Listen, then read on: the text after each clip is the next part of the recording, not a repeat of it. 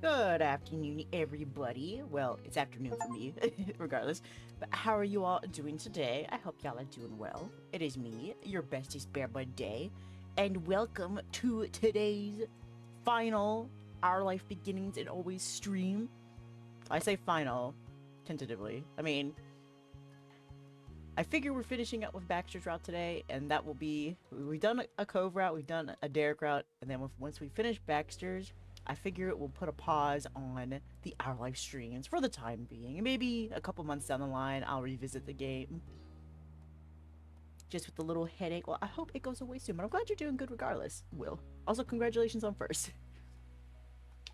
But I figure when we do revisit this game, it'll probably just be like a one session. I'll probably just like add it into like the polls for like Bud Pick Thursdays. And if it gets picked, I'll just like play whatever route we get through that day, pretty much. And just go from there. But today, it's the true finale, and the rest will just be extras. But yeah. I am very excited. I have been... The wait for this day has been very agonizing for me. I am so curious because I have no idea what's going to happen in this route. I have no idea how we're getting back into contact with Baxter. I don't know what's going to happen after that. What he's going to do to like fix this mess he's made.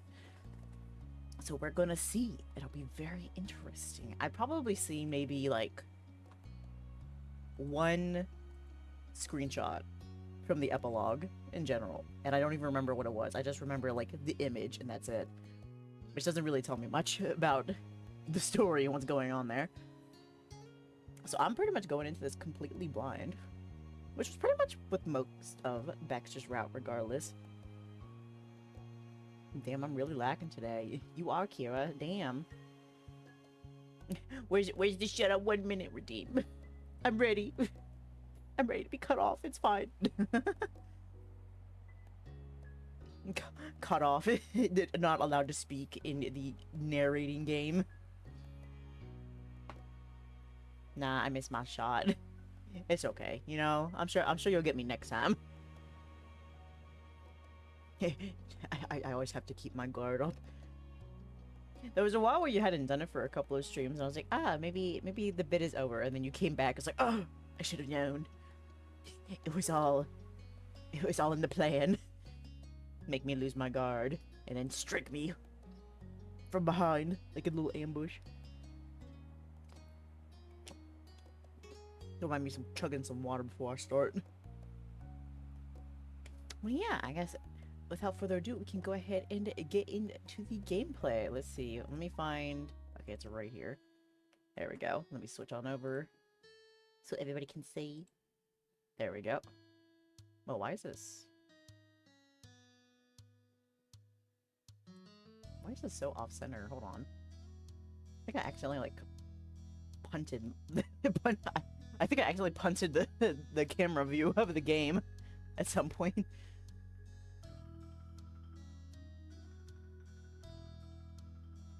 It's either A, me streaming, B, being busy, or C, not home. No, shh. Listen, it was on the plan. It was on the plan. Don't expose yourself.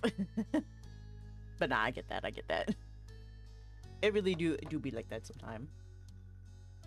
Your tight 200 IQ plan. But alright, let's see what we're getting into. And so, your days growing up in the loving cradle of Sunsetbird came to an end. In the years that passed since graduation, you'd moved out of your childhood home and made your own way in the world. You... Oh my god, I gotta live with Cove still. And you...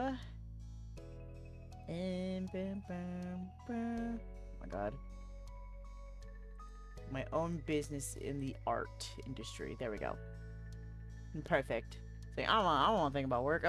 I'm not here to think about work, money. I'm here to think about love. Your family members went through the same kinds of leaps into independence. Liz and Lee both eventually earned degrees and started fantastic careers in new towns. But your moms and Coast father still lived on the same street as they had for all those years before. It was comforting to you that there were some things that remained in the old neighborhood. And despite the ever-changing reality of your adult life, your friends were still your friends, though of course things weren't exactly the same for them either. Very recently, Terry publicly came out as a man and switched the spelling of his name to use a Y instead of an I. He also confessed his love for Miranda, which she excitedly reciprocated. They moved in together recently in the city out past Sunset Bird. Derek was as busy as always, but doing well. He always made an effort to keep in touch, and you even saw each other in person occasionally. For the person who'd left the town and you behind... Ooh. You'd called and texted, and Baxter never answered. You never even tried to make him talk to you. Baxter obviously wasn't interested. No. Listen, I am a pest. I will not stop. I will not give up. I called and I texted. But no answer. But you weren't sad about it anymore. It still hurt. Anytime you remembered, you were brought down. But you just didn't feel strongly about him anymore, for better or worse. But you look back on those summer days fondly now. Ooh. Do I want to be bitter or do I want to be... Do I want to be mature about this, or do I want to still be still hold a grudge against him?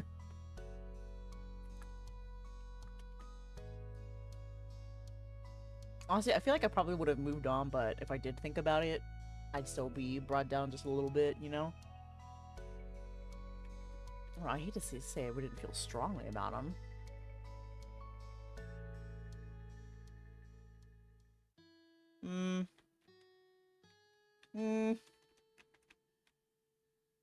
I'll be mature. You know what? Let me save. Here we go. I'm not sad about it anymore. You were older, had some perspective, and could recognize he must have had some issues he was dealing with. You know what? That's accurate. There is definitely some underlying issues he's had. 2 would be me. Yes. It still hurt and would just bring you down. I agree with that.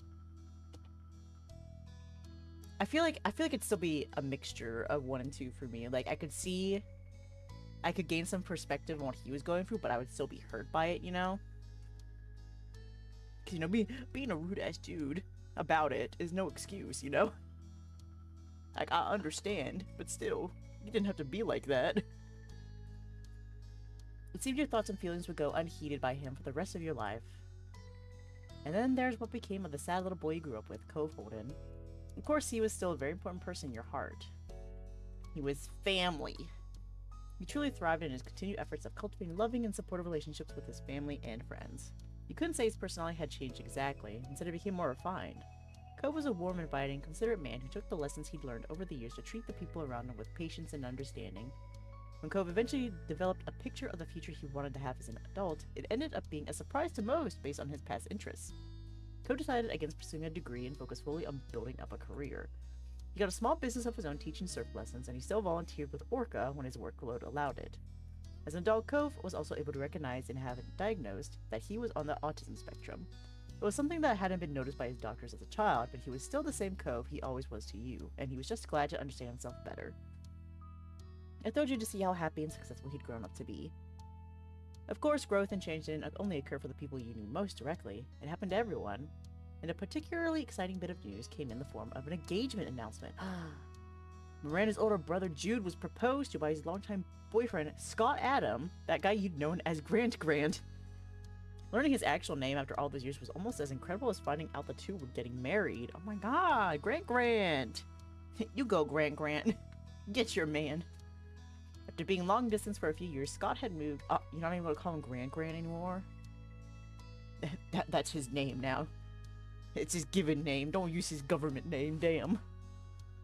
Scott had moved to California to get a place with Jude. You'd even met him in person more than once when visiting Randy and Terry. Both men and the couple were welcoming whenever you'd come around. They loved to look out for Miranda and her little friends. They were in their 30s, so someone barely in the double decades was basically still a kid. But you counted them as friends of your own. It was like having 2 big brothers. You only knew them distantly, though. I'd say, well, we're pretty close to Miranda. I figured we'd probably be friends with her brother and her brother's fiance as well. They sent you a very official letter of invitation to their special day through the mail. Terry and Randy were obviously guests as well. Though it was something of a surprise when Cove ended up on the list. He didn't have a personal relationship with either groom, but Cove had attended many accurate events throughout his life. Plus, Jude and Scott weren't harsh enough to leave one member of the usual gang out. Now, the wedding was fast approaching. I see how we're going to... You know what? I won't say. For those that are not aware, it was set to be a fantastic day with friends, family, and a celebration of the bonds that brought you all together. Unfortunately, making that plan a reality was easier said than done. The happy couple ended up in need of some help. A lot of it. And I guess I'm the poor sucker that got roped into doing it. Of course. I, the main character, must be participating in everything. You squinted into the afternoon sun on a quiet suburb street, one bag slung over your shoulder and a suitcase in hand. You'd arrived at the Adam Eckert household, your place of residence for the next week, about. It had been weeks since you started making plans to come down for the wedding. You weren't going to miss it. However, it was a one-day affair, and coming this far in advance was a last-minute request. Jude, Scott, Terry, Miranda, and the rest of the Eckert clan had been putting on the wedding entirely themselves. They managed the DIY process as best they could for over a few months, but it turned out arranging a marriage ceremony and the reception was not on the same level as birthday parties, graduation celebrations, and family reunions. The date was nearly upon them, things weren't finished, and neither man wanted to lose the venue. With no way to magically conjure up more hours in a day, their solution was to have more hands on deck to finish prep work. I wonder if perhaps they will be hiring a wedding planner. I don't know. It's a crazy idea. I don't know what shenanigans that would bring up. Let's continue. That was where you came in, and how you went from simply being a guest in attendance to joining the official party planning posse. You were glad to do it for them. They'd have come to your aid if you ever needed something. And at least it was a short trip, even if it took a while to make it. Too bad you had to come a long ways to do it, but that was unavoidable. Yeah, it took a while. Miranda was the first to come up to you, circling around from the other side of the vehicle. She was just beaming. You smiled back, you waved, you hugged her around the side with your free hand, you held out your arm so she could hug you. Give me a hug, bestie. As much as you missed her, you'd have to dive into the car as soon as the van door opened at the pickup spot. This was your first chance to stand together face to face. Miranda squeezed herself against you, giggling with fresh excitement. It was like being a teen again. Oh, I can get that for you. She reached towards the suitcase as she spoke her intentions. You've got to be exhausted.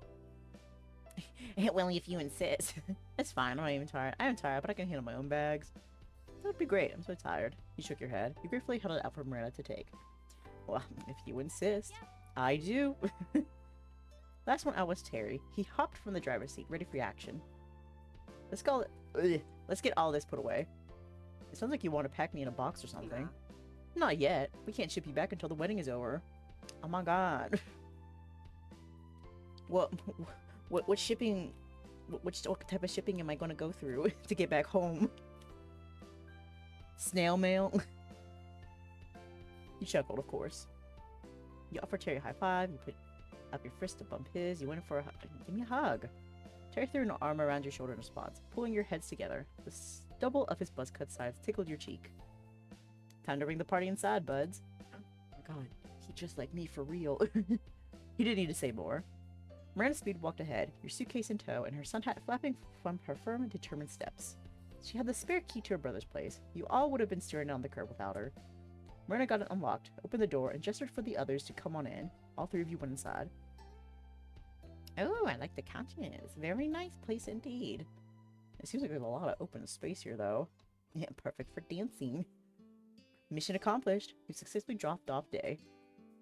The reason you were crashing there was because Terry and Randy lived in a tiny city apartment, while Scott and Jude had an entire house. Oh my gosh, they're not even staying with me. Oh. Listen, I thought we were friends, but that's kind of a little bit more awkward. Like, I feel like I would be much closer to Terry and Miranda. Listen, it's okay. I don't mind if it's a tiny apartment. I can just sleep in the garbage can. I won't take up much room, I swear. The extra space and free accommodations were big reasons you were able to do this to begin with. If you had to get a hotel room, the plan would have been shot. The downsides of living in a tourist-heavy area and of getting married during the most popular season, but it worked out and that's what mattered. Their home was a chill and comfortable-looking place, as long as you imagine what it was like without the absolute mess everywhere. The living room had obviously been co-opted into the base of operations from their crafting endeavors. Every inch of countertop and even flat enough cushions were piled high with supplies. Ah, yes, I can definitely see. Oh my god, this place is a mess. Y'all needed my help to organize all this. Oh my gosh. I say, looking at the bare floors and the bare-ass couches. You know, it's fine. It's fine. Thanks for coming to get me. It's good to be here. Now what? What's my first assignment? I'm ready for my assignment. I'm glad you asked. You can relax or unpack or anything. Later today, we're going to meet up with Jude and Scott for dinner at the Seaside Seafood Restaurant. Off to the side, Terry's arms folded with mock seriousness. So? Technically, it's a business meeting to make the hiring official, but who cares? Not me. Definitely not Jude. And Scott does care, but in the opposite way. He's going to be waiting for us. Besides, we're all part of the party planning group, so we've got to meet the MVP. Oh yeah, they found someone to play in the wedding? They found someone to play in the wedding, huh? I wonder who it could be. That's so curious. Can't wait to meet them. Hi, Bach. Congratulations on getting a second. How are you doing today? I hope you're doing well. Take another sip of water. I'm thirsty. I'm thirsty and Baxter's not even on the screen yet. I still don't know how much he can do this late, but it's probably better to have somebody who knows what they're doing around. Exactly, Randy. It's gonna come together great. I hope so. Miranda sighed wearily. While you started your career on the committee approximately 5 minutes ago, it had already been a long journey for the rest of the crew. Wear and tear and frayed nerves were to be expected. However, your presence had lifted their spirits. Miranda perked up when she spoke again. I'll show you which room is yours, Dae. Thanks. Oh, what the heck? What kind of pillows are these? They got a chunk taken out of them. Honestly, I wonder how comfortable these would be.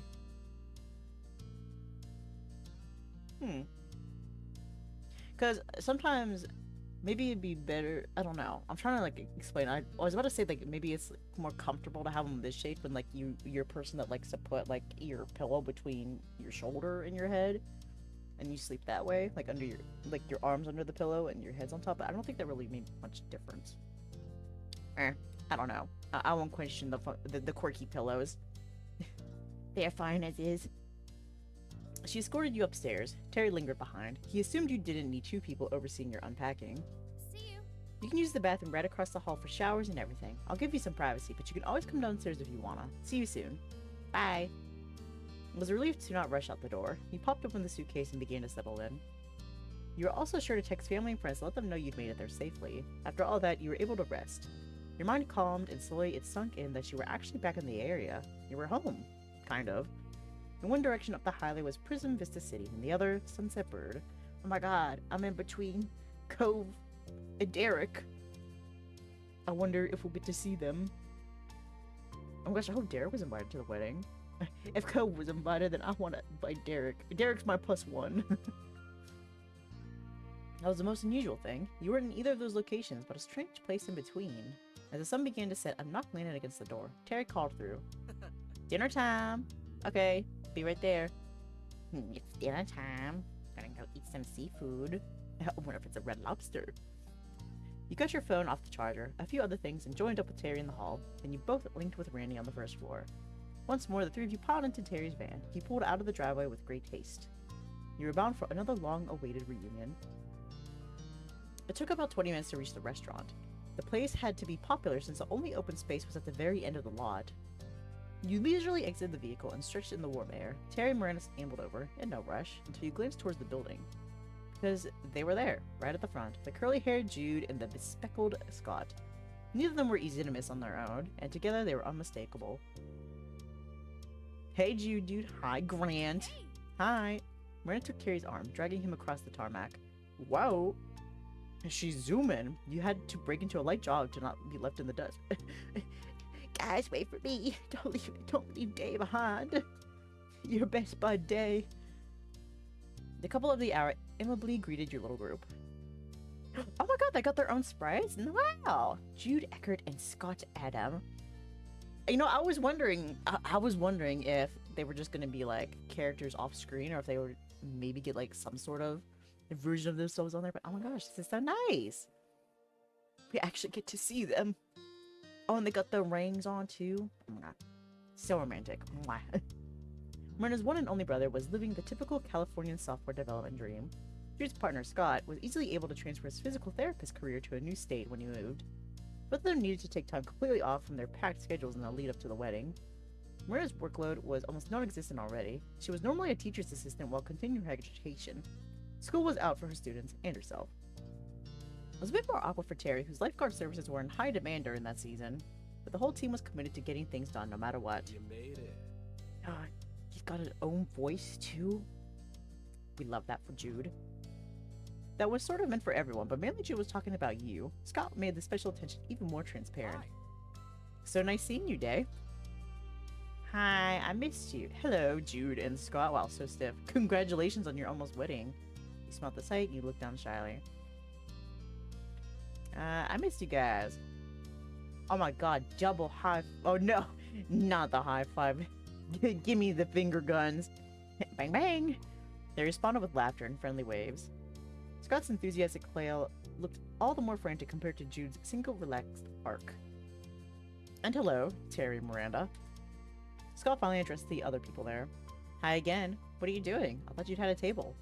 Her big brother answered with a carefree or perhaps careless smile. Relax. The other guy is holding it down for us. The other guy? Who could that be? What? Jude, you left your new wedding planner by himself in the restaurant? For who knows how long? Yeah. Wow, so insensitive. Miranda's gaze was withering. As sweet as she normally was, her siblings could test her patience like nobody else.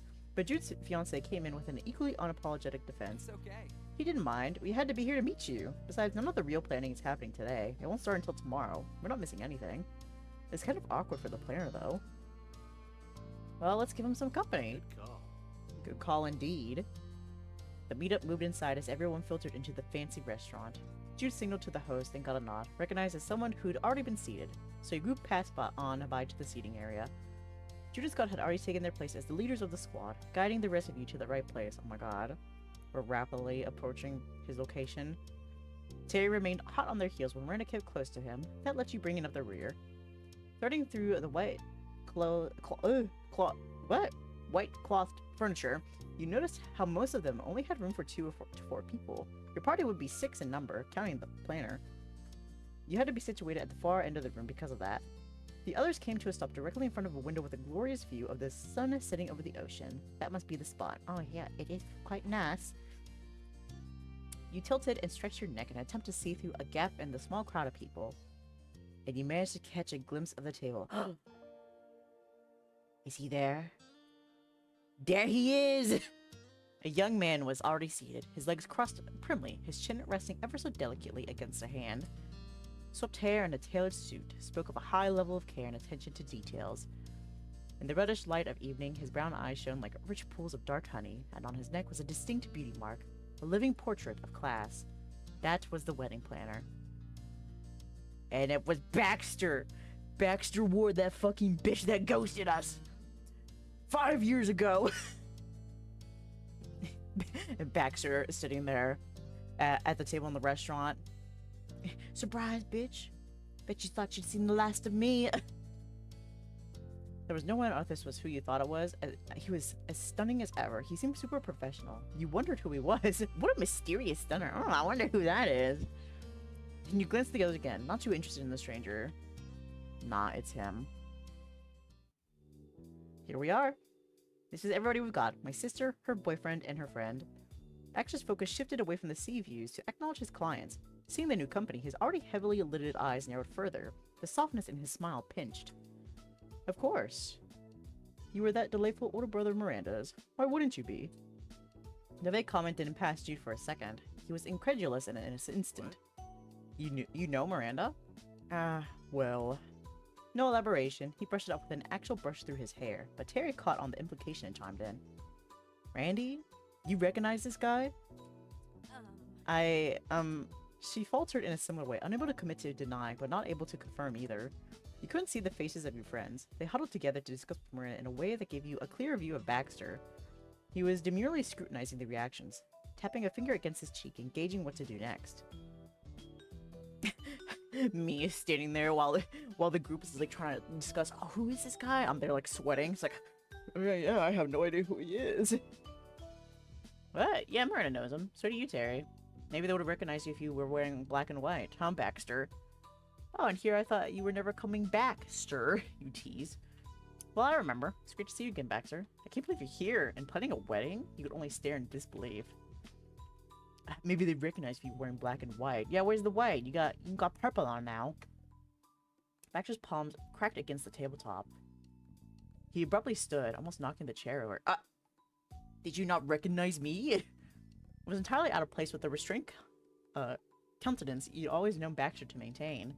At his full height, he searched past the others and probably saw the last person attending this meeting. You. Miranda gasped. Terry shouted, Baxter? Baxter is his name, yep. How do you know this dude? The pointed question was shot your way. He corrected himself, lifting a hand to assure you it was fine to forget it. Hey. How do you know my little sister? Jude newly directed the interrogation towards who he considered to be the real problem. That's right, it's not me this time. I'm not the problem. Baxter stared into your face. He breathed deeply, unsteadily.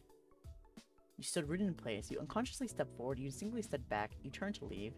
You know, I'm a deer in the headlights. I'm no longer bear. Deer in headlights. It became disconcertingly quiet after the initial explosive reaction. The sounds of other guests chatting over the meals, the clinking of silverware, servers bustling about, it all vanished. Were other people even still in the room? It was impossible to tell. You couldn't even move to check. Then the moment passed. Baxter grinned wide and ran his hands down the silky edges of his jacket to smooth it out. A familiar gesture for calming his nerves. Life is full of unexpected coincidences, I guess so. As you might vaguely remember, my name is Baxter Ward. With a casual flip of his wrist, Baxter gave a brief account of your shared history. 5 years ago, I stayed in Sunsetburg for a summer vacation during a semester off in college. We spent a bit of time together then. By we, I mean the three of you, along with one other. Cope was his name, I believe. I apologize. Now, in hopes of starting off on the right foot, let me apologize for my younger self. I was incredibly rude in how we ultimately parted ways. You think? God, war flashbacks to that last night together. I'm just a stranger you've known for barely like 3 months. There's no reason for us to be close and continue contact. We are not friends. Me, who's made friends in under 3 months before and still has them to this day. It's like, I don't know why you're being so difficult about that. Like, damn. So yeah, rude is putting it a bit lightly. I understand. And I understand entirely if this is awkward.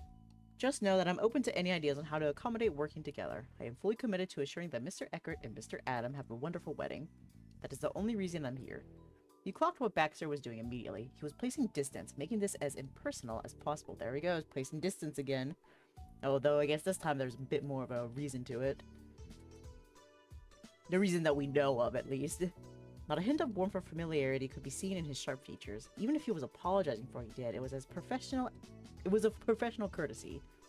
Baxter Ward had magically reappeared right in front of you after 5 years, and he was still completely unreachable. Drew's like, okay. Anyways, it was certainly a revelation for the betrothed. Every person they'd enlisted to help with the wedding were part of some past social group. Is there a problem with this? Terry? Miranda? Dae? They attempted to prompt a response from all of you. The other normally happy couple in the group shared uneasy glances. It's not like Baxter did anything to me, but...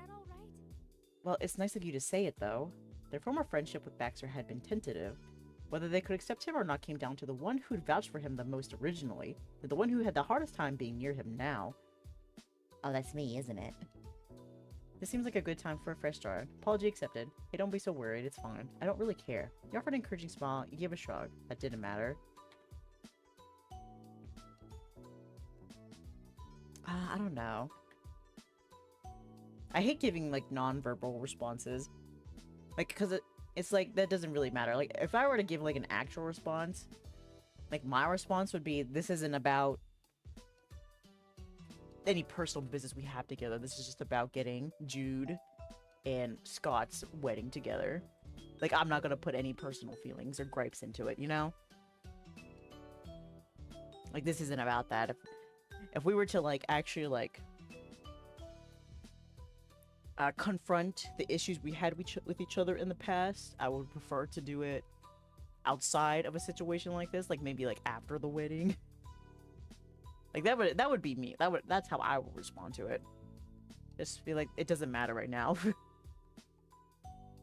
This is not the time and place for it, yeah. I don't know. Did I already save?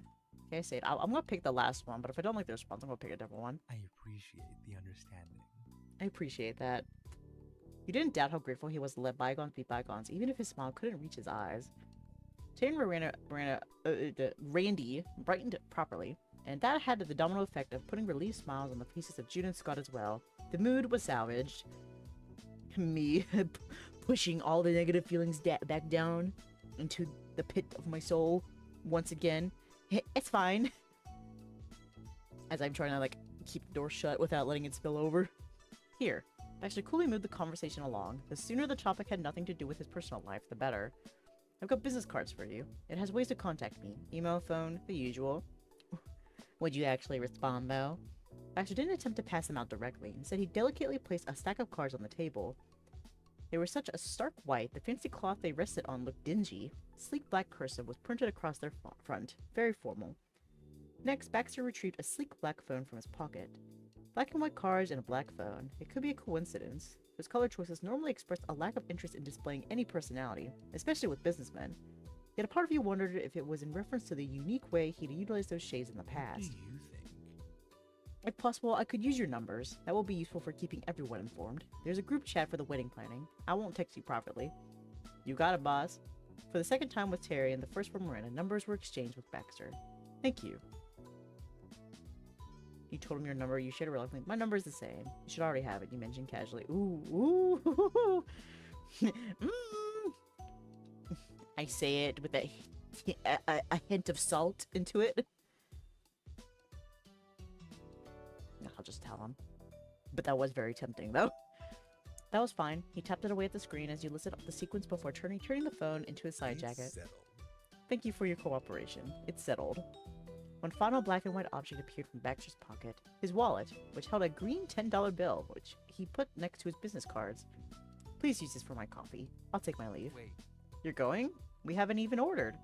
I don't want to intrude on a meal between friends and family. We've met. He tugged at his collar over that understatement. Exchanged numbers, and the first official planning meeting was arranged before the others arrived. I'll leave you to catch up and discuss next steps on your own terms. I will see some, or perhaps all of you soon. take care. Have a nice evening. And just like that, there he goes. Once again. After a polite incline of his head, Baxter slipped out of the corner, through a gap in the crowd. In only a matter of seconds, he was gone. Again! I'm predicting the game. You almost could have believed you'd hallucinated the entire encounter. The forest scent that lingered behind you was in your mind. That money could have come from anywhere. Maybe Mr. Holden had been nearby. No, but now it's a $10 bill. It has to be a $20 bill for it to be Mr. Holden. That was easier to wrap your head around than the actual reality, except for the piece of undeniable proof. He left business cards. As it said printed in ink, Baxter Ward, wedding planner, is a real entity. Miranda and Terry both took one each, for future reference or idle curiosity. You'd eventually deleted his number. You kept his number saved even after 5 years. Oh my god. Did he have a new number those days? You peered down at the little piece of cardstock. You picked it up. It was something of his. You took the card to check the number. It would be rude not to take what he gave, so you did. You left the last card unclaimed. Checked the number. Your friends remained solemnly silent. You must have had a lot on your mind, and they were right. However, Scott had his own way of being well-meaning, a much louder way. I knew it was too good to be true to find someone who'd do this on such short notice. It was odd, in my opinion. Did he bully you as a teenager? It's okay to say so. No. Not until the end. Of all the conclusions Scott could have come to, that was an option you hadn't been prepared for. Neither was anyone else. Terry snorted at the concept of Baxter being a bully. He clapped his hands over his face, the business card covering one eye. This was serious and he couldn't be laughing. Terry and Miranda remembered how Baxter became close to you for one season and then never talked to any of you again. And they knew how you felt about that. They were there. They saw what you went through in his wake firsthand. But June and Scott clearly didn't grasp its circumstances. Miranda could keep things private. You tell them now, it'd be good for everyone to be aware of the whole story. There was no avoiding the awkward conversation at that point. They were your friends, you could be honest. You don't want to rehash it, it was just too hard to explain. I mean... he is their wedding planner, so it's kind of best to, like, let them know. Just let them know what's going on. We don't want to, like, set any other, like, misunderstandings when they fire him. When they need the help right now, you know? Because while, you know, Baxter may have been a little bitch when he was 19, he could probably be a very good worker for them. Help them out a lot, you know? Alright, I'm gonna be honest. Baxter didn't bully me. He refused to speak to me anymore. We used to be friends, but for some reason he wanted to cut all contact. He's someone I cared about, but he didn't care that much about me. Ooh, ooh. My heart. I was close to him for a while and that he never wanted to see me again. We got along until he chose to sever ties for good. Baxter is no one to me. Oh my god, that's even worse! I'll choose this one. That's what he meant by being incredibly rude? He ghosted... Exactly! For 5 years! I'm sorry. Dae, I'm sorry. You shouldn't be treated like that. Thank you.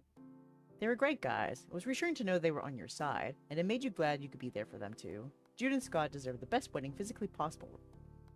Those mixed up thoughts on Baxter and the past interactions and the present circumstances brought one particular memory to the surface of your mind. You couldn't forget it. That scathing line he'd fed you as a part of his rationalization for shutting you out cold. You admitted how Baxter thought their relationship wouldn't last. You'd keep that a secret. The working relationship didn't need to strain further. Yeah, we'll keep that secret. We'll keep that secret. It's a secret. For me and Baxter. And you, buds. It's just between the lot of us, you hear? Don't go snitching. Yeah, but I remember it was like the line. I can't repeat it word for word, but I was like, if I'd realized how difficult this would have been, I would have taken all those days back, you know? Just pretty much saying, I regret spending all those wonderful moments with you. That shit hurt. That shit stung a lot. But we'll keep it a secret. We should focus on the wedding, though. What happened in the past doesn't mean you had to put your plans aside. You're sure? Yeah, I'm here to help. Just let me know how. Oh, 1 second.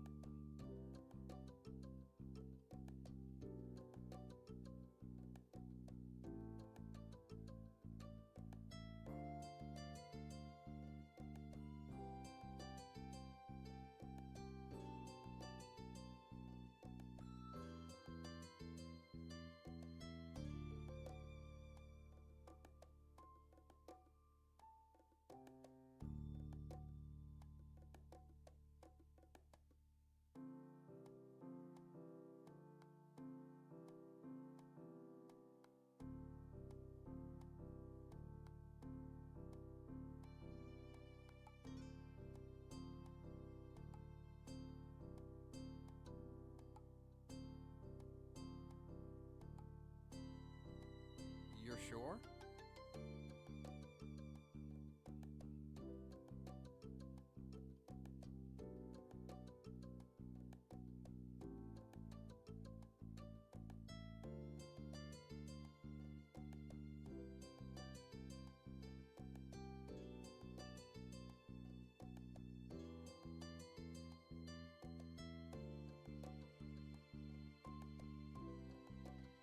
Alright, sorry about that. Oh, there we go. I was trying to Alt-Tab and, like, go into the BRB screen, but it wasn't working. I think I clicked something instead, so that's why I panned back. But now it's just my dad. My dad was gonna come help me fix my car but I'm gonna push it off to a different day. Hopefully not on a day where I'm streaming, so hopefully this weekend or something. But yeah. Okay, anyway, back to planning a wedding. He hesitated. Jude put a hand on his shoulder, and Scott was able to accept your words. You're sure? Then that's what I'll do. So before you made it, me, Jude, and Baxter decided to meet up tomorrow morning. We have an appointment at his office, all penciled in. I'd like you to be there too, if you can. Tomorrow morning? Sorry. Yeah, Mr. Ward recommended it. That way there'd be as much time as possible afterwards to make what was planned happen. Sorry to spring it on you. It was Baxter's idea? That night owl? Uh-huh. Yeah, he's got a point. Not like we've got time to lose. How would that go? You had to wonder. What happened last time you tried to do something early with Baxter appeared clear as a morning sky in your mind's eye. Of course, that was a long time ago. Maybe he fixed his sleeping schedule. I mean, that's kind of like what happened to me. When I was a lot younger, I was a heavy night owl person. Like, if I had to wake up before, like, noon, I was gonna be fucked up for the rest of the day. I'd be so tired. But now I have to get up at 4 a.m. like almost every day. So now it's switched up a bit, you know? I still go to bed kind of late. Well, late depending on y'all's definition of late. Usually around like 10 p.m. 10 p.m. is not late, but 11 p.m. is kind of pushing it. So I always push it pretty much every night. But you know what? It is what it is. People change. It's been 5 years. He's a grown man now with a job and everything. That he's probably have to wake up early for. Okay, we'll be there. Aye aye. Right, that's fine with me. It was a special moment to people who mattered to you. It was a point of pride to be one small part of it. Then Miranda kindly pointed out how this get-together was in a restaurant and it could still be used for its intended purpose. It was a much appreciated suggestion. You spent a few minutes focused entirely on which delicious meal to have. No stakes, no pressure. The waiter returned, each person put in a request for dinner, and that was it. Menus were taken away and you only needed to wait. I don't get to pick my meal?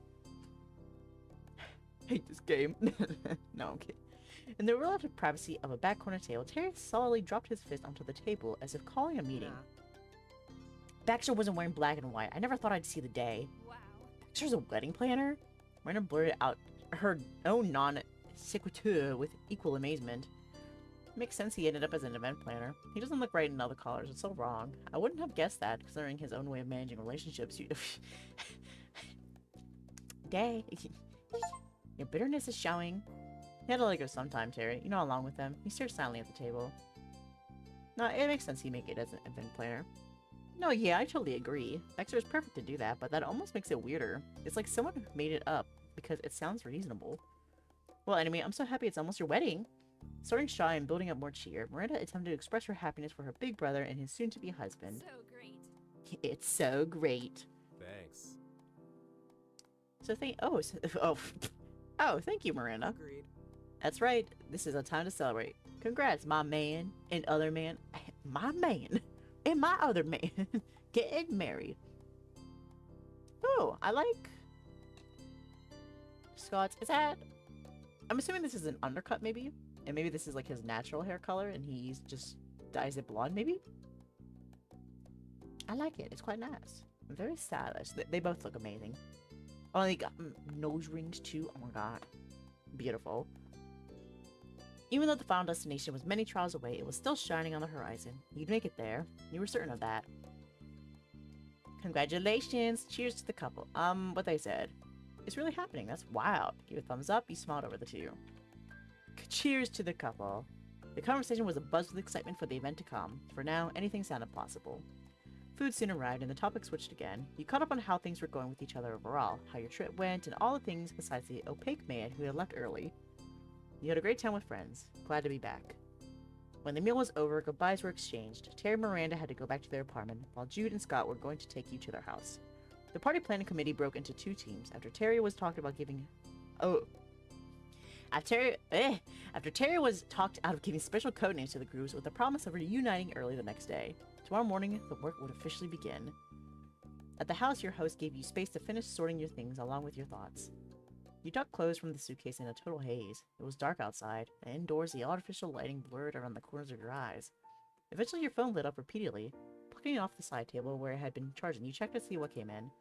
It was the promised group chat. Baxter had messaged you, but also Marion and Terry. Jude and Scott could see it as well, of course. They were the original members. Hello, welcome to the planning chat. All, this is Baxter. Thank you again for assisting with the wedding prep. Our first meeting is tomorrow at 9 a.m. You can call or text if anything comes up or if that appointment isn't possible. See you soon. The short stream of text ended with a copy-paste of the exact address for his office. It was as pleasantly detached as you'd expect from a stranger you'd met briefly once and in the context of him providing a service for monetary compensation. But that wasn't the relationship you had. It could only be ignored, not erased. You hadn't even tried. You kept his number and after all this time, it had appeared again. Baxter's contact hadn't changed. It was the exact same one you'd gotten in the summer of 2016. Oh my god, he didn't even change his number? And now he's using the same number to message us about the wedding? Oh my god. This whore. You whore. You still had a history together. Your fingers began to move before your conscious mind caught up with what was happening. You opened the old logs. The last time Baxter had texted you personally was 5 years ago. Seeing the most recent message was nostalgic. It was from the day you went all around the area sightseeing together. He closed out that series of texts by typing sincerely, your friend Baxter. You really had been friends then. You tried to be close with him again. You still liked him. You still wanted to be with him. You didn't know who he was anymore, but you were willing to learn. Being reunited was incredible luck. You wouldn't waste a chance. Things were different now. You just remained entirely professional with him. You weren't sure what to think or how to feel at that point. Well, I said I was never gonna give up. Never gonna give you up. Never gonna let you down. Never gonna run around and desert you. Baxter should listen to that song. Learn from it. I like it. You let out a long, slow breath and dropped the phone. It was impossible to get away from the black and white boy in your memories, or the person who currently existed. An appointment was set to see him in less than 12 hours. He was gone, and he was there. Baxter Ward was simply an inexorable part of your life. You called your big sister to talk about what had happened. You called Cove to let him know what was going on. You decided to stop thinking about all this. Let's call Cove. Cove was going to be at the wedding as a normal guest. He couldn't make it sooner to join the party planning committee. To be fair, he did arrive earlier for your mom's anniversary the last time you both had to visit the area. It was your turn to go there before him. So from an entirely abandoned contact to one of your most frequently used numbers, you hit Cove's name on your phone. He was the person who truly knew Baxter then, and should be informed of his return. Plus, he just wanted to talk. While waiting for him to answer, you wonder what he would have done if he had been there to see Baxter himself. He just starts throwing hands. Like, how the dare you appear before me? Like, Cove didn't really like him back then. Well, I wouldn't say he didn't like him, he just didn't know how to interact with him, I guess. Which I guess also kind of made it seem like he didn't like him. But now, knowing he's back after what he did to us, I feel like our bestie's gonna get our back. He's got our back. Cove's a real one. You got the feeling he would have made quite the scene. Oh, he would have, like, yelled, Baxter? The whole restaurant goes quiet and just stares at him. The line of thought was cut off by the phone line being picked up. Hey, Dae. Hearing the familiar voice brought a smile to your face immediately. Cove was one constant you could count on. How are you? Is everything going okay with the wedding? It was hard to say what counted as okay, given the extenuating circumstances of the planning. But that wasn't the topic you'd called to explain. You came right out with the shock of the century. June Scott's wedding planner is Baxter Ward. Baxter Ward? Wait. Cove rolled the name over his tongue, catching the recognizable way it flowed. He'd said it before, but where and why? You gave him a second. That guy? He got it. Yes, that guy. Seriously? And he's just there? Yeah. What are you going to do? There was a panic in his reaction. I'm going to make him fall in love with me. Of course he'd be nervous. This was about the worst possible time for that guy to materialize from the ether. I want to see how it goes. That little noise didn't sound convinced, but he made an attempt to reassure you and himself. It's okay. I'll be there soon. You got Terry Miranda. Whatever Baxter does, it won't change that. Thanks, Cove. Though you don't need to worry so much. You could hear the gentle smile in Cove's voice. If you closed your eyes, you could convince yourself he was by your side already. Okay. After the dust settled from that bomb, you two spent time chatting on other matters. But all too soon you had to let the conversation end. On the promise of seeing each other soon, you hung up. Getting even a brief chance to speak with Cove was heartening. That's my best friend right there. You placed the phone down for good. It had been tempting to make another call, but you needed to get into bed. Rest was a priority. It had been an eventful enough day already. You finished your trip there. You came face to face with Baxter Ward after 5 years. The real work hadn't even started yet. This is only the beginning. Oh, hey. This place looks familiar. I believe I might have been here in a previous timeline, getting married to some other dude. And some other dude was the wedding planner. I don't know. Anyway. At 8:45 the next morning, the wedding team of 5 crowded into Baxter's office. Oh my god, we're early. And crowded was the word. The first challenge your team faced was where exactly to sit. A single faux leather couch and scattered office chairs that went with desks were the available options. The space was not made for a crew of people, but considering it normally hosted couples, you couldn't complain. Scott, June, and Miranda sat in a row, snug on the couch like peas in a pod. Randy's legs were crossed over the cushions, so there was room for Terry on the ottoman. You just stood, you sat on the armrest, you stole one of the desk chairs and placed it by the couch. I'll sit on the armrest. I don't want to steal somebody else's chair. They just cut into your butt. Not a great start. The planner hadn't been there to see the groggy game of musical chairs. You were still waiting for him to even then. Scott stared at the time on his phone, flinching at every minute closer to 9. June squished against him and rubbed his fiance's back. As welcoming as the two had been, almost walking on eggshells to make sure nothing felt troubling, you were still aware of how tight the deadline was. They had to be feeling the pressure. Then when the clock struck 9, there was a knock on the door. Confused glances ebbed from Miranda's end of the couch down to your side, each person wondering if everybody else heard that. Who's there? The door swung wide open in response. Good morning, everyone. There he was, shoes shiny, suit fresh pressed, hair swooped just so with not a strand out of place, grin granite sharp. He looked even more self-possessed than at the restaurant. Obviously, this Baxter was perfectly capable of functioning before noon. The overly grand way of speaking, the difficulty with mornings, the monochrome style, the desire to befriend everyone he met, none of his most recognizable characteristics seemed to have lasted. You had to wonder who he really was, if not all that. Hey, what's up? Good morning. I'm just going to wave. Thank you. Hello, thank you for coming. Scott scrambled to hide his phone with one hand and used the other to keep from losing his glasses in the haste. And something happened. Baxter's smile curved playfully, and his eyes narrowed. You blinked rapidly, almost expecting white streaks to materialize in his hair. This is my office. There's a few other places I could go. Well, that attitude wasn't familiar, at least. If it's your office, then why did you knock on the door? You could have just came in. It's your place. I'm here. How much have I missed? You just missed us seeing Baxter again. That's pretty much it. You didn't miss too much. Who are these people? Oh, so, this is Baxter.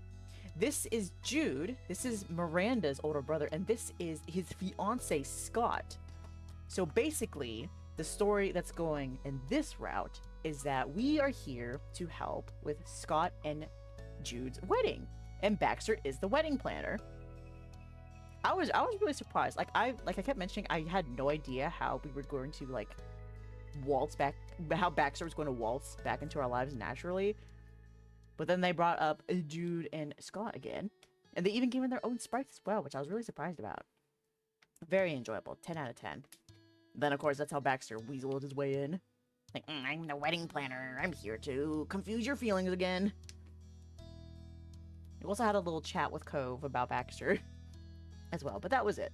We're just getting started here. Now it's time for the wedding planning. Flawlessly poised, Baxter strode to the other half of the room and took a seat in the rolling office chair opposite the couch. He used the tips of his feet to smoothly twist the chair's position so that it faced the group completely. Now, we know why we're here. I believe we should begin. Nods and low murmurs of agreement followed. Until the entire room started from a sudden shout, Terry smacked himself against the side of his head. Oh, wait! All eyes were on him. Terry beamed, keeping his attention squarely on Baxter. Since you've missed everything, I've got to tell you that I'm a guy. Of course. Of course, I understand. Thank you for talking about that with me. Cool. He sprung forward on the footstool. Yeah. And I use a Y in Terry, not an I. Then Terry settled down from the second rapid interjection. He rolled a hand through the air, as if to say, carry on. I will remember that. Terry's like, listen, a lot of things have changed since you ghosted us. Baxter retrieved a notepad and pen from his inner jacket pocket. So, Normally, I'd love to hear as much about you two as you're willing to share. However, I'm aware we have a schedule to keep to. I'll stick to what's most relevant to the task at hand. I will still need to ask many questions. You'll need to bear with me. It's important to have all specifics and make certain we're on the same page. I never want to simply assume I know what you want. Instead, I want you to say for yourselves what your hopes and plans and ideas are. I get what you mean. We've made that mistake before. Scott messed with his ponytail. He chuckled at some private thought and pricked Baxter's smile. There was an interest beyond mere polite attention. Oh, whoa? What is it? The little hint to continue didn't go unheard. Scott was just that kind of person. If there was an opening to talk, he would fill it. Gladly. Thing is, When we were still long distance, actually starting from before we were even dating, I'd always go on about getting my nose pierced. At least once a year, ever since I knew him, I talked it up to Jude how this time I was actually going to do it. Eventually, Jude stopped being convinced that I was going to do it on my own. He told me if I did seriously get one, he'd do it too, and then we could match. well, I did, and he did, separately in other states. And you can see for yourself, we had different ideas of what getting a gold nose ring meant. I mean, it still counts, you know? It's still the same. It's different, but similar. Yep, it was as plain as the noses on their faces. Jude had a gold horseshoe in his septum. Meanwhile, Scott had 2 golden hoops in one nostril. Now we have almost matching nose rings. Scott clapped his palms against his knees, ending the tale on that note. Jude's bellowing laugh followed immediately. good. I like our almost matching nose rings. And hey, now we've got real matching rings. Yeah, they're right there. You can't hardly see them, but there's one there and one there. He flexed his left hand, showing off the distinct black band. The two men had identical engagement rings. Unable to resist the temptation, Scott filled Jude's open hand with his own. Jude clasped him back. They were a delightful couple. Even a pro like Baxter could see it. Charming. That is absolutely charming. Not to mention a good reminder that even if something doesn't go exactly as planned, that does not mean it's all bad. But of course, I'll do what I can to make the day everything you're dreaming of. He clicked the pen out. To start off, we have... have we thought of possible surnames? Are either of you going to take the others? Use a hyphenation, not make any changes or so on? Yeah, I'm gonna have Scott's last name, Adam. Mr. and Mr. Adam it is. Jude Adam. Not bad, not bad. It's either Jude Adam or Scott Eckert. And they both sound pretty alright. They roll quite nicely. Baxter quietly vocalized the official name while jotting down his first note of the session. And what do you have finished already? A venue and food, and my cousin is a photographer, so that's covered. It's a caterer, that's what we have. There's no wedding cake, or any desserts actually. Not that we need it. Who's going to start without cake? Cove Holden. Thank goodness he wasn't there to listen to such blasphemy. Cove Holden demands cake! A whole wedding cake and then a separate cake just for him to consume, all on his own. Almost nothing is technically needed to be married legally, but if we can have it, why shouldn't we? Sure, if there's any time. They went back and forth, trading comments and remembering points the other hadn't, huddled close on the couch.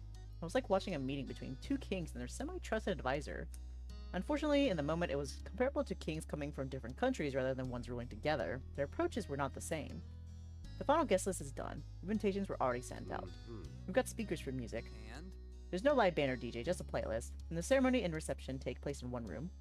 We have a runner and a podium for the ceremony. The location comes with chairs and tables, but there aren't a lot of decorations done. Leaning close and listening closer, Baxter pressed 2 fingers into his chin. Do you know what you'll be wearing? Scott's face ping-ponged between his planner and his fiancée. He stalled. We've got suits. It's not great. Suits we already own, he means. It's nothing special. We haven't bought or rented anything for the wedding, but what we have would work if there's no other way. I see. I see indeed. Baxter himself paused there, considering. A picture was beginning to form in his mind. Are there any traditions or extra touches you'd like to include in either the ceremony or reception? I don't know. 5 minutes in, Scott was already sighing. He pressed his glasses higher on his face. Oh. If you could tell, we haven't gone far enough to consider anything extra. We're short on major parts still. The office chairs creaked as Baxter rested against it. The gesture was disarming, physically pulling back from the non-stop questioning. Bravo. First, let me say what you've already taken care of is commendable. My job is going to be far easier. Jude and Scott were absolutely flattered. Someone in Baxter's position had good things to say about the situation. With how much they'd put into their big day, getting some positive feedback must have been a real treat. They smiled shyly to one another. I never noticed Jude's pants. I like them. Nice floral, some leaves, clouds. I want pants like that. I'd like you to get me the contact info for the venue and cater when you can. I'll put it in the group chat. Excellent. He got this meeting off on the right foot. Intentionally so. Baxter pivoted to make his next move. It's doable. Second, there should be space to finish multiple tasks for the time we have and the amount of people who can assist, so let's prioritize and delegate. Desserts and decorations are foremost, then only if there's room would anything else be done. Possibly selecting new clothing for the occasion? Is that what I'm hearing? Yes. Sure.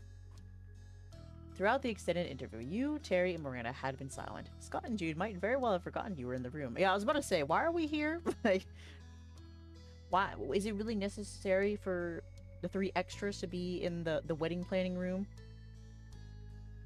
I guess it is necessary. I mean, if they wanted some support, you know? But even in, like, the beginning, when we first entered the room, they're like, this is obviously an office just made for, like, the planner and the couple, not the couple's sister, her boyfriend, and their friend.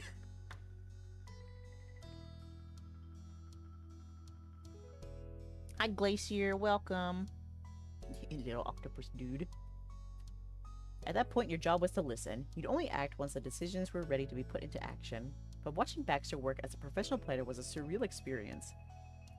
He seriously didn't look like he knew what he was doing. He was asking the right questions, reading the room. Baxter's skills had grown considerably since helping with Miranda's birthday party. We've already got stuff we're working on at our place. We're making guest favors. No clue where we get a cake. It's true. Me neither. I tried, but how do I know if they're any good at it? Who orders a wedding cake before their wedding? Being able to make other desserts doesn't mean you can do that decently. If you're willing to take recommendations, I am acquainted with a baker. Xavier comes highly recommended by my previous clients, and I can vouch for them personally. Did you get your wedding cake from them? Uh, Baxter, are you single? What a question. Scott meant it with complete sincerity. He has no ring. Oh, so? No. I'm unmarried at the moment. Entirely single, in fact, but I would hire them for my own if I did have the occasion. Oh, you're single? Not for long. You didn't know what the perception was of unwed wedding planners, but Baxter wasn't flustered by the circumstances regardless. He wasn't seeing anyone? He chuckled amiably. It smoothed the mod bump right over. Scott hadn't even registered the pitfall that was barely avoided. He was getting excited. Things were finally coming along. Alright, we'll go there. What are we gonna get? We can discuss it. Yeah, how long is it gonna take? Can we order today? The pressure Baxter intentionally released was layered on extra thick with Jude's cut-to-the-finish take on the bakery. That is possible, since time is of the essence. You wouldn't be able to do a tasting session. That means you'll have to trust the flavors will be to your liking. In that case... Getting common or familiar options would be my suggestion, but you can certainly try something more unique if your heart is set on it. Now it's time to decide what I'm going to order for dinner. Ooh! What are your options? Gay Taco Bell again. Or Wendy's. So you can do your cursed combination of Frosty and chicken nuggets. What am I gonna have for dinner? I want Wendy's. Are there any allergies we need to consider? That's whatever. No, that's whatever. Get chocolate and some vanilla. In this case, Baxter didn't accept the first answer he received. Baxter's keen eyes went to Jude's other half for a second opinion. Scott, I go. don't know. I don't know what else to pick off the top of my head. You can think a little longer. It's not cursed. It is cursed. Ice cream and chicken. No. No mix. Baxter kept his tone approachable, harmless. He was having to double as a therapist, gently coaxing clients to speak their mind.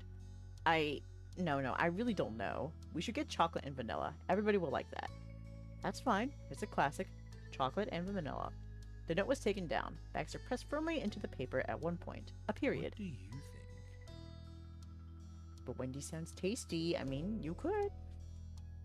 Do you have any design notes? Normally that'd be done with the baker, but again, limited schedule. I imagine you don't want to sit down and get acquainted with someone new. We can have the details prepared ahead of time to expedite the process. What designing does a cake need? That depends on you. Cakes can come in about any style you can imagine, and many more styles you'd never think of on your own. Oh my god, get a SpongeBob wedding cake. I'm just treating it like a birthday cake that you get from, like, Walmart or some grocery store. SpongeBob. Or Bluey. Scott almost left from his seat over that topic. Maybe he would have if he wasn't so pressed on all sides. It's true. It's true. I saw a lot of pictures when looking up bakeries. They can be so cool. People make these 3D carved cakes into shapes of things. It doesn't look like a cake at all. There were few opportunities in life when you could justify spending a lot of money on an incredible cake. SpongeBob. SpongeBob cake, please. Get it in the shape of SpongeBob. Oh my gosh. Where's the option for me to pick SpongeBob cake? The prospect of that time being now had Scott more excited about the planning than anything else so far. You can even get a cake that's a car. Seriously, a car with working headlights and everything. I'm gonna get the boatmobile. Jude loves his car more than me some days. Only a few weeks out of the year. You get me most of the time. They shared a laugh. The meeting was becoming friendly, more fun. The two could enjoy the process past all the stress of it. Except, remember, licking doorknobs is illegal on other planets. Only if you get caught. Not happening. But building a cake cart isn't gonna work. No one could do it. Unfortunately, Jude was correct on that count. Baxter's recommended baker had to be good, however humans could only do so much. A custom confection vehicle in a matter of days with no prior notice was asking for there to be no cake at all. In fact, it made baking cupcakes the night before an event look like a piece of cake. Perhaps a compromise is in order. For example, a typical tiered cake with some model decorations? Who's gonna notice? Baxter lowered his pen. The positive momentum had been lost. Oh? This does need to be wrapped up under a stressful timeline. However, there is room to still have what you actually want. I want a cake that you can eat. I want that too. It doesn't need a lot of fancy stuff. We're not fancy people. Very well. I see. Oh, it's getting a little stressful here. Why is Auntie Anne's considered fast food? Maybe because you get it fast?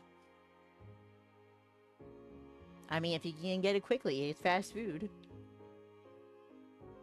The future Adams might not have been particularly prissy, but as a bona fide fancy man himself, Baxter was personally insulted by the repeated dismissiveness of all formalities. At least he would have been 5 years ago. He had no idea what he was thinking now. His expression was inscrutable. It was only clear that he was continuing to pay close attention. Well, I won't pressure you to do more than you'd like, but I think we should at least pick a couple words to denote the overall theme. Traditional, vintage, modern, and such. Finished and not ugly. Jude wouldn't bite no matter how appetizing the treat. Baxter reevaluated his approach. Those should go without saying with this baker. If it doesn't matter in particular to you, that isn't a problem. Scott, do you have a preference? Baxter's getting angry. He's getting a little angry. He's like, okay, what kind of cake do you want? Edible? All cakes are edible. What kind of cake do you want to eat? And what do you want it to look like? I want something that seems modern. Old-fashioned cakes are not my style. Or in less diplomatic terms, the sight of frou-frou buttercream piping might have made him break out in hives despite the lack of allergies. Absolutely, that's the approach. What's the actual presentation? Simplistic? Elegant? Floral? Beachy? Would that be alright? Could it be simple and elegant? Scott thoughtfully scratched the stubble along his jaw as his gaze wandered. That combination of descriptors was one of those possibilities he couldn't even imagine, apparently. Certainly. Baxter's just there like, yes! Yes, it can! And that, right? He glanced at Jude instinctively. As dismissive as Jude had been about the cake, Scott remained hopeful his partner would feel positive about it. Great. Perfect, Scott. Jude meant it. Even if it wasn't what Scott had wanted, it was enough. I'm glad you think so. In that case, since you're thinking of keeping it simple and prioritizing flexibility, I could visit the bakery for you to make the request. You have obligations to take care of, I imagine. Flavor! Style! Now! I can confirm the budget through text when I get a quote. Do you know the amount of tiers you'd want? Oh my god. You tell us. You've seen how big our party is. Alright. I can certainly give my take. For a wedding of your size, I would suggest 3 tiers at least. Done. Done. Guess so. That's good. We're going to have a wedding cake. Compared to how enthusiastic Scott started at this outset of the topic, the conclusion was like a cake that didn't get baking powder mixed in the flat. Still, it seemed any cake would do, literally and metaphorically. Jude didn't care, and Scott wouldn't push it. Baxter's planning abilities had been tested there, and the only one who came out fully satisfied was Jude. I can do that.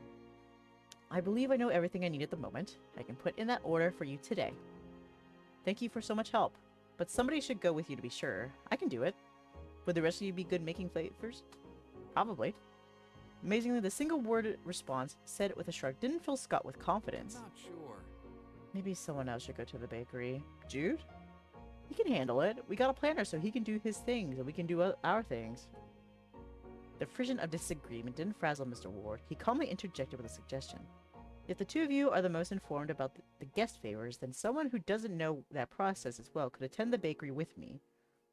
Jude is right, you know. You are lucky to have others here to assist, and it isn't me alone. We can share the responsibilities. Rain and Terry have been helping out. They just got here. We have to show them how to do it. Scott grabbed his fiance's shoulder as he piggybacked on where Jude was going. They've been redirected back to the same page. Yes. Or they could be the one to go to the bakery. He's going to suggest us. I can smell it. It stinks from a mile away. Oh, why doesn't Dae go? Me, sitting there on the armrest, cutting into my ass, sweating profusely. Should I? Your name coming up for that assignment didn't get the planner to acknowledge you in any way. He reacted as distantly as if they said their random cousin Tom Gregg could go. Hey, don't diss Tom Gregg like that. Actually wasn't intending to mess around with the planning. You can understand that. Do you mind, Dae? I guess not. That's gonna be one awkward bakery trip. It is. I guess it's fine. You know what? It's for Scott and Jude's wedding. If that's what best, I'll do whatever you need me to do. We owe you. Thanks. Thank you. Yeah. That makes sense. Dae will do a good job getting the desserts. Terry nodded at the wisdom in the plan. It was a unanimous decision. Baxter grinned past you in an entirely artificial way. It's settled. You Baxters. They're like, ah, shit. So about 5 years ago. Oh, actually, we already told Scott and Jude about what happened 5 years ago. So they know that he ghosted us from that one summer. They know, and they still suggested me to go. They still. Oh, hey, Dae, I know this person like traumatized you and made you distrusting of future relationships you made with other people because they ghosted you for 5 years and never responded, and now they just came waltz back into your life like nothing happened. But can you go with them to the bakery and get our wedding cake for us? That's on purpose. It is on purpose. It's a direct attack. Though we didn't tell them how harsh Baxter was. We didn't tell him like his line at the end, where pretty much he was like, if I knew that you were going to be so difficult about this, I would have taken back every moment we've had together during the summer. So they don't know that much, but still, I guess all they know is that, oh, I was close to him and he ghosted me, and I guess that's still not enough. I guess not. Just gotta sit and grin. Just bear with it, you know? Tears threatening to spill off my face. A few more minor details were laid out before the end of the meeting was officially called. You had to exit the building in one group and then split off in the parking lot. The main team of Scott, Jude, Moran, and Terry was going to spend the entire afternoon on guest favors, while your branch had the task of arranging a cake. Just smile and wave as they drive away. Baxter directed the way to go and separated from the crowd first. You had to give fast farewells before catching up with your partner for the operation.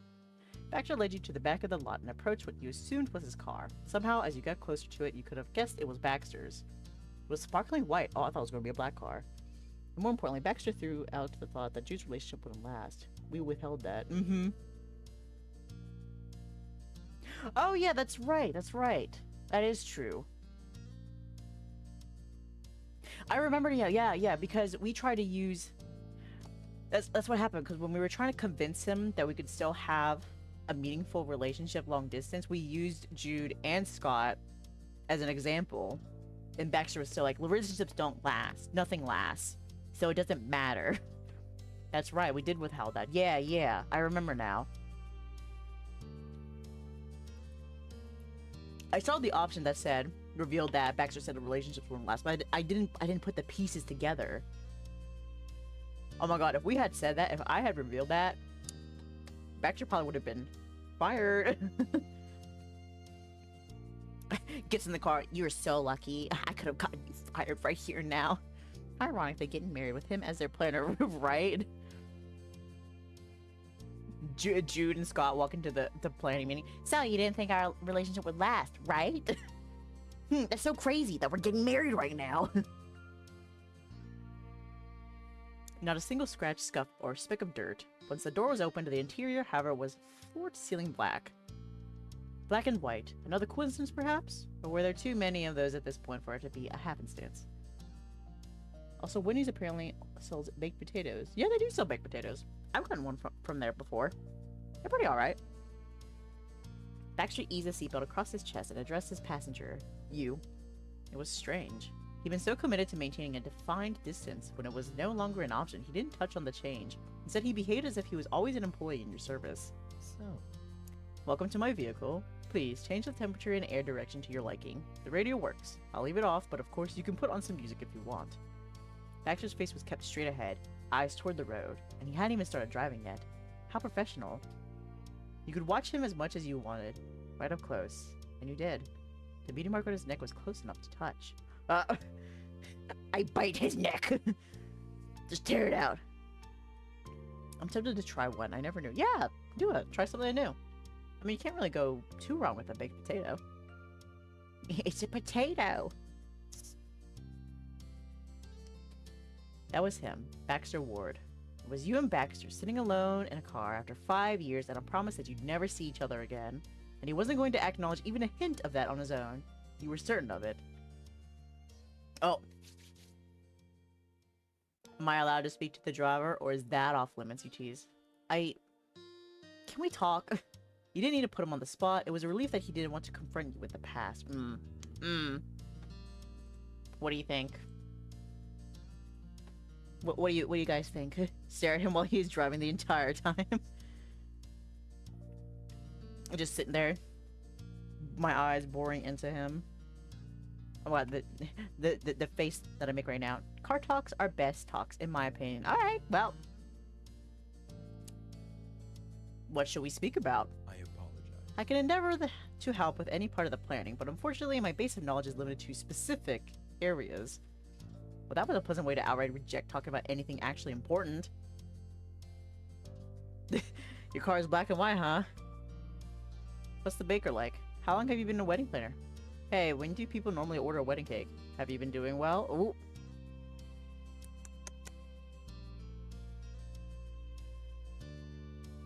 If he's not gonna let me outright ask about it, I'm just gonna do it indirectly.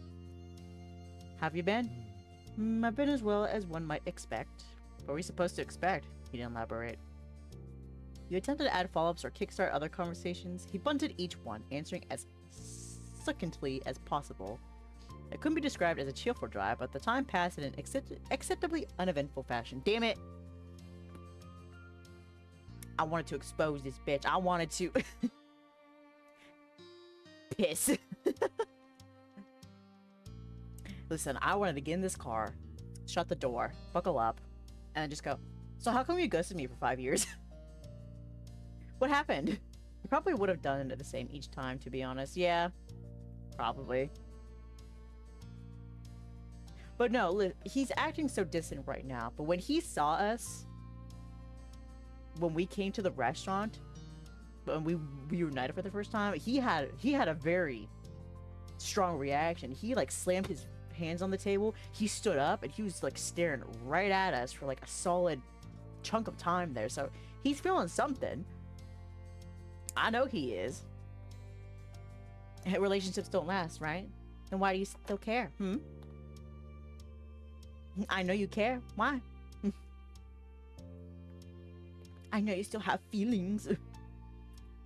And soon Baxter was pulling into a parking Why spot lives somewhere. in a pinnacle under the sea? SpongeBob SquarePants. Who lives in a pineapple under the sea? SpongeBob SquarePants. Was he at a different table, or is that like when we were approaching? So basically, we were meeting the wedding. So Scott and Jude had already met Baxter, and we were meeting up to basically like touch base with like the rest of the team. So when we were coming, me, Terry, Miranda didn't know it was him. So Scott and Jude like met us outside while he was holding the table, and then brought us inside.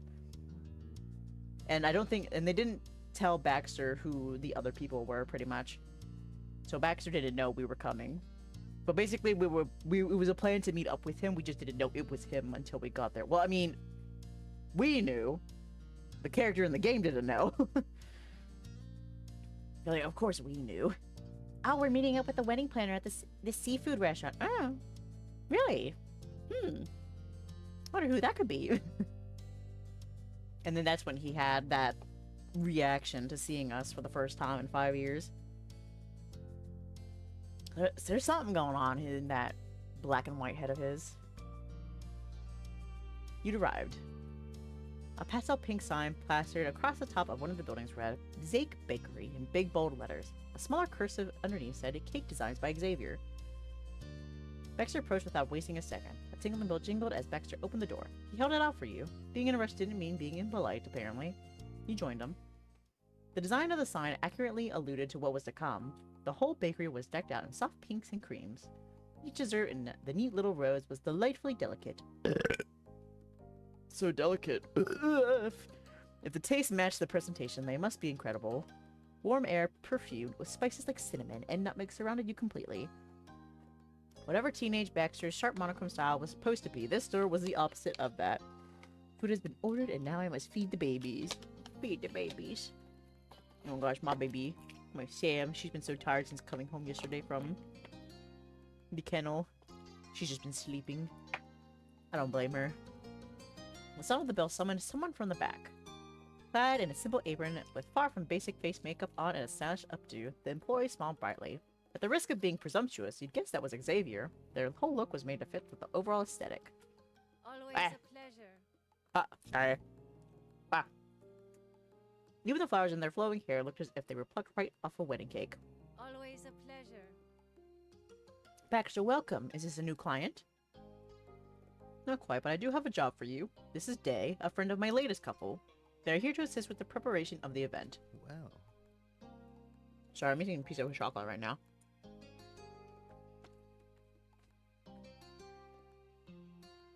Delicious! Lovers are busy with tasks of equal importance, you see. It was almost astounding how much more naturally he spoke when it was to anyone other than you. Though this being about his work also might have helped. Baxter was back in his element. Hallelujah. Hallelujah indeed. Welcome, James. Hope you are doing well. Dae, this is Xavier. They are the head baker and cake artist of this fine establishment. Thanks for coming in. It's good to meet you. Xavier's eyes sparkled. Hello, hello. At first glance, the color seemed a pale brown, but the more you looked, the more you caught shades of purple. Hold on, you've seen those eyes before. You could only stare in silently, racking your brain for where the strike of deja vu was coming from. When had you looked deeply into those irises? And that just came right out. Did you ever paint faces at the boardwalk? It's like, oh no, my past. I'm glad you're doing well. I'm doing pretty good today. I have been looking forward to playing this epilogue. So I am thriving right now. I'm very excited to see what comes next. what? What? I guess that was kind of a random question to ask. Did you ever paint faces at the boardwalk? For a moment, Baxter might have believed you'd lost your mind. Meanwhile, Xavier was in fear of you being a mind reader. I did. That was my first real job. I've always been an artist. The laugh was as musical as the bell on their door. Wait, does this mean we've been closely acquainted before? You put a sun on my cheek. Good choice. Yeah, one time years ago, I went there with my family and a friend's family. Going to the boardwalk was a big tradition for them. That's incredible. How great to meet again. It is. Man, it's so crazy just meeting with people from our past. Although with Xavier, it's been like 10 years. Oh my gosh. But listen, I have a good memory. It especially helps when 10 years in game is actually like a month in real life. This wedding planning thing was full of unexpected reunions. That other person you surprisingly ran into again chuckled off to the I side. see. You're already well ahead of me, Dae, as usual. So what exactly can I do for you? Or your clients, rather. To be honest, it's a pinch unusual to not have even one person getting married come to commission their wedding cake. Oh my gosh. My reading skills are slipping today. I mean, that's every day, though. These are unusual circumstances. Baxter confessed that much with his eyes closed. When he had enough shamelessness to look Xavier directly in the face, the inherent charm of Baxter's grin had been pushed to its absolute limit. Is that fine? Could you possibly make a 3-tier cake that is simple, yet still elegant and modern in, about 3 days? Xavier's perfectly painted lips popped open.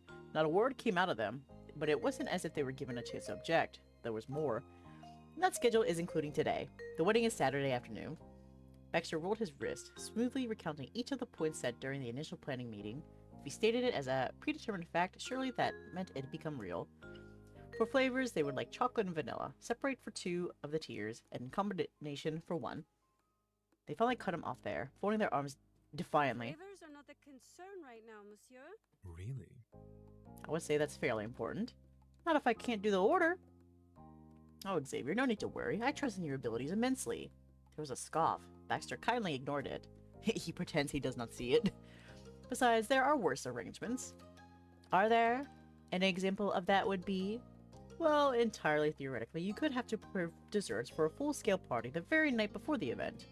You blinked. Did Baxter just reference when you worked together to throw a party for Miranda?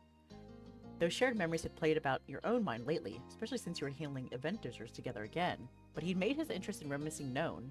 There was none. And yet, there he went, chuckling heedlessly and running a hand through his hair. Understandable. I am sympathetic to this being a difficult task. As Dae is my witness, I did swear to never take for granted the effort it takes to provide decorated and delicious treats under pressure. We were only able to start baking 3 dozen cupcakes at a time when many people would be going to bed. Dexter glanced at your face, his eyes sparkling with affection. You weren't mistaken. He was talking about the time when you were friends, and now he'd acknowledge you directly in his storytelling. You did that What with who? I thought they were here because of your clients. Oh, so now he acknowledges me and my presence and what we had before. Only when someone else is here. Xavier's disbelief over his words rivaled your own, except for the entirely different reasons. They batted their hand encouragingly for more details. Baxter schooled his coyness into a more level-headed smile at being questioned, and you suddenly understood. He knew Xavier. He knew you. The clients he didn't know weren't there. For a moment, Baxter had forgotten his professional self. It wasn't Baxter's normal state to wall you out so completely. That was a concerted effort, one that went against his real preference. His first instinct was to still be amicable towards you. Baxter and I have quite the history, you see. 5 years ago, he ghosted me. I'm never gonna let him live it down. It's all true. We were up in the dead of night frosting those cupcakes. The cupcakes were only the half of it. Did you know he drank underage? Did you know he's an alcoholic? I've known Baxter since his black and white phase. You looked away from him, you stared at him intently. I'm bringing it up. Xavier's eyes widened, and so did their smile. Can you elaborate on this phase? But that tangent was stopped short with a demure ahem. Let's not get too distracted. While 3 days is more than a single night, it is a tight deadline regardless. It would be rude to take up any more of your time than necessary. Baxter spoke with continuously ignoring the fact that Xavier did not accept the commission being foisted on them. Truly, nothing rude was allowed. As the only person in the room who might be able to understand the nonsense of what they were going through, Xavier frowned at you. You had no explanation to give for Baxter. Sighing, Xavier pressed their palms into the lower back, and already feeling phantom strain from this job. I'll do it for you. That sounded about right. If a random pair of people had rolled in and began making similarly absurd demands, you couldn't imagine Xavier would have humored that. Still, a victory was a victory. Mr. Planner managed to pull it off somehow. Thank you. Thank you so much. You are a lifesaver. Baxter retrieved his notebook from his jacket, not hesitating a second. Xavier matched the move. They had a notepad with order sheets. The wedding industry collaborators began the process of putting in a cake order. All the prior decisions were recounted, and Baxter described the pair in question as best as possible. You had a few points of your own to contribute from being more familiar with Jude and Scott. It was made extra clear that Scott did not want a kink design laced and frilled out like the 18th century underwear. Welcome back, Jack. Xavier had a handful of follow-up questions, but it was nothing that required calling the couple. And then the baker slipped the order form into the pocket of their apron. Amazingly, your work was done. Having a professional do the desserts really was a breeze. Thanks for stopping in at Zake. I better get started. They offered a grin as sweet as any slice of cake. Is the baby boy still being edgy?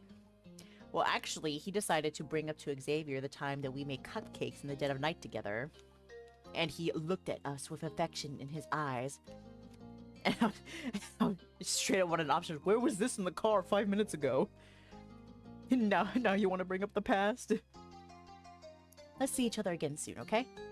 Not as customers, though. That would be nice too, but also to hang out after the shared nightmare is all over. Baxter immediately came in with another throat clear, much harder than before.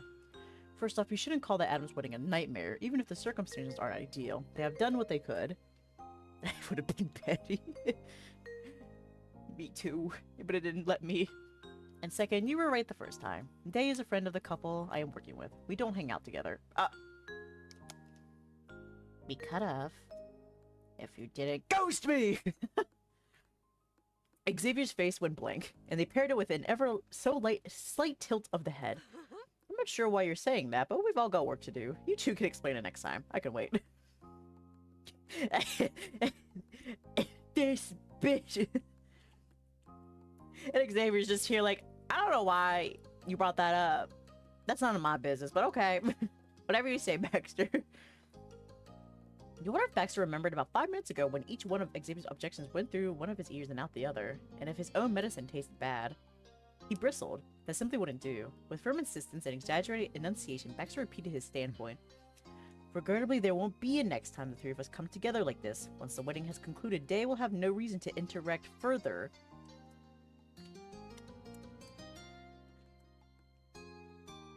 Cracking my knuckles. Next time there's gonna be a ring on it. There better be. This is Fred. Yeah, it's a total professional arrangement, you tease. You said we wouldn't see each other anymore last time, and here I am. Your bluntness had Xavier cackling. They had no idea what the full context was, but the implication was apparent. Blanks could be easily surmised. Baxter shot daggers at you without ever dropping his sparkling customer service smile. That only made it more intimidating. Ow. wonderful. Oh, wonderful. Clearly the two of you will be marvelous friends. And that doesn't extend to you? Exactly. Now, Now, thank you very much for accepting this rush order, Xavier. You were such a help, but we need to be going. In the most roundabout way possible, he was kindly requesting Xavier get off his back already. Then he turned that back directly to them and strode out the door without another word. Xavier watched his dramatic exit with their hands stuffed into the big apron pocket. As unexpected seriousness colored their normally bright features, for as playful as Xavier was, they were concerned about their acquaintance? Work friend? Normal friend? You didn't know where they stood with him. Baxter themselves, not Baxter, Xavier themselves likely didn't have a clear answer. Baxter was opaque that way. Phew. Good luck with all this. Thanks. I'll need it. You gave your goodbyes, not knowing if it'd be for the last time or not, and headed after Baxter. Baxter was waiting for you by the car. He climbed inside as you approached, before you were close enough to try speaking. You joined him inside. It was tense. Against all odds, being alone in a small space with Baxter had managed to become an even more awkward situation. Seated in Buckwood, he waited for what he'd do. Baxter asked a simple question. What's your question, Baxter? I am a petty bitch through and through. Could you enter in the address of where you're staying? I can drive you there. That was straightforward enough. You punched it in. Thank you. It went quiet again until he was on the road, past the bakery, and out of the most traffic-heavy part of the city. well, June and Scott should be pleased to hear they will have a lovely wedding cake. You assumed it would go that way. Of course, Baxter would dance right around what happened without acknowledgement.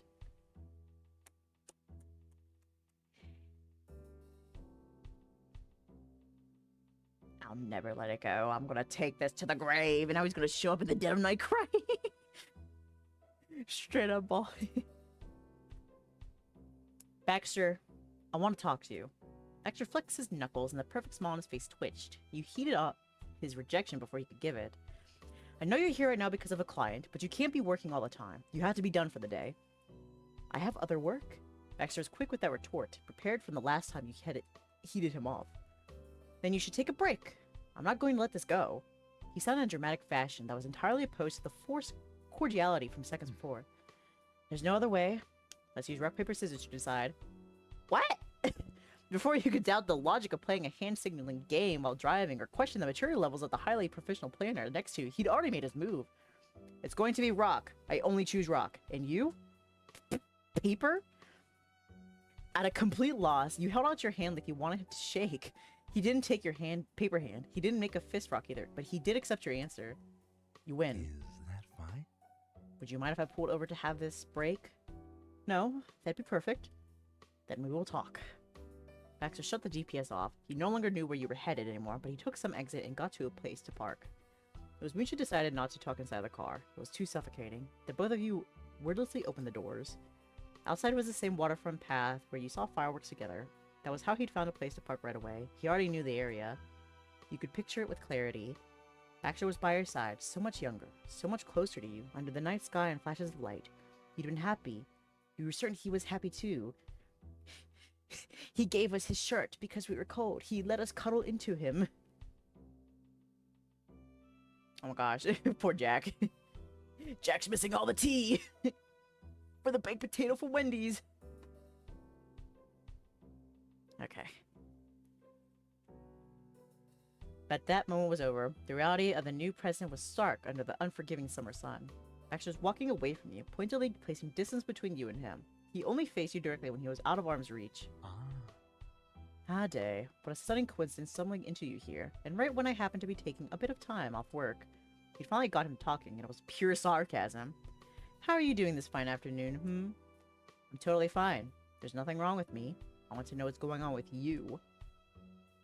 I'm not the problem here. Baxter squeezed his eyes shut and pinched the bridge of his nose. Every fiber of his being, every instinct ingrained into him, insisted on escape, and yet he couldn't. You need to understand. Dae, I apologize for what happened between us. I honestly do regret it. That wasn't the distant acknowledgement from the restaurant. His voice was strained, and his words were harsh. I am sorry I hurt you. I am sorry I was unable to keep my word and have bothered you yet again. I'm thoroughly humiliated and have attempted to get in your way as little as possible. So I'm unable to quit outright. I couldn't do that to Jude and I Scott. swear. We are both aware that I am fully incapable of making you happy, but in 4 days you'll return to your life blissfully free of my presence. Oh my god! Shut up! I'm reminded why I don't order Wendy's through DoorDash. Oh, what happened to your Wendy's? Sorry, pausing this dramatic conversation to ask about Wendy's. But you say that you're not able to make me happy, but you have made me happy before, and then you just stopped because you thought you couldn't, but you already had. You are your own worst enemy here, Baxter. You are not mine. They gave me soda and not my frost. Oh no, not the frost. Call them. Become a Karen. You say, I want my fucking frosty. Please tell me what I can do for you. I simply don't know. He ended his bitter ramble on that empathetic plea. Once again, the Baxter 5 years ago appeared in your mind, though not the side of him you'd known best, who did whatever he could to leave a good impression. No, you were suddenly 18, sitting in front of the home you grew up in, and being told that your friend flat out never wanted to speak to you again. Why had you tried? What did you think would be different? Baxter didn't want solutions or resolutions. 5 years on, he'd still rather never face something or someone ever again than deal with a situation that might hurt. I wanted you to care. Oh, I wanted you to treat me like a human being. I don't know either. There's nothing you can do. That's obvious now. Forget it. Pepe Le Pew. I want to save. I just wanted you to care. I do care about this, but it's not a charming thing now, is it? He answered coolly, while running a hand through his hair. I believe nothing else is going to come of this break. Please allow me to take you. Bitch, I haven't said anything yet! It is my turn to speak! Let me speak! Stop shutting me out! What, are you scared? You scared of getting in a relationship and being happy? You afraid of commitment? Make that shit sting. I have the talking mic. It is my turn to express myself. Baxter didn't manage a hint of his usual smile, but he did restrain the acridness into a more businesslike stoicism. Okay. No! No! I would never let this go that easily. Great. Also, calling is too much effort. I understand. So you returned to the car, and the drive resumed. Baxter said nothing else, not that you expected him to. You'd pushed past mere pleasantries with him and seen the results. It was too late to go back now. It left you time with your thoughts. You'd gotten a better grasp on Baxter's intentions, what was motivating him to act the way he had. But in terms of clearing the air, the clouds had only become murkier. Things were in motion, but if it was as if you weren't going anywhere. Eventually the destination did arrive, and you were turning into the suburbs. Baxter lined up with the side of the road, rather than pulling into their driveway. He idled with his eyes dead ahead. Goodbye, Dae. There was an audible click as Baxter unlocked the doors.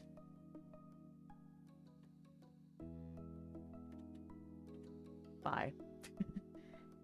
You got out and walked up to the front before ringing the bell. The day's plan should have the whole rest of the group home and working on guest favors. Baxter's car lurked on the curb in your peripherals. Maybe he wanted to make sure you actually did get inside, or maybe not. You could never guess with him. I flip him off as I wait. You started from the door being opened. Hey, Dae, you made it back in one piece. Physically, sure. Emotionally, not completely.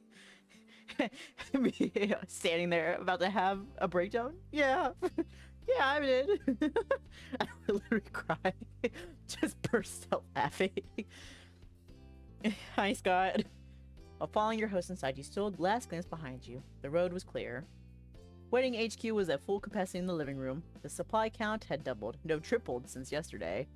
And most of it was candy. Presumably they'd gone down the treat aisle in the local grocery store and gotten a bag of every single one.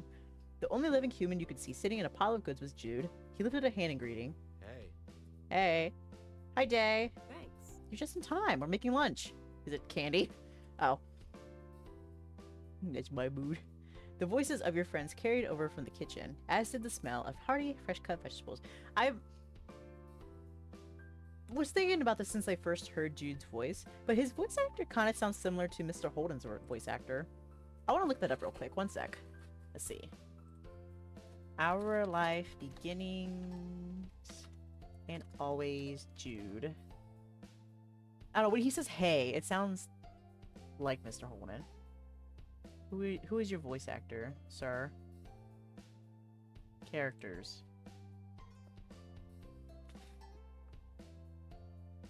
Why isn't he on the list in here? Okay, okay, who's Cliff's voice actor?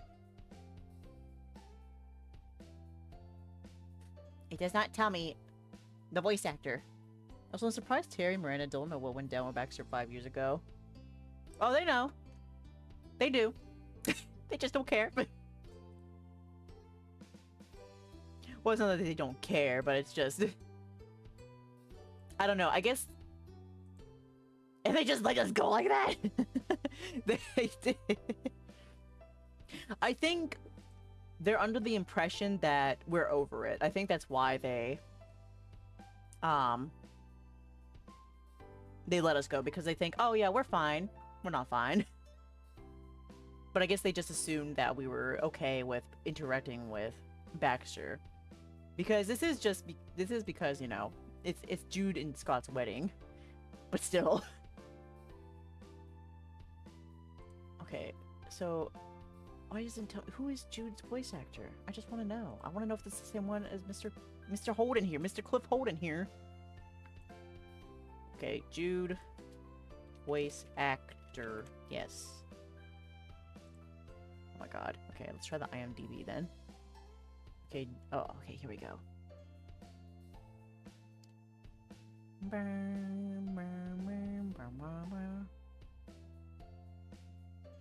It doesn't even tell me Cliff's voice actor. I guess I'll never know. I'm just gonna have to wonder. Listen, I'm not the kind to crash a wedding. However... However, my hand has been drawn. You forced my hand. My paw. Okay. Investigation time is over. The voices of your friends carried over from the kitchen, as did the smell of hearty, fresh-cut vegetables. Cool. So, How did it go at the bakery? Great. Xavier's gonna make it, and we told him everything he said about it. The bakery was nice. It should be a good cake. Thank you. It's hard leaving it all in someone else's hands, but this is gonna work. Knock on wood. He tapped his knuckles against his own head, chuckling. Thanks. You gonna help with this? Listen, voice cash should be in the in-game credits. You can check later. Okay. I'll do that. I figured that it would be in the credits too, but I don't want to, like, back out of this and then look and then go back in. So yeah, we'll see. Without stopping his busy work, Jude kicked at the nearby bag of chocolates. Oh, sure, I can. great. Food first. Around the table, in between bits of homemade stew, Scott broke down what you'd missed. The actual favors were treat bags, but part of the job included creating a decorated place setter with a guest's name on it that would indicate where everyone was meant to sit at the various tables.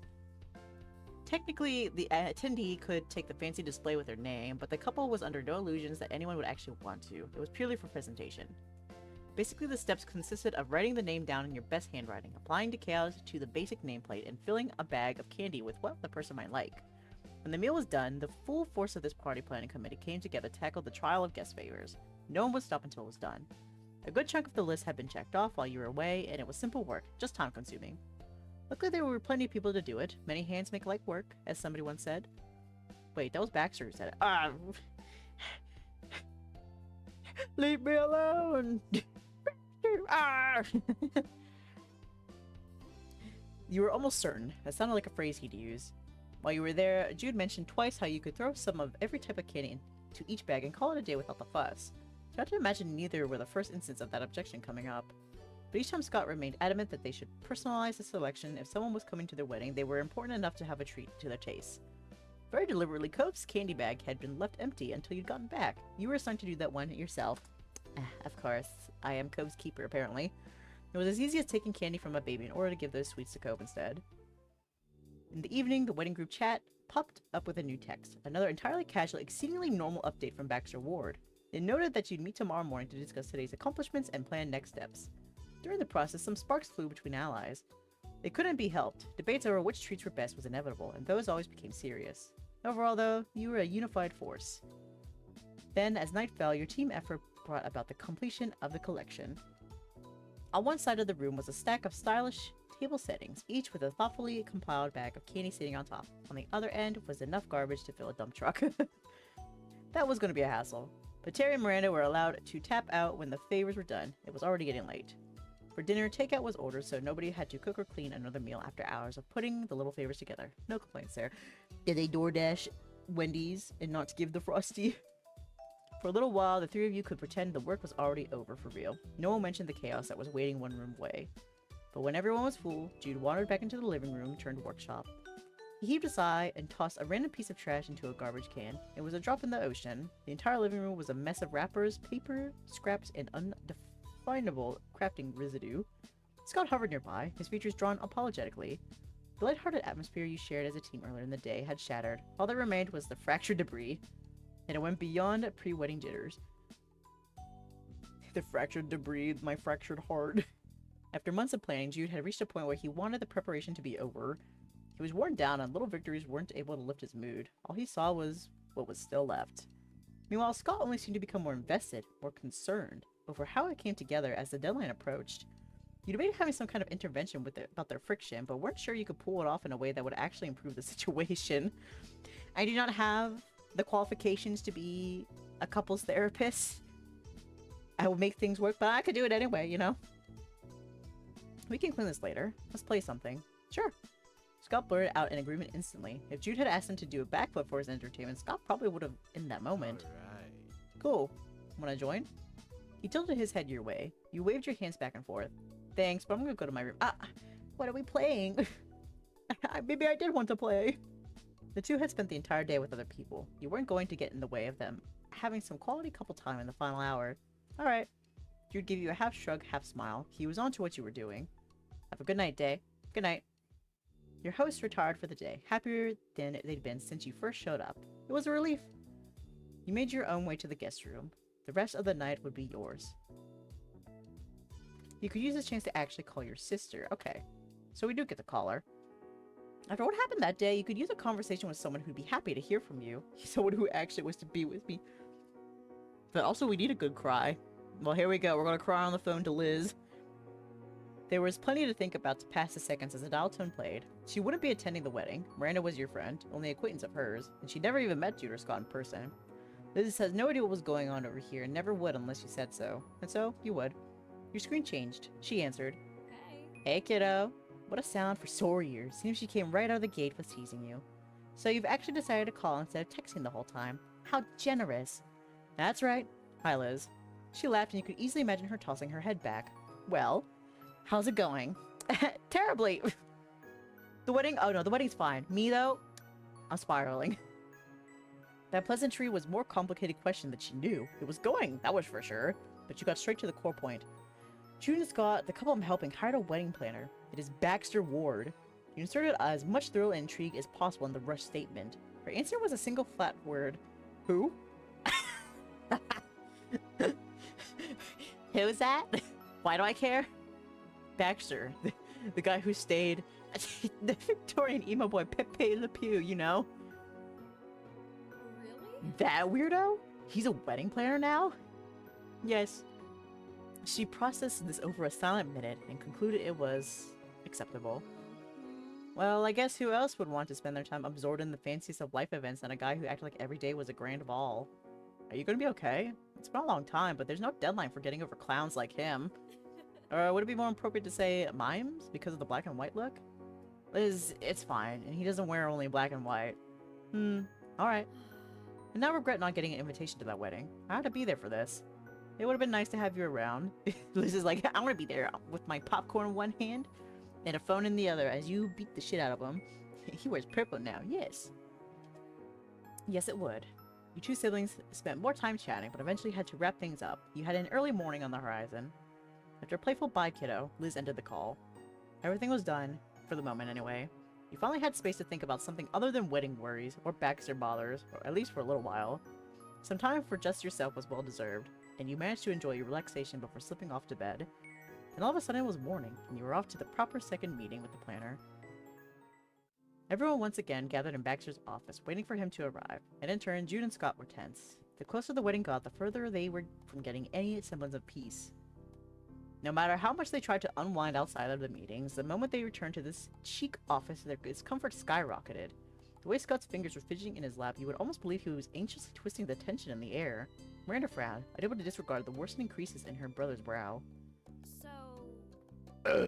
Hey, this rug reminds me of Baxter, from before anyway. I apologize. She didn't elaborate for those not there before, and the awkward silence sent Terry into a fit of laughter. He pointed at the striped rug. Wow. That's so true. It's literally the first Baxter-like thing I've seen. What about his business cards? His phone was all black too. His car is black and white too. To no one's surprise. Oh yeah, he doesn't do that anymore. His car as well. Ooh. You get a point for that day. Terry said 0. Hey, since when was this a competition?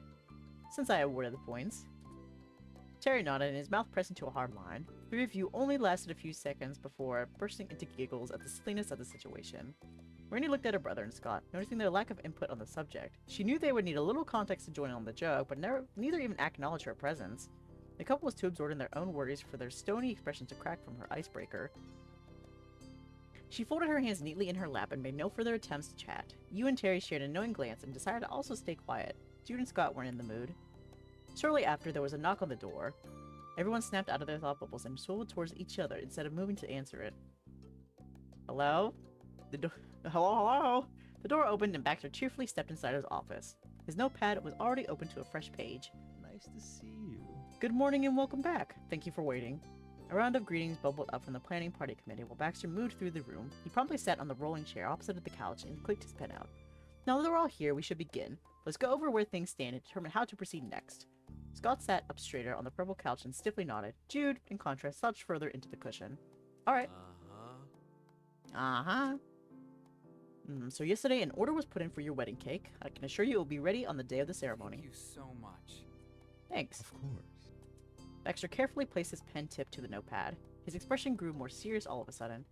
Speaking of the cake, I must give a small disclaimer. There is a tradition called cake smashing. I'm not sure if either of you are familiar with that. It merely means one or both members of the wedding couple slather cake into the face of their partner. I strongly suggest that you decide beforehand who, if either, will participate and to what degree of messiness.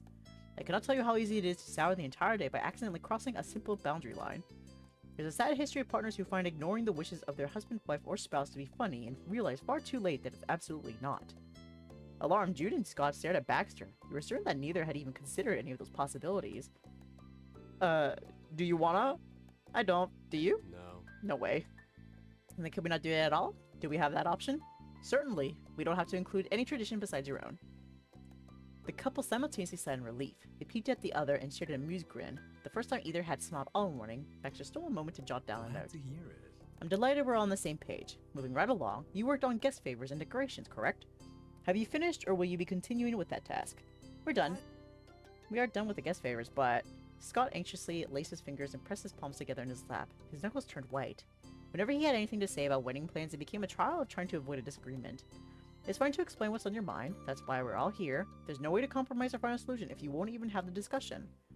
That surprised you? Yeah, that does surprise me. Baxter's ability to confidently and kindly handle issues in this kind of setting was admirable, but also completely ironic. You knew what he was like on a personal level, and this was a big do as I say, not as I do kind of flag. If we just talk about it, we'll be able to find a solution and compromise. Baxter the day before. You're gonna go home, and you're not gonna talk to me ever again. That's it. This bitch. Swallowing thickly, the defeat in Scott's expression didn't seem so dire anymore. He was more willing to take on the challenge with Baxter on his side. I also wanted more decorations, specifically the main thing for a reception. We don't have that. Centerpieces? Yes, that's what I meant. We need to buy all the parts, but if we kept the design simple, then I think we could be done before the wedding. After getting his thoughts out, Scott risked a glance at his fiancée. Jude closed his eyes tiredly and took a deep breath. Let's go to the store. It's gotta be done today. That'd be cool. Awesome, cool. And I can go without you if you don't want to. It's fine. It's fine. I'll do it.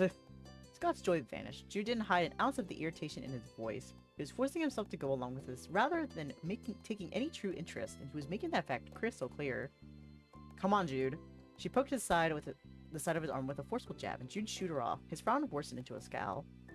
I already said I'd do it. I understand. I believe you're right, Scott. There will be room to pick out some materials that can be arranged into a lovely centerpiece. The process can be quite low effort and look wonderful, so I'm taking it that shopping for decorations will be the big task of the day. Scott watched Jude for a few seconds longer before answering. He nodded slowly.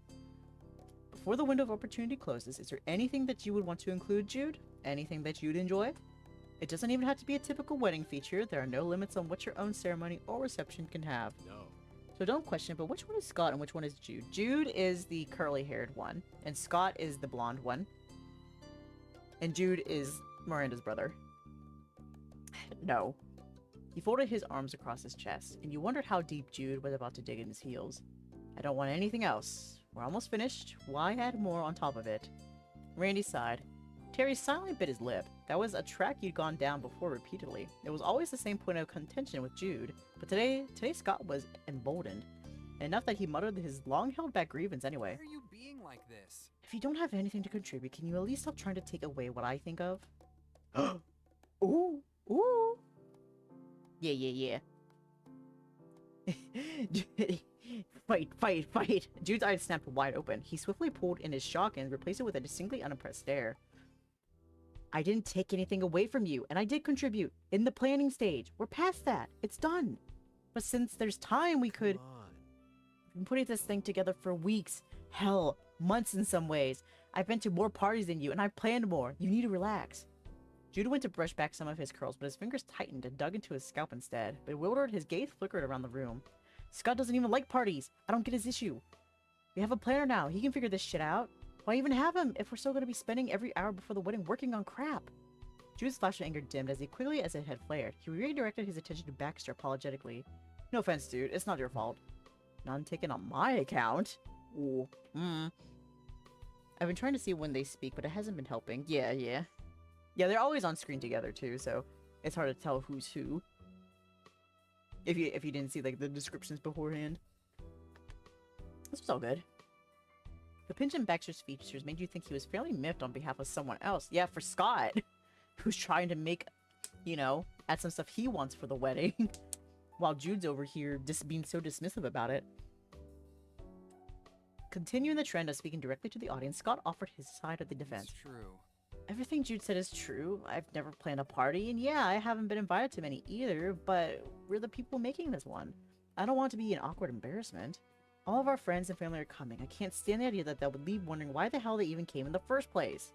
Scott began his explanation sad, but the longer he spoke, the more his own frustration grew. And having a planner doesn't mean we can drop everything onto someone else. The entire point was so more could get done, and at least that's why I wanted an expert to help. I'm not interested in half-assing it, and if Jude doesn't want to do anything else, he doesn't have to. Aw. But all I've said against him the entire time is he should stop making me feel guilty for not giving up. Jude chucked his own self-imposed pretense and shot back directly at Scott. You shouldn't have to do anything either. That's my whole point. But if you keep taking on stupid crafting projects, then I have to handle some of it for you. But it's not needed. Nobody cares that much. I care, even if I'm the only one. Oh, come on. That's not what I meant. Right, Jude. It really sounds like you're invested. That was the end of their discussion. This meeting had not gone to plan, and the discomfort was reaching suffocating levels. Baxter leaned back against his chair, crossing his legs. Let's take a pause to breathe and assess what's happening here. There's nothing wrong with caring about your wedding. But However, it is a truly draining experience to create a massive and important event from the ground up. That's why we have planners. So there should be an understanding for that as well. Now, as the expert here, I must ask an important question. Both June and Scott nodded. Their gazes became glued to Baxter. Anything other than each other. Slowly, Baxter untwisted himself and leaned forward, almost lifting out of his seat. What are your opinions of bowling? Bowling? Is this the time for bowling? What the hell? Bowling. It's a casual sport, popular with almost all ages. hold on. Dude, he knows what bowling is. He's asking why that was your important question. You can't be telling me people have bowling at their wedding.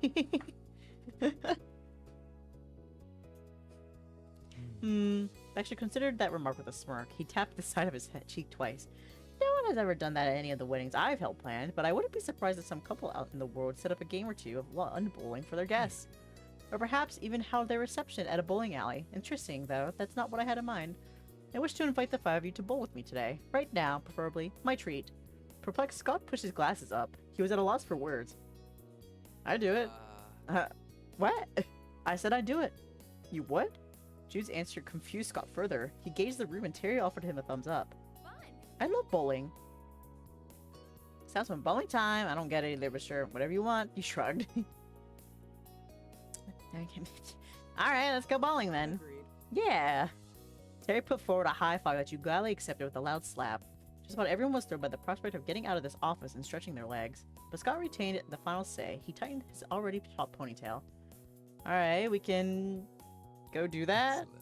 Splendid. I know the perfect place. I wonder if Baxter's doing this thing where, Basically, when somebody's having like a breakdown or like an argument, you ask them a question that confuses them, and then they're not like as upset anymore, and they're able to think a bit more rationally. So I was thinking, since Jude and Scott were having like that argument where they weren't really seeing eye to eye, Baxter just jumped in like, "You guys want to go bowling?" It's like, what?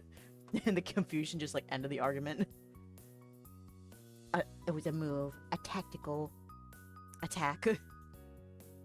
And that was how you ended up at the same exact bowling alley Baxter had brought you 2 years before. You followed your friends inside, holding that revelation close to your chest. Also probably to get them to wind down and de-stress. Ah. So, not him bringing us here before. Yeah, we were here before. And we had a good time, and we learned many secrets about him. Many things about him indeed. Awkward. So, Baxter, if you're so set on us not having any sort of relationship together, friendship or romantic, why do you keep bringing up the past? Why do you keep bringing us to the places you've brought us to before? Why? What is the reason? What is the reason? I don't understand. You're giving mixed signals here. It was fairly surreal to be there again, and with Baxter too. Everything appeared just as you remembered it, even down to the shiny red seats. The almost otherworldly atmosphere that seemed to encompass every bowling alley remained intact. It was remarkable how the lights and sounds were so different from normal day-to-day life. Before anyone could further question Baxter's planning methods and what they were even doing there, you were at the front of the line. The group secured an alley, changed shoes, and were all set to start. Oh my god, everybody together. Hey, how about we play on teams? Mine versus yours, Jude? Like always. Sure thing, Scott. The ends of Jude's lips curled slyly, and he pointed at his sister. Randy, you're with me. Marina bobbed her head, then gave the potential competition a once-over. When her gaze fell on Terry, he shot his hand up. I want to be on Randy's team. Don't put me on this team with him! He's doing this on purpose at this point. He is! Like, what do you think you're doing? Jude laughed, rubbing the side of his neck. He let Terry sweat by pretending to contemplate his request. Pretty please? Not much of an argument, but sure, he makes the team. Yes. Sorry, Scott. Dae, Baxter, but she's my girlfriend. We're kind of a package deal. You're a couple? Yep, we are. We have been this whole time. Don't tell me you didn't know. Terry gave Baxter a smug jab with his elbow. Well, I didn't want to presume anything. Still, hallelujah. I'd hoped it had worked out for you. He pressed his palm against his heart and let out a sincere sigh of relief. Terry wasn't so self-impressed anymore. So, Baxter, did you not think their relationship would last? Or even progress into a romantic relationship? Man, this dude really thinks nothing lasts forever. He takes nothing lasts forever literally and lives by that so strictly. What is that doing for you, dude? Just here crying. He was pointing at Terry Miranda. That could have been us. That could have been us, but you was playing. Welcome. What does that mean? Was the romantic tension you had towards Miranda meant to be a secret? It felt fairly obvious from the few occasions we interacted. That's preposterous. I never said a word back then. Come on, Terry. You downright weren't subtle about it. I'm pretty sure everyone knew. Wait, really? Even then? How long have you liked her? Give him a break, Baxter. Terry was trying his best. I mean, there was always some hints there. Yeah, you weren't subtle. You too? I'm sorry to burst your proverbial bubble, though I'm glad I wasn't the only one who noticed. Harry buried his face in his hands and groaned. He painfully winded out of the conversation immediately. Miranda bumped him with her hip and giggled. We've been each other's favorites for a long time. The sweet moan pulled Terry out of his embarrassment and wiped away the worries from his expression. Baxter cleared his throat. For the distraction. A distraction from the secondary distraction he already orchestrated. What a feat. Yeah. It's cool. Like you said, it all worked out. That's what counts with me. Oh, it was a Wendy's problem. They just didn't have Frosties. How? I don't know. Oh, with the ice cream machine broken. Energized, Terry punched a fist into his opposite palm. He nodded towards the alley. And right now, I'm ready to roll. We've got our teams. We can start. If you don't mind, Dae. Oh, So now you care about leaving me with Baxter. I see.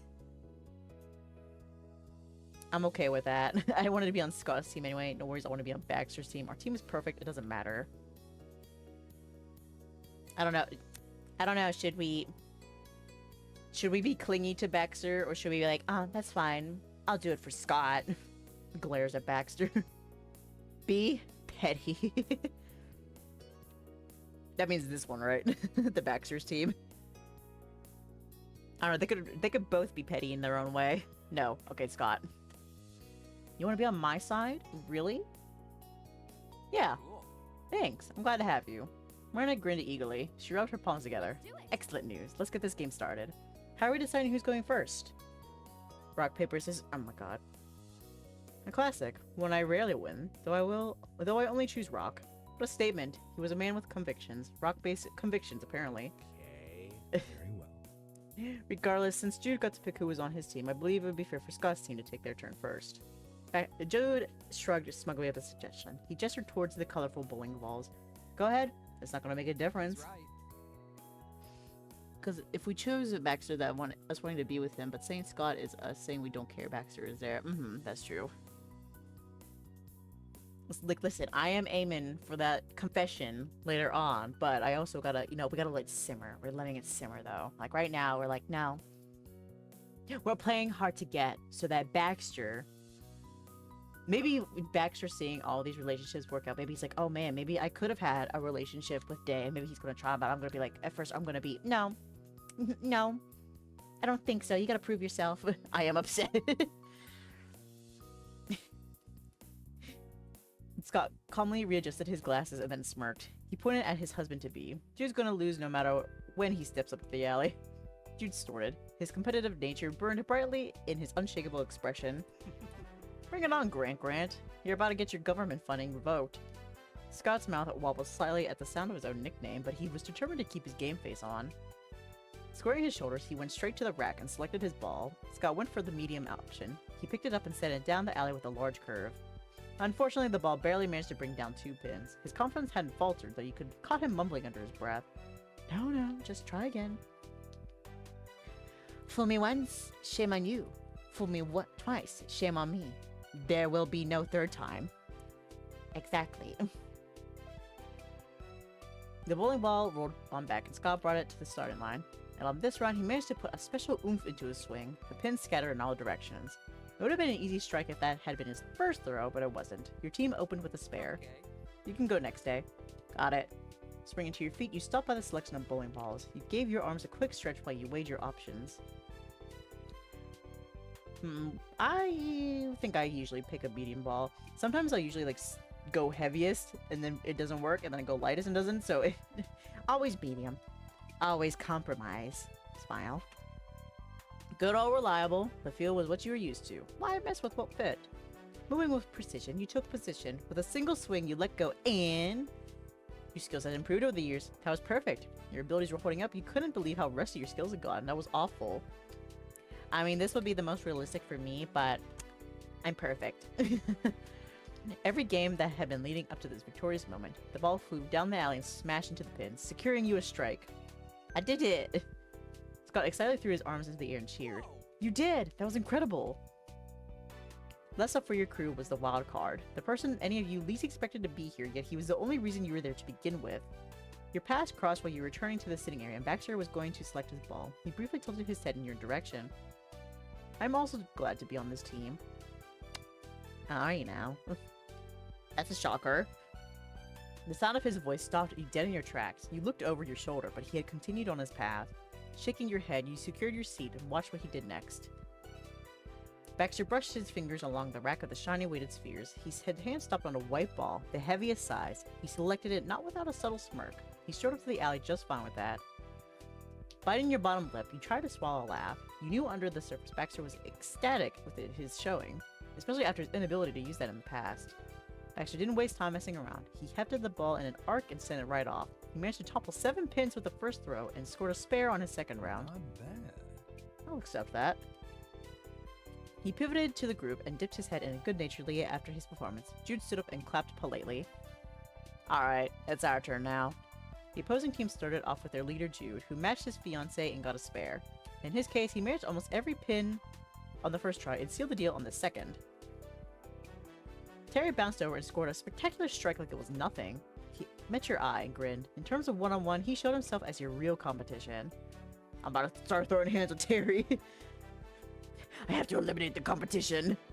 Finally, it was Randy's round. She grabbed one of the heavier balls and boldly skipped it to the alley, and what she did couldn't be classified as a throw, but a gentle nudge. The ball scooted right into the gutter. There wasn't enough momentum to even reach the pins.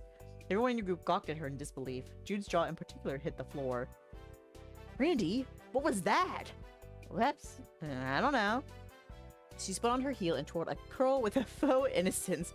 Jude ran a hand down his tense face. He knew what kind of mischief his sister was cooking. Really? You're throwing the game for me? My own sister? No, that was an accident. Miranda couldn't stop a single giggle and fluttered to her seat. She sweetly folded her hands in her lap. Damn. Jude sighed and bared down on her with all his big brotherly disappointment. His demeanor was sour enough to spoil Miranda's sugar-coated smile. Like a traitor's reveal, her true twisted intentions were revealed. I'm with Grant on this one. Well, this is in the bag. Love you, Randy. That's not fair. I guess I also might have an accident. No way, I'll leave in the skills for you, Jude. Except for you guys. Sorry, Scott. You can't have 4 members on your team. I'll lose for Jude's win. No. Love you, Randy. I love you too, Dae. At least somebody here's not afraid to express their feelings for me. Every moment I take, it can get. I'm just stabbing Baxter in the side. She held her hands up in the shape of a heart and beamed. Don't count your chickens before they hatch. I'm not out yet, and neither is Jude. Go ahead and try. I will carry this team if I have to. Chuckling, Scott got to his feet and pushed his sleeves up to his elbows. It was his turn. Good luck, you're gonna need it. So am I. Round after round, Miranda found even worse ways to send her bowling ball across the aisle. It was impressive, and your whole team reaped the benefits.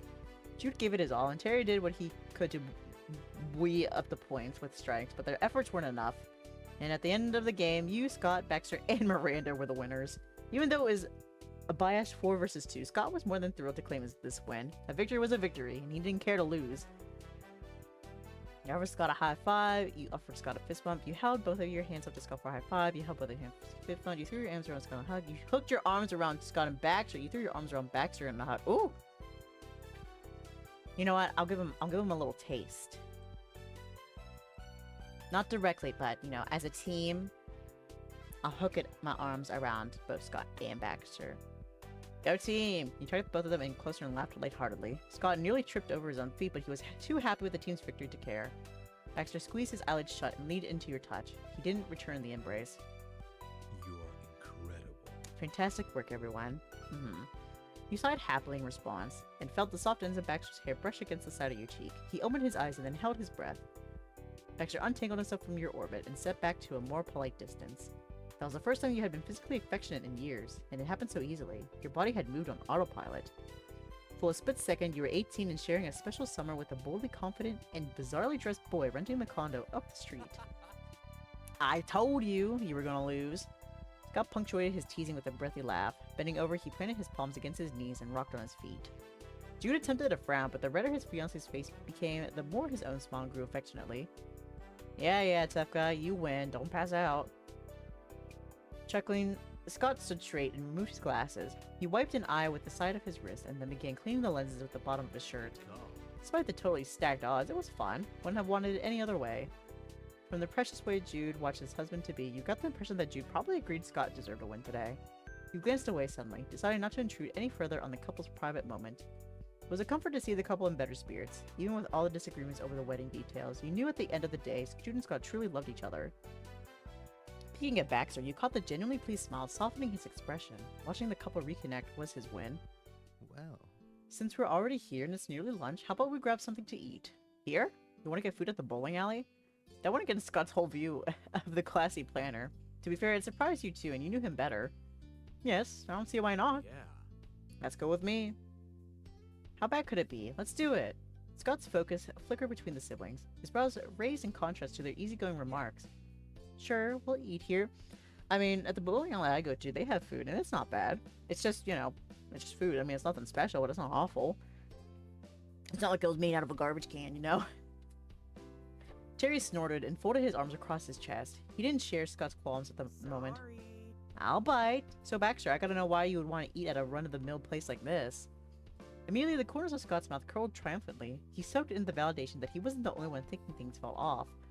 Do they secretly have an unquestionably good cook back there? You can tell me. Baxter's nose wrinkled at Terry's interrogation. He combed the tips of his fingers through his soup of bangs. You know. I'm not a nobleman, if you weren't aware. I eat food the same as everyone else, and I'm perfectly happy to explore the convenient meal option directly in front of us. Terry nudged his head in Miranda's direction. He didn't take his eyes off of Baxter, though. He's evading the final question. Maybe the food is really something here. I recall when we went bowling together, you had us get food somewhere more upscale. Don't be so shocked. Baxter's very flexible. But, you didn't want to eat here last time. Sure, Baxter, you're a typical, ordinary guy, you tease. Amused, you merely shook your head. You scoffed at the concept of Baxter being unfussy. My local bowling alley was meh, but it also burned down a year or so ago, so I haven't been there in a while. Understandable. Mine's still up and kicking. I think the last time I went bowling, though, it was last year. Probably last time. Like, exactly last year, I think, maybe. Alright. What do you think? What do we think we should answer with? Honestly, not this one. I don't want this one. I guess either these two. He's shaking my head. But Baxter, you didn't want to eat here last time, but that'd be like, last time? What happened last time? We went bowling. 5 years ago. Before he ghosted me. Bringing it up at every opportunity until he feels bad. I could also just tease him and be like, you know, yeah, Baxter, you're so ordinary. You're a basic bitch. We understand.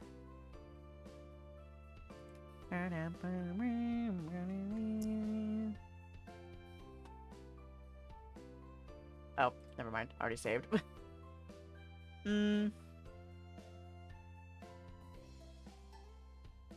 I'll just tease him. Shrugging, the clear amusement in your tone served to only further disagree with Baxter's claims, and yet he instantly matched your playful grin. Exactly, Dae. I'm relieved that someone understands.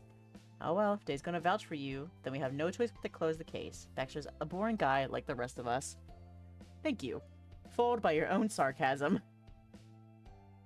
I mean, that's happened more than once to me before, so you know, it is what it is. Despite Baxter's continued insistence that he was the type of person who would definitely eat at a bowling alley, the group remained unconvinced. They squished together and watched with intrigue as he approached the counter and actually put in an order. Baxter selected a veggie burger, which evoked several murmurs of approval from your friends. Out of all the options, that appeared to be the most fitting for a fancy wedding planner. He stepped away from the counter and your friends quickly fell into a line, picking out their own lunches. Jude ordered a chili dog, Scott got a hamburger, Terry picked a slice of cheese pizza, and Miranda asked for the same. Plus, a big plate of nachos were ordered for anyone who wanted to split. Before you knew it, it was your turn at the counter. You decided to go with... I get to pick? Okay. Chicken strips! French fries, slice of pita hamburger, grilled cheese, tater tots, salad, veggies, and dip. Ew. Chili dog, hot dog, chili cheese fries, and chicken strips. And chili cheese fries. And that was it. After all the excitement from the game, you were quite looking forward to lunch. The only thing left to do was to wait. You found a free spot near the alleys to sit down. Terry idly drummed his fingers on the table, but you couldn't even hear the sound. It was drawn up by the surrounding clamor. Balls crashing into pins and the shouts of victory and defeat made for an interesting ambience. You've got a good set here. Jude and Grant are engaged, me and Randy are dating, Dae and Baxter are... Terry halted there. His mouth had been moving faster than his mind. It had not reached its logical conclusion before he'd begun to No, go ahead. What? Finish your sentence, Terry. What were you about to say? Uh-oh. But Baxter and I are what? Apparently, he'd momentarily forgotten that things were strained between you and Baxter. Awkward former friends? Oh, you've heard about that. Yep. Yeah. Baxter began fiddling with a paper napkin in front of him. His eyes narrowed, and he tried to graciously move past the touch of embarrassment. Well, I can't blame everyone for talking about it. That's fair. However, since everyone is aware of the story, I believe I'll go hide in shame for the next several days. He gestured flippantly at the pair of couples, dropping the napkin. Scott's brows lifted. Are you serious right now? no. No, Scott, I am not. It's only wishful thinking. Oh. The conversation grew quiet after that. Terry had managed to score some unintentional retribution after Baxter put his dancing foot in his mouth about Terry's longtime crush on Randy. But the revenge is karma. But the awkwardness was overcome once the food came out. Everyone dug in right away, except for Baxter. He took the time to meticulously cut his veggie burger with a plastic knife and ate the bite-sized pieces with a fork. Oh my god, you Gucci bitch. That action garnered a number of laughs. Baxter paid in no mind and enjoyed his meal. Partway through the lunch, Mr. Ward ever so casually took the lead in conversation. Nothing more than table chatter, of course. So, what are we intending on doing after we finish eating? Going to the craft store. Jude grabbed a few tortilla chips and bit into them with a loud crunch. Humming, Baxter rested his chin on the palm of his hand. I've been giving it some thought, and I believe you may not have to. If you know what you want for the centerpieces, I could pick up the supplies and drop them off at your house later today. You could? Absolutely. That's not a problem. Me too. Right. I'll go with him to help. Yeah, me three. In that case, I can see where this is going. The two of you can go home and relax, and we can do the pesky shopping.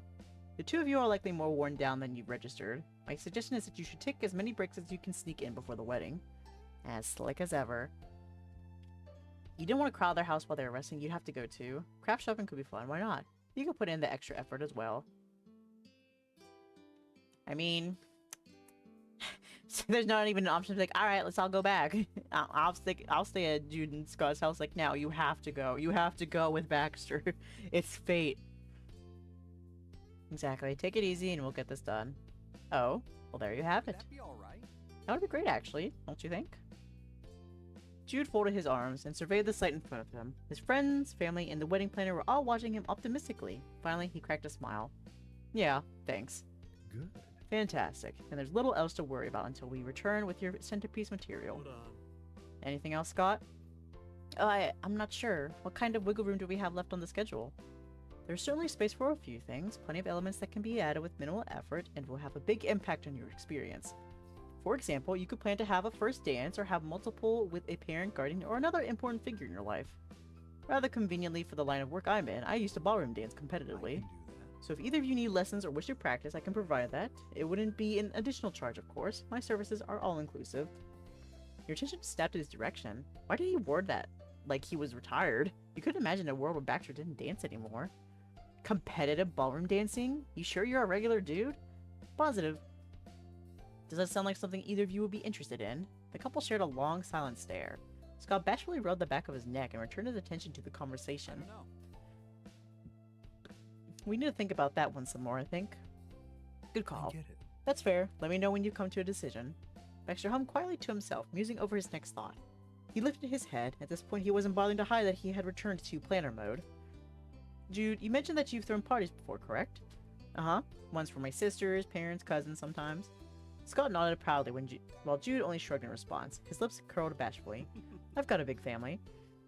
But what about for yourself? Who throws parties for themselves? You are. Right now, actually. Oh, Fine, then. Jude scratched behind his ear, reassessing the conversation. Baxter smiled amiably. Perhaps you're viewing this too much as a party for some undefined mass and the demands of social pressure and such. And Scott, you're seeing it purely as there for the guests to judge, when in reality the wedding is a day solely for you and your husband. My next recommendation is that you do nothing more for the wedding unless it is truly going to improve your own memories of the event. You're right. I'm sorry. Jude, I'm sorry for making both of us do so much so fast. It sucked. Hey, it wasn't that bad. Jude took Scott's hand and held it between his own. He wore an easy smile and lightly brushed his thumb across his fiancée's skin. If you still want the centerpieces, we should do it. I do. I kind of have a vision for the event. Jude's head fell back and he let out an affectionate laugh at that admission. Yeah? You do, huh? Who knew you'd get a kick out of designing venue spaces? Next birthday, you're on deck for decorations. That'd be cool. Jude gave his fiancée a light squeeze and then returned to the main conversation. Scott shifted his attention to Baxter in turn. I'll text you the shopping list. That's wonderful. And Scott glanced at Jude and began chewing at the inside of his cheek. He didn't even have to say it. Clearly he had one more idea. What? I thought of something else recently. Remember that year you rented a limo for your twin sisters on their 18th birthday? Sure. Well, There's sort of a thing where people getting married arrive and leave in fancy cars, so I was thinking, what if we do that for our wedding too? Something like a classic Corvette, maybe?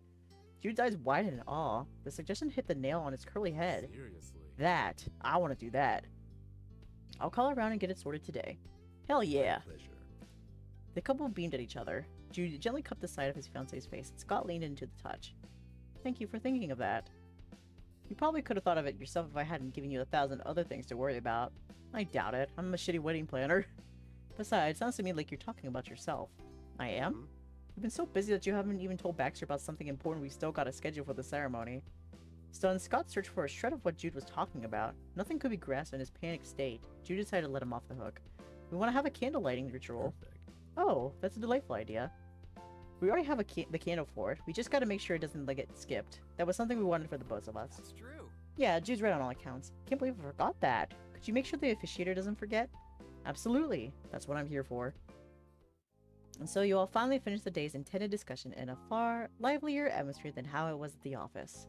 Both Jude and Scott had an easier time with the process and vocalizing their thoughts when they were shooting the breeze than they did under a more professional interview. Baxter's improved party planning skills were impressive. He'd grown leaps and bounds. Even Terry and Miranda were pleased at how this meeting went. Against all odds, Baxter proved within a matter of days that he was someone they could rely on for this wedding. Once the centerpiece details were exchanged, the group split into teams. Jude and Scott set off for home, and the remaining four of you hit the road to the craft store. Although technically you all could have squeezed into Terry's van, Baxter unlocked his car with a beep. After confirming the location you were going to, he followed behind in his own vehicle. Once you'd arrived, you waited near the front of the craft store. Oh, he didn't want to have any more car talks? No more deep car talks trying to get into our past. Damn indeed. But listen, I have a theory on how this might play out. Listen, you ever heard of like the trope? They fell for them, but they fell harder for, like, they use like the genders, like, she fell for him, but he fell harder. That's what I'm trying to do. I'm gonna make him fall harder for me. That's what I gotta do. I have to make myself look appealing and affectionate. I'm going to win him back, and then at the opportunity for me to crush him, I won't. Okay, I'm not gonna learn my lesson. It's fine. Once you'd arrived, you waited near the front of the craft store. Baxter might have still got stuck at a light since it took another few minutes for him to show up. He gave a jaunty wave and speed walked over. Hello. Everyone, I see we've gotten here safely. Pleasantries were had, and the gang pressed onward. Miranda broke away from the group with a clear mission in mind. She rolled an orange cart enthusiastically. Now you're ready to go. Baxter grinned at her in return, but gave the line of carts a glance. We should take another. One cart likely won't be enough. Agreed. Good call. You shrugged your shoulders and fetched a second cart. Every single candidate was the same sun-faded plastic. You took the nearest option. Seduce him. Gotta make ourselves look drop-dead gorgeous. Seduce him. Exactly. Make him regret. You could have had this for 5 years, but instead, you decided to be difficult for no reason. Excellent. Let's proceed. Miranda led the way into the heart of the store, both carts clattering along in old, squeaky wheels. She methodically started on the passing aisles. What? Oh hey, Randy knows, but I've got to warn the rest of you. There's an all-hands-on-deck kind of meeting this evening at work, so I can't make any of this stuff. After the drop-off, I'm gone. Terry faced you with a sheepish expression, not entirely apologetic. You're going to have to take my place in the crafting circle, Dae. You nodded along with the explanation. I understand. Thanks for the warning. You are going to be missing out on a lot, though. I know. Centerpieces? That's the whole center of the event, but I have no choice. You get 5 years of all this. That's totally fine. I appreciate both of you being here and helping as much as you have. Don't say this around Jude or Scott, but I've been nervous they were going to be disappointed by their own wedding. She sighed and drooped it down against her cart, her head almost sticking into the front basket. I know they would have been if it was only the two of them doing it. She straightened herself and offered a smile, first softly at Terry, and then at you with a bright gratitude. I'm lucky I had reinforcements to call. Though when she turned to Baxter, she demurred. Thank you. You've been great to have on our side too, Baxter. Thanks for accepting the job. You didn't have to. Most planners wouldn't. Gladly. I do this gladly. Everyone has placed a lot of faith in me, and I want to honor that. How dare you now? I really gotta stop bitching at him every time he speaks, but I just can't help it. Baxter fidgeted with his collar as Miranda kept her soft eyes on him. Terry chuckled. You are so sweet, Randy. Of course we're helping you. Oh, but not to us. That's what I was gonna say. He was like, no, I'll stop. You guys can just be petty for me. And we should get back to doing that. Time's a-wasting. Oh yeah, sorry. Browsing resumed, and you began checking off the supply list Scott sent. The collection had you going all throughout the building, some items needing a real hunt. Nah, I'm making them comments. Alright, I will. Does color or scent matter more for the candles? Because I'm only finding white candles and coconut. Jude likes coconut leaves, but I don't think that'd fit in a formal wedding.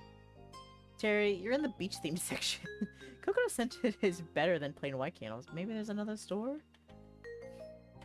You're in the beach theme. Pointing to the sign plastered on the shelf above him, he tried not to laugh, Terry's eyes widening at the office.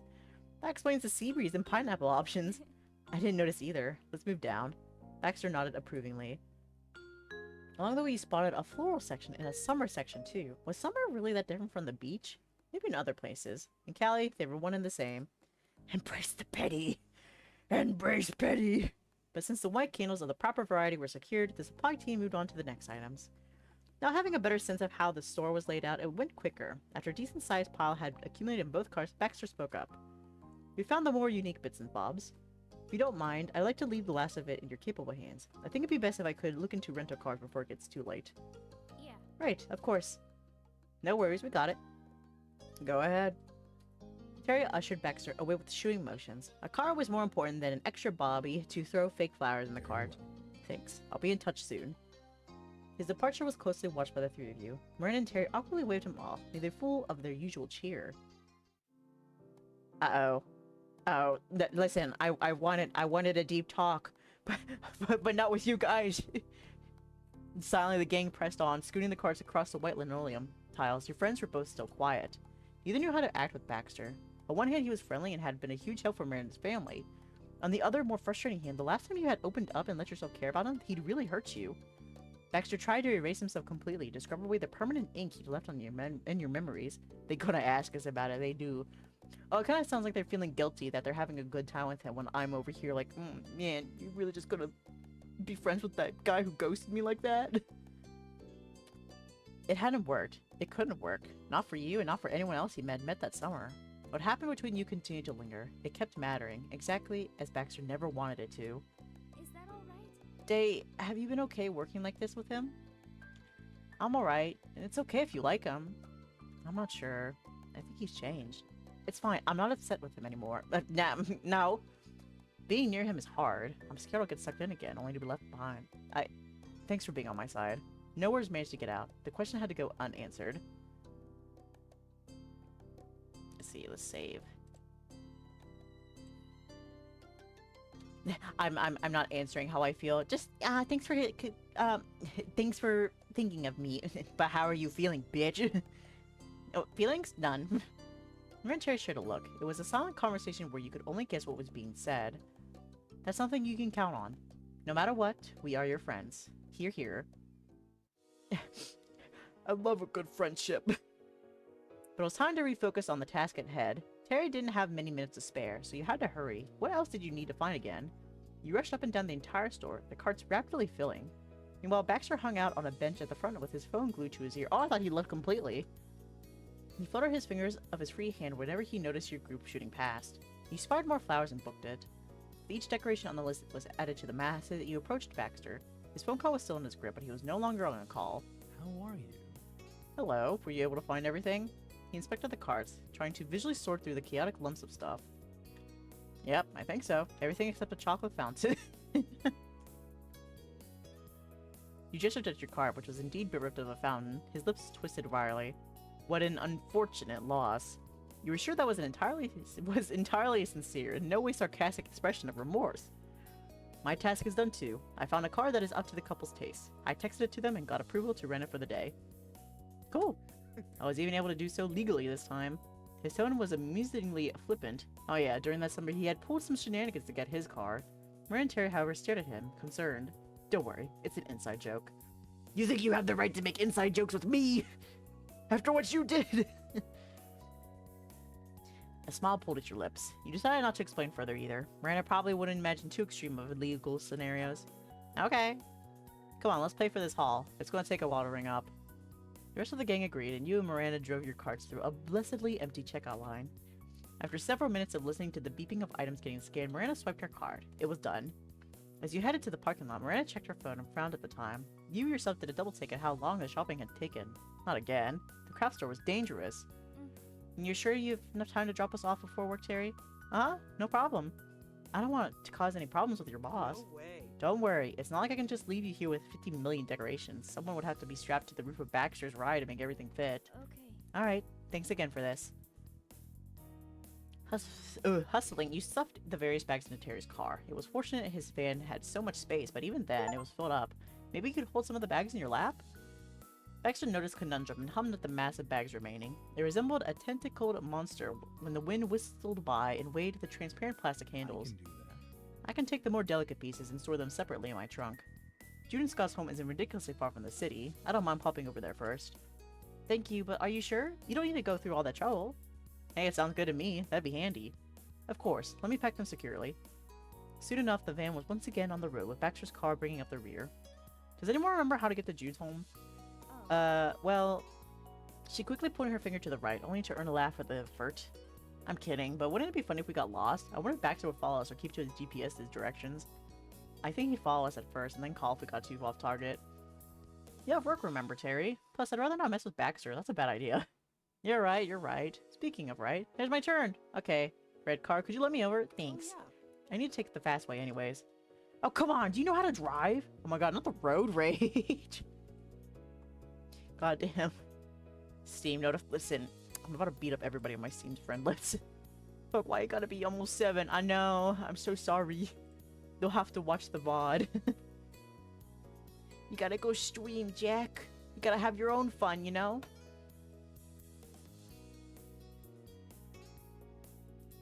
You gotta have a good old fun time. Splatoon today, right? It'll be great, don't worry.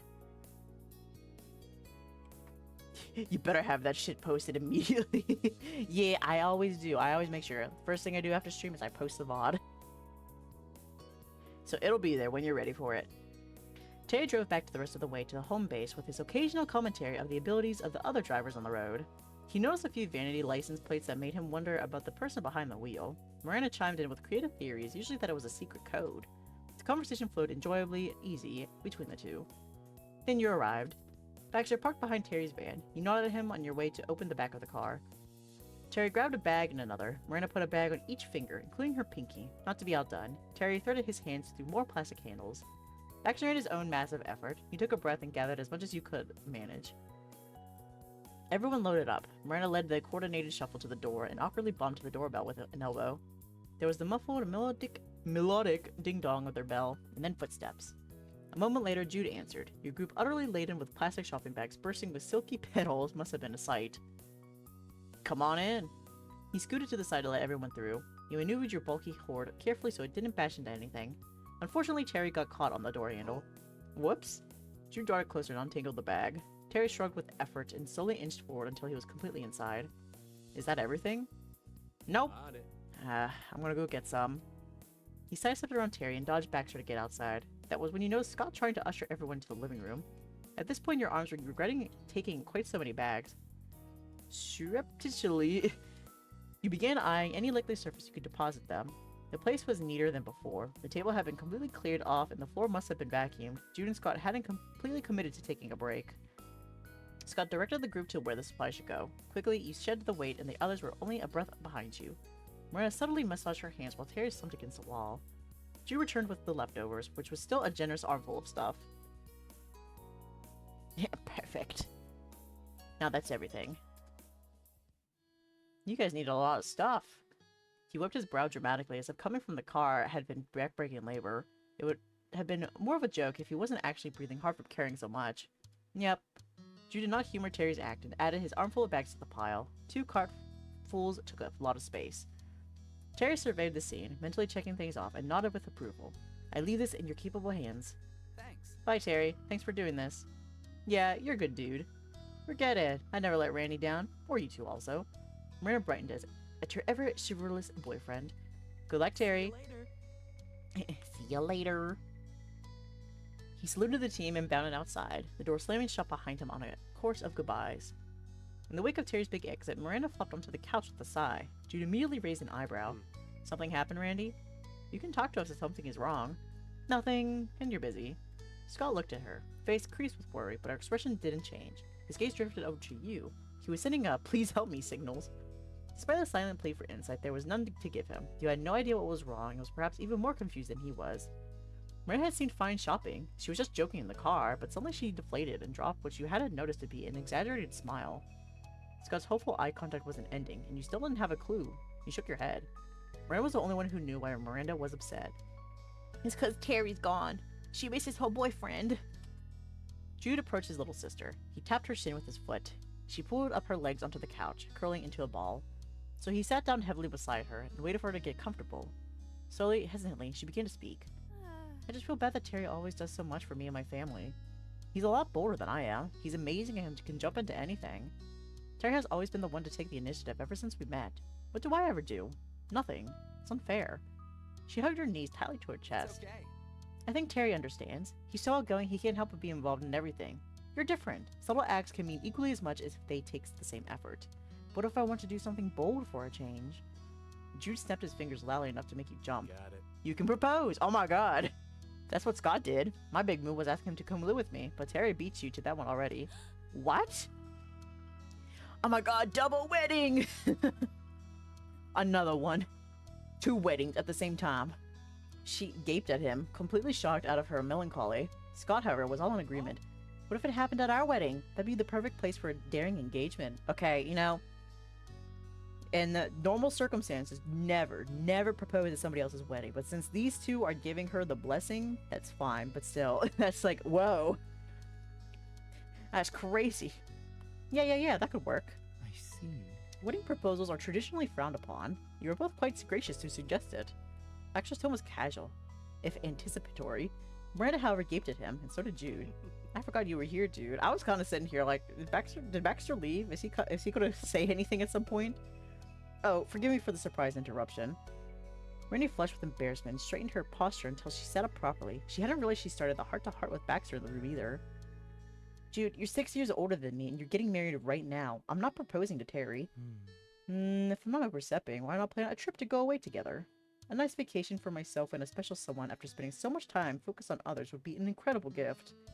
It doesn't have to be the equivalent of a honeymoon like Jude and Scott are having for it to be worthwhile. Simple does the job just as well.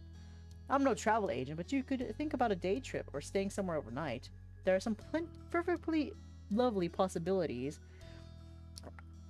I thought I was going to start talking about making us hang with Baxter with him right there. Yeah. But I wonder if Baxter's talking about the cabin hotel that we stayed at. Miranda tapped the bottom of her lip, considering it. That's a fantastic idea. I can remember a few places that Terry has wanted to visit for ages, and most of them aren't that far. Slowly, her lips lifted into a grin. That spark of inspiration had relit her fire. Let's do it. I'll do it. I really will. I'm going to take Terry on a mini vacation. She turned towards you, her voice reassuring. But I'm not going to run off while you're here visiting us, obviously. It'll be later. You smiled, appreciating that she had addressed that before you even had the chance to worry about it. Her thoughtfulness was sweet. Someone will have to hold me back. I swear to God, if he suggested someone will have to hold me back.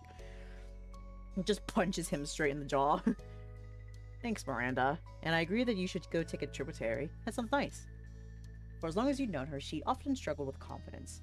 This was a great opportunity for her to try something new. She should be proud of herself. You're really nice. Thanks, everyone, for listening to me. I'm sorry for being distracting. We've gotten completely off topic. Hey, the party is not more important than the people attending it. Jude hooked an arm around his fiancée and lightly squeezed. Scott leaned into the embrace. That was our thing! Stop letting other people into our things! Baxter watched the scene with an air of distant contentment, like an audience member for a documentary. Then he cleared his throat. Good. Good luck, Miranda. I should be leaving soon. However, before I do, let's take a moment to discuss what we will do tomorrow. If the centerpieces are the final element, we won't need to meet in the morning. We can decide what to spend that time on now, if anything. Scott and Jude exchanged glances and reached a decision. Jude tilted his head back to Baxter first. We could go clothes shopping, or we could try slow dancing. It's doable. Both are doable. We could have a day of formality. The couple smiled and leaned into each other. Jude spoke directly to his fiancée, Good call. and we can give everybody else a break. I think me, you, and Baxter can handle the rest. Scott agreed with a brief nod. Yeah. The others have done more than enough. It's settled then.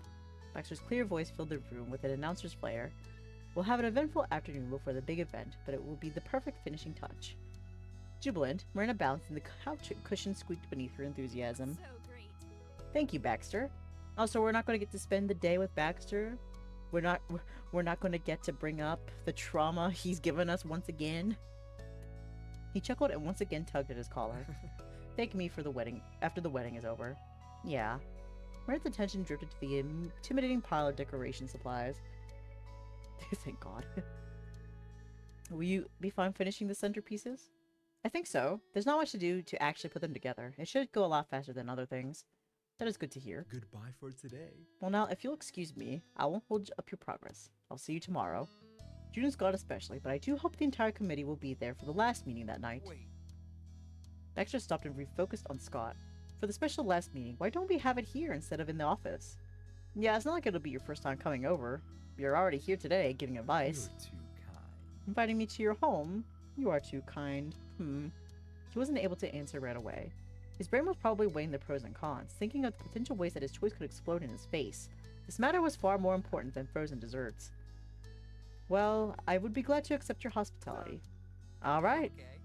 then we'll be here tomorrow night. Yes. Good evening, everyone. Bye. Oh?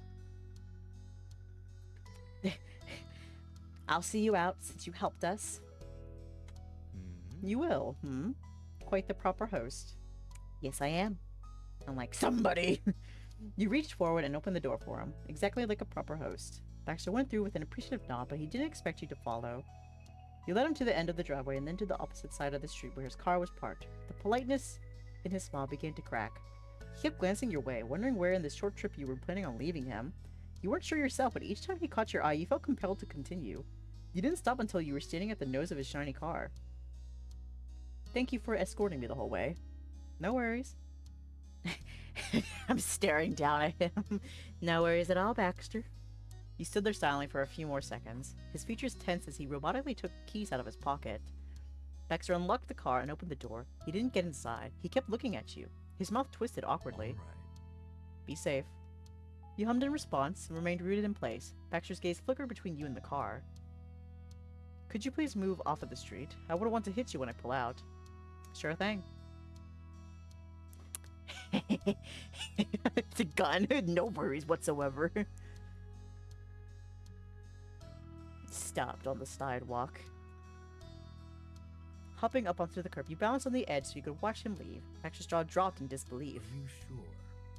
Are you certain that you don't need to return your friends? I can wait to pull out until you've gone inside. I don't mind. Baxter, just go. The sooner you leave, the sooner I'll go back inside. Why are you so... What's wrong, Baxter? What's wrong? Don't like me staring at you? You don't like me looking? Don't like me letting you get away without a word? Like last time? Why are you hesitating? No, you can go. Baxter's posture straightened under your unyielding gaze. He folded his arms defensively. What's wrong? Everything's fine, Dae. He's obviously not. You'd given up pretending that he was ever going to leave with you watching. Now you were simply at a standstill. Okay, why can't you leave?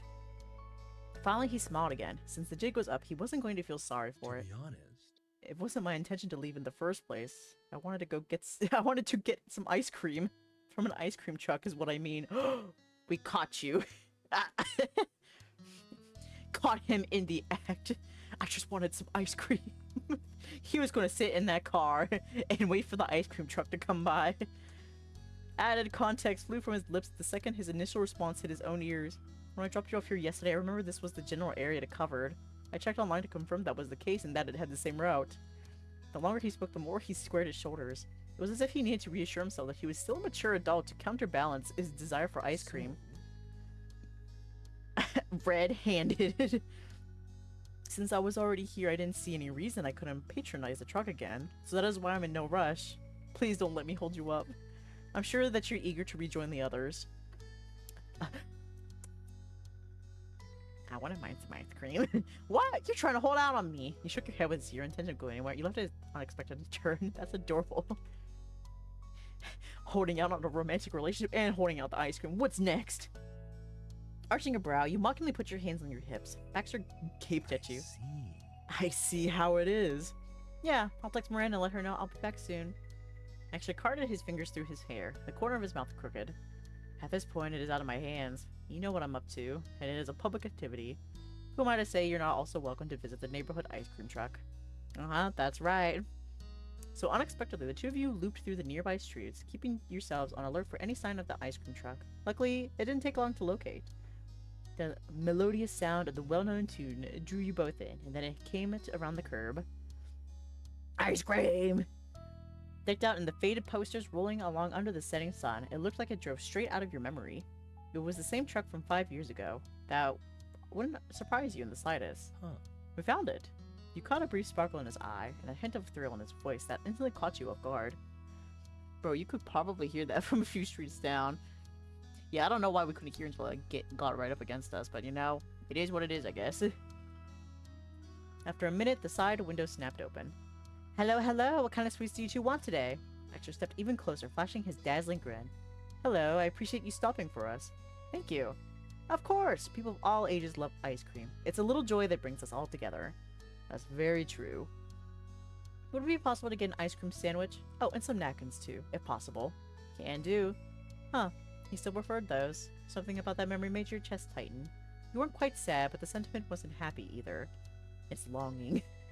Baxter graciously slid to the side so you could order next. You could feel his curiosity poking at your skin. And you? She leaned slightly out of the truck. You hastily glanced over the menu. It was even more sun-bleached, but the shapes were distinct enough to tell apart, even with the washed-out colors. Okay, what do I want? I think last time I got the sundae. I think. Yeah, I got an ice cream sundae cup, I think. Snow cone! Okay, we'll get a snow cone. It's just this lemonade cup, isn't it? Yes. Oh, wait, no, the snow cone's right there. Never mind. I'll get a snow cone. Sounds great.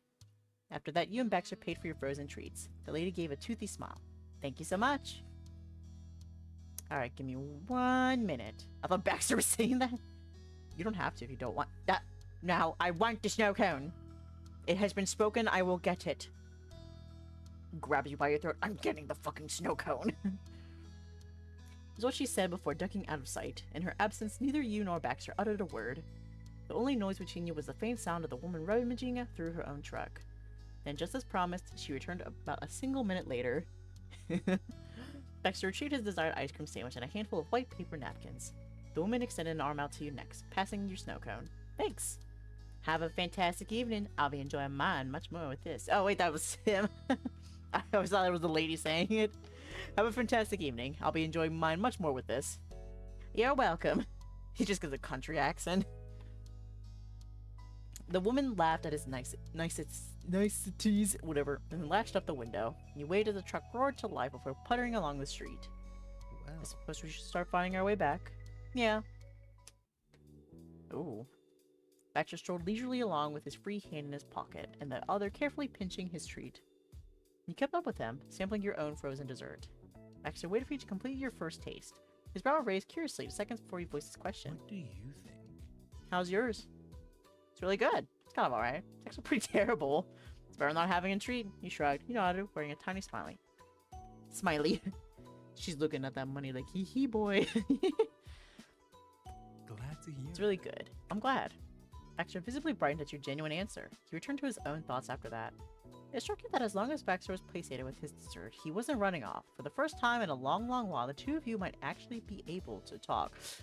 Alright, it's time for an ice cream talk. So do you still dance, besides helping the couples you planned for? Why did you become a wedding planner of all things? Why do you only choose rock? You've changed a lot. Why did you... Oh. Whoa, okay, you know what? And now I have to go. Why?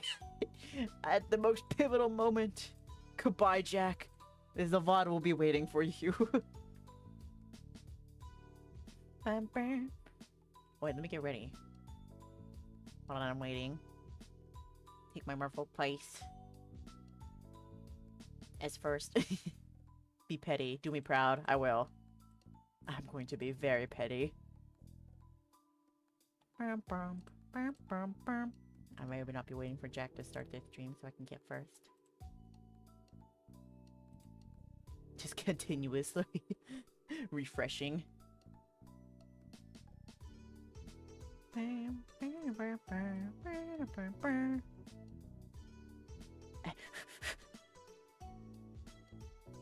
me first! What? Out of stock? Okay, never mind. I got it.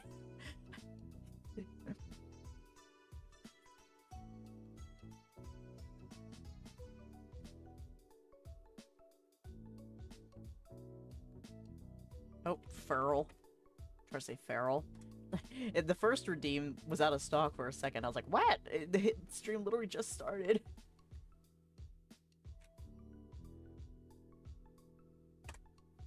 Yeah, there we go. Alright. Now back to our regularly scheduled pettiness. Alright, so did I save? I did save, okay.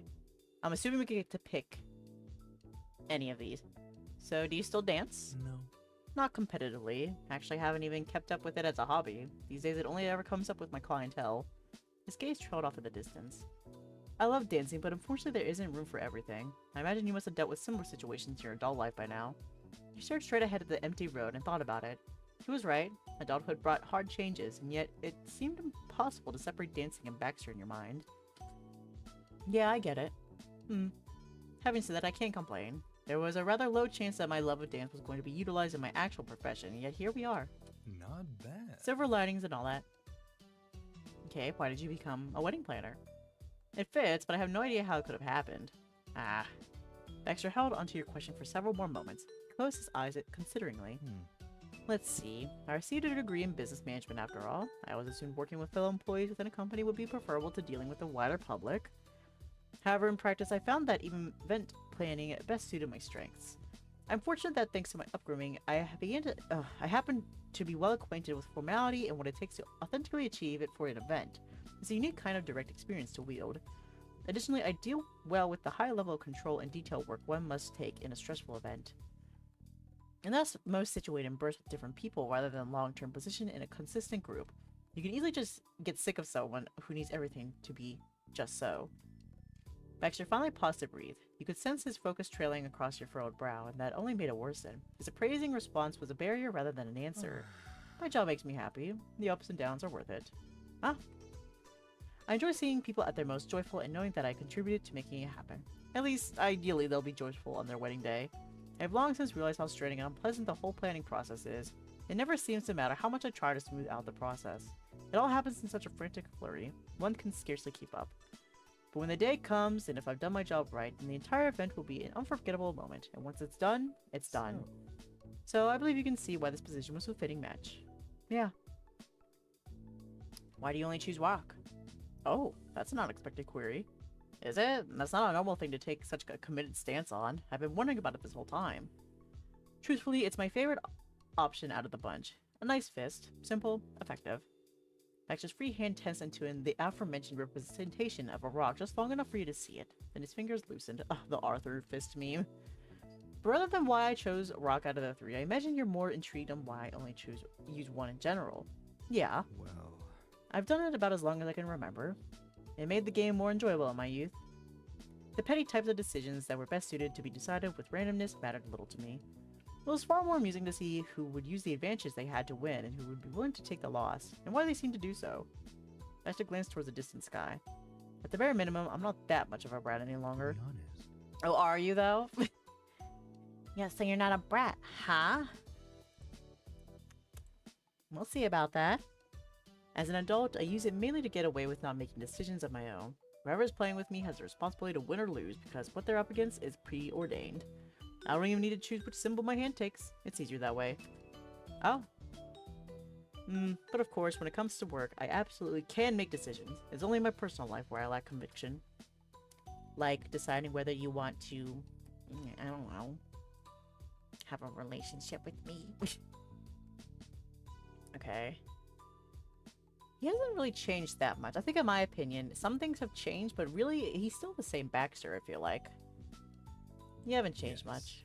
I have to agree. I don't feel like I've changed in the slightest. I'm an actual resident of California now, and despite living here for nearly a year, I haven't so much as dipped my toes into the ocean. I'm still far too nervous for that. Embarrassingly, I'm not a beach man like Terry. I'm not even the bee man anymore. He calls me Baxter. The former bee man's voice grew quieter. That level of transparency didn't last long. Baxter quickly changed topics, but his sadness lingered in his eyes. He's like, we're not that close anymore. My taste in ice cream hasn't evolved. Neither has my ideas for outings. truthfully, I can say that I've improved some talents over the years and found a less eye-catching sense of style, but for anything meaningful, there's been no growth. He was right in some ways. Baxter was a diamond that showed different facets in the light. If the gem spun, you might see parts you hadn't before, but it was never something entirely new. Baxter Ward was still the man you met 5 years ago. His lips twisted bitterly, but he fixed with that with a bite of ice cream. He held the sweetness on his tongue before swallowing. Don't mind me and my ramblings. The big one. So, Baxter Ward, tell me the truth. Just tell me up front. Don't beat around the bush anymore. I just want a reason. As long as you tell me what happened, I may be more willing to let you go after this whole thing is over and accept never talking to you again. But the fact that you didn't give a real reason as to why you stopped talking to us 5 years ago, that's why we're kind of hanging on it, you know? Like, there's no closure. There's no closure to it. It just happened so randomly. Like, we were having such a good time. We were getting so close, and then all of a sudden you're like, we're not talking to each other anymore. Bye. It's like, why? Tell me the reason.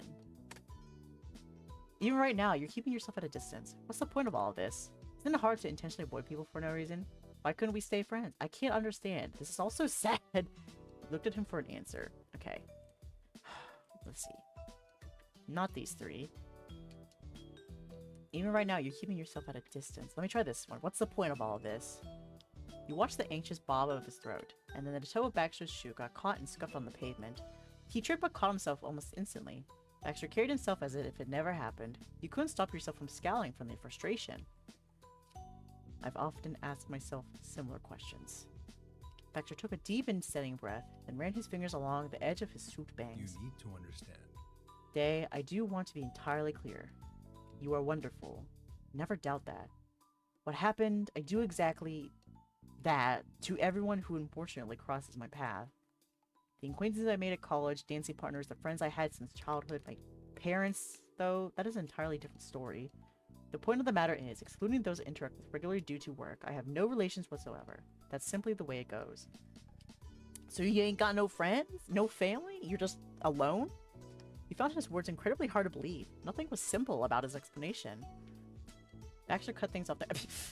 Can't we not have a discussion? Why is it just, this is my answer? You want to know more? Sorry. No. Too bad. He was not willing to deal with that part of himself, but surprisingly, he also didn't take it out on you as he had any other time he tried to get personal. The topic just drifted, and you let it. It left a truce between you both in that moment, and for the evening, you could make peace with that. The two of you continued on your path to Juden Scott's house, surrounded by the end-of-the-day ambience of crickets and distant cars. You stole a glance in his direction. Somehow Baxter still hadn't finished his child-sized ice cream sandwich. You couldn't help but wonder what was happening inside his head. Since he'd returned, everything came with a thick layer of fog to trudge through. It was only yesterday when Baxter was begging to be anywhere else on the planet than by your side for a little while. Now he was just trying to stretch this walk for as long as possible. Was it because of him or because of you? Were you both doing something? Would any of this even matter by the day after tomorrow? Well, I hope so. Did it even matter right now? Time had run out to say anything else. Baxter plopped the last bite of his treat into his mouth and crumpled the wrapper up. He was finished with his. Baxter tidied himself as well as he could with the cheap paper napkins. He didn't use them all, and offered the remaining ones to you. Alright, give them. Thanks.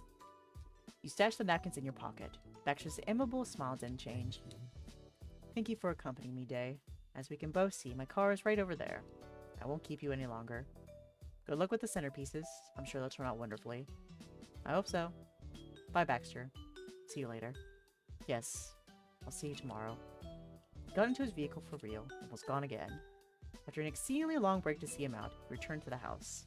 The door unlocked with a twist of your wrist. The sight earned a grateful sigh. Excuse me. It was a lucky gift of fate that the front door was left open. No one had checked since you were gone. You were able to slip inside and rejoin the others without any extra weirdness. They're not like, where'd you get that snow cone? Or at least that's what you thought. Miranda and June Scott stopped what they were doing to stare at your entrance. They must have heard the door close. Awkward. Hey. Jude at least didn't have an interest in asking you probing questions. He punctuated his greeting with an easy smile and resumed his silk flower arrangements. Wow, the missing Dae has magically reappeared. Were you talking to Baxter? He folded his arms across his chest and watched you with an honest curiosity. Unlike his soon-to-be husband, he couldn't let oh, there's a little bit of a grammar error. He couldn't just let the delay slide without mention. Yeah, we talked for a little while. We were catching up. Mara's shoulders relaxed hearing that news. Don't relax yet. It still didn't end too great. After experiencing the impact of that summer firsthand, she understood the magnitude of that step. Really? You seriously did know him before? I did and do. Sort of. He's still Baxter Ward. Letting that information sink in, Scott removed his glasses and idly cleaned the lenses on the end of his shirt. He slipped them on and then sheepishly scratched the top of his head. I know this Baxter stuff is old news for you, but I'm finding it hard to imagine. Sorry, that's probably because you're the only one of us who never met him before now. What? Huh? The comment was finally enough to pique Jude's curiosity. Miranda snickered as Jude put the silk flowers down. When did I meet him? Well, you didn't talk to him, but you had to have seen him. Clue. That... I'm more confused. Remember my 19th birthday party? He was there. Your 19th birthday? Yes. He wasn't there as a guest. Baxter was one of the main people who put the whole party together. Jude's brow pinched and he gazed into the distance at nothing particular, searching the recesses of his mind. And at last, a spark behind his eyes brought him back to the present. I remember one strange dude, the edgy kid who kept messing with the chocolate fountain. Why was he there? That's the real question. You couldn't stretch ear to ear hearing Jude's recollection of Baxter. How typical of him.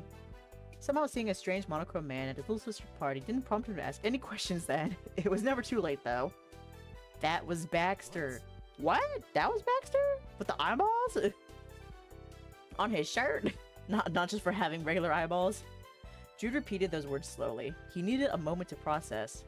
Yes. Then he dropped, folding like a chair. You never heard him laugh that hard. He was shaking. In contrast, Scott kept his composure. The longer Jude continued, the higher Scott's brow was raised. What do you mean with the eyeballs? What's wrong with his eyeballs? What's wrong with his eyes? What did they see? The Eckert siblings were both appealing with laughter at that point. You could only hope Baxter had driven far enough away to not be able to hear himself. Nothing. There's never been anything wrong with Baxter's eyeballs, I think. Poor Scott. He never experienced Baxter's black and white glory in person. It wasn't something any of you could convey with mere words. Phew. Jude pressed his palm to his heart and leaned against the couch cushions until his breathing calmed down. Scott, you had to be there. He looked like a fool. Let's not hold it against him. So, I'll take your word for it. No one's just going to tell him, oh, if he had an eyeball design on his shirt, they're just going to let him imagine what we meant by that. Jude scooted to the edge of his seat and grinned wildly at him. He gave Scott's leg a pat. Got it. Time to get to work. Flowers won't arrange themselves. Scott bobbed his head, still in a daze, and the three of them got you up to speed with their crafting circle. The rest of the evening and well into the night were spent joking, sharing stories, and creating beautiful masterpieces. At one point, a new message in the group chat caught everyone's attention. Baxter asked for confirmation that tomorrow would be the big day out with the couple. You weren't sure if it was only in your head, but Baxter's phrasing felt a little more friendly with his prior updates. He even used the thumbs up emoji. Oh my god, that was completely new. You went to bed and hoped this might be a turning point. Things were coming together. The next day, you had the morning, afternoon, and evening to yourself. Jude and Scott were gone until late. However, they managed to keep everyone in the loop while they were gone. The group chat buzzed with various updates throughout their adventures. There were glimpses of the suit stores they were checking out, the event room they used for practicing dance in, and pictures of the three of them presumably taking a break. Jude and Scott were thrilled in the photos. Even the occasional Baxter in the background seemed pleased. And based on the updates, that wasn't for show. The wedding plans were genuinely going well. Meanwhile, you had your feet up, resting and recharging for the big event. You imagine Terry and Miranda spent their day off similarly. Oh, they didn't even hang out. They don't want to hang out with me while we wait? Damn. After all that hard work, the grand payoff was almost here. There was only one meeting left with the planner ahead of tomorrow. Miranda and Terry arrived at the house not long after you finished dinner. Just as things were talked about before, everybody was invited to Jude and Scott's place rather than the office. It wasn't long before the fiancés and their wedding planner strolled in with their spirits high. Almost everyone got settled comfortably in the living room. Jude and Scott entirely sank into one end of the couch while Terry sat at the other. Miranda folded her leg and sat on the arm of the couch leaning into Terry. You plopped down on the room's other plush chair. Baxter, though, didn't pull a chair aside or sit down anywhere. Instead, he remained standing, holding his notebook and waiting for this moment to begin the meeting. I would like to extend my sincere gratitude to everyone here. You've handled this stressful schedule commendably. Bravo. It's been excellent working with a party planning committee such as yourselves. Baxter bowed his head politely. It was clear that he was trying to maintain the wall of formality with his role as the wedding planner, but his earnest tone gave him away. Baxter meant what he said from the heart. Before comments could be made, he changed gears and tapped the pad of his finger to his chin. My main concern at this point is simply the partygoers enjoying themselves the day of. Though there are a few remaining details we need to get out of the way before I leave, it's minor. The room buzzed with excitement. The fruits of your hard labor were almost ready to feast on. Miranda reached across Terry on the couch and gave her brother a big high five. So great. I can't believe we made it in one piece. Seriously. You and me both. Good for you guys, but me, I don't think I got any more pieces to lose. They both laughed heartily, and she offered Scott a high five next. Terry, meanwhile, dropped his chin on Miranda's spine with a quiet hum. She squinted at the sun in contact and missed Scott's hand. Scott immediately shifted from the high five to making sure Miranda wouldn't lose her balance. Baxter cleared his throat to regain the room's attention. His soft expression grew more focused. Is that fine? As I said before, we have a few remaining details to sort out. May I? Knock yourself out, but hurry before Randy knocks somebody upside the head. I'm fine, Jude. Thank you for being concerned. Yep.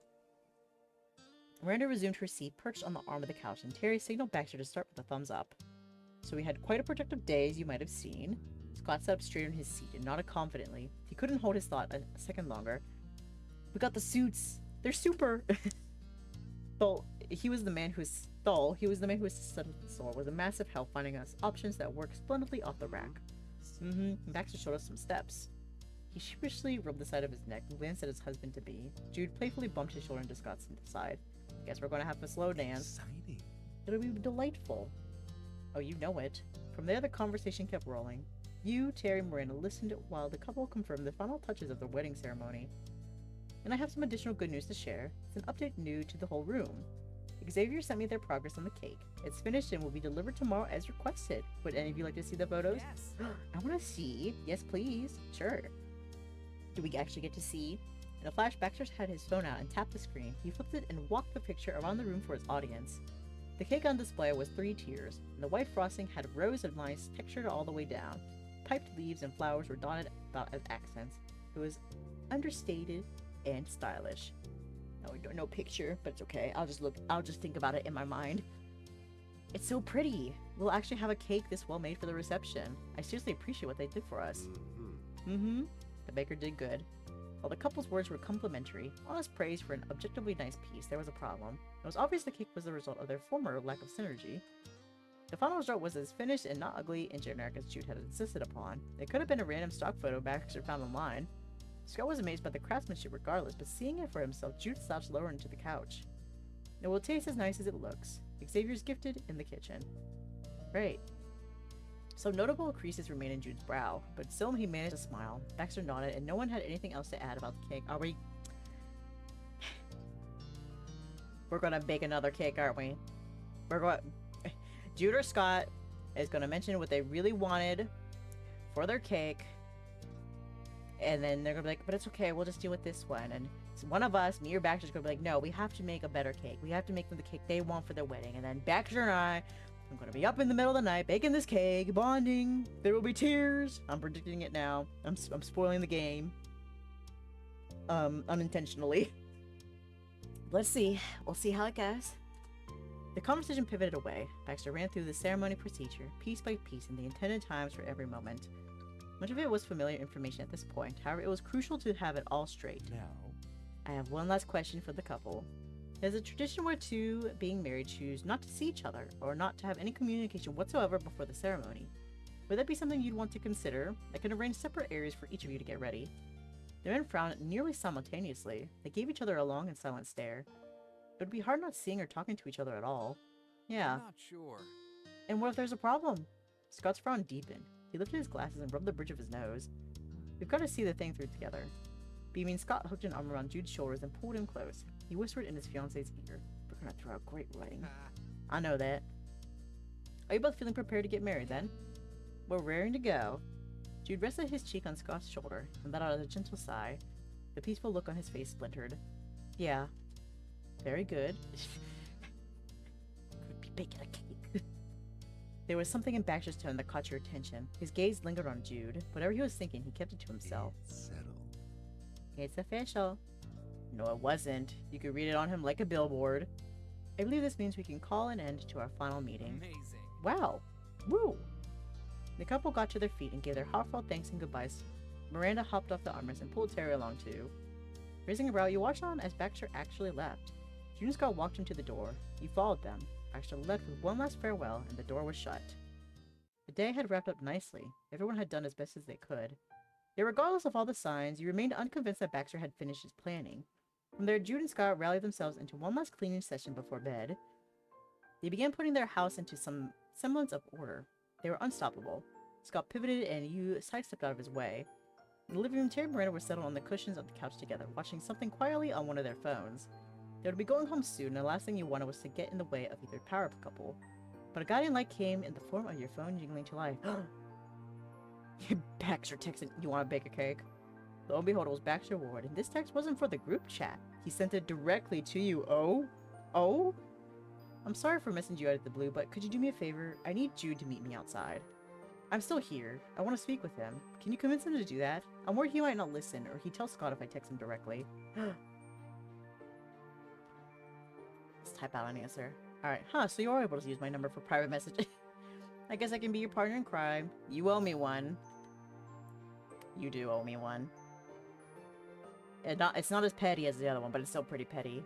Noted. Thank you, Dae. Oh wait, no, that... No, actually, go back.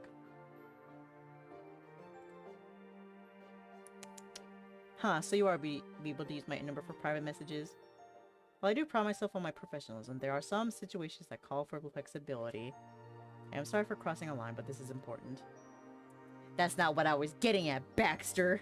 Not at all! Oh well. You were forming an idea on where this was about to go as you slipped your phone into your pocket and got to work.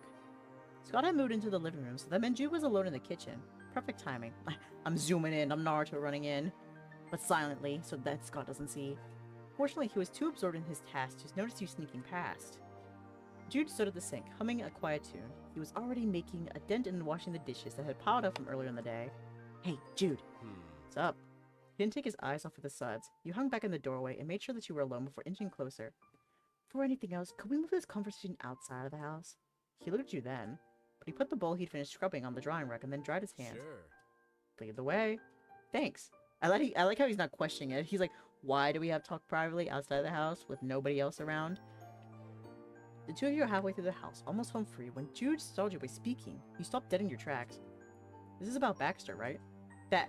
How did you know? How did you blow it that bad? You about to blurt it out, but then Jude crossed his arms and expression morphed into something you'd expect from Liz. Oh, is he... Does he not know? Does he think it's something else? Jude wasn't onto what was really happening. He thought you wanted to talk about Baxter from your own personal angle. Your conflicting emotions must have been dancing across your face because Jude dropped a protective expression for a sympathetic one. That's good. You can tell me about it outside. Bullet dodge. Without exchanging another word, you led him out to the front door. You know, that's really sweet of him. Like, we're not as close friends with him, but he thought we needed somebody to talk to, and he was willing to do it. He was like, oh, you want to talk about your man troubles? Yeah, I'm all for it. You know what? What a homie. Go, Jude. Jude stood froze only a couple feet outside his doorstep. His head snapped to the side, catching where Baxter was leaning against the side of the house. You want to talk about Baxter with him sitting right there? Yeah. Hello. Hello, Jude. Thank you so much for your help, Dae. Baxter moved off of the wall and readjusted his jacket. He grinned wildly, and sent a shiver down your spine. There was something about arranging a confrontation at night with an unsuspecting Mark and a man in a well-tailored suit that made you feel you were now an accomplice to a crime. Local hero falls into a trap set by a devious monochromatic supervillain and all that. You coughed and turned away to regain your composure. Baxter's master plan was going to be in Jude's favor, obviously. Not that he knew that. Jude's gaze flickered between the two captors. What's going on? That's exactly what I wanted to ask.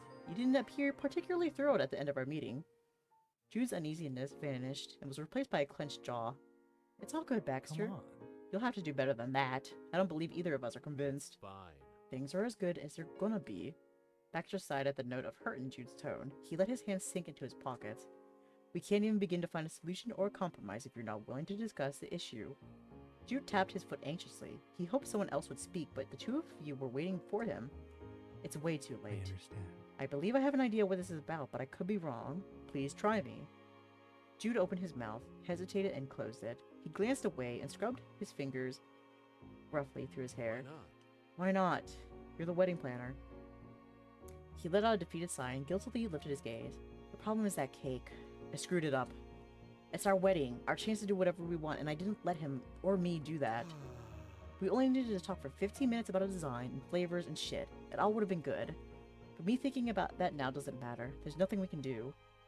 The tirade was the longest you'd ever heard Jude speak all in a row, and the angriest. Baxter listened sympathetically. When he was certain Jude said his piece, Baxter took a turn. Yes. Unfortunately, yes, the cake is finished. Xavier wouldn't be capable of overhauling the design of an entire wedding cake at the last hour. Even if adding new decorations isn't particularly feasible. Then I can't recommend you doing anything to the cake without discussing it with Scott first, regardless. That's why I kept my mouth shut. The baker did what I wanted, but that cake is always going to be something I regret. Well, maybe Xavier can't make the cake, but maybe me and Baxter can. Jude squeezed his eyelids shut as he admitted that aloud. Baxter's expression tightened and he exhaled through his nose. Jude, have you perhaps heard of the concept of a groom's cake? Jude cracked an intrigued eye open. He studied Baxter cautiously. No clue. What's that? Wow. Well, wedding cakes are often tailored to only one half of the couple's taste. There is the cliche of a bride picking out a dream wedding and a groom being left out of the process entirely for a reason. The situation can certainly apply to any gender couple, and sometimes it isn't a problem for the pair. In this case, you could say the wedding cake was more of your choice than Scott's. Now, the basic concept is that you have the beautiful classic wedding cake of multiple tiers and understated coloring scheme as the main piece. Then there's a second cake that is smaller and often far more themed in design. Something potentially showcasing a hobby, a sports-themed cake, for example, or a video game-themed cake. It's meant to be the preference to the person who didn't get their say before. That way both people in the relationship get what they like. And adding a groom's cake makes for a much better surprise than redoing a piece that was already agreed on. Are you for real? That's a thing? Absolutely. It is. Scott and I met playing games online. Could we get something to celebrate that? A video game-themed cake? Your eyes flickered back and forth between them. Jude's hopeful excitement contrasted with Baxter's strained smile in a painfully humorous way. Baxter pinched the bridge of his nose. We can't ask Xavier to create an entirely new cake on short notice. But we might be able to find a pre-made one with video game accents. It would be more young child's birthday cake than the most important event of your life, groom's cake. Jude began to visibly deflate, and that was the apex of this final meeting. Baxter had drawn him outside, gotten him to open up on his feelings. Everything had proceeded as he'd requested. And it was as expected, but Baxter knew this was about the cake, so you waited to hear why. The hands still in Baxter's pockets had morphed into fists, and his arms were pulling down so tensely his sleeves might have ripped off of his shoulders, if he was in something of lesser quality. By the looks of it, Jude wasn't the only one questioning his various choices, but of course Baxter Ward was good friends with bad ideas. If you're truly desperate, I could do it. I knew it. I could make a groom's cake. Jude's jaw went from a slight dip to a drop. Baxter had done a lot in the past few days, but he always remained within the bounds of his job. Even going to pick up and drop off the centerpiece supplies could be considered a part of the process if you had an especially involved planner. However, making a groom's cake the night before the wedding was definitely not how any of this worked. Baxter Ward was taking a flying leap past the line of professional courtesy. You make cakes? No, but he could do it anyway. I guess I'll have to help him. Jude slowly articulated through his shock. Baxter nervously blew at the edge of his swooped bangs. Not professionally enough. It won't taste as good as the wedding cake. I can curb that expectation right now. I'll have to use a box mix and it won't be true to the 3D carved shape. There's something better left to the pros. However, I can manage to create a cake that fits the bill better than a sheet cake with some plastic decoration stuck in it. I could use a stencil to make it look like a controller and frost it. And I do have some experience baking for events. I did help make the cupcakes for Miranda's 19th birthday. Not just the chocolate fountain. Baxter blinked. He's like, you knew? And then scratched the side of his neck. He let out an awkward chuckle at that bit of infamy preceding him. I did do a touch more than provide the chocolate fountain. Well, hell, if you can do it, do it. That would be... I don't know how I could make it up to you. Don't allow the stress of having the perfect wedding ruin the experience. That's all I ask for. Oh, and don't smash any of the first or second cake into Scott's face as a surprise. Despite Baxter's lighthearted teasing, Jude continued to stare at him astonished. Dude, you're... Thanks. You're welcome. And now I can comfortably say that we're all set for tomorrow. You need all the rest you can get before the morning, so take it easy tonight. I'll be going now. They were serious. Baxter was about to make a themed groom's cake the night before the wedding he was planning. He shouldn't have to handle that alone. Here we go. Baxter was biting off more than he could chew. You had to make sure this didn't go awry. He was so ridiculous, and he absolutely needed someone to watch out for him. What a champ. You want to do everything within your power for the wedding too. That sounds like fun. Oh, these are like so serious and dramatic. Oh my gosh, cake baking? I love that. But yeah, you shouldn't do it by yourself, Baxter. Like it said, it's going way past the professional courtesy that he has. Sorry, my mouse is like flipping out. But yes, you don't have to do it alone. There was no way you'd go inside and wind down for the night. Your mind was already made up. I'll help you. Amazing. Baxter shot an unimpressed glance at Jude, and then he tried to rein his emotions in. Dae, I promise I can do this on my own. This was my choice. And this is my choice. Don't try to talk me out of it. Jude wouldn't let Scott do everything himself, and I'm not gonna let you get overwhelmed trying to do everything on your own either. You need help. Baxter's hesitancy and discomfort was evident. He gave the collar of his shirt a slight tug. Is that fine? I'll be baking in my apartment. Is that fine with you? Uh-huh. I'll go with you.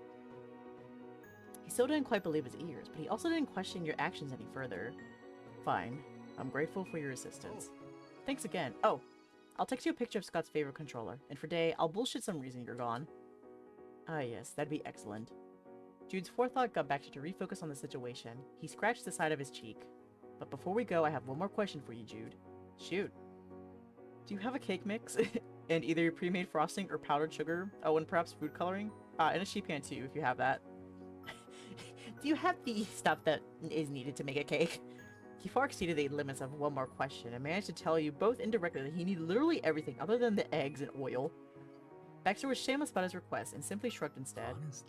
I don't have any baking supplies. I figured it'd save us a trip to the store and fret over brands if we could use ingredients from your own kitchen. Of course, you don't have to. Of course, you don't have baking supplies. Of course, of course. Jude tipped his head back and let out a deep laugh. He rocked forward and wiped a tear from his eye. We probably have stuff you can use. Wait here. Jude jogged into the house, leaving you and Baxter there on the driveway. He didn't even bother closing the door, so the light from inside fell between you. Neither of you uttered a single word. Jude would return any minute, and you'd have the whole night to say anything either of you wanted. A couple minutes later, Jude rushed back out with his arms full. He passed Baxter a sheet cake pan stacked with supplies, carrot cake mix, 2 containers of cheesecake frosting, and a box with red, green, blue, and yellow food coloring. Oh my god, we're getting a carrot cake? I love carrot cake. Carrot cake's so good. Scott prefers it way more than chocolate and vanilla. We can do a lot with this. Yes, and it's going to work. Good night, Jude. I'll take care of this and Dae. I'll take care of this and Dae. You're gonna take care of me? For once? You have nothing to worry about. And I'll take care of him. Baxter's mouth crooked into a familiar smirk. Jude shook his head and waved you both off. Alright. We're on the clock. Drive safe. And with that, you and Baxter split from the group for one final pre-wedding mission. You hurried across the street and climbed into his car. Alright, so before we get into the rest of this turmoil, this big event, I can tell, this is going to be the big one, the big actual discussion. That where we will actually maybe have a conversation instead of me asking questions, he answers, and that it. Maybe, hopefully. But I'm going to be right back because I need to take a massive piss. So, one moment. I will return shortly. Oh my gosh, an ad break. Wow, how convenient. Alright, 1 second.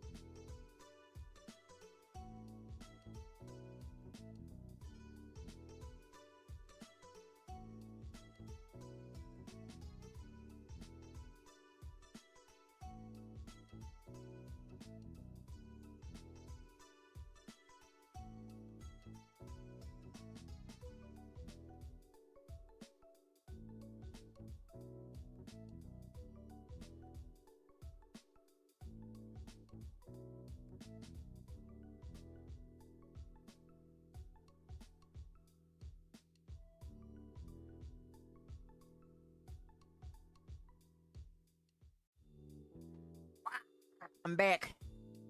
I apologize. I had to take the doggy outside. I also grabbed me a slice of cheese as well to eat.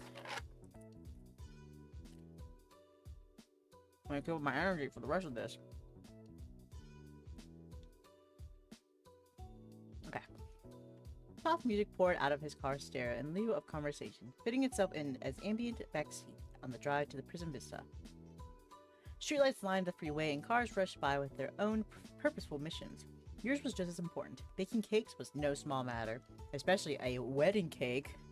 That's the most important cake of all. I mean, all cake's pretty important.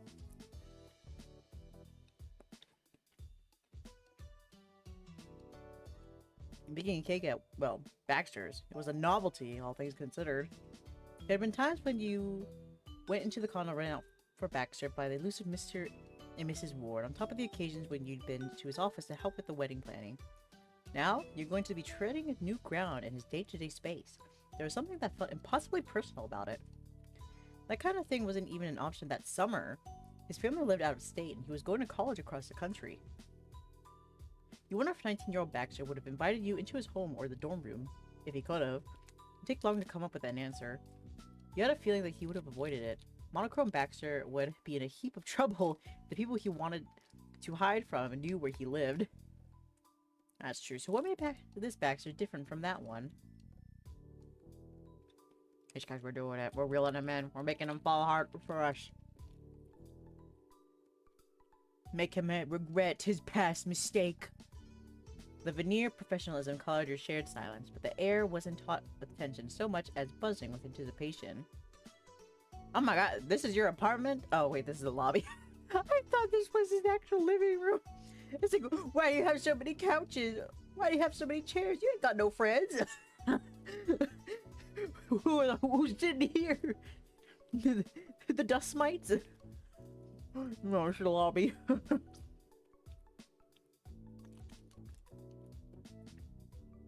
I was like, damn, this bitch rich. He rich.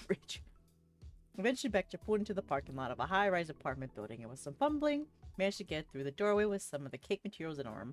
He entrusted the cake mix, arguably the most important part, to you.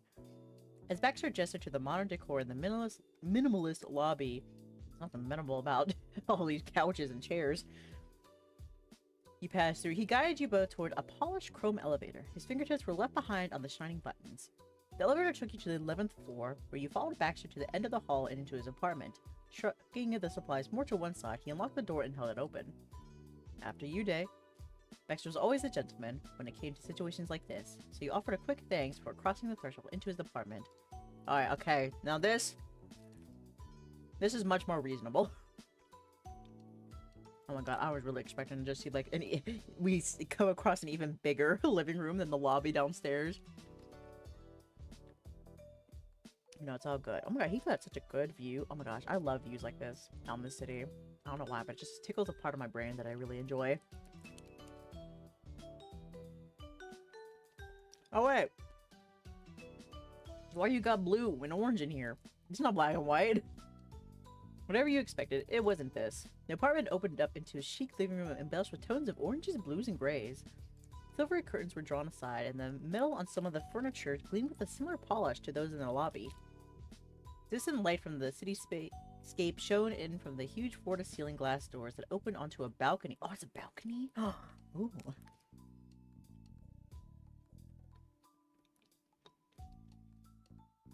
From here, it felt as though Prism Vista stretched impossibly far, and it was at this moment that you were reminded of how incredibly small Sunset Bird was by comparison. Hey, we have the ocean. The ocean's pretty big. As far as I'm concerned. Baxter's voice grounded you again as he entered from your periphery. Hands newly emptied of the baking supplies. You must have put them down when you were looking around. What do you think? So this is my home. What do you think? There was the whisper of thrill in that question. Oh, what the fuck? I just immediately... Does it even matter to you what I think? That's nice. Can't believe you get a view like this every day. No black and white decor, Baxter? Did the furniture store run out? You joked. I can see how this is your place. So we need to glance around the rest of the apartment instead. I want to see. I'm probably going to back out of this option, but I want to see. Oh no, he's so sad! Your answer gave him some delay, his brown eyes widening before his expression turned into something harsher. I live for approval. His words were barbed. He touched on a sensitive spot, but that was the entire point of it. I thought I'd grown out of that. I suppose I was wrong. Let's not dwell on You're it. too kind. Okay, no wait, let's go back. I just wanted to see. I just wanted to know. I just wanted to know. I came, I saw, and I left. No black and I white? apologize. Sorry, I left them back in 2016, where they belong. He rolled his eyes at the joke, though it wasn't out of any genuine irritation. He knew better than anyone that his fixation was more than a little odd. That isn't entirely true, of course. I continued my insistence on monochrome past that year. It hasn't been as long as I would have liked since I've made peace with the full color spectrum. Still, I think we're on speaking terms after my many years away. I hope you're happy together. He merely grinned, a wry expression settling on his face as he nodded in agreement. You're too kind. Now, Dae, I must thank you for volunteering your services in this exceedingly ill-thought-out and wholly inconvenient task.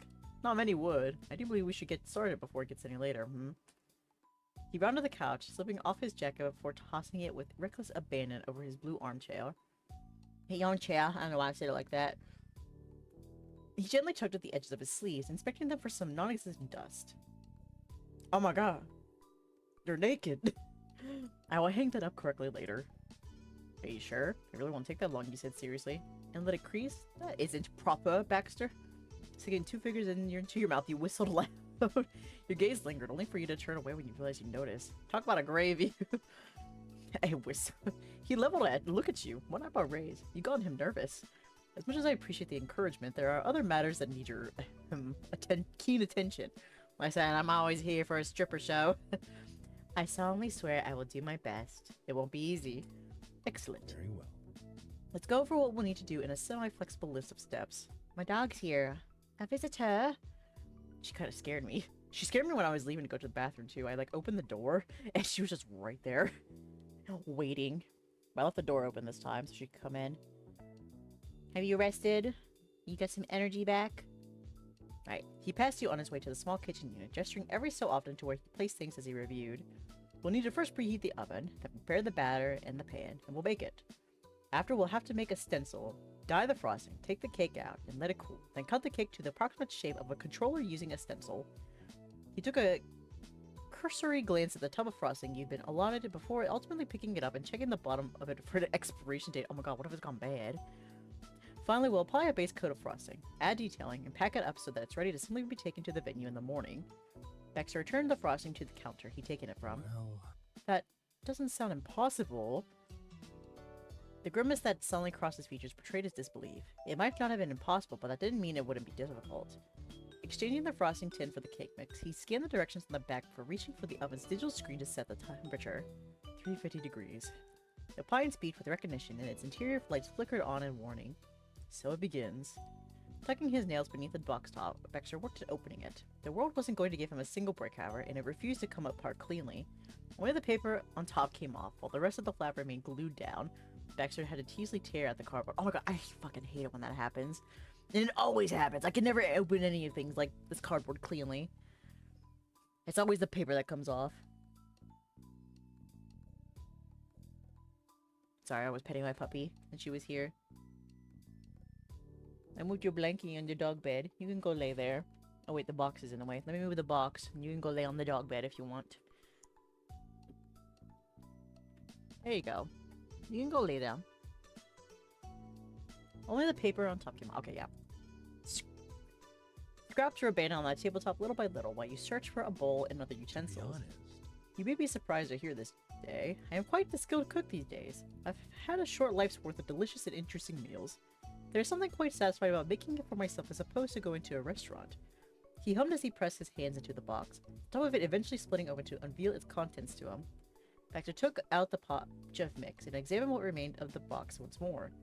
Now, I unfortunately don't have any of those offerings for you today. This is just to say that the first and last I baked a dessert or decorated anything was with you for Miranda's birthday. So you've gone 5 years without baking anything. You said you offered to bake this wedding cake. Is your head on straight? No, of course it's not. He chuckled as he used scissors to get the plastic bag he opened before he emptied its dusty contents into the bowl he scrounged up. I do hope those savory skills are transferable. It should be interesting either way. He never made a cake again? That night had been semi-disastrous, so you weren't particularly surprised that he never repeated it. His trauma. He's like, I'm never baking again. Cries as he, like, smashes the baking pans on the floor. Now here he is, 5 years later, reliving it. Except he still suggested his confectionery services today. Honestly, it seemed like him to do something like that. Baxter was always the type to offer to do whatever he was needed of him, even if it was something that he wasn't prepared for. It was funny how it was always the Eckert siblings who managed to get him mixing batter. So? What about you? What about me? Have you done much cake decorating in recent years? Yes, I'd say I'm even better. I'm an expert. Michelangelo with the fondant. I'm so good at it, if that's what you're asking. It's been a while. I'd say I can do it decently, though. Not really. It's anyone's guess how well it'll go. Probably not great, though. I'd say I'm so good at it. Excellent. The decor will make up for the box cake taste. You headed to the sink to wash your hands. There was no certainty that the cake would turn out as 100% perfect, but 70% was okay. Even 10% would be great if it made Scott happy. Let's get started. Without further discussion, and with a massive list of things to still be done, you and Baxter set to work preparing the cake. That went without a hitch, shockingly. It was only oil, water, and an egg into the pre-mixed dry ingredients, but the track record for things going wrong was impressive. Once that was combined, you lined the pan with parchment paper, and Baxter poured in the batter. By the time you'd rinse out the bowl, the oven beeped. Baxter, after checking to make sure the temperature was right at least twice, slid the pan into the oven. He'd set a timer for half an hour, in accordance with the directions. I can do that. It might take a bit longer than that. I'll keep an eye on it. Last thing we need is a burnt cake. Right. Suddenly, all that was left to do was wait. Baxter checked his phone for messages as he leaned against the counter. Aha! A grin spread across his features, and his fingers flew across the screen to send off a quick text. Peering from around his side, you managed to take a peek at a few pictures of Scott's game controller. It had thankfully an uncomplicated design, bright red with a handful of black and white buttons and joysticks. The shape looked like it would be pretty easy to replicate. It was wide and bulky. A sheet cake could be carved into a general shape for sure. With this, I'll prepare a stencil. Keep an eye on the cake for us, would you? Half serious and half joking about the cake, he departed the kitchen. Your heart fluttered when he said us, even though you knew it was purely innocuous. This was a project between the two of you. So, us was an obligation from the well-meaning Baxter, who gave credit where credit was due. As commanded, you brought your nose up to the warm oven and peered inside. Since the cake was hidden behind a tinted window, you couldn't exactly register how it was doing. You couldn't smell anything either. That you take. No scent meant no smoke. Or it seemed like the cake was baking. Nothing seemed to offer even lopsided. Maybe. Hopefully. Apologies for having kept you waiting. Baxter returned with a plain sheet of printer paper and a pencil. I'm afraid I don't have a printer, so we'll have to freehand it. Oh, let me do it. I'm good at freehanding. They prompted the question as to why he had the printer paper in his house then. He didn't give that question room to rise, hopefully unlike your cake. Baxter set his supplies down and leaned over his phone, brows furrowed with a concerted effort. The note with the pencil had yet to meet the page. Baxter hesitated as he drew his screen closer to double-check the shape before finally committing graphite to white. He slowly drew out the lower curve of the controller, stopping ever so often and leaving darker lines at certain points. When he closed off the completed shape, it was completely lopsided. The first half looked quite good. The other half, however, was short and narrow. He brought it all in too soon. Well, if he did, what he could have done the first half. Well, sorry, let me start over. What he could have done is he could have taken the paper, folded it in half, drawn the first half of the controller, flip the paper over, and then use the light to see the other side, and then draw it that way. That would make it more even. You just have to make sure like how much of that first half you would draw though, so it didn't end up being like, you know, short. But then again, you could just cut the paper in half and then just like split it apart and put it on the cake that way. That wouldn't be too bad. Well, I wasn't expecting it to be perfect on my first try. He chuckled, running his fingers through his hair. Baxter started erasing his failure before sighing loudly. Giving up, Baxter simply turned the page over onto its other side. He sketched the controller again to no more success than the last. He set the pencil down. Let me do it! Let me do it! Let me, please! There was no attempt to erase anything. Baxter was already turning to the other half of the apartment. I'll get another sheet, or rather, an entire stack would be best. He stood up, digits resting against the nape of his neck. Baxter's eyes met yours. His tense smile faltered a bit as the bright brown of his irises flicked straight down to the ground. You don't need to worry. I'm not quite as sensitive as I used to be about mistakes. I will survive this, pride as wounded as it may be from these trials and tribulations. His tone was joking and light, but you couldn't help finding it unfunny. The Baxter you'd known agonized over missteps far more than the average person. In the last few days you'd spent with him, you'd seen he had grown as a person. You would have believed he could deal with it, even if he said nothing. I can get you a pencil and bring even more paper to share if you'd like to give it a try as well. Yeah, I'll do it. It was worth giving me a shot. 2 heads were written once, so I wanted to try. Why not? It sounded like it'd be fun. Nah, you weren't interested. He could do it. It was a hard pass. You were too embarrassed to try. It was worth giving it a shot. Yeah, if you could. I'd appreciate it. Certainly. Baxter nodded, disappearing back to whence he came. Moments later, he returned through the hall with an inch-thick stack of paper, as he said he would, and with a second pencil in tow, too. Resuming his Herulsian task, Baxter took another sheet of paper off the top and hoped that the third time would be the charm. After taking another glance at the reference photo, you sketched out the general shape of the controller. Baxter peeked over your shoulder, outright dropping his pencil once he realized it was better than what he was doing, even before it was done. Well, let's see, I do have a job, my own business in the art industry, so, you know, I'm a bit of an artiste. When you did finish, Baxter took it gratefully in hand. You're good. Thank you, Dae. You saved me the burden of buying more paper this late in the evening. The night before a wedding I'm supposed to be the planner for. He laughed, his tone softening as he said your name. It was a stencil. You hadn't taken the time for any particular details. Still, Baxter seemed so relieved. Luckily, it was less painful than I assumed. He didn't miss the marked sarcasm that stuck into his words, despite his better efforts. We can prepare the colors. Perusing the counter for what remained of the supplies, he picked up the box of food coloring. It's seen used before, judging by the inky smears left behind on Baxter's fingertips as he gathered the few bottles he needed every color, except for the yellow. As he worked through them, you pried open the little tubs of frosting. Right. Nearly all of that will be red, but save some for the white. Off-white, I suppose. Cream cheese can only look so pale, and a little extra for the black parts. I do believe mixing blue, green, and red will produce black. After closing his text of the photos, he searched online for how to make black frosting. Yes, that appears to be the way. Adding cocoa powder will make it even richer black. Oh, clever. I don't have any. Wait, did I say that? Oh, I did say that. Oh, okay, I'm apparently new. I'm so smart. I don't have any. He shot a glance in your direction, lips present to a thin smile. As a wise man once said, of course you don't have baking supplies. 2 little bowls were filled with several messy spoonfuls of frosting. The rest was plopped into a larger salad bowl, which Baxter couldn't help noting as ironic. Dye was added drop by drop, building up the shades as you went. The red bottle was squeezed nearly empty to reach the true red that matched the color controller. Your white frosting was the only one that remained embellished. What precious little red remained was reserved for the black, which ended up a dismissal gray. A harsh thing to think about a color that was, well, somewhat somber by nature. Still, Baxter didn't want to push the dye any farther at the risk of ruining its taste or consistency. Few people are likely to notice that the black is more of a... His words trailed into nothing, eyes half-lit as he stared at the frosting with newfound recognition. Baxter? His face turned to you, taut with an unspoken emotion. Baxter unthinkingly reached out to swipe a bit of leftover frosting stuck to your fingers, stopping himself for Oh, no, don't stop yourself. Physical contact. Oh, right. Nothing. This will work fine for our purposes. He went to withdraw a saran wrap from one of the kitchen drawers and proceeded to hastily wrap up the 3 bowls before finally putting them away in his fridge. With the frosting and stencil taken care of, the 2 of you busied yourselves cleaning the counter and tossing the refuse, pieces of cardboard, hollowed out frosting tub, and failed controller outlines. Baxter even got a chance to properly hang his jacket. The timer ran out as you continued with minor chores.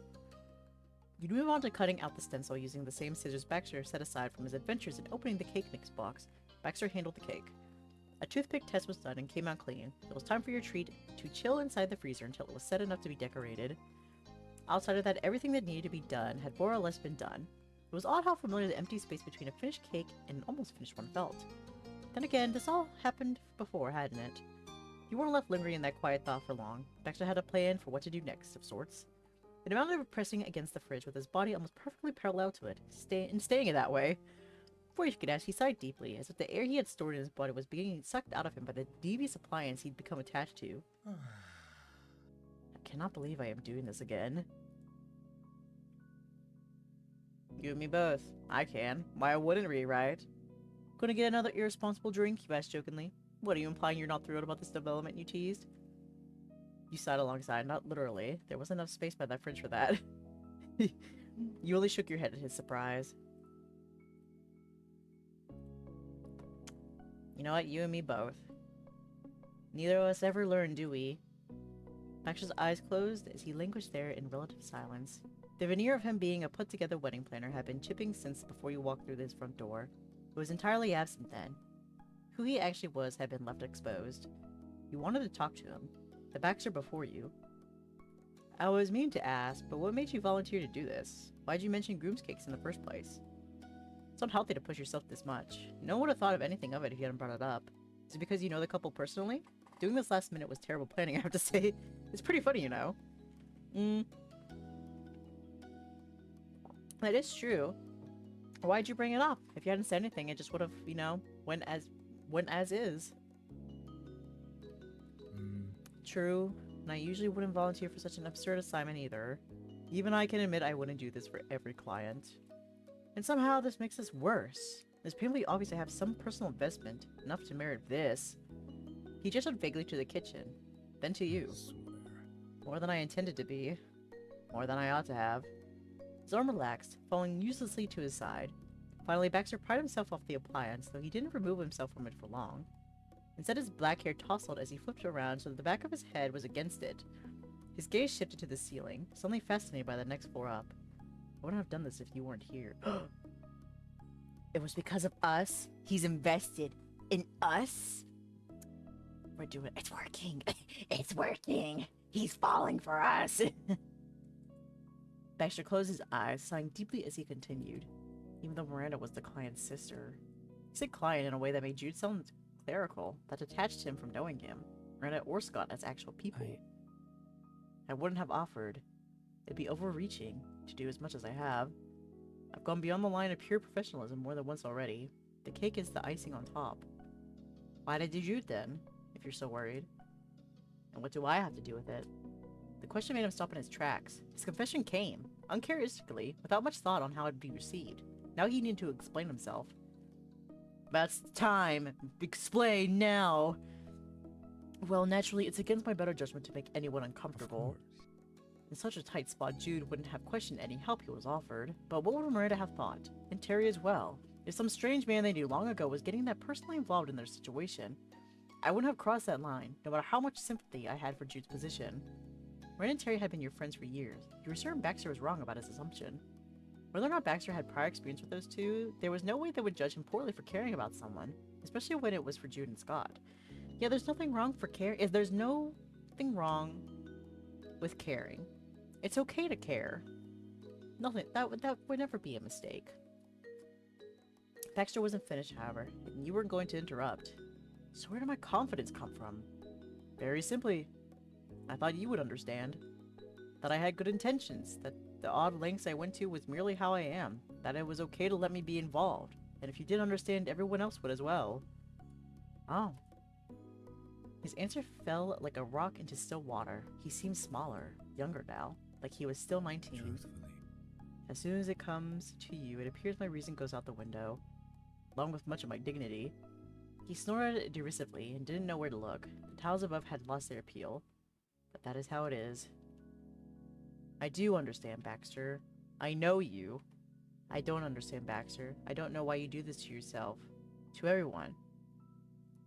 I want to understand you, but you make it hard. Glad you trust me. I don't know. I don't know. This might be another one I have to, like, go back and forth on. Also, we have no more save spaces. We're at 40. Look at these. There's so many. So many saves. Ones that I don't even need. Okay, let's see.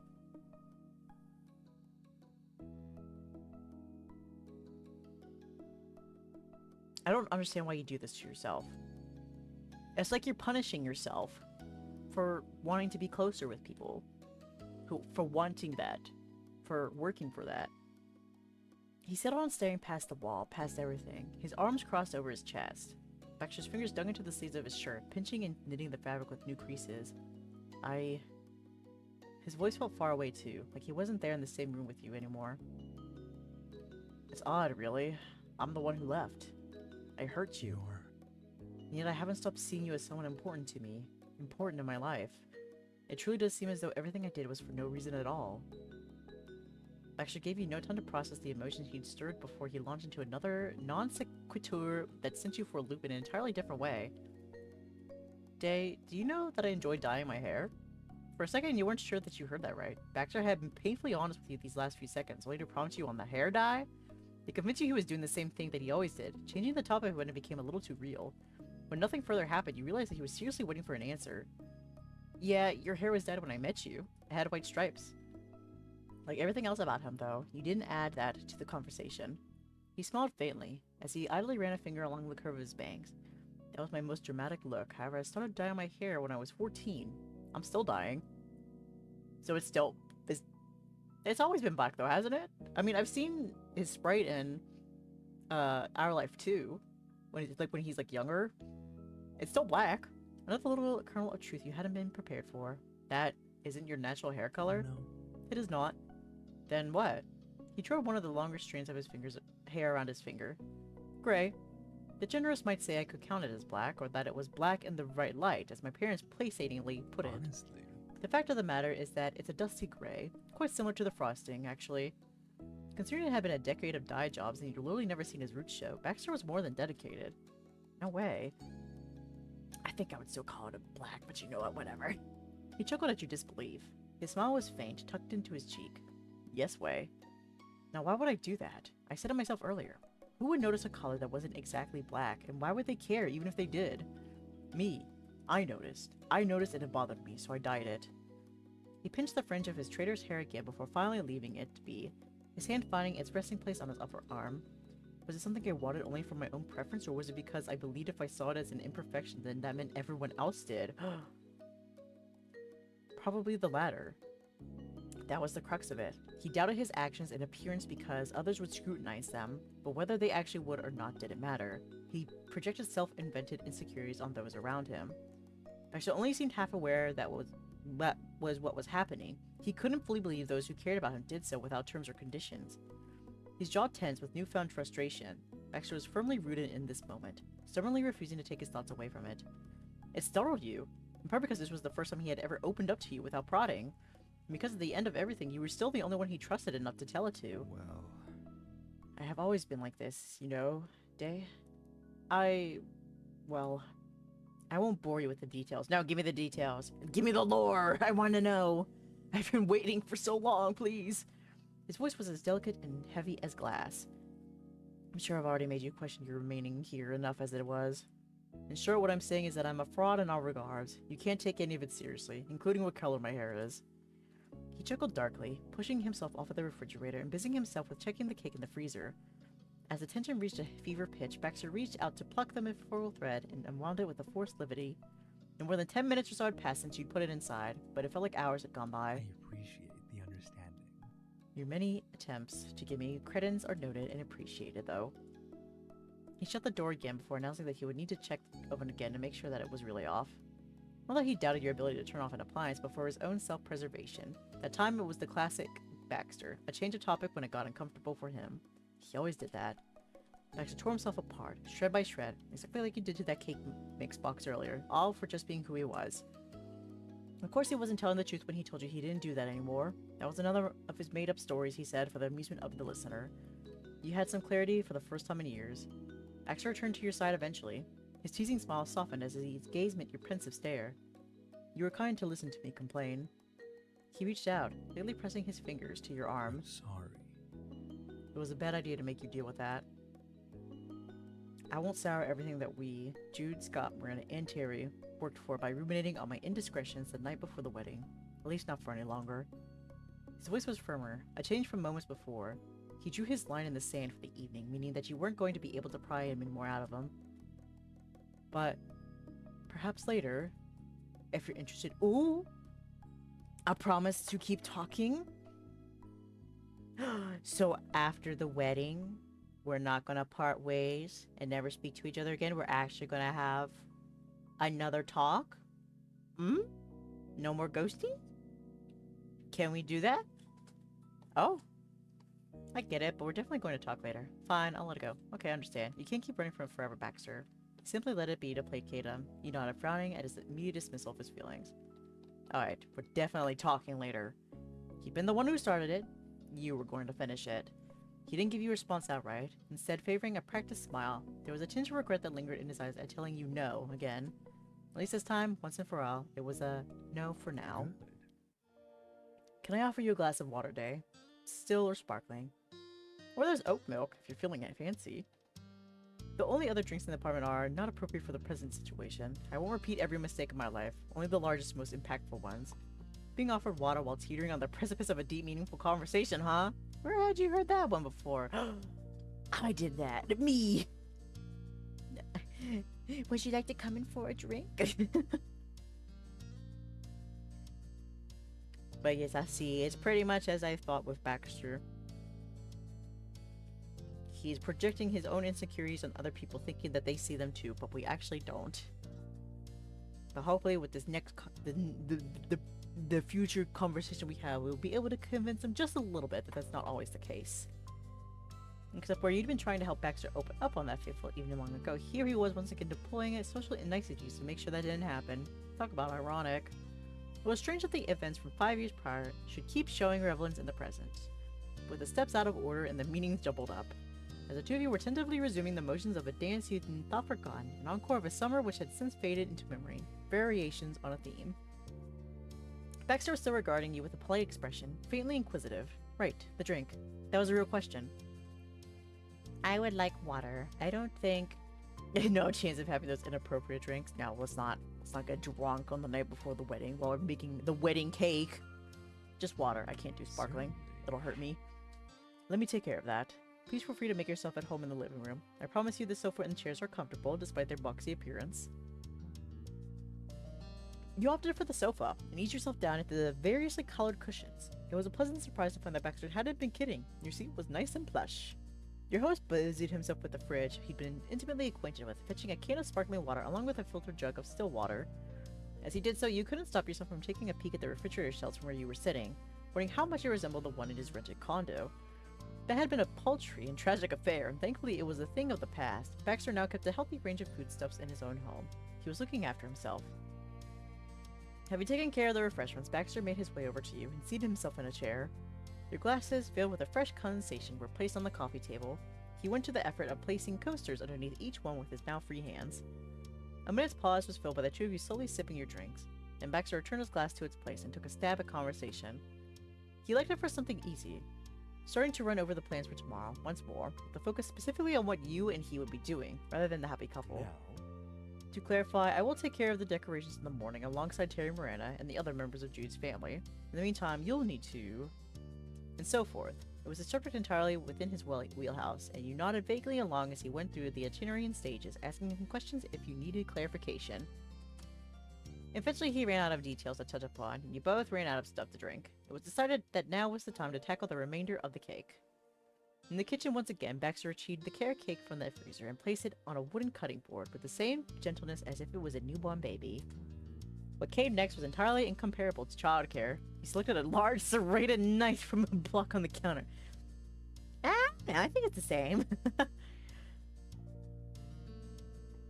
You passed over the stencil prepared earlier while he tested the surface of the cake with his fingers. Satisfied with the consistency and temperature, he put the stencil on top. There was a moment of adjustment, lining the paper up so that the cake was centered underneath. Then Baxter made a small murmur of relief. hallelujah. Thank goodness the cake didn't turn out too small. This should be doable. All I have to do is follow the guidelines we have so nicely laid out. Good luck. You stepped back to give him enough space to work without bumping his elbows. With the knife in one hand and the other pressing down on the stencil to steady it, Baxter set about carving. He worked slowly, methodically, removing the bulk of the excess with straight, clean cuts that merely scraped the outline of the stencil. Then moving inwards, he began to refine the curved edges. The scraps of surplus cake were tossed into the pan and had been baked in, forming a small mound of crumbly fragments. You wonder if he'd ever watched Xavier do something like this before, or perhaps he had seen one of the many cake competition shows on these days. He went at that cake fearlessly, Regardless, once there was no cake left protruding from underneath the stencil, he peeled back the paper to reveal a controller-shaped cake. While that was, of course, the expected outcome, the whole point of making a template, in fact, you experienced a thrill at seeing it work. Baxter was as happy as about it as you were. He beamed up at you, making a brief jazz hands motion to emphasize the finished product, like he performed a magic trick. Why is this so cute to imagine? He's like, oh my god! Shaking his hands. One controller cake, as ordered. Our hard work with the guideline paid off magnificently. Thanks. You did a good job. Thank you as well. Now in terms of decorating, if it's not asking too much, I'll pass the mantle to you at this point. Cutting the custom design stretched me to the limits of my abilities, and the final design will look far better with a more professional touch. Is that fine? I hate to put the responsibility on you, but it's the most visible part of the process. No need to worry. I came to help out. You could leave it to me. Thank you. Excellent. I'll stay out of your way then. You started to tidy the workspace a little, sweeping stray crumbs and fragments of carrot cake into the cupped hand and shepherding them to the waste disposal. Baxter gathered the supplies. He brought out the bowls of frosting and arranged them in a neat line on the counter beside the cutting board. You heaped a hearty dollop of the bright red frosting onto the controller and began to apply it evenly. The irregular shape presented you with an enjoyable challenge. The corners where the handles joined with the main body of the controller required some finesse in order to coat uniformly, and you briefly mourned the lack of a proper offset spatula. Not to mention a turntable. You thought the tools that Xavier must have at their disposal with envy. You wondered if one day you'd ever swap tips with them. Baxter asked questions about this and that while you worked. He listened to your commentary with keen interest and offered his apologies, though probably not wholly sincere, for the absence of more professional equipment. I'm ashamed to admit that I had never heard of many of these things before today, or rather, I don't remember any of it.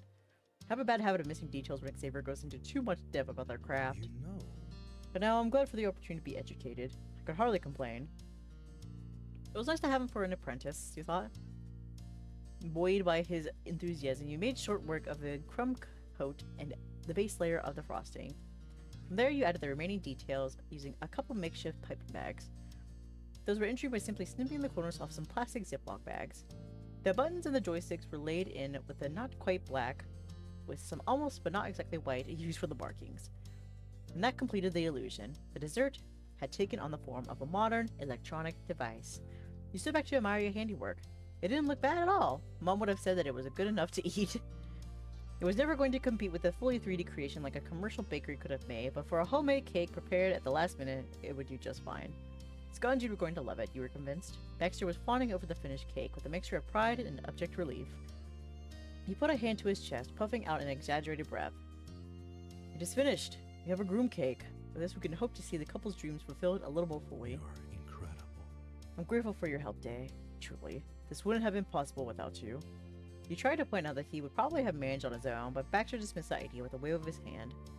If not for your company, I'd likely be scraping cake off the walls, and besides, I wouldn't have suggested making the groom's cake in the first place if not for my prior experience with overnight confection catering. See? And I have you to thank for that.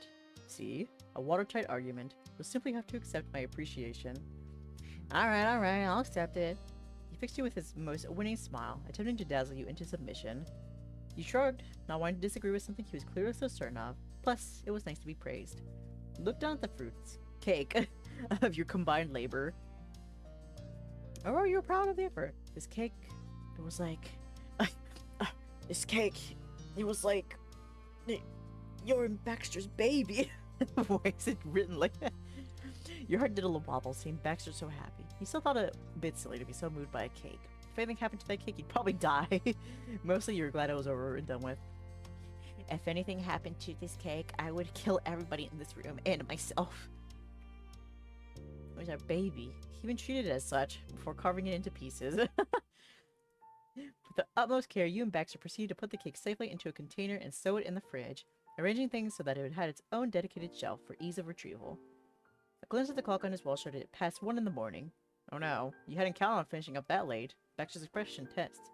He realized the same issue. And his shoulders slumped and he made a gripe of displeasure at the back of his throat. Oh. It'll be almost 2 a.m. by the time we get you back to Scott and Jude's house. I'm sorry, I should have been better prepared. Are you at least able to let yourself in? Oh no, speaking of being better prepared, you should definitely have thought to ask Jude for a spare key. I don't, sorry. Baxter's brow furrowed once again, and he began to worry his bottom lip with his teeth. You could almost see the machinery turning over in his brain. I see. It's far too late at night for us to wake them up. Not with their extremely important day today. He ran a hand through his hair, letting his head fall back and sighing with exasperation. This had been a complete failure on my part. It seems I'm not a very good planner. Forgive me. I can only apologize, Dae. You need your rest as much as anyone. If you aren't totally opposed to it, you could take the guest room here for the night. I keep it furnished just in case, though it has yet to see use. You'd be welcome to sleep there. I can drop you off back at Scott and Jude's in the morning, so you'd still have an opportunity to get changed before the event. Okay, sounds good to me. Hell yeah, a sleepover! If you're sure, you don't mind? Thanks, Baxter. That'd be a big help. You groaned. Great, that's exactly what you needed. You sighed, resigned to your fate. You won't mind? You accepted the offer as calmly as you could manage. Your mind was reeling. You were doing something you could have only ever dreamed of a few days ago. It almost didn't seem possible. Life could be pretty amazing sometimes. I know it's not ideal, but thank you for being flexible, Dae. And here I was, thinking that it was my talent. His tone was light and humorous, filled with that typical Baxter sparkle, but you noticed his eyes were softer, more restrained. He averted his gaze, seeming hesitant. I wonder if... He cut himself off, flinching before an imagined impact. What? If what? Finish the thought. Come on, finish it up. What were you wondering? A penny for your thoughts? A quarter even? I'll even give you $20 if you tell me what you're thinking. He had raised a hand towards you, as if to touch the hand you had resting on the countertop. He thought better of it, reaching instead to pat you on the arm. Baxter didn't meet your eyes or even continue where you left off. I grabbed his hand. We should get some sleep. Yeah, we should. Passing out in the middle of a wedding was exactly on your bucket list. The two of you promptly made ready for bed. Baxter showed you down the hallway to the guest room, then rooted around in one of the bathroom cabinets for a spare toothbrush. You didn't have pajamas, and Baxter seemed either unwilling or simply too awkward about the situation to offer you any spares. It was fine. You'd manage with just the clothes you had. After satisfying himself that you were as settled as you could be, Baxter bade a brief farewell. Take care. Rest well, Dae. See you bright and early in the morning. Good night, Baxter. You aren't going to stay up until dawn again, are you? She'll be able to wake up that soon? Hey, tonight was fun. I had a good time. You did something really nice today, for Scott and Jude. Oh, be nice. It's kind of you to say so, Dae. Thank you. But like the best things in life, it was a joint effort. You should feel proud of yourself as well.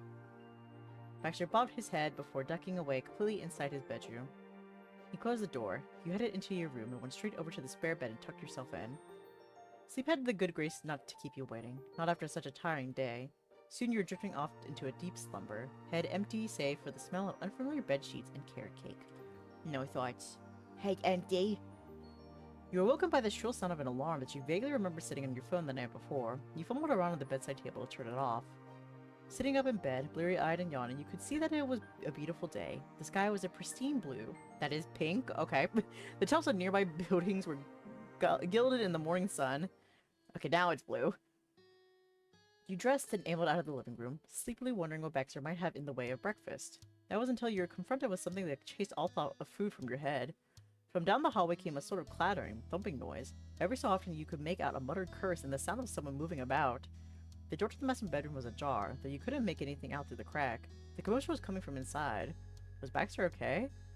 You approached the door, curious as to what the commotion was about. The ruckus intensified as you got closer. It sounded as though California was experiencing a miniature earthquake localized entirely in the back corner of the 111th floor apartment, which was in the process of upending his belongings. You caught another snatch of Baxter's voice. There was a groan of frustration, and he muttered an expression that you could have sworn was a clucking bell, or at least something very much like it. Baxter? You called tentatively through the crack in the door, but there was no response. You tried again, louder at this time. Still nothing. I'm coming in! Peering into the room, you could see in an untidy mess of pants, shoes, and other articles of clothing littering the floor. You watched as the purple button-down sailed suddenly into view and landed in a heap. You strained your neck to peek as far around the door jamb as was possible, could still see neither hide nor hair of Baxter Ward. What the fuck are you doing in here? You tearing your closet apart? You making a mess? Desperate times call for desperate measures. You pushed the door open, stepping a short way inside. On the same side of the room as the entrance, you discovered the opening to a walk-in closet, at the far end of the closet. It took you a second to realize what you were looking at. There was Baxter Ward, in the flesh. The flesh! And almost nothing else. Oh my god. Oh my god, double naked. He happened to be rummaging through his collected wardrobe while wearing only boxers and a pair of socks. You gotta keep the socks. Okay, you're covered if you got the socks on. He'd been facing away, initially showing his exposed back. Oh, wow, oh my god. What cute boxers you have. Then he turned, and you were greeted with a full view of his naked torso in all its glory. When your brain caught up with what was going on, you couldn't stop letting out a little yelp of surprise. Wow! Baxter didn't startle, having caught sight of you in the corner of his peripheral vision. Terrible morning, isn't it? I wouldn't say it's terrible. You raised your hand and greeted. You gave him a cheery smile. You clapped your hands over your eyes in embarrassment. You dramatically shielded yourself from the view with one arm. You did a full 180, turning your own back to him. I pretend I do not see it. No, I'm dramatic. Good morning! I don't know, it seems like a pretty good one to me. How wonderful. Well, I'm glad at least one of us thinks so. Baxter spun on his feet and resumed his word without explanation. You momentarily lost your grip on language? Oh, I didn't speak. Is something wrong? Baxter sighed briefly. It could barely be heard over the sound of clothes hangers being shifted about. Things could be better, let's put it that way. No. You don't have to avert your eyes, Dae. At least not for my sake. Please don't feel the need to preserve my modesty. Or is the sight that disagreeable? So unbearable? You're hurting my feelings. And on the day my clients are to be married, even? You come to me on the day that my clients are to be wed, and you can't even stand the sight of my naked bazongas. The way he spoke made it sound like he was barely suppressing their urge to laugh. It must have been a funny spectacle. You, a grown adult, acting like an innocent school kid. Especially since you'd seen him topless before. In your defense, underwear wasn't the same as a swimsuit, and the implication, and the length. But he certainly lost no time in teasing you about it. Of course he wouldn't be nervous. What he did expect from you, though. What did he expect from you, though? It was bad enough being confronted with him like this, without any warning. That was before you accounted for his, development. It had only been a short glimpse, yet even that was enough to tell you that Baxter had matured. His shoulders had broadened, and his back was a little more toned. The image was fresh and vivid in your mind's eye. You couldn't think about it. You weren't thinking about it. You repeated this mantra internally a few times until you managed to convince yourself. Dae? You slowly took a look. Baxter was standing with his arms folded over his pale chest, an apologetic frown on his face. I quickly take the arm away from my eyes. I'm just staring down at him. Eyes wide, yes! Not looking anywhere else but his face. What's going on? Ah, there he is again. I'm sorry my room is in such a state. You've caught me with my pants down in more ways than one. I suddenly can't find my work uniform. It's not an official matter, but there's a particular shirt I always like to wear when on duty at weddings to help identify me as staff, you see. But it's missing. What I should have done was taken the time to set my clothes last night. Unfortunately, I was distracted with baking and frosting and a new guest in my home. The way I have to hunt it down or we're going to be late. A faint edge of panic began to creep into his voice, and he started to upend the closet with increased urgency. Oh wow, yeah, that's extremely very not good. I can't believe you conned me into thinking you'd got better with mornings. Is there something I can do to help? You conned me! Baxter let out a short bark of a laugh, catching himself by surprise. It was never intentional, I promise. You overestimate me. I've always been low the early hours of the day. I merely learned to channel that hatred more productively. There always seems to be something waiting to go wrong. Baxter grumbled as he relentlessly sifted through the closet as much to himself as to anyone else. You wonder if he had a habit of thinking aloud even when he was alone. Part of the tragedy of adult life is learning to roll with the punches, so to speak. I suppose I should be proud of the fact that I can at least handle it much better than when I was younger. Thinking about what kind of panic a younger Baxter would have been thrown into at the prospect of a missing shirt on an important day, he made a comical sputter of disgust. He was experiencing a full-body shiver. He smiled, recalling the first time he'd ever interacted with Baxter this early in the day. It had left such a strong impression. You doubted you'd ever forget. He'd been so flustered, it was like you'd stumbled across a whole different person, wearing Baxter's pajamas and face. Nothing like the man now you knew. Now know. Nothing like the man you now knew. He was frustrated, sure, but still managed to approach the situation without letting it crush him, even in just his boxers. And pretty nice boxers, at the very least. Your brain couldn't help but remind you of a strange coincidence, that Baxter almost undressed in front of you on that other occasion 5 years ago. There was no almost about the present situation. You wondered how your past self would have reacted if you were somehow able to tell them about this. It was a good thing you couldn't, really. Their mind might have burst. Back then, you hadn't got to see the little pinch to Baxter's waist, or the flare of his hip bones, or the way the snug fit of his boxers accentuated. Actually, you needed something before a minute. Oh my god, we were spiraling there. The way the snug fit of his boxers accentuated his fat ass. There was a sudden shout of euphoria from the back of the closet, jolting you out of your train of thought. Baxter stumbled back into the room, a black button-down clutched victoriously in one hand. Hallelujah! I found it, finally. Honestly. A close call, if I ever had one. I appreciate you coming to lend your support, Dae. If you don't mind giving me a minute, I'll be dressed with you shortly. Although, he gave a small giggle, looking down on himself. Since you've already seen me like this, it doesn't make much sense that the time you need to leave is while I put my clothes on. But still, I'm sure you got better things to do than watch the cleanup of a train wreck. Yeah, I'll go get the cake out of the fridge. I'm not busy. I'll go get some water. Sure, I should go check if I have my stuff together. Seeing the cleanup sounds like fun, though. Baxter's eyes briefly flitted to the ceiling like he was making a silent plea to the heavens. Scene. You're incorrigible, aren't you? Wait, what does that mean? I've never heard that word before. Incorrigible meaning not of a person or their tendencies not able to be corrected, improved, or reformed. You'll never change, will you, Dae? Always a whore. Wanted to watch a man get dressed. It was said with an attempt at reproach, but his voice and face betrayed him. He couldn't help but break into a small smirk, not meeting your eyes. It did things to you. Not now. We have important work to do. I'd hate for further distractions to get in the way of that. It's my job to be responsible today, you understand? Fun must wait. Why not relax in the living room while you can? We're going to be on our feet for hours once we leave this apartment. You'll thank yourself for it later. Oh yeah. You made a fair point, of course, and you chastised yourself for forgetting what day it was. Although you reasoned that Baxter had distracted you first. Sort of. Accidentally.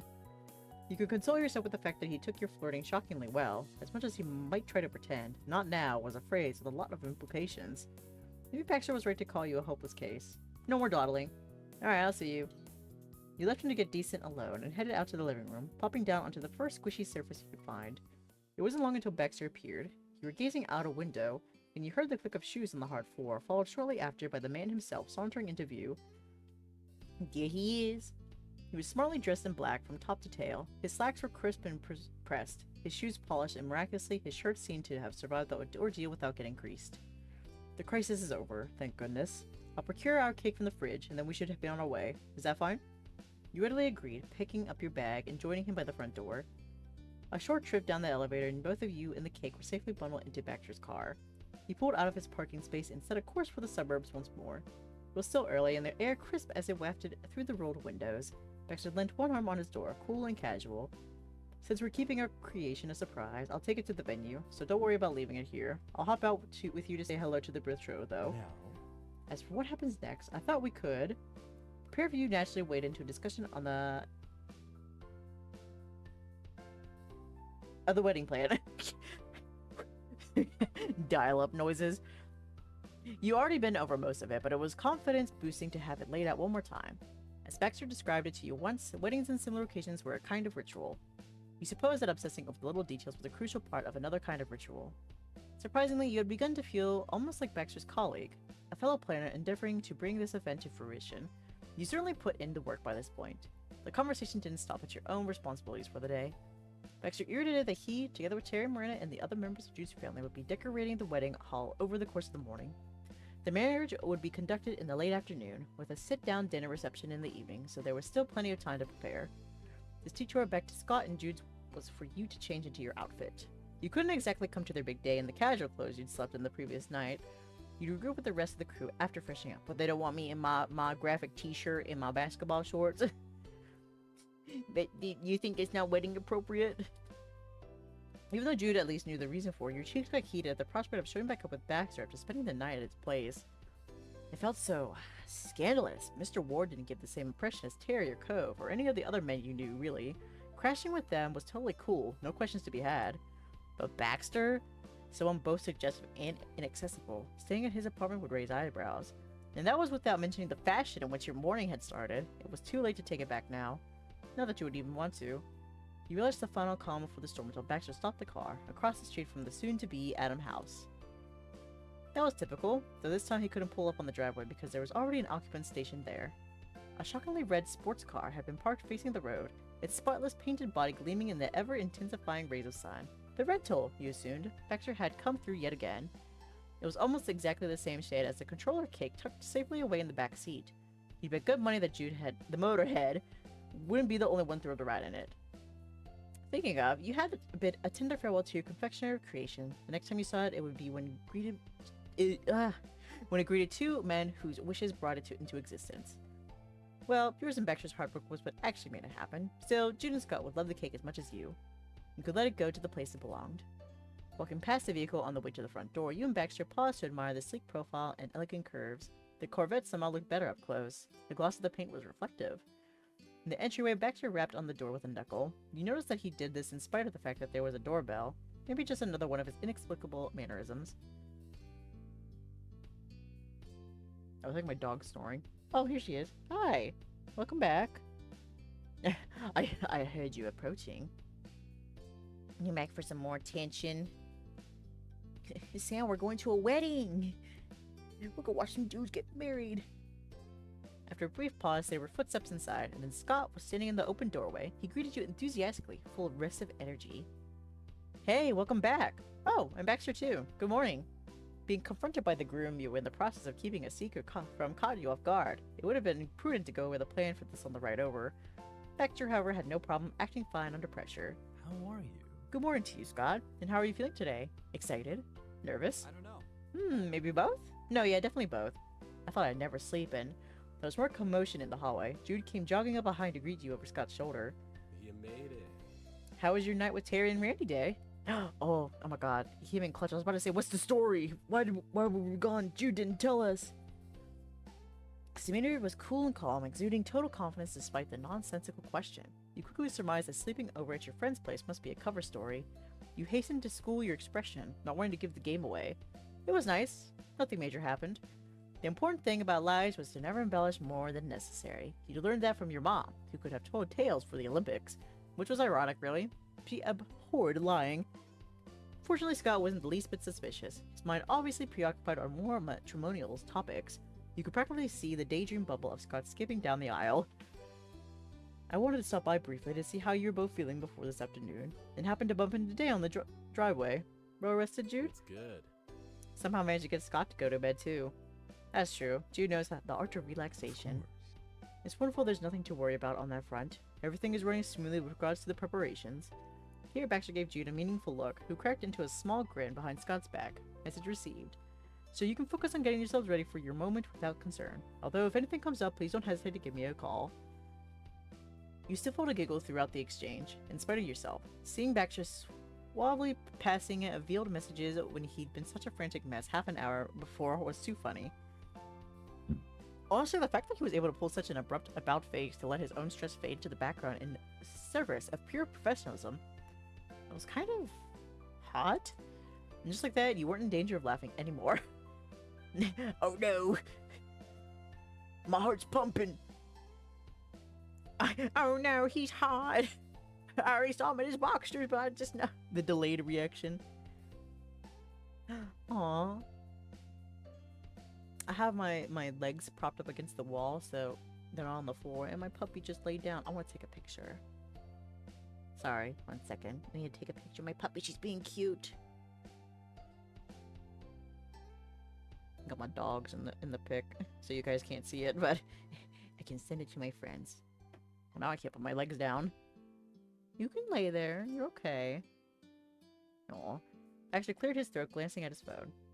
I best get to the venue, since everything is in hand here. Terry and Miranda have already arrived there. Appreciate this.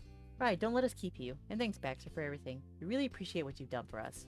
Jude made as though to offer his agreement, but Baxter smiled and raised a hand to stem the flow of gratitude. My pleasure. You are too kind. However, as it stands, my job is only half finished.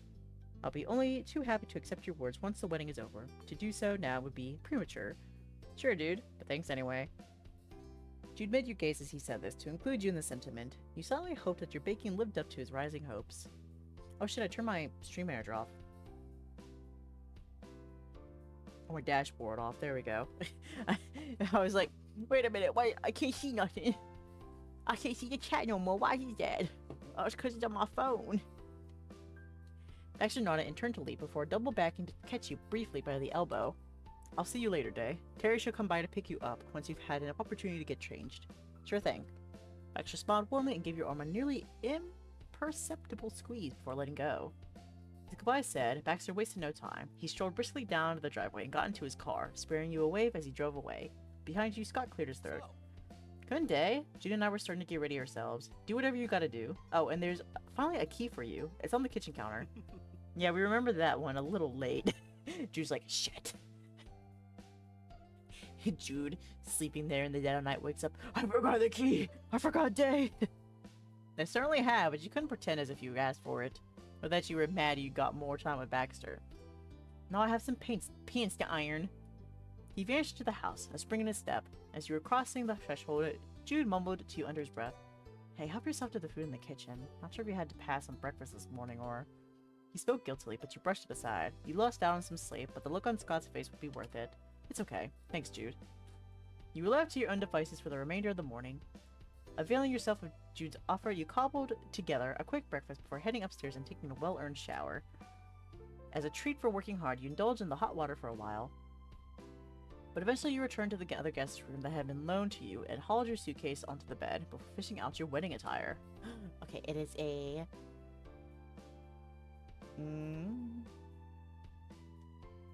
Your normal stuff. You had a full ooh, a suit. You had a formal blouse and skirt. Ooh, do I want... Well, it's probably better to do a formal button-down shirt and pants. I don't want to think I'm part of the wedding party. It was later to see that the journey hadn't wrinkled anything too much. You weren't going to be turning heads for the wrong reasons. When you had your look finalized, there was a little left to do other than wait for Terry to come collect you. It felt funny to be loafing about the house dressed to the nines. Not like it was the first time you'd gotten up to that. Fortunately, you weren't left to your own devices much longer. Shortly before noon, a car honked and your phone alerted you of a text. It was Terry, thoroughly making you aware that he'd arrived. You sprang to your feet from the sofa you'd been lounging on, pausing in the hallway to give a quick goodbye to Scott and Jude, wherever they were, then dashed out the front door. Goodbye, Jude and Scott, wherever you are. Terry's van was parked across the street, and the place Baxter's car had occupied before. He went around to the passenger side and popped the door open. Preposterous. Someone's looking fancy. Where are you going today? Over in the driver's seat, Terry was wearing a swanky-looking waistcoat and had an enormous grin. He looked so eager that, if you hadn't known better, you would have guessed it was him getting married. Same place you're going, Terry. What a coincidence! Get in and buckle up already. We have a wedding to catch. You did as instructed, climbing into the cab and buckling yourself in. Terry rammed the van into gear and pulled off, wasting no time in heading back the way he'd come. As the car picked up speed, he drummed his hands on the steering wheel animatedly. Ah, it's finally here. The big one. I'm ready for it. You couldn't steal the show for sure. Just try not to bawl too loud during the vows, okay? Yeah. What? Not you too. Miranda stuffed almost a whole box of tissues in her purse this morning, just in case. I'm not that bad.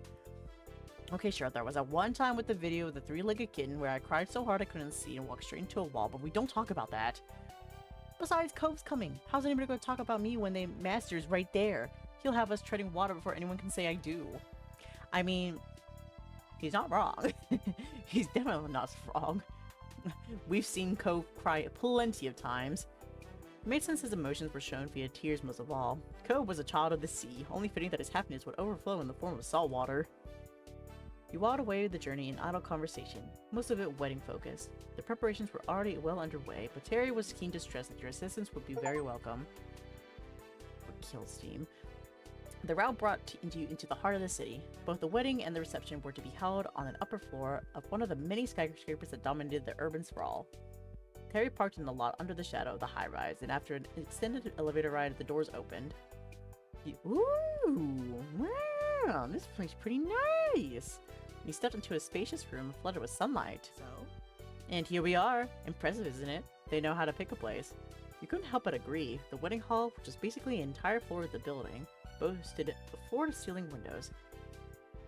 The effect was dizzying. The whole city was at your feet. You weren't able to admire the view for long, however. The place was in a frenzy of preparation. No sooner had you arrived than you were being swept up in it. Baxter made a beeline for you the moment he heard the elevator doors open, his wedding planner persona firmly in place. Nice to see you. Ah, excellent. It's good to see you both. Excuse the brevity, but as you can see, we're well underway with setting out the centerpieces already. You exchanged a brief nod of acknowledgement before he gestured for you and Terry to join Miranda, hard at work by a table at the far end of the hall. She was wearing a simply elegant pink dress, and her long hair flowed in rivulets of immaculately arranged curls. Terry called out to her in greeting, and she turned and waved you over, beaming. Great, you're here. You look lively, Dae. You made it back to Jude and Scott's without any trouble, I guess? She huddled in closer and gave a fruitive look around the room, as if her brother's fiance might be in earshot by some freak accident. Oh, she knows. Baxter filled us in on your alibi. Thank you so much for making extra cake. I know Jude was beating himself up over that. She pointed to a table a short distance away. An unassuming white platter and cover rested there. A gift from one groom to another, courtesy of Dae and Baxter's Bakery. DAK's Bakery. Yeah, it looks pretty great. Scott's gonna love it for sure. Sure hope so. They both will. Now let's get to it. Terry let out a startled grunt as Miranda dumped a box of guest favors into his arms for picking up another two of her own. Sorry, we don't have time to stand around. Dae, would you grab that last box over there? We need to take them to... A hectic afternoon of busy work ensued. Everyone had been saying it, but this was something you only ever truly understood while in the thick of it. There was so much to do. Tables to decorate, seating plans to consult, name cards to sport, rows of chairs to set out, garlands to hang and ribbons to tie, and candles to place into candlesticks. Mira's parents were sitting at one of the dining tables, dressed in a matching student dress, folding napkins like their lives depended on it. They'd clearly been practicing. It was funny, you thought, while unpacking the centerpieces, to see so many people whizzing about in formal clothing. You wondered if this was what butlers felt like all the time. At the end of the storm was Baxter, coordinating the efforts with poise and expertise beyond his years. The tension only served to make him sharper, more focused in his pursuit of perfection. He was the common nexus to all your efforts, the axle around which the room revolved faster and faster. You supposed this was just another kind of dance to him. It felt impossible to keep track of everything that was happening. You blinked, and then Xavier was there, delivering their confectionery masterpiece in its grandeur. It joined the concealed groom's cake on the dessert table. You happened to catch a glimpse of Xavier sneaking a peek under the lid. It looked like they approved. Maybe. There was, surprise, surprise, not a spare minute to stop and chat with him directly. They had a business to get back to, and you were also otherwise occupied. When's Cove coming? I want to see Cove! What's he gonna wear? So occupied, in fact, that several hours passed without you realizing it. I better be the last one. I'm never straining another place sitting for the rest of my life. Terry slumped into a chair, making a big show of looking short of breath. Miranda plopped herself down in the chair next to him and gave him a playful jab in the ribs with her elbow. Wish granted. There's not a lot of reasons you need to do that again. Oh, you could have let me milk the drama for a bit. Sorry, again. It's too late now. You solved it. We should... Hey, you okay? Terry put a hand on Miranda's shoulder, concerned. She had begun massaging the backs of her ankles, wincing a little. It'll be okay. I'm alright. It's these shoes. I don't know why I thought it was a good idea to prepare the venue in this new pair when I could have worn my regular sandals and swapped them out before the guests arrived. Sorry, at least there's not a lot of reasons you need to decorate a wedding in pumps again. Yeah, you solved it. Miranda startled at a loud clapping that rang through the hall. Baxter was standing at the far end, his hands together. The room quickly fell silent. If I could have your attention, everyone, I think I'm right in saying that we've now completed the necessary preparation for the main event. You performed an admirable job. From this point on, the wedding should proceed without any further difficulty, so I'd like to invite you to enjoy the special occasion starting now. You've earned it. With that said, I received word from the receptionist the guests have begun to congregate in the foyer downstairs. You only need to join them to wait for the grooms to make their arrival. Thank you. You shared a look with Terry and Miranda before the three of you, with no small amounts of effort, got on your feet. As you headed for the elevators, Baxter came alongside. The attention was off of him for the moment, and he'd eased into a more casual posture, with one hand in his pocket. Very suave, he addressed to you each in turn. Terry, Miranda, Dae, good work, each of you. In my capacity as an organizer, I wouldn't normally say this, but it's been a relief to be able to count on you today. This whole week, in fact. Don't say that. It was the least I could do for Jude, even in spite of his, lack of forethought. She sighed. I feel bad you weren't seeing my brother at his best all the time. I love him, but sometimes his head is completely up his own ass. Baxter's cool countenance gave way to a sudden snort, which he tried to and failed to cover up with his hand. He never anticipated Miranda, of all people, to be the one to say such a thing. I mean, if it's about her sibling, I can believe it. It was rare, but she knew how to choose her moments carefully. It was always a bit of a treat. Terry gave a dramatic gasp of indignation and rounded on her with a false admonishment. Randy, you can't say ass at a wedding! Miranda only grinned up at her boyfriend, innocent as an angel. It's a good thing for both of us that the wedding hasn't started yet. She can curse as much as she wants.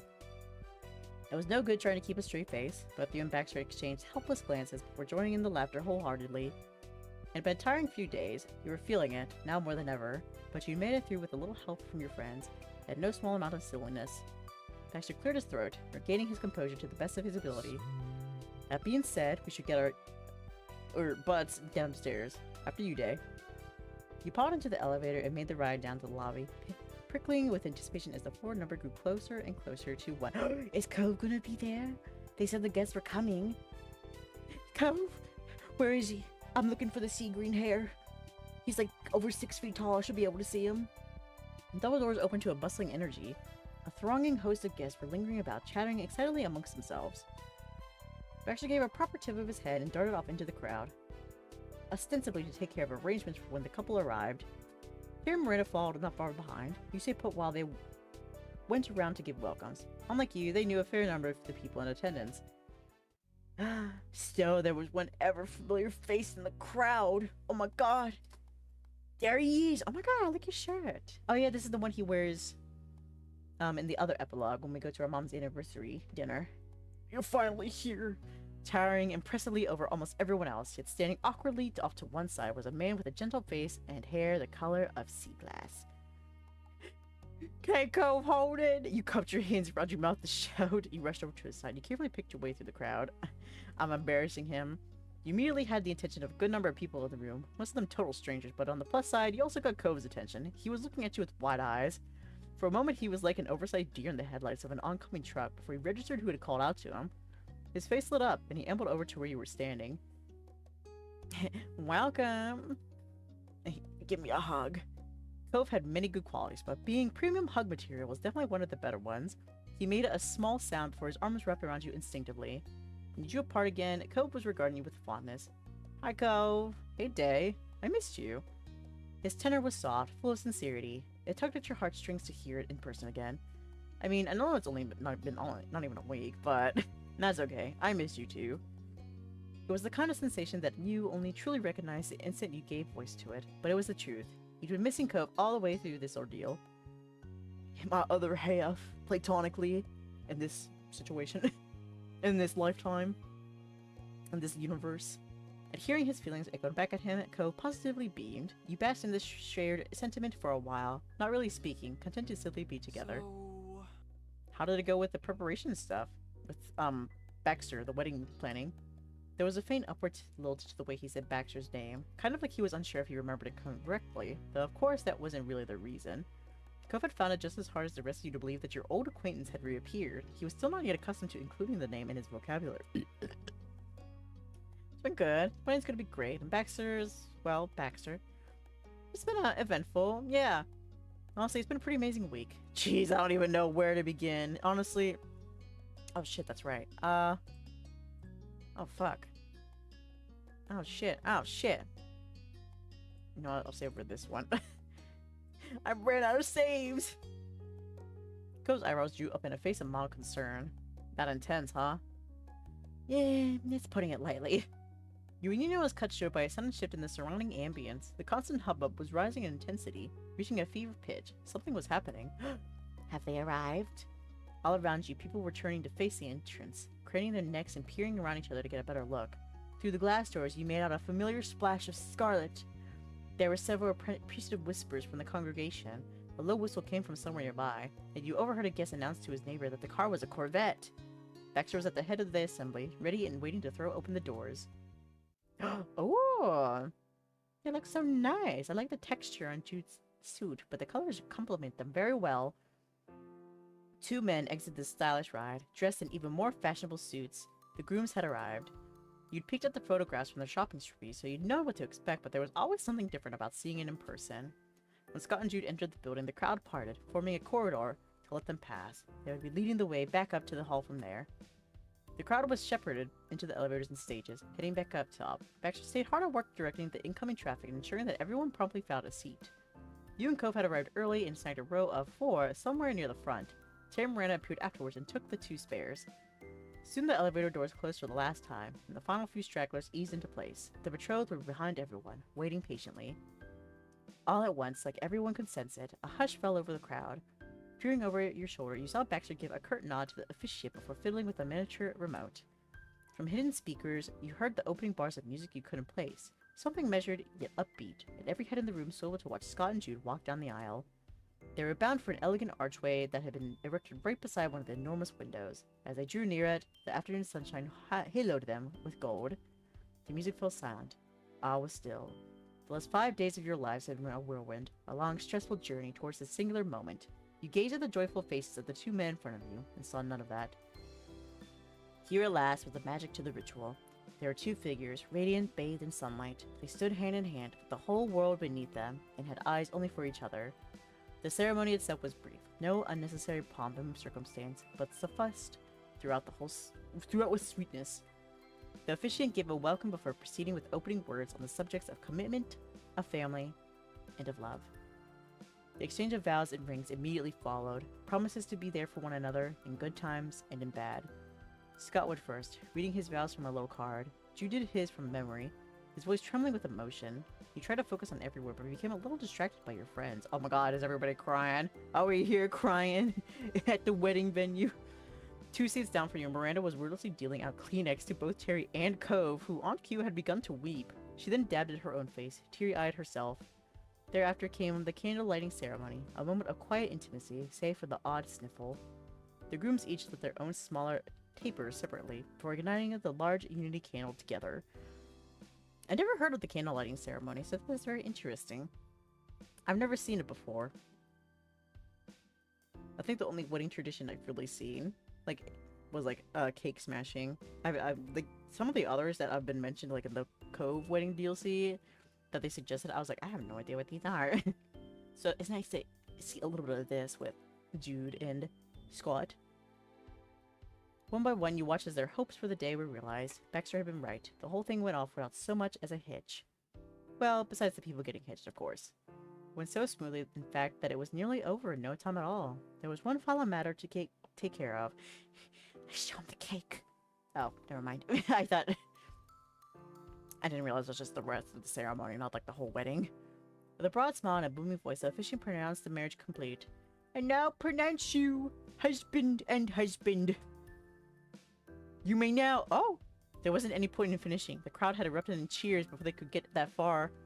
Scott's restraint had held upright until the final moment, but being forced to wait any longer to kiss his husband was a bridge too far. He jumped the gun, and Jude, but it wasn't like it mattered. The hall filled with the sound of laughter, and a huge clattering went up as the whole congregation got noisily to their feet. The newly wedded Mr. and Mr. Adam turned to face the crowd of their family and friends, eyes bright, heads held high. They stood and waved before linking arms and striding back up the aisle.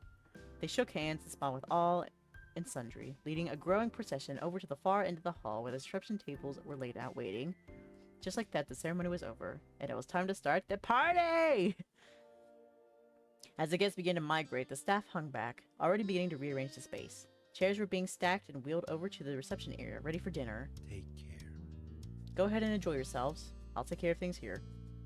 Baxter excused himself to assist with the preparation, disappearing into the crowd and leaving you, Miranda, Cove, and Terry to mingle with the other guests.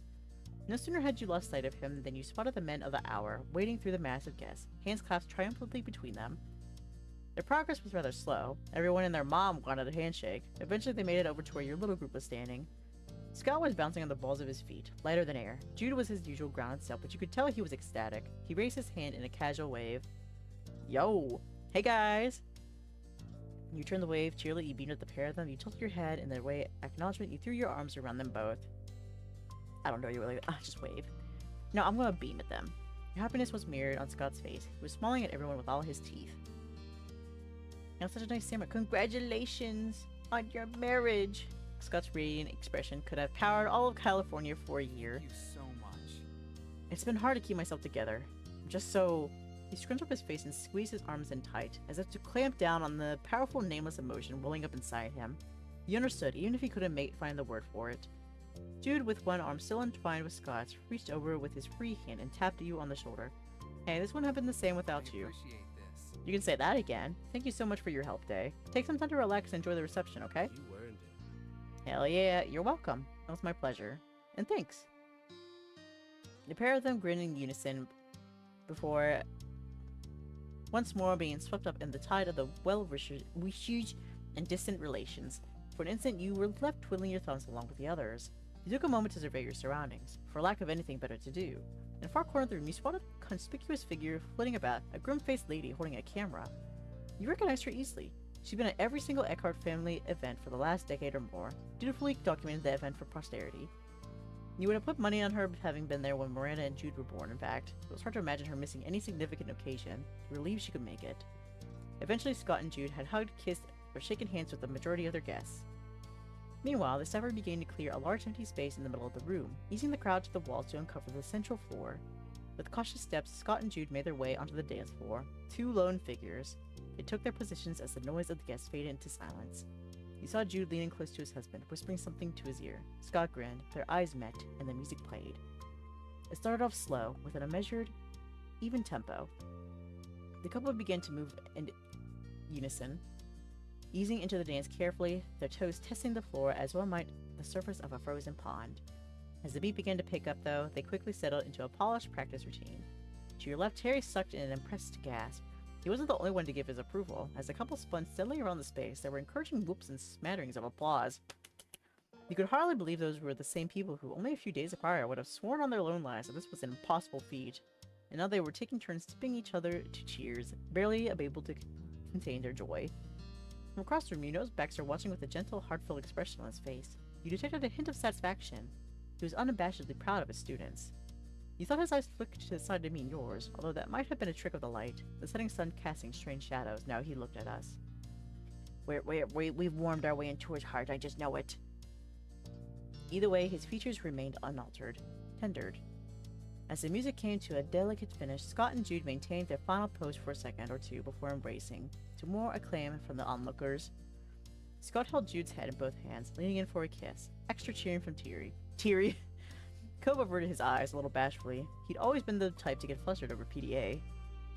The lovebirds took their bows and were then rushed off to take more photos. Now that the first dance was taken care of, the next order of business was arguably the most important. Food! Yes, I agree. It's time to eat. Terry's voice was easily audible over the growing din of guests, milling about once more. In an instant, he was gone, finished in the direction of the appetizers. What kind of appetizers? There was a green blur at the edge of your peripheral vision. You looked over to find Cove, or rather the empty spot where he had been standing mere moments ago. Nothing was more reliable than Cove's response to what Miranda had once dubbed the F-bomb. The boy must have hollow legs. Maybe that was what made him so buoyant. You exchanged amused glances with Randy before she shrugged and followed along behind the two boys. Might as well grab an appetizer too while there was still some left. It was a party. You had to enjoy what was on offer. Wanting to avoid the worst of the crowd, you went to find somewhere to sit down. You want to scope out your seat for the main course. Come on. Give me the appetizers. What do you have? You got the mozzarella sticks. It was going to be a close call if you knew your friends. There had been a hungry look in Terry's eyes as he dashed past. You gravitated in the direction of the snack table, following along in the wake of your friends. Most of the other congregants were taking this opportunity for more socializing, with some handfuls breaking away to grab a morsel to munch on while they waited. It was easy to hook back up with your friends nearby, though admittedly that was never difficult even at the worst of times. You just had to walk in the direction of an elevated pair of blue eyes. As soon as you caught up to them, he doesn't even fit in the screen. Cove was passing you a small delicacy of some description. Hey, you should really try this. It's good. Thanks. You took whatever it was and popped it into your mouth, giving a thumbs up of appreciation. Even right, you immediately leant over the table and grabbed another. So good. And don't talk with your mouth full, you're at a wedding. It's supposed to be prim and proper. The four of you hung around by the hors d'oeuvres for a while, swapping stories and reminiscing about the places you'd seen some of the other guests. Tara was, with some small degree of pride, recounting the names of Miranda's relatives as they flitted in and out of the view. Many of them stopped by to say hello, which was sweet to watch. It was evident that many of Miranda's family already considered Terry to be one of their own, and it didn't escape your notice that Randy was on the receiving end of several meaningful looks. Randy, for her part, was doing an exceptional job of pretending not to notice any of them. She could be very unflappable when the situation demanded. Oh my gosh, are they expecting her to propose to Terry too? Do it, pop out the ring, just get married. Before you and your friends could totally wipe out the snack table, there was the tinkling sound of a bell being rung, which came from the direction of the dining area. This was the signal for everyone to take their places for the main course, presumably. Your little group hurried on over, joining the mass of guests crowded around the tables. Everyone's designated seat was marked with a name card, written in flowing golden ink. You spotted yours quickly. You and your friends were near the head table. Once the momentary fuss of the seating arrangements was dispensed with, the meal followed along in a very short order. A small squadron of waitstaff began to set large plates in front of the guests, each laden with food giving off a faint wisp of steam. What's the food? With memory stirred, the options were chicken tagine, beefsteak, vegetarian ravioli, and a vegan risotto. And actually, you had paid very little attention to the main course, your mind being elsewhere. The main was, naturally, a precursor to what Cove would have described as the most important course of all, dessert. On this occasion, you had to agree with him. You wolfed down your meal with a sense of growing, so you can't even let me pick my meal? Hardly able to stop yourself from peeking over to the top of the table every now and again. The tiered wedding cake, Xavier's masterpiece, stood pleasant at one end of Jude and Scott's table, and next to it, hidden under an unassuming silver cloche. How would it be received? What would Scott think? In your anticipation, you were finding it hard to sit still. It didn't escape Cove's notice that something was up. Halfway through eating, there was a gentle nudge at your elbow. He was looking at you quizzically. Are you okay? Is everything okay? He was genuinely concerned, which was both very sweet and rather funny. You flashed him a quick smile and waved it away, not wanting to risk being overheard. During the ceremony and throughout the meal, Baxter had flitted from corner to corner of the room with the delicacy of a honeybee. His presence unassuming and unnoticed by all present, except you. As the main course was being cleared, however, he tapped a fork against the side of a wine glass, the clear sound reverberating off the tiled floors and quieting the diner's discussions. Honored guests, I hope the food and drink has been to your satisfaction. There were some non-specific noises of concurrence from the various tables. He glanced at Terry, who was patting his stomach contentedly, then at Miranda, still nibbling away at a piece of bread. Glad to hear it. I'm glad to hear that. We've come to the part of the evening where the newlyweds will cut the traditional first slices of their wedding cake. Scott, Jude, if you'd like to. The sound of two chairs scraping against the floor drowned out the rest of what he said. Scott and Jude got to their feet and came around from behind the top table. The two men stood shoulder to shoulder in front of the tiered cake, a large steel knife clutched in Scott's right hand. What do you have? A knife! No! Jude's left rested over the top, his wedding band winking in the candlelight. There was a momentary pause as the door-faced photographer performed her solemn, at least her, duty, and then with relatively little actual ceremony, the first clean cuts were made. The couple apportioned a slice apiece, and as promised, there was no smushing of cake into anyone's face. A round of applause rippled around the tables as the first bites were taken, and then a bustling sound as people started getting up to form a queue. Scott was lumbering up to carve slices for everybody when Jude tugged at his sleeve and stopped him with a word. He gestured to the silver cover, still hiding whatever was in it. Oh my god, cake reveal. Groom's cake reveal. Sensing that there was more to come, the guest piped down again. When Scott reached over and finally lifted the top to reveal the groom's cake in all its glory, there were several soft gasps. One of these was from Scott himself, whose face was blown wide with surprise and delight. He smiled, open-mouthed, looking silently to his husband and back down at the controller cake. Oh my god, it's so fucked up. But it looks good though, you know? Oh my gosh, I like how it's painted too. And whoever did this whoever did this did such a good job at making a fucked up looking cake, but still identifiable, you know? You can see like the texture of like what were we using, like a knife or something to like put the icing on? You can see that out there. It's uneven, but it's still good. It's still perfect. I like that. I'm so glad we got to see a cake, because I was kind of bummed. I was like, oh, I wanted to see a picture of a cake. I like this. I would eat it. You felt a warm, fuzzy feeling spread throughout your body as Scott began to whisper rapidly in Jude's ear, likely interrogating him about what was going on and where the cake had come from. It was too far away for you to tell what was said, but you didn't need to be in earshot to know that Scott was floored. You sagged in your seat with relief, your long night's effort vindicated. News of the groom's cake spread like a wave through the room, people murmuring excitedly to one another, with some approving nods and expressions of admiration thrown in. I bet at least Cove's gonna be sitting there like, oh my god, 2 cakes? It's like that one meme. Aw, their cake is better than mine. Holy shit, 2 cakes, hell yeah! More cake. More to eat. At his husband's side, Jude was looking nowhere but at Scott's face, eyes full with emotion. He wrapped an arm around Scott's waist, and they leaned into each other in a sidelong embrace. A fresh knife had been provided for the second cake, and Scott eagerly called the photographer back over to snap some fresh shots, both of the whole cake and then of them cutting it. This time, as the incision was made, Scott addressed the onlookers. Seriously? This is the last cake, I swear. Aw, no third cake. Some laughter, and then the room devolved into chatter as people began lining up in front of the top table for their dessert. You and your friends, being close by, got there early. The couple were handing out the slices to everyone on little side plates. Jude took care of the tiered cake while Scott was still fawning over the bright red controller, even as he cut into it.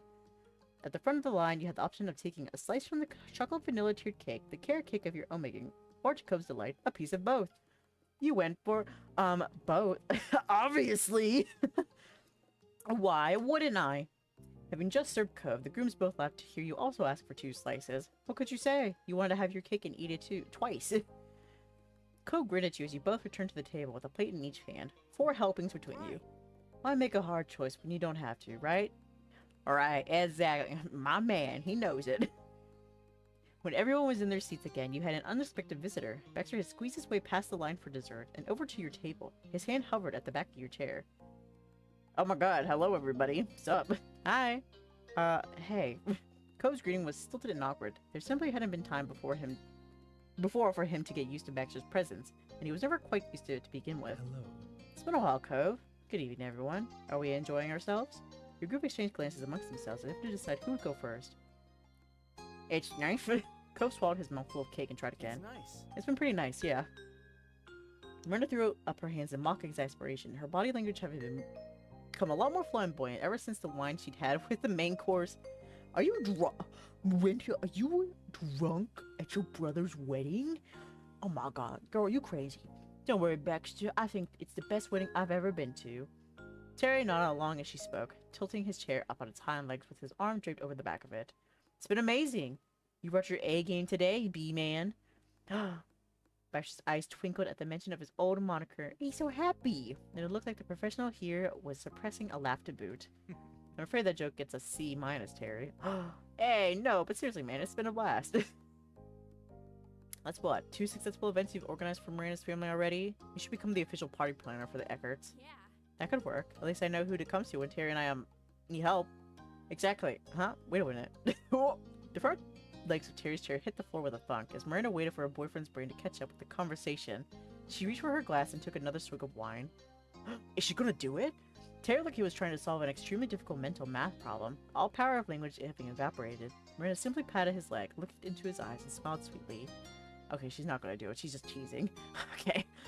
You let out a silent shout in your head, not wanting to interrupt whatever moment the two were now having. Miranda hadn't proposed at her brother's wedding, but it was a hell of a hint. Baxter put a finger thoughtfully to his lips, finding to hide the way his corners of his mouth were curling upwards.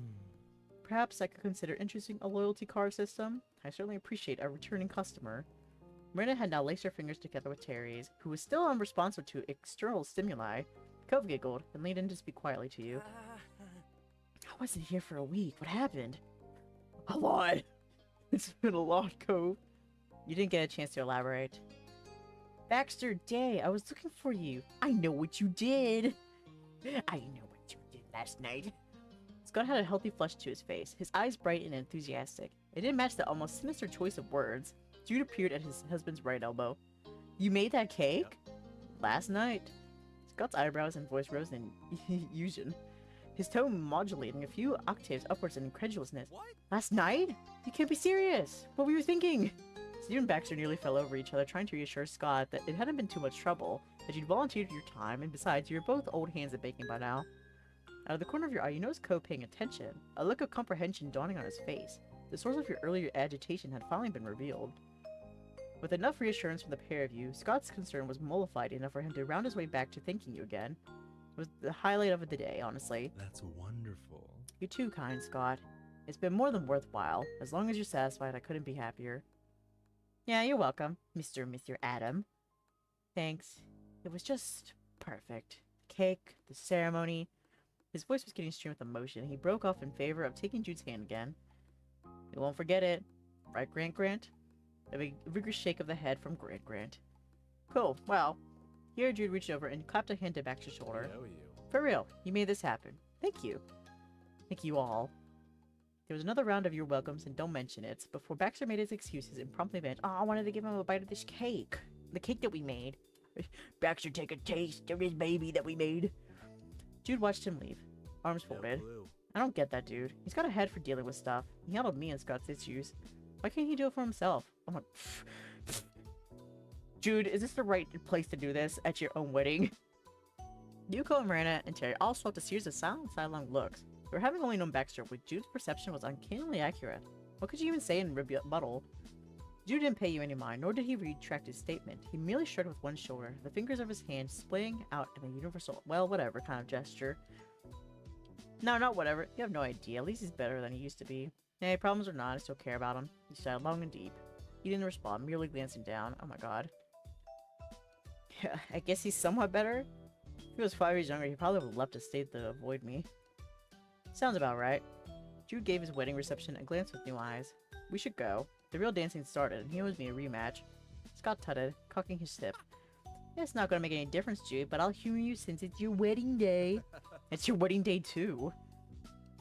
Those two had made a game, a competitive one at that, even out of dancing together. No one would get in the way of that. The couple joyfully made a break for the dance floor, hand in hand. After a second so, Miranda wiped a few chocolate cake crumbs from her around her mouth and got to her feet, holding out her hand to Terry. So... You know, we could dance too. Terry placed his palm on top of Miranda's and sprang out of his seat. Yes, let's show these clowns what 10 years of birthday parties look like. How about you, Cove? A pair of them turned their puppy dog eyes over to Cove, who was somehow still chewing. He shook his head and swallowed. Don't worry about it. I'm good. I'll stay here and watch, if that's okay. Sure, Dae. Count me in. You're not getting up to join them. Didn't seem like fun. I think I'll pass too. You have fun though. You shook your head. That'd be too much. Ooh, I don't know. I can either stay here with Cove or to go dance with them, but I want to dance with Baxter. I want to dance with Baxter. Why can't I dance with Baxter? I'll try both. Maybe. I'll stay here. Okay, cheer us on.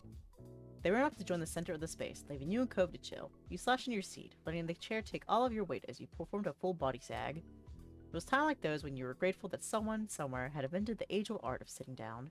Across the room, you watched Terry and Miranda approach the grooms, as the initial riff of a modern club hit started to play in the background. Even from your vantage point, it became apparent that Scott was still very much out of his element when it came to dancing. Baxter's tutelage could only get him so far. Besides, that had been a totally different style and genre. Meanwhile, Terry, Miranda, and Jude had been to enough parties and clubs over the years that they had some tricks up their pants legs and skirt bottom.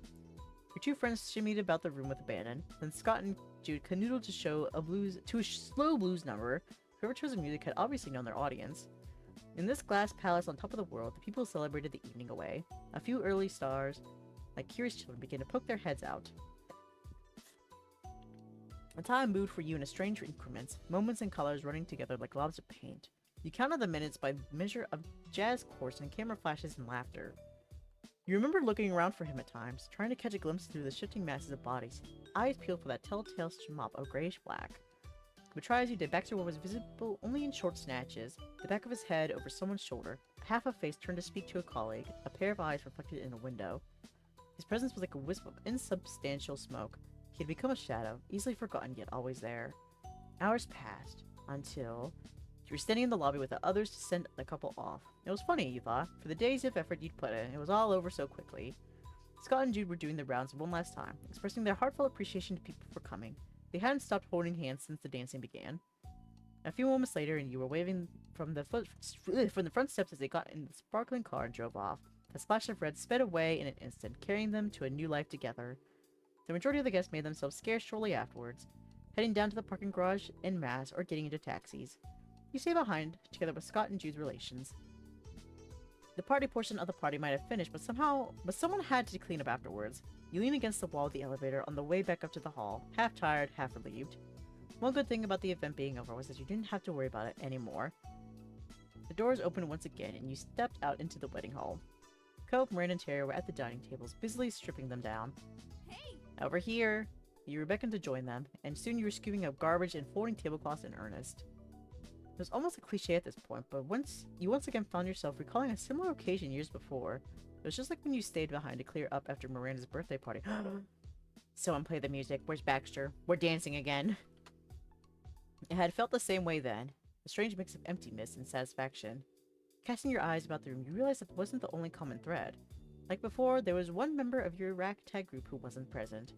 Baxter was down on the opposite end of the room, still rushing to and fro between various groups of staff, keeping himself occupied. You decided not to get in his way, not while he was busy. The moment would come eventually.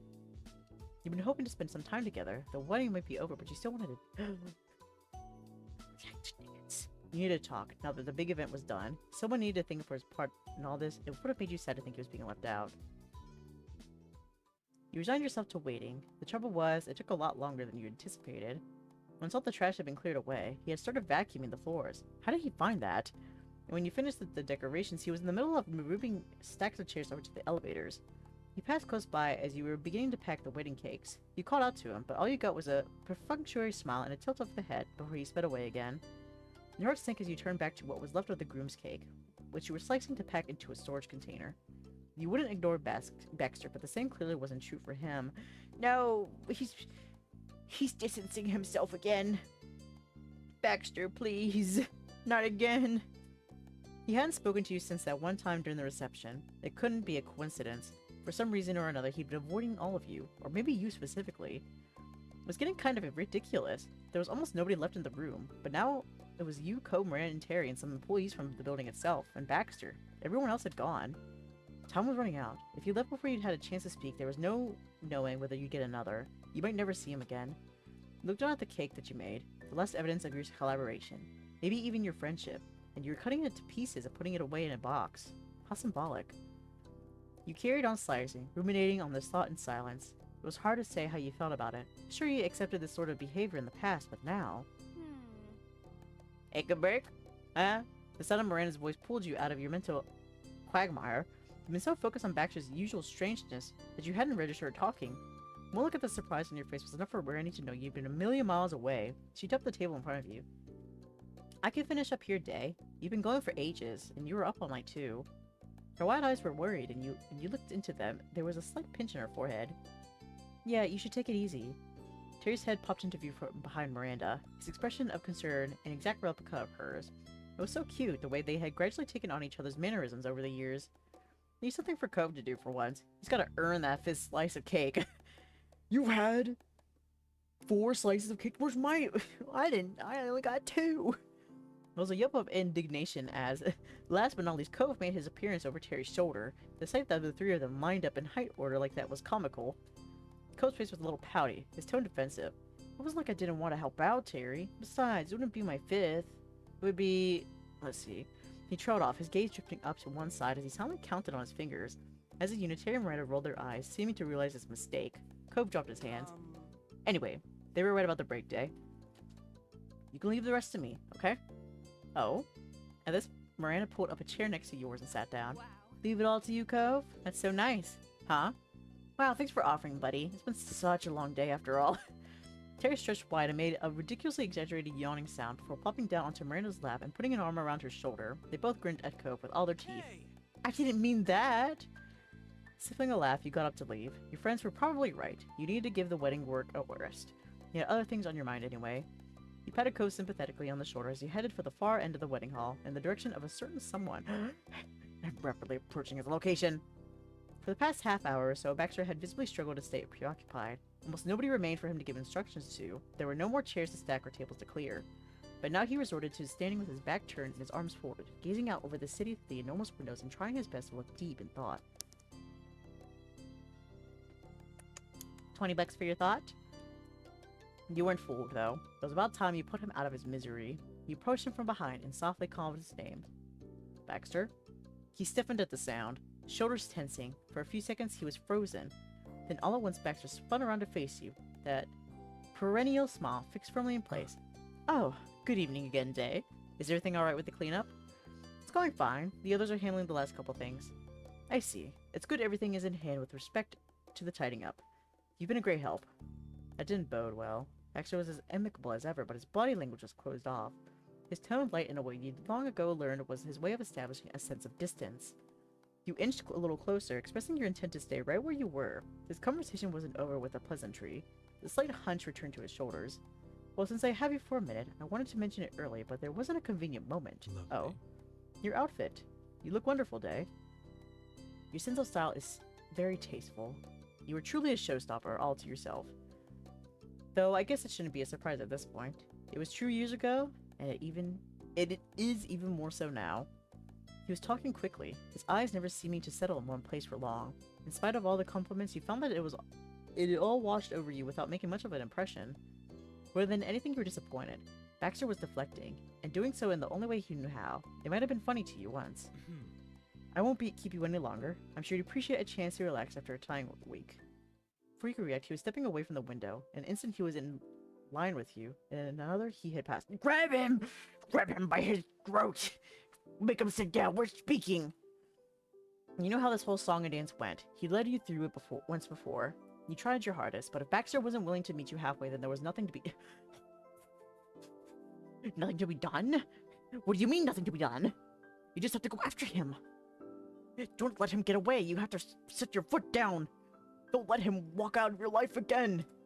He decided to walk out on you yet again. Stepped by a measured step. Grab him! He can't run far. And then, you heard a long drawn-out Baxter had stopped after a few paces, his back to you. You saw a hand come up to pinch the bridge of his nose. Turn around. Turn around right now. Baxter turned slightly, glancing over his shoulder so his gaze met yours. You didn't say anything. You didn't dare to. Like he was a wild animal, at the risk of being spooked. He closed his eyes for a few seconds and breathed in and out. You blinked, and then he was coming back in your direction. Yes, yes! His face set in a determined expression. He stopped a few feet from where you stood, and the heels of his dress shoes snapping together. I'm sorry. You must think I'm avoiding you deliberately. Yeah. You made a kind of hybrid shrugging nodding gesture to indicate that, yeah, you'd gotten that feeling. It was hard to miss. He made a noise that was one part laugh, another part sigh. Of course I am. My hope was that you wouldn't notice. What you don't know won't hurt you, and all that. Avoiding people is hurtful no matter what. Really, Baxter? How would you think I wouldn't notice? You folded your arms and leveled an unimpressed stare. Speechless. Okay.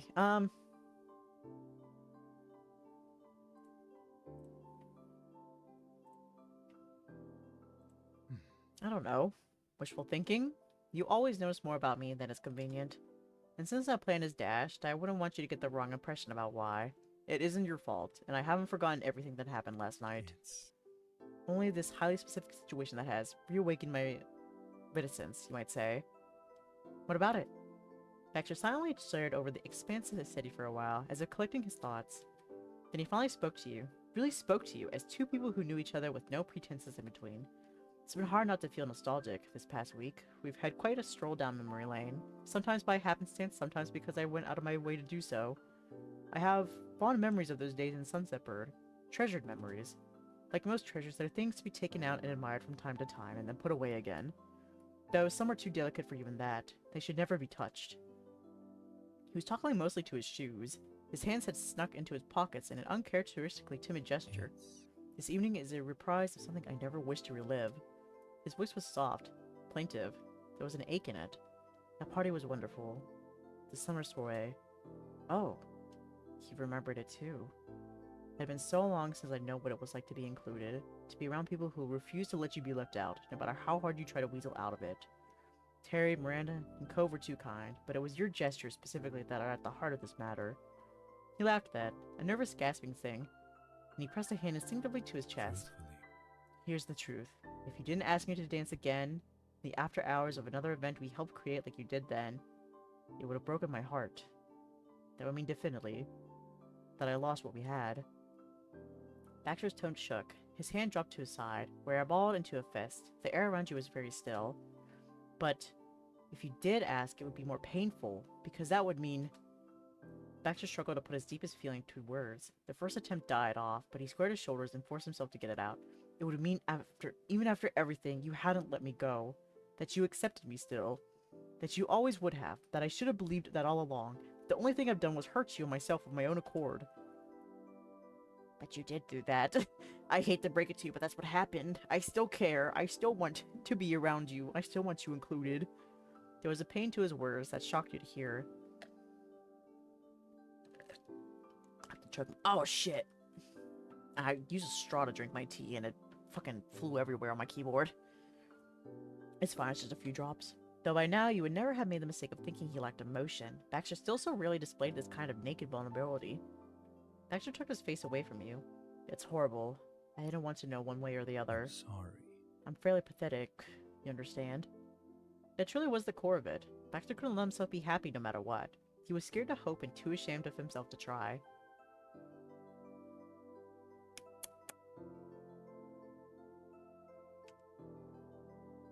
Would you like to dance? Click it. There's no music. We don't need music. The response came out as nothing more than a defeated whisper. There was a faint sheen to his eyes, and yet Baxter raised his left hand with the palm turned up in a familiar gesture. You cautiously placed your hand atop his. His fingers were cooler to the touch than you expected. Slowly, with gentle care, you began to lead Baxter into a dance. It was hardly a brilliant display of artistry, more of sophisticated sway than anything else. You traced out the sides of a square, lilting in time to an imagined beat. His shoes clicked against the empty dance floor, the only sound to be heard besides the omnipresent whisper of the air conditioner. You didn't say anything more. Your mind was lost in memory. That and the sensation of proximity, it was easy to forget how intense the fact of being mere inches away from another human being could be, this person in particular. The complex, minute variations in eye shade you only ever notice up close. A rich brown, warm as the earth, and the delicate curl of the eyelashes. Baxter adjusted his posture stiffly, and it was only then that you became aware of the fact that you'd been staring even more intently than the circumstances demanded. It would have been worrying, if not for the rosy tint creeping into his complexion. He wasn't upset by the attention. After a few quiet revolutions, he found more he wanted to tell you. You've always been understanding, Dae.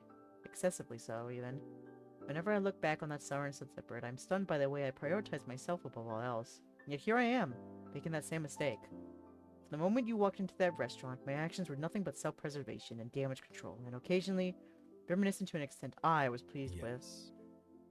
Yes, I had a professional commitment not to let personal matters impede the work that needed to be done, but my decency went far beyond that. In the end, I was using their marriage as an excuse. If not for that, then there would have been something else. Some trivial reason for keeping you at arm's length. That likely doesn't shock you. Yeah, I sort of worked out that what was going on. I've had bigger shocks from taking off a sweater. No, I'm not surprised. I should have done better by you. Jude and Scott as well. Asher's eyebrows lifted in the middle. And penitent expression. But if you can still believe me, I hadn't intended for my behavior today to be quite as cruel as it must have come across. Your ears perked. You couldn't guess where this was going now. In the past, I spent every moment around other people thinking of the limited span of our acquaintance, as if I wasn't seeing them at all, only the imminent departure. Our arrangements fell in line with that, a clear time frame, limited from the outset, predetermined rules set in stone. It was that way 5 years ago. It was that way now. We'd cooperate for a short period in service of Scott and Jude's wedding, and that would be that. I've said it as much myself, more than once.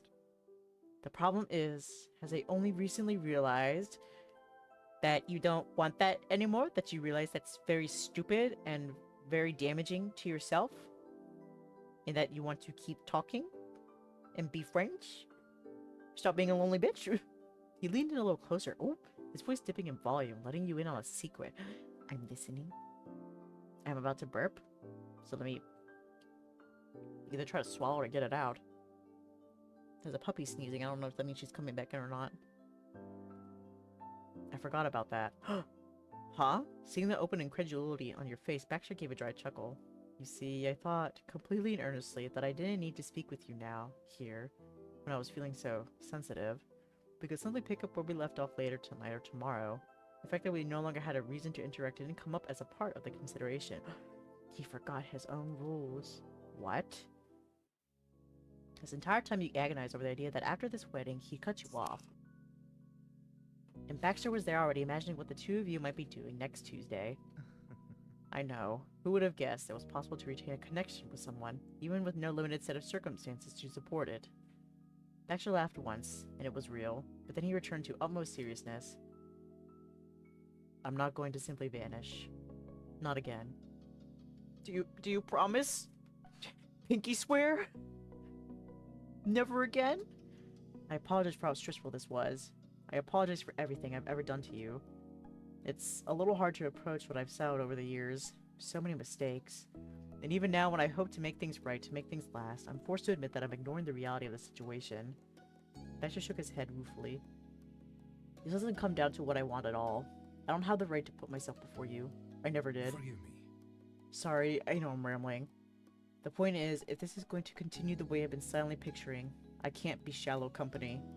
It was getting harder and harder to listen to Baxter talk about himself this way. Again, you recalled your shared history, and evening spent listening to him pour his heart out over your dining room table.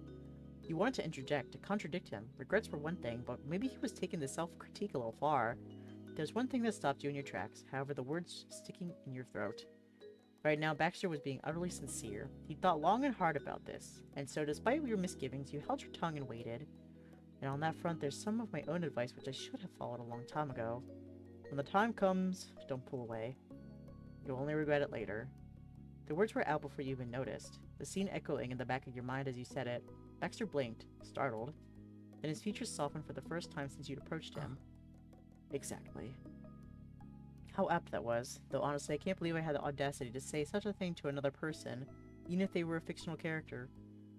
Still in my ignorance I had a point. My 19-year-old self had a few ideas worth keeping, and he had people he should have held onto as well. Baxter squared his jaw and leveled his chin, drawing himself up and looking at you full in the I face. don't want us to separate after today. So there you have it. I would like to become your friend, or remain your friend. Today, tomorrow, a month from now, a year from now. As long as you want. His heart's desire was made physically manifest by the way he held your hand like he would never let go. No more running away. I'll listen to whatever you have to say to me, even if it's difficult to hear. His mouth pulled up in a bashful little semi-smile, his posture open and vulnerable. There was an earnest, almost childlike aura of hope about him. As Baxter patiently awaited your response, you mentally scrambled to make sense of how you felt. There was a lightness to everything. Suddenly, your whole body felt tingly. You had done it! Somehow he reconnected with the man you thought lost for good. And he wanted to be friends? You did it! We got him! Oh. That was amazing, but you wanted something other than friendship. You had to tell him. You had to kiss this guy. Right now. Being close with him was the most important thing. You could express your real feelings later. You were ecstatic, though you secretly hoped that one day it'd be something other than friendship. That was all you... No. Absolutely not. No, no, no, no, no, no, no, no, no, no, no. Oh, shit. This one, I guess. Give me a kiss. You were entranced by his dark, unwavering eyes. He was there. Baxter was actually right there in front of you. You could feel him. The warmth of his hand radiated in your palm like you gathered the last ember from a fireplace. Your heart squeezed painfully tight. It needed to be smaller to be pushed its way into your throat.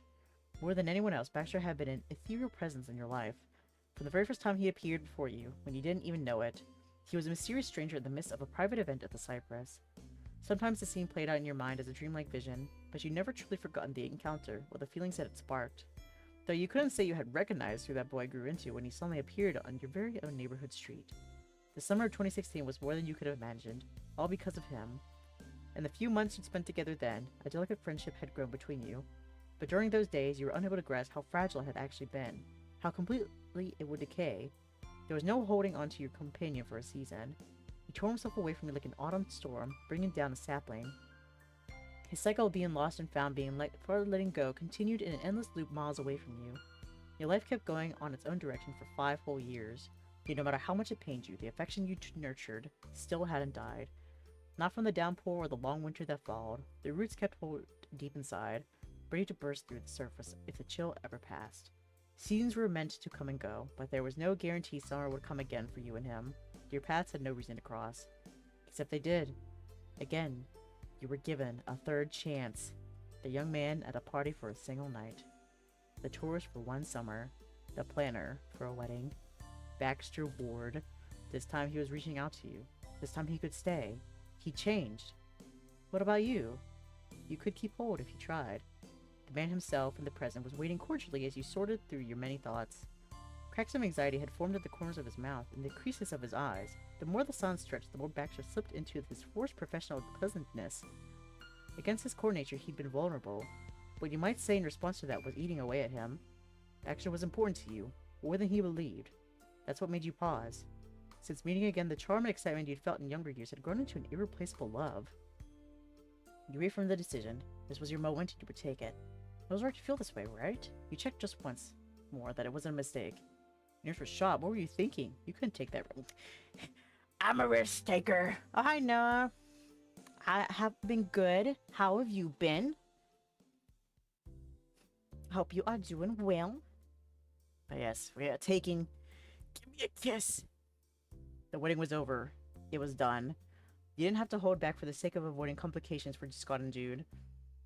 That was what you'd been waiting on, and you wouldn't wait a minute longer. You never liked wasting time, so why would you have to? Adoringly, you leaned forward and placed a kiss on his lips. Excitedly, you flung your arms around him and finally smooshed Baxter. Carefully, you cradled his cheeks and kissed his forehead. Nervously, you shot over and pecked his cheek. I have been great.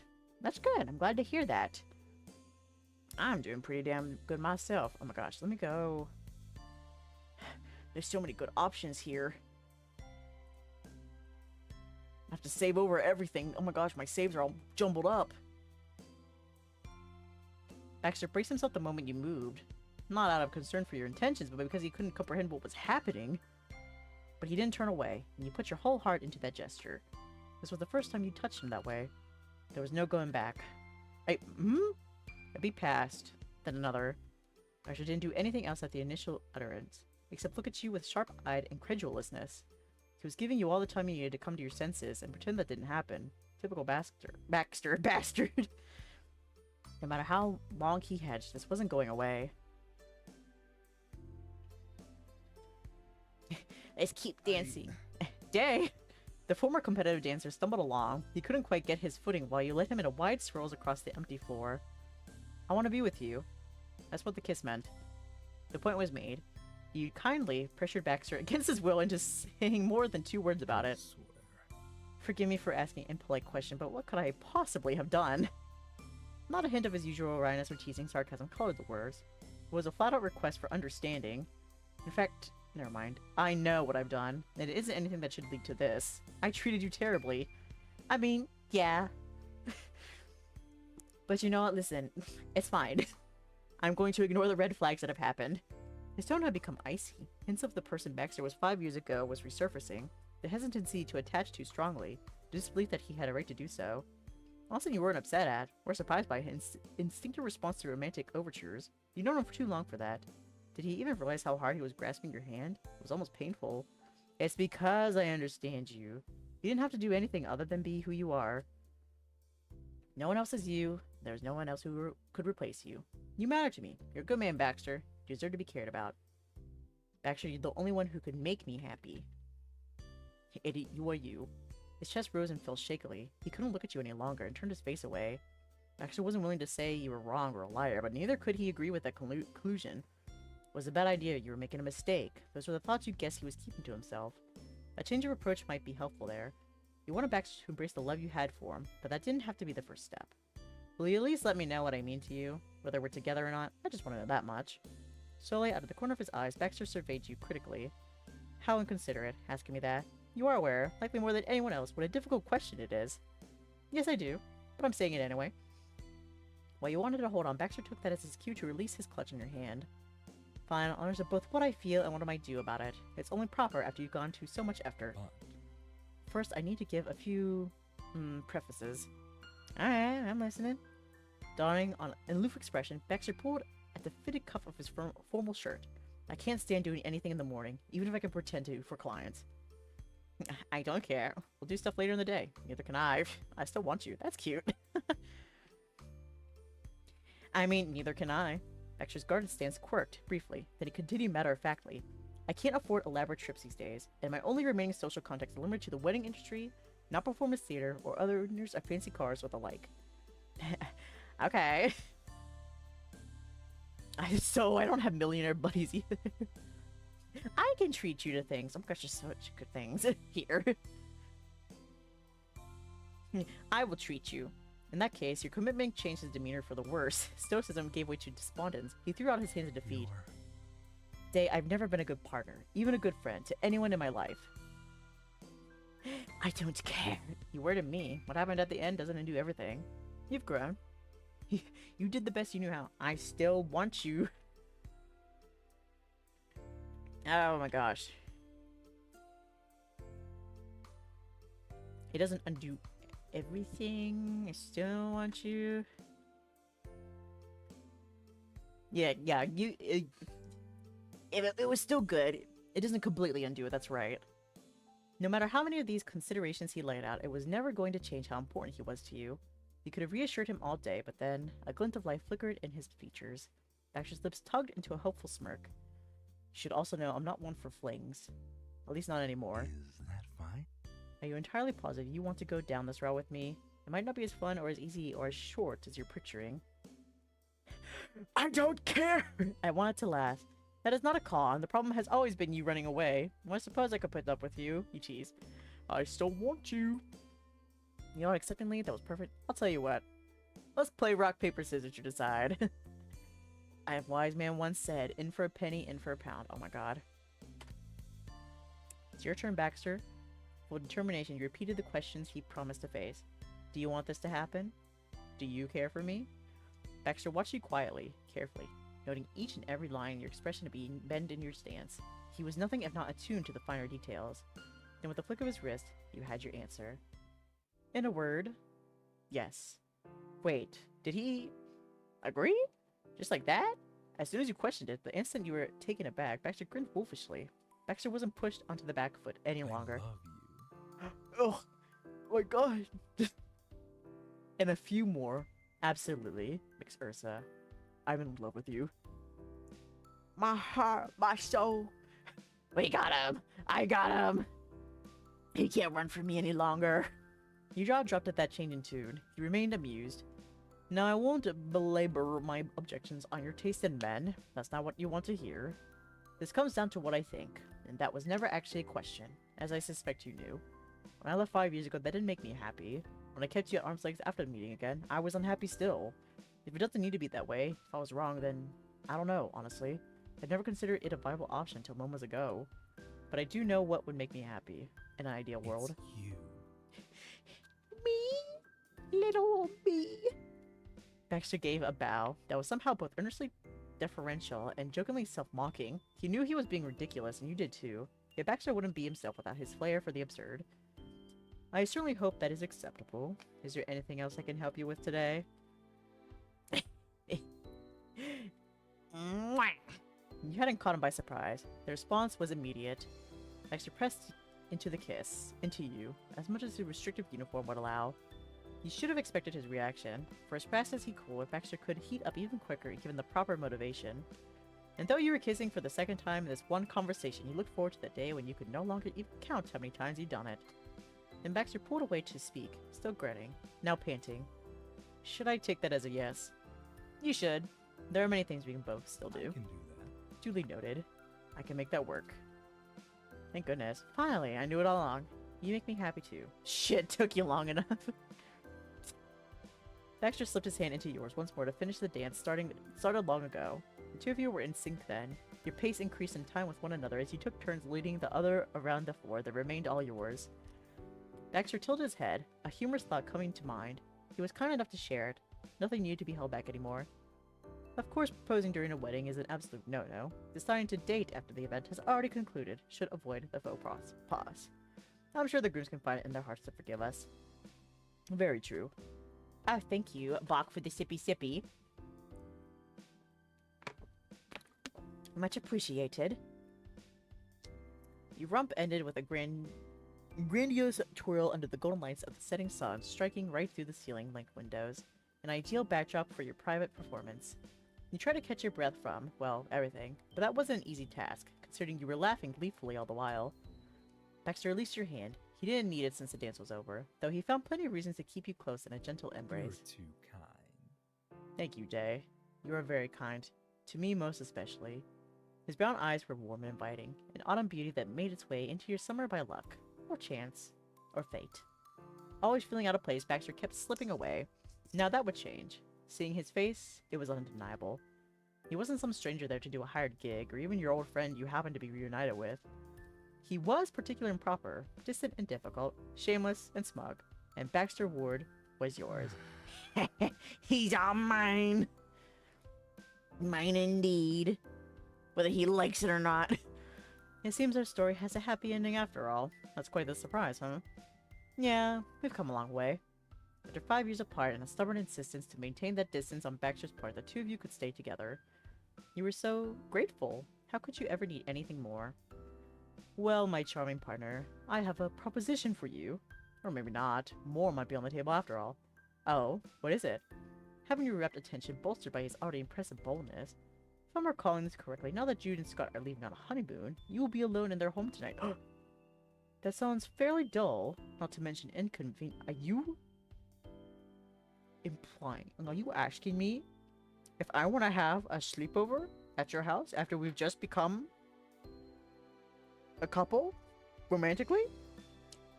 Okay. In that case, I would be delighted to have you come over to my apartment for the remainder of this trip. You're asking me to stay with you? I am. Again, there's no reason to waste time, and I would be a heartless lover to not even offer. Stunning, you really could never underestimate what Baxter would pull out of his tailored sleeves. Though if that would be too much, I wouldn't be insulted. Saying one night doesn't require you to stay for longer. Getting more personal time with Baxter before you had to go, or sitting by yourself in the Adams guest room? The decision made itself. Sounds nice, Baxter. I'd really appreciate that. He was thrilled, and so were you. Everything was positively ideal. Excellent. In that case, it's all almost settled. Huh? Almost. You know. Yes, it's not finished yet. We're going to have to meet with our audience at some point. Were they watching the whole time? Our audience. Your gaze traveled off to the side in a matching motion to Baxter.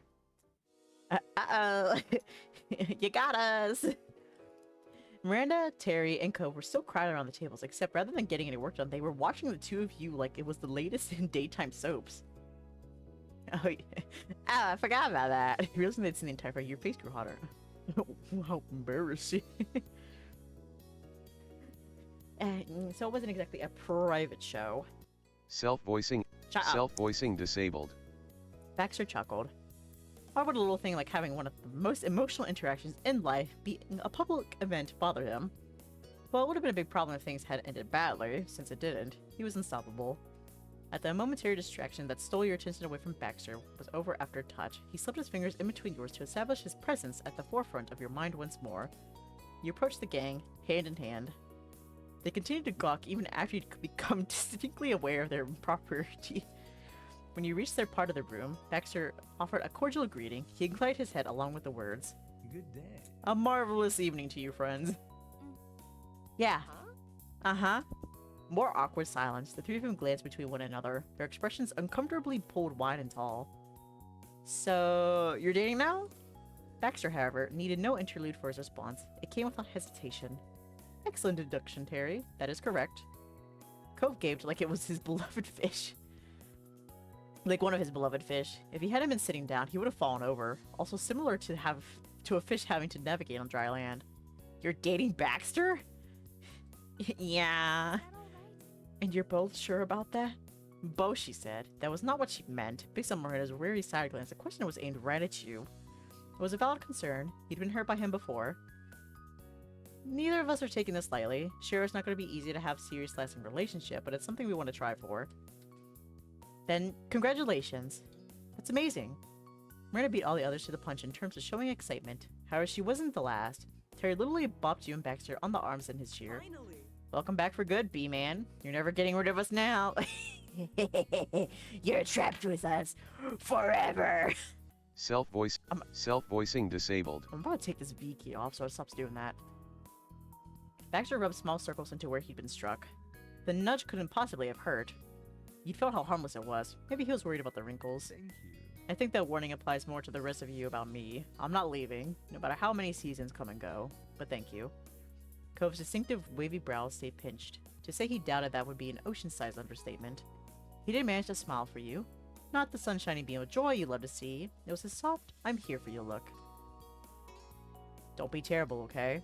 I want Dae to be happy. I appreciate the understanding. Of course. I appreciate your openness to the idea. That's my bestie.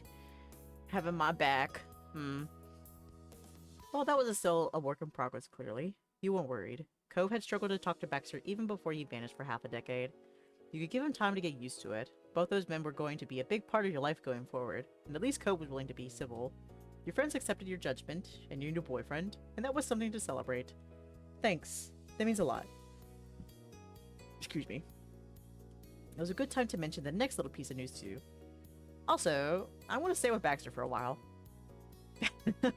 Everybody's like, bruh, you gotta chill. Baxter left at your direct explanation. He placed a hand on his head and nodded confidently. That's right. I invited Dae to be a guest at my apartment, since Jude and Scott have left on their honeymoon. That way they don't have to be there alone during the rest of their stay in the area. Also because I would simply enjoy having their company. Sorry. Already with that? Terry cracked a smile and gave Miranda a nudging elbow as she needed to get a look at this. Then he whistled. I don't know how he does it, but the man has done it. He whistled loud this time. Miranda slapped a hand across her mouth. She spun away from the group. It was still obvious by the way her shoulders were shaking that she was laughing.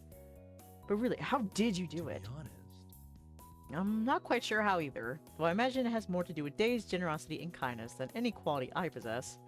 Terry and Miranda exchanged a silent grin with one another, and then shared it with you. Somehow you managed to defy the odds. It was a marvel to everyone standing there that everything had worked out. Working as a team, those left in the venue carried piles of boxes and bags into the elevator and down to Terry's van. It took a few trips, a couple high fives, one dive for the elevator doors, and many silly comments, and it was done. And came the final puzzle, fitting it all in the vehicle. After some creative arrangement, work inside the trunk, what remained of the wedding had been safely packed away. Together with Terry and Cove, you squished the trunk door shut and pressed. When you heard it click into position, the three of you slumped forward and sighed wearily. Terry spun on his heel and wiped his forehead with another of his exaggerated displays of exhaustion. Phew, another successful party in the bag. Terry moved to Miranda's side and hooked his arm around her shoulders. He playfully pulled her in close. We're professionals at this point. Miranda rolled her eyes, but nothing could derail her unmistakable delight in her boyfriend's proclamation. She lightly patted his hand on her shoulder. Terry, Baxter is a professional. Did you forget? No, that only proves my point. We're doing the same work. Miranda giggled and simply accepted Terry's argument. She shook her head as she calmed down. Thank you. None of this would have been possible without any of you. We did a great thing for my family. Thank you so much. Miranda sniffled and blinked, trying to keep the tears away.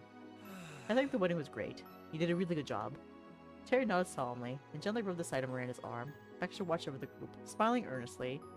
Despite all the talk about being professionals, it was the least business-like Baxter had acted around them in 5 years. you're good. Likewise, your efforts were impressive. Thanks, everyone. Go team! Yeah, thanks to me for all the hard work I did. That's me. Holding your head high, you pressed a thumb to your chest. The gang turned and laughed hysterically. Hey, I poured my heart and soul into this event, and this is how you repay me? That entertained them even more. You couldn't maintain the mock shock for another second. Terry wiped a few tears away. Right, what was I even saying? We know Dae's a true professional here. Sorry, Baxter. You're out of a job. Understandable. No offense taken. I have to agree. Baxter flashed you a playful smirk. We can't forget Dae was instrumental in crafting the group's cake. That's true. It was a cool surprise. Okay, thanks for real, but I know it wasn't just me. Everyone made today special. On that note, the wedding was officially done. There was no reason for any of you to return to the empty event room, and tomorrow strangely lacked any important appointments. There wasn't a single reason remaining for you to set foot in Baxter's office anytime soon. It was entirely at an end. The only trace of what originally brought the five of you back together had been unceremoniously stuffed into the van. It was unintentional, but you stood there in a moment of silence until Baxter used that opening to clear his throat. Since we're gathered here and there's no longer a wedding to fuss over planning anymore, I must use this opportunity to properly apologize to the rest of you.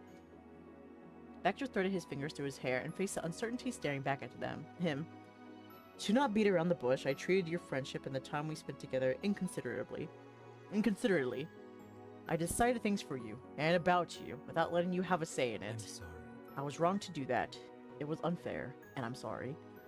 Sincerity left the three unable to react. At first, anyway. Gradually the words sunk in, your friend's attention flickered between you and him. The corners of Terry's mouth tugged into a satisfied smile. He proudly raised his chin and bumped his fist into Baxter's shoulder. Finally! I always knew you had it in you. Better late than never, V-Man. Miranda bashfully wrapped a stray curl around her finger and hummed in agreement. There's no reason why we need to forgive you anymore. Exactly, so don't worry. It's all water under the bridge now. Sure, forget it. We can start over. Finally, Baxter's lips parted, and he breathed a deep sigh of relief. The weight of his worries visibly lifted free. How long was he wanting to do that? Years, you imagined, anxiously picturing the possible directions that conversation could have I gone. appreciate the understanding. Again. Yep, we're understanding people. Alrighty, so. Terry clapped and then pointed at the van. Miranda and Cove nodded, understanding of what the cue meant. Some of us are still going to have to unpack this mess. We gotta get out of here. Right, Randy? Uh-huh, sorry. No, please, go on. Short goodbyes were traded, and Terry, Miranda, and Cove tiredly slid into the van. Somehow, Mr. Holden convinced Cove to stay in his old bedroom despite it being turned into a makeshift storage container, and the others were going to drop him off on their way. A storage container? Is Cove sleeping in a tub of stuff? Damn. You'd encouraged him to do it, even though he would have been happy to join you in the Adams house. Cove rolled down his window and propped himself on his elbow. He waved you closer. Oh, By the way, it's going to be a busy day for me tomorrow. Me and my dad, you know. Terry leaned back in his seat and tried to spot you through the back window, but he couldn't see past Cove's body. He opted to yell as a comment. Randy and I are working. If things go well, you're going to have time to yourself after all this. Thanks. After that, sleepy promises to each other soon were shared, and then at long last everyone went on their way for the night. There was one final pit stop left before you could return to Baxter's place in the city and rest. Jude and Scott's house. The suburbs were calling you to come and collect your clothes. Baxter used the moment alone to check if you were truly alright with your friends being aware of the relationship. You reassure him, but ask not to spring it on anyone else without preparation going forward. You assured him everyone and anyone could now. Yeah, that's fine. No more secrets. No more distance. During the drive, you sent them a text to let them know how your plans had changed. The newlyweds responded quickly, and they were thrilled to hear that you would have company while you were still in the area. While they never outright said it, you got the impression over the last few days that they had been feeling guilty. Honeymoon or not, leaving a house guest behind just didn't sit right with either of them. Their thoughtfulness and concern were appreciated, but now the lot of you could breathe easy. Before putting your phone away, you sent off one last text wishing them well and safe travels on their honeymoon. They replied instantly and thanked you for helping to give them one of the best days of their lives. When you reached the house, Baxter parked the car and followed you out. In seconds, you unlocked the front door with a handy spare key you'd been gifted and let him inside. It struck an odd note observing how silent the house was without Jude or Scott to fill the space. Yeah, whatever. You were newly relieved to not be there by yourself. Though it kind of sucked to have to pack so soon after cleaning the event room, there was a growing anticipation in your gut that spurred you on. There was no way of knowing what to expect from temporarily moving yourself in with Baxter, but you were optimistic. Peeking past your shoulder, you spotted Baxter in the doorway. He was graciously waiting on standby. Once you were ready, he stepped in and helped carry your bags to his car. Now, once did he utter a single complaint, but unfortunately, he also hadn't brought nearly as much as the entire wedding's worth of things. Between the two of you, it didn't take as long as it took to pack Terry's van, and then you were ready to go. Again. But you did one more sweep of the house to make sure everything was in check. Nothing was left on, and you locked the door, and the two of you were on your way once more. From there, Baxter brought you to his apartment for a second time and pushed the door open. He flipped a nearby light switch on, and together you went inside. Naturally, you weren't nearly as out of place as before. Baxter wanted you there. That invitation made a huge difference. Sighing drowsily, your body knew there was nothing left to worry about. You could finally rest. Baxter seemed equally ready to collapse at the end of a long, long chain of stressful challenges. Now? Well, now. He exhaled deeply, and despite his weary demeanor, Baxter offered you an amiable smile. Are you ready to get settled in? We can bring the bags into your room. Then you'd be free to get changed into something more comfortable, or to pass out. Anything you wish. For a moment you found yourself caught on his choice of words, declaring the guest room was plainly yours. It was wonderful, but also most far-fetched to believe that you held a concrete place within Baxter's world. That's a great idea. After the busy day you had, you were more than ready to put on something infinitely more comfortable. Wonderful. Baxter rubbed the side of his neck and yawned. He took a pause to get his sore body moving again, and at some point his thoughts wandered off elsewhere. Ah, yes. He glanced roughly in the direction of his bedroom inside. Crossing your arms, he tilted your head curiously. What's wrong? I recall the state of my own room, and I'm fairly certain it's a mess thanks to the debacle this morning, so nothing important. I'm not eager to tackle that tonight. It's a problem I'll deal with at a later date. I'm good at that, aren't I? His usual self-derisive jabbing had all the bite taken out of it. He smirked with an honest amusement. Pretty good. It was kind of funny, which was wild. Then Baxter brushed that thought off and returned his attention to the present task. He helped you carry your bags. I'll come back to the living room area once I'm finished getting out of this uniform. Feel free to change and decompress at your own leisure. You answered with a content but sleepy hum and followed Baxter to the guest room. Once your bags were safely inside, he cleared his throat. Please excuse me for now. After that, he swiftly exited the room. For the first time in a long while, watching him go didn't strike an odd chord. The two of you would talk later, and you knew that for a fact. The apartment wasn't that big, so there wasn't a chance that you could miss each other. In the meantime, you began unpacking and arranging your things in the new space. There was no rush, but the small changes were comforting. Later, when you were showered and dressed much more comfortably in your sleepwear, you found yourself wandering into the living room. What are you wearing? Show me! There you spotted Baxter leaning over the counter in the kitchen. You had a sudden realization despite spending the previous night in the same place, you never had caught a glimpse of what Baxter wore to bed. All you saw was his... You couldn't even finish that thought. I saw his naked body and his boxers. I'll say it. It was ridiculously embarrassing. Baxter remained obscured behind the furniture, perused something on his phone with a creased brow. You wondered if there was some wrap-up still needed for the contractors that worked on the wedding. Before you could ask, Baxter joyfully abandoned his phone on the counter because of your arrival. He straightened his back to his full height. Oh, you got little jammies on. They're black and white. Who would have known? and you got the best view of what he was wearing. White silk jammies, oh, they even call it jammies too, with a shiny black trim. On his feet, a pair of zebra-striped fuzzy slippers. Ah, Dae, hello again. He unconsciously smoothed the front of his shirt, but froze the second he touched the silky material. The corner of his mouth quirked. I'm pleased to see you're seeming relaxed after the day we had. I am aware of how this looks, with the, limited color scheme of my attire. I kindly ask you not to laugh. What? I don't know what you're talking about. Despite the wide grin stretching ear to ear, you did try to give him a break. If Baxter wanted to pretend he had outgrown his monochromatic taste, then you could certainly play along. Baxter stared at you in shock. He pinched a bit of the front fabric of his shirt and lifted it an inch. Really? You're genuinely not going to say anything? I'm called black-handed and monochrome. No. I didn't notice. In an exaggerated act of surprise, you placed a palm to your forehead.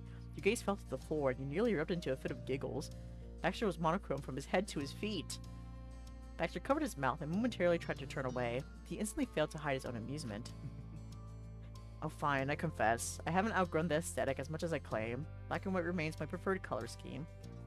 And all my pajamas are these colors, so you're bound to put all the puzzle pieces together. Your cheeks began to ache from a splitting grin. Baxter crossed his arms, but his expression remained fond. I only wish to indulge in my habits in a private manner. It'll be our secret then. Our little secret. Baxter's mouth opened, but his phone buzzed before he could speak. Does that work? It shouldn't be.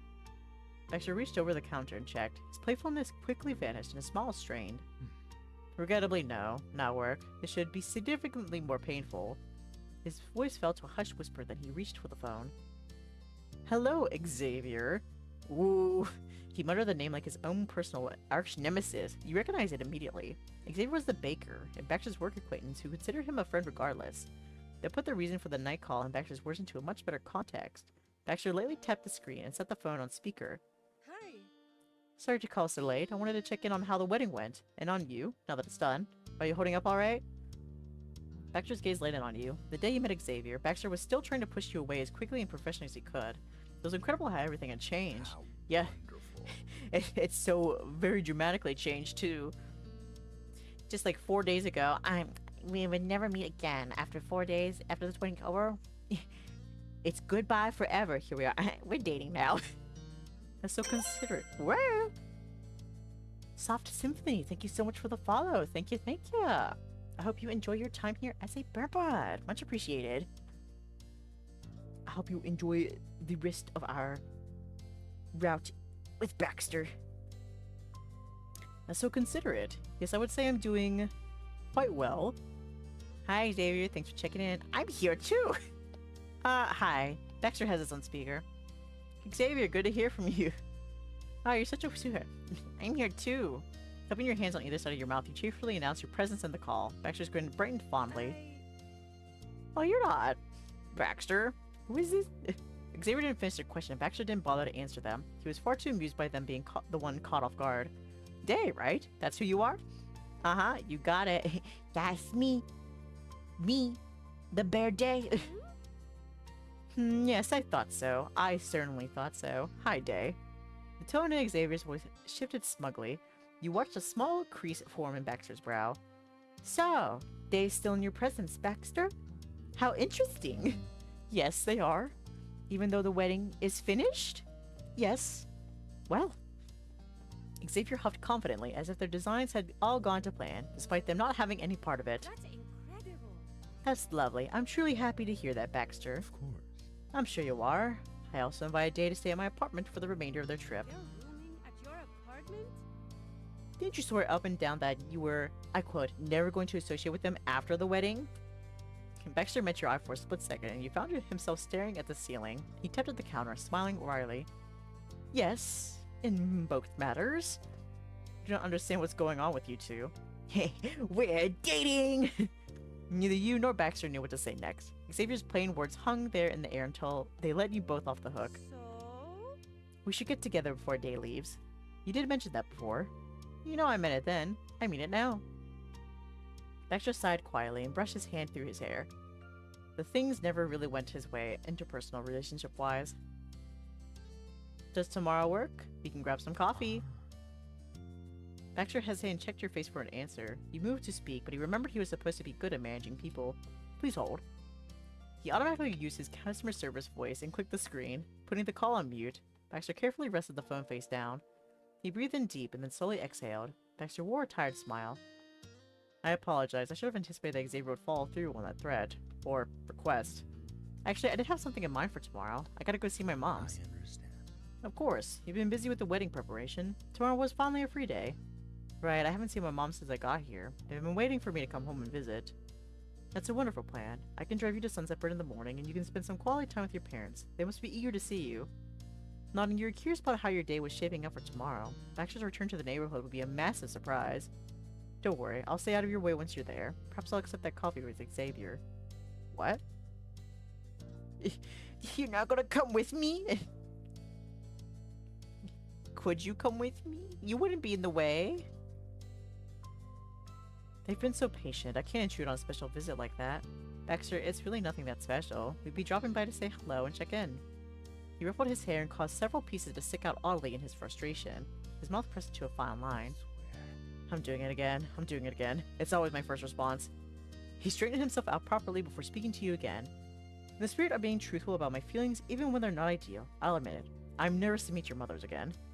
I'm not exactly thrilled to see what would happen if I appeared in front of them. I doubt they've forgotten anything. I made a terrible impression on them, didn't I? That's fair, but you can't avoid them forever. It's not the strategy that works, remember? You tried that for me. Your limit is 5 years, and it stopped working. He rubbed the back of his neck and shrugged. Baxter seemed to be relieved you were at least able to understand one another. Old habits die hard. Still, you should come with me. They'll forgive you. So they do dislike me. Nothing is as bad as it feels in your thoughts. My parents are sweet, and they're going to hear about the wedding anyway. You were an important part in that story. Unfortunately, those words did little to persuade Baxter. He continued to drag his feet over this predicament. He wasn't willing to accept the invitation, but he also wasn't willing to outright reject you either. I'll go with you to see Xavier, if you come with me to visit my mom's. A compromise, Xavier wanted to meet in the morning. Didn't you want to visit your mom's first thing? I don't want to see my mom's later on. We could ask Xavier if they'd rather get a different drink in the evening. It doesn't matter to me who we see first. There's time for both. Yes, I suppose there is. He placed a finger on his chin. Baxter carefully considered the possible options as usual. If it's alright with you, I prefer not to keep you from visiting your family. That's fine. I don't think a few hours is much of a delay, but we can plan to see them first. We can ask Xavier if we can hang out later on. Yes, that'll work quite nicely. I believe Xavier should accommodate that request easily. But where would we go for drinks?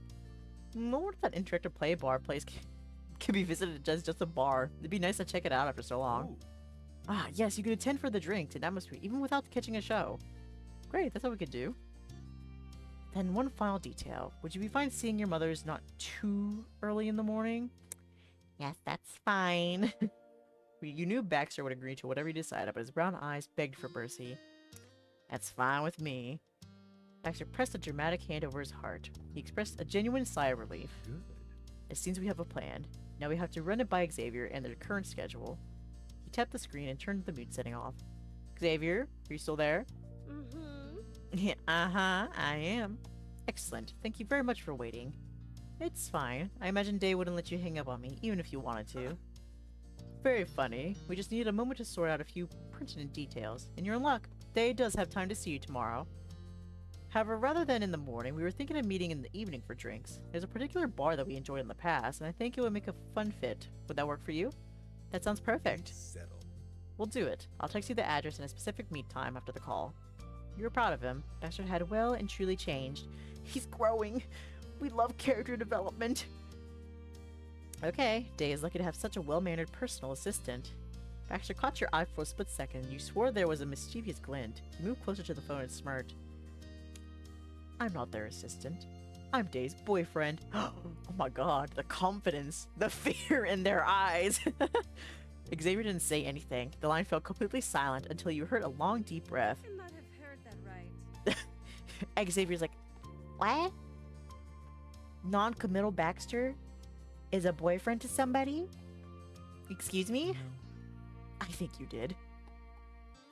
Your grin stretched from ear to ear. Baxter's charming ease in declaring his new position in your life was exhilarating. Baxter delighted in the joy his words brought you. The softness in his expression only made your heart pump faster. Well then, I'll need you to explain that later. Of course. Goodbye for today. Dae and I will see you tomorrow, Xavier. Goodbye. Bye, thanks for calling. It was wonderful hearing from you. Can't wait to see you. Ditto, we'll have a drink in honor of our new friendship. I'm honestly not sure how I feel about you two spending more time together.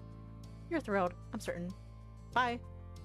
It kind of seems like Xavier has always been like Baxter's friend. Unwillingly, on Baxter's part. He's like, Xavier, I'm supposed to be dark and mysterious with no personal connections. Xavier's like, I don't care. We're friends. And so Baxter tapped the screen to end the call. He left the phone on the counter. Just like that, the two of you had a full day of plans set. Well. Oh, sad music. His full force smile dimmed. For a little while, you both managed to be casual, as if everything was normal and nothing had ever happened, like you'd never been apart. But in the late hour, when there was nothing left of casual life distractions, the lingering unease revealed itself. I apologize for keeping you up. I don't mind. Then, would you want to talk for a little longer? As sorry as I am, I don't think I've been as open as I could have been. You accepted how I was, still am in some regards, but can't fully understand it. Am I right? He was, there was no denying it. He never grasped the reasons for the way he acted. If you have something you want to say, I'd be glad to listen. Baxter's attention wandered about his apartment. He slipped a hand into his pocket. Could we move this downstairs? The lobby of my building has an amenity I'm rather fond of. Interesting. This had already taken a turn for the unexpected, but if whatever it was would make him feel better, you could go with it. Sure. Thank you. Back into what I thought was Baxter's living room at first. He led you out of the apartment and down the elevator to the ground floor lobby. From there you went to one corner where a seating area surrounded a chic, modern fireplace. It was lit. That was what he was drawn to. You knew it without being told. Here we are. After sweeping his hand out over the space, Baxter settled into a chair by the fire. You took a spot near him. The fire popped and crackled. He watched the flames, hypnotized by the way they danced. This is a humbler setting than the last fireside talk we had, isn't it? But it's such a long walk down memory lane, it would have been lovely to return to that mountain lodge together. Maureen and Terry will be taking a grand trip. On my suggestion that, might I add? It only seems fair we should as well. Throwing his hands up in mock defeat, Baxter could only laugh at himself. Of course, when have I ever taken my own damn device? Well, don't answer. I know, it's never. Or perhaps never until only today. Yep, that was a correct reply. At least in this case, it's not for lack of trying or a stubborn impulse to do the opposite of what would improve my life. It's that matter I warned you about, the charming reality of limited expendable income. I can't afford to flitter off on vacations whenever the mood strikes the way my parents can, but I can't have a very comfortable existence. He shrugged his shoulders, sinking deeper into his seat. It's nice, if lonely. But of course, let's not pretend I have anyone to blame for that other than myself. I ended every relationship I had with my own actions. It's the story of my life. I want to be liked, but I don't want to be important. A friend for a season, the planner at a wedding. It's that kind of role I'm comfortable in. Perhaps that's why I'm drawn to people who are wanted by everyone else. They don't need me. I can be someone. I can't be the one. Why? The word came out instinctively, before you could stop yourself. There was no reason for him to believe that about himself. He couldn't accept it. Baxter's arms and legs crossed as he closed his eyes in contemplation. I'm not sure I would have been able to answer before, even if I wanted to, which I didn't until very recently, as you saw firsthand. I understood where my limits were and generally left it at that. But where did those lines come from? I'd begun to reflect on it since I met you again. Seeing you made me doubt my own motivations. And I came to a conclusion somewhere along the way. I did know. I knew it all along, and simply chose not to think about it for a long time. Finally, he looked at you again. His eyes were a dark pool, crystal clear but bottomless. I don't deserve to have that kind of relationship with another person. That's why. The same question came to the tip of your tongue. Why? Why? Why? Why? You felt as if you were asking that with him, but this time you didn't have to. Baxter answered the unspoken plea on his own. You need to understand. I don't contribute anything. Maybe I can impress others for a time, but how do you go beyond that? I can't say what it means to be significant as a person, to be irreplaceable. And since I don't have the answer, I certainly wasn't going to assume I'd do it by accident. The more Baxter voiced these long, hidden feelings, the quieter he spoke. Baxter whispered to the fire as if he was all alone. What does it take to add value to someone simply by being there? I tried, but I never knew. In my eyes, there's a world of humans living freely among one another, while every connection I create is so fragile. If I make the wrong step, I might hurt them, or be hurt myself, and if it's strained at all, it will break entirely. Of course, I could be entirely off the mark, and everyone else might have the same struggles. What would I know, right? Baxter smirked self-derisively, recalling he had an audience. Still, it was frightening to want a deeper connection, because I couldn't do it. So I lived on, accepting what seemed to be my reality. It was painful listening to his innermost fears and insecurities, but Baxter wasn't done reflecting. You gritted your teeth and stayed quiet. I'm old enough to have forgotten my earliest years. Everything before about 6, maybe 7, is nothing but a vague blur. What do I distinctly recall that is that as a child, I unequivocally thought I was better than other people. That those who met me were lucky and I could pick anyone I wanted as company. The onus was on everyone else to impress. If someone was boring or maybe I just didn't like the colors they were wearing that day, I could find a new playmate, easily. After all, I had the most to offer. Naturally, what I was offering was what my parents had. A big cool house, exciting outings, the best toys. It wasn't until I was 11 or so when I developed my first stable friends. They might not have been rich like me, but they had their own charms. Those ties couldn't be replaced. Becoming attached to other people, especially those people, made me realize what I believed wasn't true. He straightened out his back and came up to the edge of the chair. And it was so obvious. They were wonderful. I felt things I never had before. All it took was being who they were. It didn't matter what their parents did. No fancy venue could top genuine camaraderie with their company. Truthfully. And for whatever reason, I was in the club, and I was happy. The person who was lucky to be there was me. A beautiful sparkle of sentimentality brightened his features even more than the glow of the fireplace. I had wanted my friends to feel the same way towards me, to have that kind of incredible effect on another person for no reason other than that I was Baxter. And the light went out. But I was older than all of them. I shouted as I was. I got along better with kids not quite my own age. Mature as always, Life changed fast then, and the years between us became more noticeable with every day. I never reached a point where I felt like I knew what I was doing before suddenly it was as if I didn't belong with them anymore. But they didn't have time to keep me around with the differences in our schedules and priorities, and I accepted that, so the friendships ended. We stopped talking as young teens, and I haven't even seen them since I left for college in 2015. I thought they mattered to me, but when have I done anything for them? Why did I deserve to be liked and included when all I did was want that to happen and abandon them when it didn't? None of the animation, emotion, life was left in Baxter's retelling. He continued hollowly. I miss what it was like having real friends. I miss those friends I used to have. Sometimes I wonder if they remember me. I wonder what they think of it. They do remember me. I wonder what they think of me now. But with a flick of his wrist, he wryly brushed off the admission. We're both aware it's only as full-grown man I learned that lesson. I've made many more mistakes than that. He hadn't given up the concept of vulnerability entirely, however. Baxter softened once more for a different confession. I've also missed you over those 5 years. And Terry, Miranda, and Cove, and that summer and Sunset Bird, but mostly it was you who I thought of. During that trip, I did feel wanted. You made me feel wanted and important. It's because you were wanted and important. You still are. Even now. Even after all the bullshit and frustration and confusion you put me through. Put all of us through. You're still wanted and important. Irreplaceable. It was exciting and amazing and felt impossible it could last. The shine would wear off eventually, as always. I didn't want to see it happen. What if I seemed pathetic for being attached to people I met on a short vacation? You had your real group of friends who lived with you there already. Or what if you stopped responding to me after realizing I wasn't that interesting? Or why would I have even assumed there'd be a reason to talk to me all once it was no longer convenient?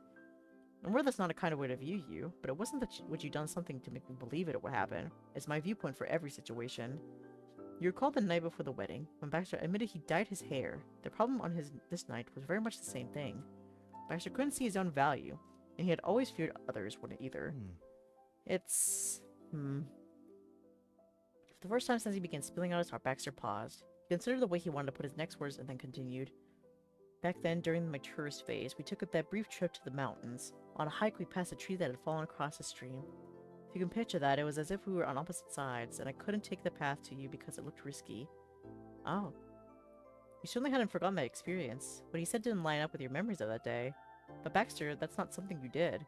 We walked on together, and then we went back the same side. You crossed the stream bravely. That got him to chuckle, ever so slightly. That was my attempt at a poignant, personally relevant metaphor, but I'm quite impressed you remember the details. How could I forget?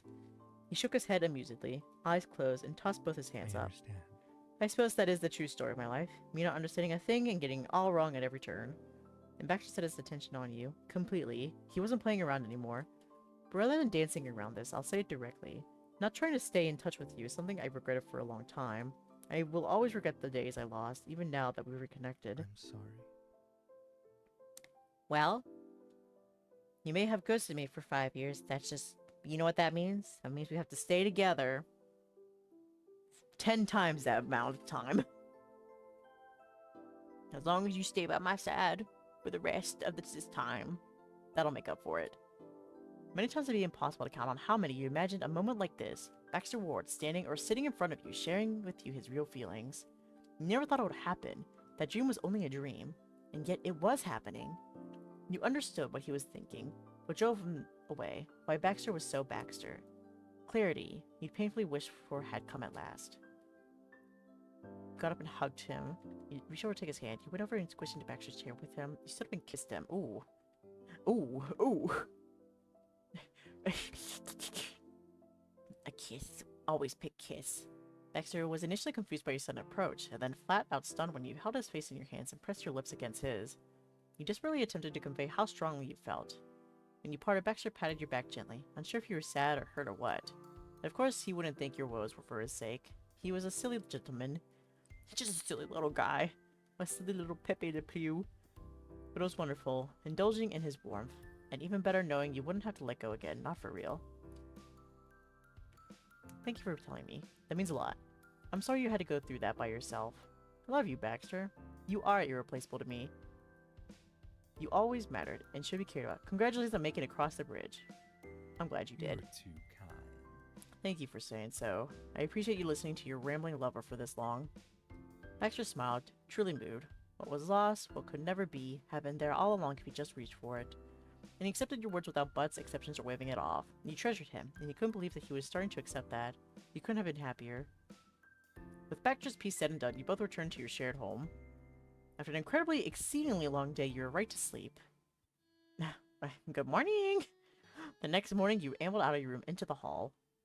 It was so early. You're bleary-eyed. You let yourself sleep in and were still tired. You slept in a lot, and you could have slept some more. It was nice and early, and you were feeling good. You slept in a bit and were energized by it. You slept the morning away, but needed it. You were finally rested. I said, I've been sleeping. That was me this morning. I slept in, and I felt so good afterwards. Checking the apartment, you found the living room was empty, and so was the kitchen. Baxter hadn't come out of his room. You heard no signs of stirring either, so he probably wasn't awake. You were kind of impressed someone outslept you, but if anyone could, it'd be morning hater extraordinaire Baxter Ward. After freshening up in the bathroom, you still had the place to yourself, but there were things you could do. Packing. The trip was almost over after all.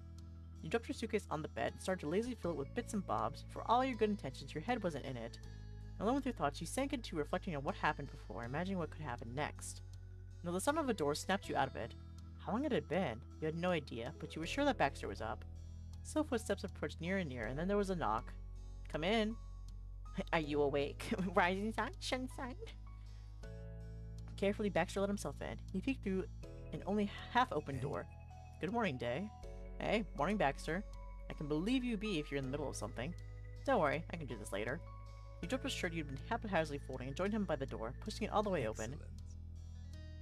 He gestured with a light wave, then clad again in fuzzy zebra print slippers. Baxter shuffled to the community space of the apartment. You followed along. He dropped like a sack of monochrome potatoes into one of the chairs. Baxter had no reason to rush that morning, so he could be as complacent as he wanted, which was very much. Making out from under his blanket had admit he was ready to join the rest of the waking world. Baxter was lingering in the peaceful dreamland of his own home. You thought he was simply precious. Ah. Mwah. His eyes fluttered close as you gave him a soft peck. Baxter sighed sweetly. Baxter then curled his legs onto the cushion while stretching his arms up towards the ceiling. It feels as if the wedding was a lifetime ago, not yesterday. I can't believe all this happened in less than a week. It was yesterday? Wow, you're right. It's pretty incredible. It all happened. Oh my god, it's not even been a week. I'm in a sudden relationship with a man I haven't seen in 5 years. He only murmured softly in response, unable to muster the energy for entire words. You took it delightfully easy while getting decent for the day. Baxter had a wide collection of lotions, oils, and creams for the skin and hair, which you were permitted to raid as much or as little as you wanted. He made liberal use of it himself. Are you not surprised he was the kind of man with a 30-minute morning pampering routine? The two of you also got to enjoy a comfortably quiet breakfast together before finally heading out. You left the city behind, shot straight past the suburbs, and headed towards the horizon. A tiny tourist town came into view under the high noon sun. Baxter's car came to a stop along the side of the street. It was the same spot he used to have when he was a tourist. It already felt good to be back. You were energized, downright perky. Things had finally come full circle. You climbed out and strolled down the road to your childhood home. Now, my wonderful and forgiving Dae, Baxter spoke out haltingly. Are you sure? Are you positive this isn't going to be an unwelcome intrusion? I'm not saying this because I prefer to hide from my past. I'm done with that, but I think we should give your parents space if they need it.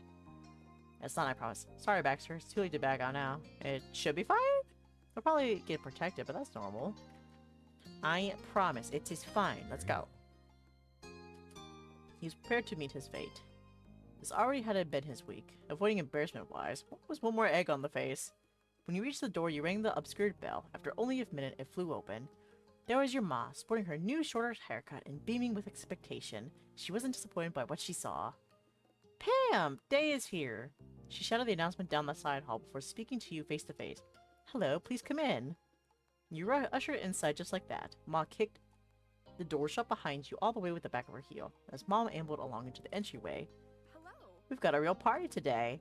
Mom was looking chipper with the retired English professor outfit she had on. Oh my god, don't come for your mother like that. Leave her alone. I give a hug. 4 arms wrapped around you in response. You squished together in a Ursa family love fest. You were never old enough for them to stop fawning over you. Yeah, I missed you. Thanks. Hi there, kiddo. Thanks for taking the time to swing by. Yes, welcome home, sweetie. And hello to you, too. Oh my god, there he is. Mom pointed her face directly towards Baxter. He got the full force of her cheer. It's a surprise they found someone they wanted to bring home. I imagine they'd spend the time with the usual faces. It's such a short trip. That's fantastic. But it's not a bad thing. It's lovely they're meeting new friends. My name is Nolani, and I'm Pamela. Nice to meet you. How embarrassing. We've met before. An awkward chuckle came from Baxter. They didn't recognize him. Sure, he'd lost his iconic sense of style, but there was plenty of recognizable Baxterisms left. We have in fact met before, Dae and I, as well as myself and both of you. My name is Baxter Ward. I visited Sunset Bird 5 years ago as a tourist. I stay on a rental on this very street. Your mom's familiar— oh, they have murder in their eyes. Familiar welcoming grins flattened right out. Their joy evaporated like an ice cube left in the parking lot during the height of a California summer. I see you remember me. Baxter ran a finger along the inside of the edge of his collar, leaving it hooked into the center. Despite his bold claim from before that he wasn't intending to hide, Baxter unconsciously lingered farther away from your moms than you did. It presented you as a block between him and him. So hiding, basically. It was so sad but also extremely cute. However, Baxter didn't run or fight in the midst of this crisis. He embraced it. Understandable. I'm certain I must have come across as uncaring and unreliable at that time, but I assure you I'm relatively less immature than I used to be. Not the most flattering character assessment, but an honest one. To say your mothers weren't impressed would be an understatement. Their stony expressions didn't so much as twitch. He means it, Moms. Please don't make him feel bad. He's been through enough. I forgive him what happened. It's all good between us. You sighed. This was already going south. You gave Baxter's arm a supportive pat. He means it. Thank you, Dae. You have every right to be wary of me being here with your child again. You can take as long as you need to come to terms with it. It sure was difficult to remain mad at someone so earnest. You couldn't manage it. Slowly, life returned to those 2 statues that had been erected in front of you. Well, Your gracious Ma elected to change the subject there. How about we catch up? We missed quite a lot, for both of you. Yeah, you should tell them about yourself, Baxter. Certainly. To start, I'll say that I work as a wedding planner, mainly. I also plan events for certain non-profit organizations when I can. Though that's at such a low rate, it's probably no pro bono. Nothing I could make a living out of. Ah, that was news to all of you. He never mentioned doing anything outside of weddings. Baxter crossed his arms protectively and pointedly looked away from you. This was one matter even he was shy about. It seemed Baxter had gotten into volunteer work after all. All those years ago, when he was so impressed at us doing volunteer work, now here he is, doing the same thing. Well, well, well. That's nice. Your middle-son parents homed in on Baxter like mother hens introduced to a brand new chick. Interesting. I wouldn't have pegged you as a love guru. Oh, I'm not. Even so, wedding planning is such a lovely career. How did that happen? It suited me in many ways. Truthfully, it was planning a wedding that caused Dae and I to meet again. Moss shot a finger towards Baxter and gasped. Fine. You were working on Jude and Scott's wedding? That's correct. It was the gig of a lifetime. Oh darn, I just realized if he does other kinds of events, he could have planned a whole party for our wedding anniversary a few weeks ago. Mom and Ma were having bustles of fun by then. Baxter playfully batted their jokes and teases. I'm glad they're so... I'm glad they moved on from wanting to murder him to wanting to get to know him, you know? A big switch. Like, literally not even a minute ago, Mom and Ma were, like, staring into him, contemplating, okay, how do we get rid of this dude, and where do we bury the body? We're like, oh my gosh, you should have planned our wedding anniversary last week, a couple weeks ago. You know, it's fine.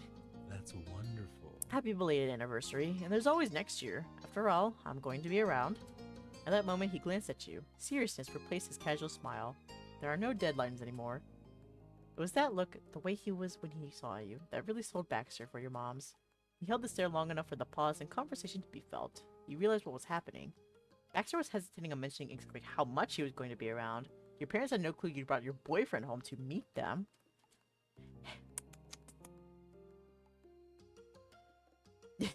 Baxter's my boyfriend!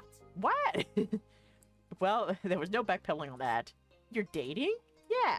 Asked him to be with me yesterday. You need to understand. I wish to be with them as well, of course. I don't intend to waste the chance. That revelation had your parents newly dazed. Just when they'd relaxed, the Baxter Ward factor managed to knock them off their balance again. Goodness. I've never heard her say that before. My goodness. Talk about a dark horse. The pair of boys focused on each other, doing their mom thing where they came to a decision without having to talk about it out loud. It hit you that you were able to do that yourself with Baxter a minute ago. Wow. Ultimately, they smiled gently over the both of you. They made you smile too. You never doubted that your parents could find it in their hearts to accept how Mr. Ward unexpectedly waltzed into your life once more. They trusted your judgment, plus from their real grown-up perspective, Baxter was practically still a baby back with his solution to problems, was avoiding them. They didn't have reservations on getting to know him again now, and you got that right to it. Both you and Baxter worked together to recount your wedding planning adventures. Going over the entire story nicely illustrated the absolute week you'd had, and it wasn't even 7 days. Mom and Ma went on an emotional roller coaster, visibly distraught when you described how cold Baxter was originally, cheering when he explained the moment you officially reconnected, as if they hadn't already known how it ended. I'm gonna kill this dude. It's literally one person sending those Steam notifications. You got to hear what they'd been up to lately as well. It was the same old for them, which was exactly how they liked it. But as it got later in the day, you ran out of time. There was another meetup still to have. Your mom simply appreciated that you stopped by at all and wished you well seeing your new friend. They promised to tell Mr. Holden you said hi when he got back from work. Where's Cove? Where did Cove go? Is he working with him? Oh shit. Oh, Sam came back. She scared me. I thought I heard a weird noise and I just was slowly panning over and I saw this hairy ass in my peripheral vision. What are you doing in here? Oh, you itchy.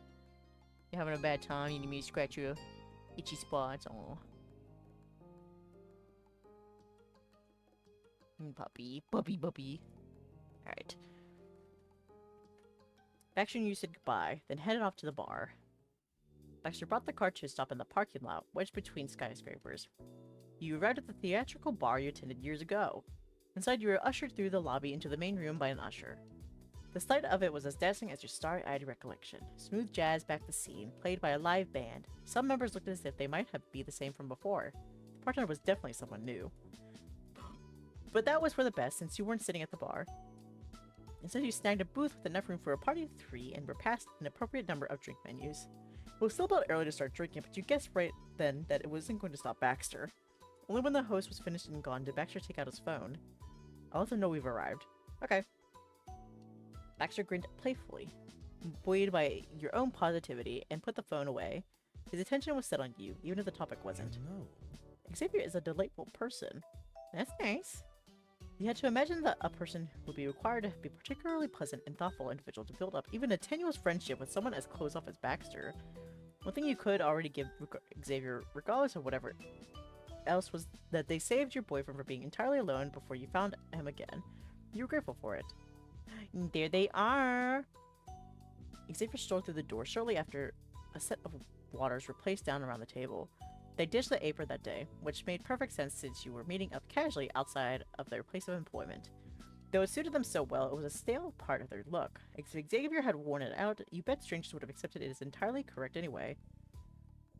Your eyes met across the open space of the bar, and Baxter stood to welcome them. Xavier wasted no time linking up. Good evening. He held his hand straight out for a shake. Xavier went with it, giggling. Always a pleasure. Hi, Baxter and Dae. Thanks for finding time to see me after all. Oh, yes. Of course, Xavier, of course. You and Baxter sat side by side. He rejoined you there while Xavier slid into the opposite bench. It's fantastic to see you again. They shot you a grin and scooped up the third and final menu. Well, Are you ordering anything? I am. I want a martini. It suits the atmosphere of this place. It is appropriate. Resting his arms in front of him, Baxter draped himself dramatically over the table. And finally, I can have a real Bellini. Figured. I'm good, just water. You glanced over the alcoholic menu. Non-alcoholic, thank you. You decided on. I need. One of us needs to be sober, you know. So what did I get last time? I don't even remember. Wasn't it a citrus sunshine mocktail? There's also a fruit-only martini. I'm feeling a little fruity. Since everyone was excited, the order was placed as soon as the waiter came by. He jotted down the requests, collected the menus, and promised to be back shortly. Then, the second he was out of earshot, Xavier shot a pitying stare at the couple sitting snugly across from them. so Baxter, you knew where this was going. It was easy to imagine the shock and confusion Xavier must have been stuck living in until now. You referred to yourself as Dae's boyfriend. Is that a joke? Last time we met, you were vowing the two of you would never see each other again after the wedding. Baxter threaded his fingers together while leaning forward. He grinned cordially. There was no way to spin this sudden leap in the relationship that wasn't abysmally embarrassing for him, and he didn't care. With as much audacity as someone who could ask a baker to make a wedding cake with 3 days' notice, your good friend gave an apologetic answer. Honestly. It seems I am a fairly overdramatic man. That's the only joke in this. Quite obviously, Dae and I will continue seeing one another. Hearing him say that so fearlessly to another person was such a thrill, though fairly overdramatic. What an understatement. Incredible. It wasn't even the first time they were hearing it, but Xavier was stunned, silent yet again by the news. This time, though, the conversation couldn't be ended with the tap of a screen. what's the dynamic here? Well, I'm happy for the both of you, but what's happening with theatrics to begin with? They were nothing if not persistent when it came to getting the specifics. Decorators did have an eye for the details. You shared the funny story, you tried to explain the awkward turn of events, you admitted the sad situation you'd gone through, you continued listening to Baxter's recount of things. I want to share it. It's such a funny story. So, you see, one summer, 5 years ago, Baxter rented the condo on my street. We had a great time of the summer. We got close. We had so many fun adventures. It was great. And then the last day that he was in town, he said, I never want to see you again. And guess what? We didn't. I tried contacting him. He didn't answer. I thought I'd never see this dude again until recently. It was my friend's brother's wedding, and he was the planner for it. And that's how we met back up. And he still didn't want to talk to me. But now here we are, dating. It's just so funny and not at all traumatic. Speaking animally, you through pauses for laughter, you went over how you met, how you parted, and how you were ultimately reunited, and how difficult Baxter had made that reunion. Baxter didn't interrupt to defend himself despite the unflattering nature of the tale. He merely smiled and swept his already swooping bangs. Oh my god. Pumpkin Rule Jack, thank you so much for the raid. Thank you, thank you. How was your stream? I have arrived. You have indeed. Welcome, welcome. Let me go ahead and give a shout out. Pumpkin Ruler Jack. Cause everybody's asleep. How dare you? Speak, Jack. Speak. Say something. Anything. Oogala booga. Oogala booga. It certainly was something. It was really good. I'm glad to hear that. I saw from the text that I have missed a lot. Yeah, just a bit. A lot's happened. But welcome in everybody. For those of you who do not know me, my name is Dae Ursa. I am a bear PNG tuber here. I play a variety of games from time to time. Today we are playing Our Life Beginning and Always. And I'm blanking on my intro, but you know what? That's me. I'm a bear. I stream my video games. I hope you all enjoy your time here. We are dating Baxter now? Yeah, we are. Just like that. Somehow I managed to get this guy who's ghosted me for 5 years to date me in under a week. Impressive, I would say. But yes, if you need to raid and dash, you guys need to go get something to eat, get something to drink, go sleep. That is totally fine. I thank you guys for stopping by, and hope you guys have a good rest of your day. And for those of you that are going to stick around, I hope you guys enjoy the rest of your time here. We're pretty much just trying to finish up this epilogue route right now. I'm not gonna guess how much longer it's gonna be because I've done that before. I don't think it's gonna go for like another hour and a half, and it was like 3 hours later. But yeah, so we're just finishing up here. So yes, we are dating Baxter now, and now we are having drinks with Xavier. And they are getting to the bottom of like, because basically we were helping Baxter pick out a cake for Jude and Scott, who were getting married. And Baxter's pretty much like, I'm never going to speak to them ever again until after the wedding. And then Xavier called and was like, oh, by the way, Dae's here. They're staying with me for the time being. Oh, and we're dating now. And Xavier was like, huh? What? What do you mean?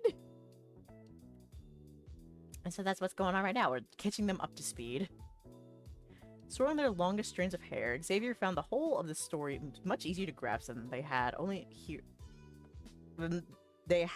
hearing the end. Be honest. Honestly, I'm not surprised in the slightest. As pleasant as things were when you stopped by the bakery, I always assumed if you stopped having client-based reasons to visit, you never would have spoken to me again. Baxter is... something. He certainly is. Looks like I was right on that assessment. Baxter's gaze dropped. He couldn't help it. Developing closer ties could never make him ashamed, no matter how odd the circumstances. Doing the inverse, however, might always remain a source of guilt for I him. apologize.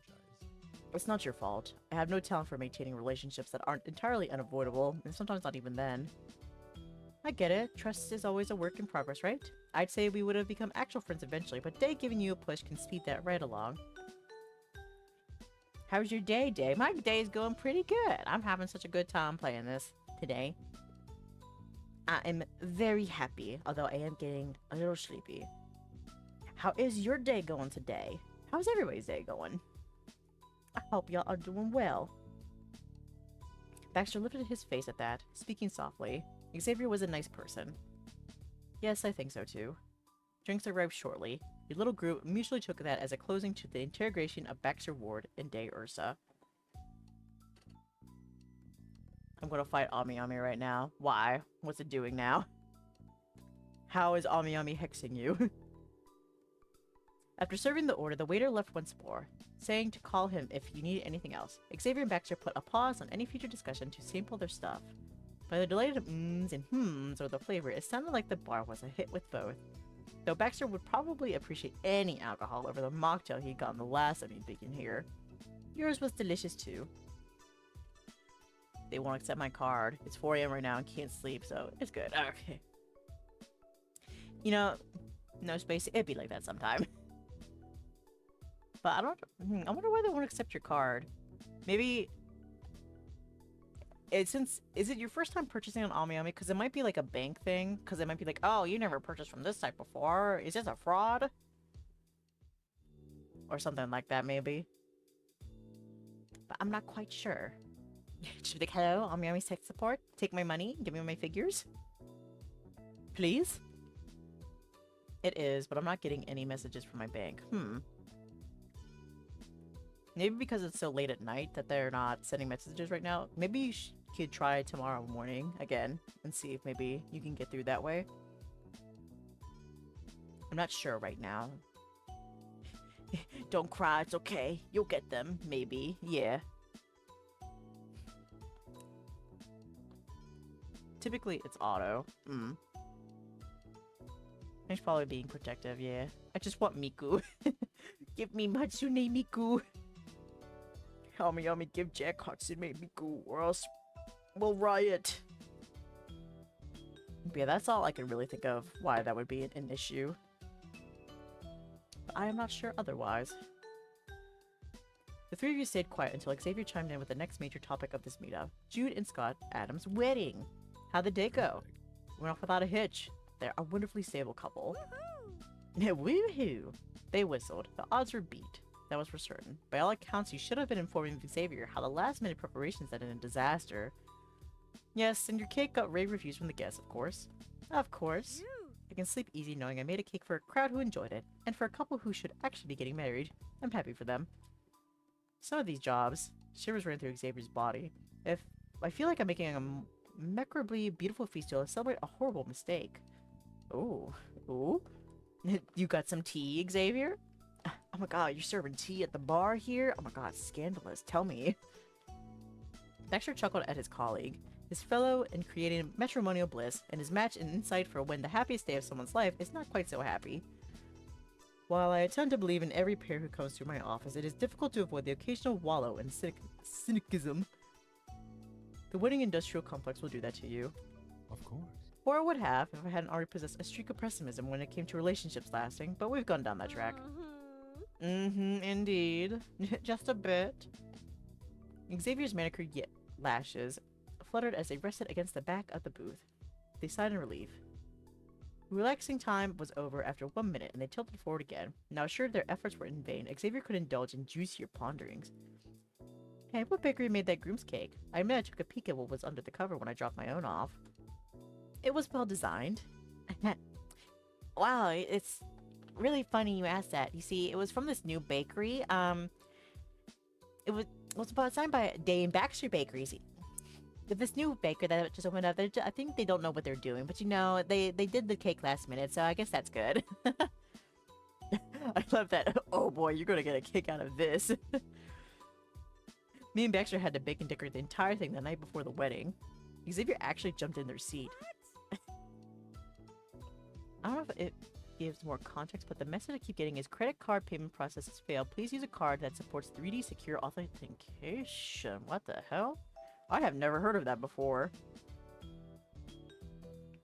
3D secure authentication? What the hell? What is 3D secure authentication? What the hell? An additional verification step with the card issuer when paying. But I have a MasterCard. Okay. So why is he doing that? What?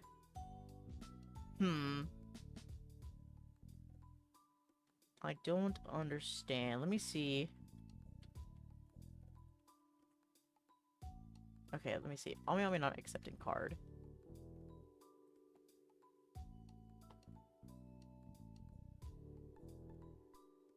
Okay, that's not saying... Oh! Okay, let's see. Okay, so this one, it mentioned, it's not, this person wasn't dealing with the 3D authentication thing, but it seems like it's a no problem. We'll see, authentication.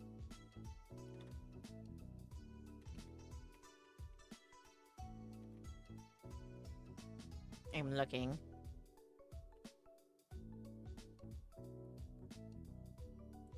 Okay, let's see. Cookie gained denied because of the 3D authentication failed. I've never had this problem before when ordering from them, and I have no clue what's causing it. A lot of people are having this problem recently. Switching to PayPal solves it, or some people will suggest waiting a day or two to try again. Okay. Bought things with that are priced in yen that have been converted to USD, Life 2D, and Zora figure. Yeah. Okay, so this person suggests maybe trying PayPal. I've tried to make a PayPal, but couldn't for some reason. I've done forgot. Okay, that's probably a personal problem.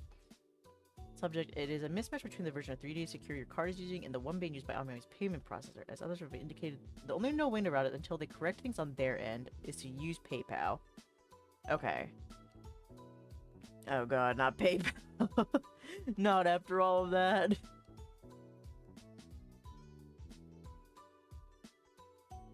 I'm just so sorry, Jack.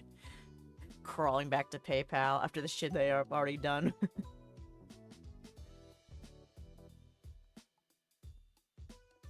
But another person said to maybe wait a day or two as well, if you want to try doing that.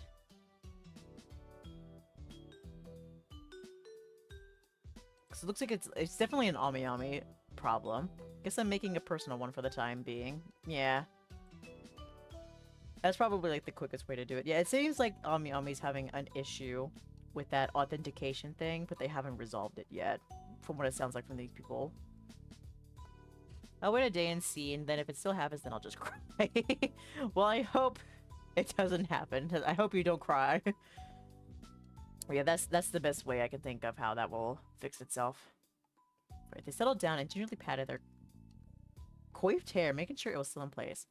Surprises after surprises! You're squishy under that stiff suit of yours, Baxter. I'll make a PayPal just in case, though. Yeah, as a backup. Come on. As though that is actually a surprise. They giggled, the sound akin to the bell on Zake's front door. True, that part isn't. You and Dake baking a cake is. It is? You might be surprised. Don't you recall it wasn't the first time we've been in a similar squeeze? Wait, you're right. Those mystery cupcakes. For that auspicious start, you and Baxter told more stories from the wedding. Eventually, it transitioned into Baxter sharing especially memorable moments from the other jobs he'd worked on. Some highlighted real-life potential pitfalls you could work to avoid if he ever got married, while others were one in a million debacles. The most unbelievable was a story of a particular orchard-set wedding. A ceremony had been prepared with flowers, a walkway, seating, and a bespoke wooden arch at the end. As the planner, he was doing a final survey, primed for the guests to arrive, when an out-of-control truck with a black beacon full of apples barreled straight through. Oh yeah, he told us about this during the Cove wedding DLC. Right. Baxter stressed that the driver was fine when he managed to come to a stop, and the couple was still married, albeit in a much simpler arrangement, so no real harm was done. However, Baxter distinctly recalled the comedic surrealness of it. Seeing a completed ceremony, the fruit of weeks of work, and then having it flattened to the ground in the blink of an eye was something he never expected or hoped to experience. But for all the misery of the moment, he did confess the debacle made for a great mood-setter after going forward. He shared the memory with every couple he'd worked with since to help put their own struggles into perspective. It warmed your heart seeing Baxter so at ease. None of the carefully maintained distance remained between him and Xavier, or him and you. There was no sadness or sense of loss when it came to the time to part ways. After all, this didn't have to be final. You had the power to reach out again if you wanted. The bill was split, and that got paid before saying goodbye to the baker. With a cheery wave and a grin, Xavier left for home. You liked them. Xavier was someone you could count among your friends. You have Baxter had a friend that was all his own. You was intention to speak to them more casually, but you still need to get to know them better. We're all friends. True friend. The music was good and the drinks weren't done, so you and Baxter were in no rush to leave yourselves. Light conversation was made. Thank you for keeping me company all this time. Thank you for coming to see my moms. I was happy to see them. It's been too long, even though it hasn't been long at all. Barely a whole month. He tapped a finger against his glass, watching you and smiling I sweetly. get it. I can understand why their presence would be missed. Your family members are lovely people. Baxter was so nice about your moms and big sis. That was something you deeply appreciated. Your family meant a lot to you. But you couldn't forget the offhanded way he noted his own parents and his list of people he lost contact with. Baxter, I'm worried about what you said when you mentioned your mom and dad. Is that alright to talk about? No. Baxter's fingers, which were gingerly wrapped around a champagne glass, twitched. That is fine. He placed the cup down with a clink. You're my partner, after all.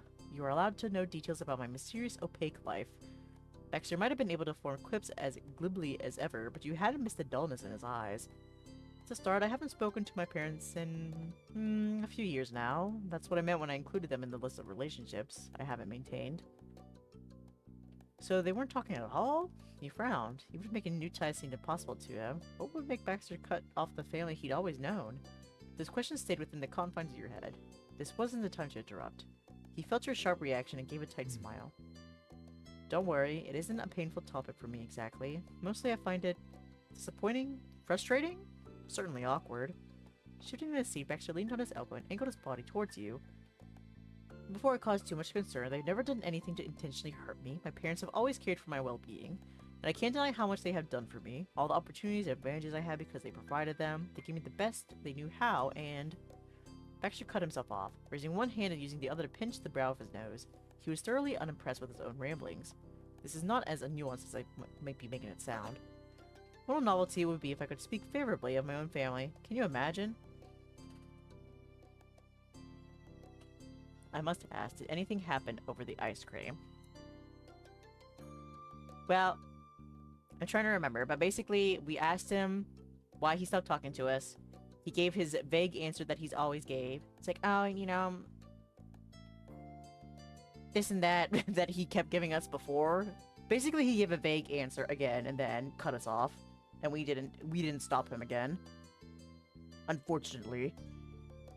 So kind of yes, but not really. He continued to avoid confronting. the issues at hand. It would be much later until he did so. That's not the case, however. Dark brown eyes stared into yours, as serious and unmovable as they were whenever he demanded the listener to grasp the depth of the chasm between him and them. What I am trying to say is that my parents are, on the whole, good to me, and they do love me as their child whom they've raised for nearly 2 decades. Just as I still feel compelled to give them credit for the minimum, I'm certain they're telling their acquaintances endless excuses for why I'm so distant and unagreeable with them. They haven't given up on me in their own way, but all that does not make them good people. I can assure you that because they are not good people, I'm merely a rare exception to the unpleasantness. Ooh, I'll have to find out the full details later. Yeah. My parents are selfish. They're sheltered, even as adults. For example, you, Dae Ursa, are, well, my absolute ideal. I'm in love with you. The wolf in Baxter's voice, when he described you, burned into a bitter to ash, but I doubt they could understand. I swear. Based on quite a colorful variety of factors. 7-hour mark, yeah. I've had an 11-hour stream before on this game.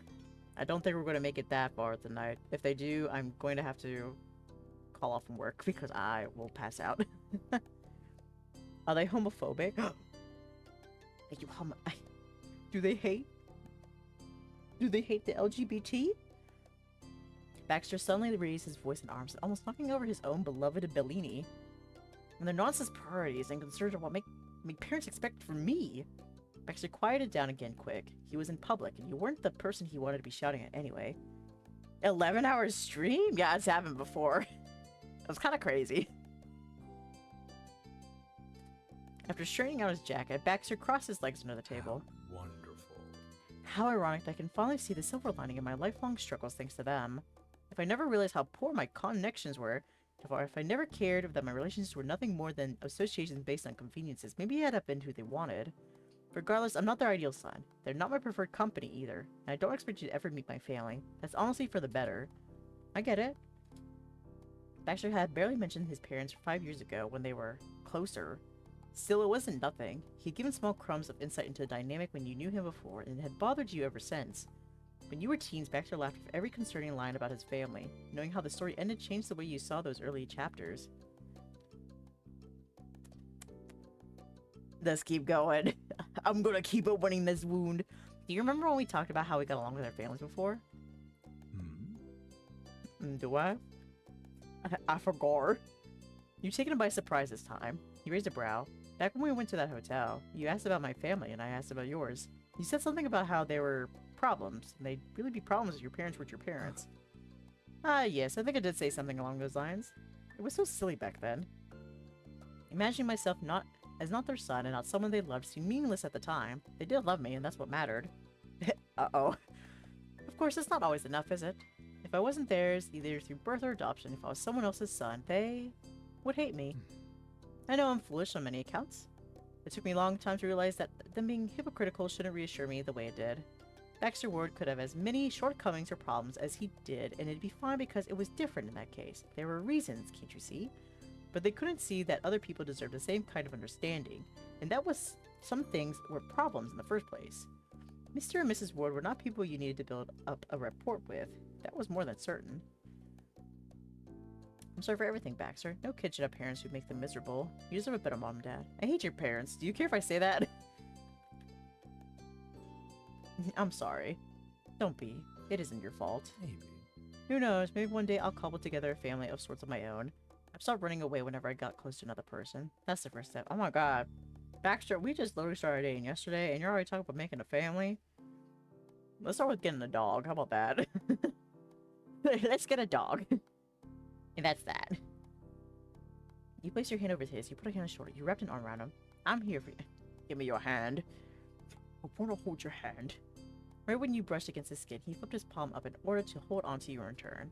You gripped him like he would fall off of a cliff if you ever let go.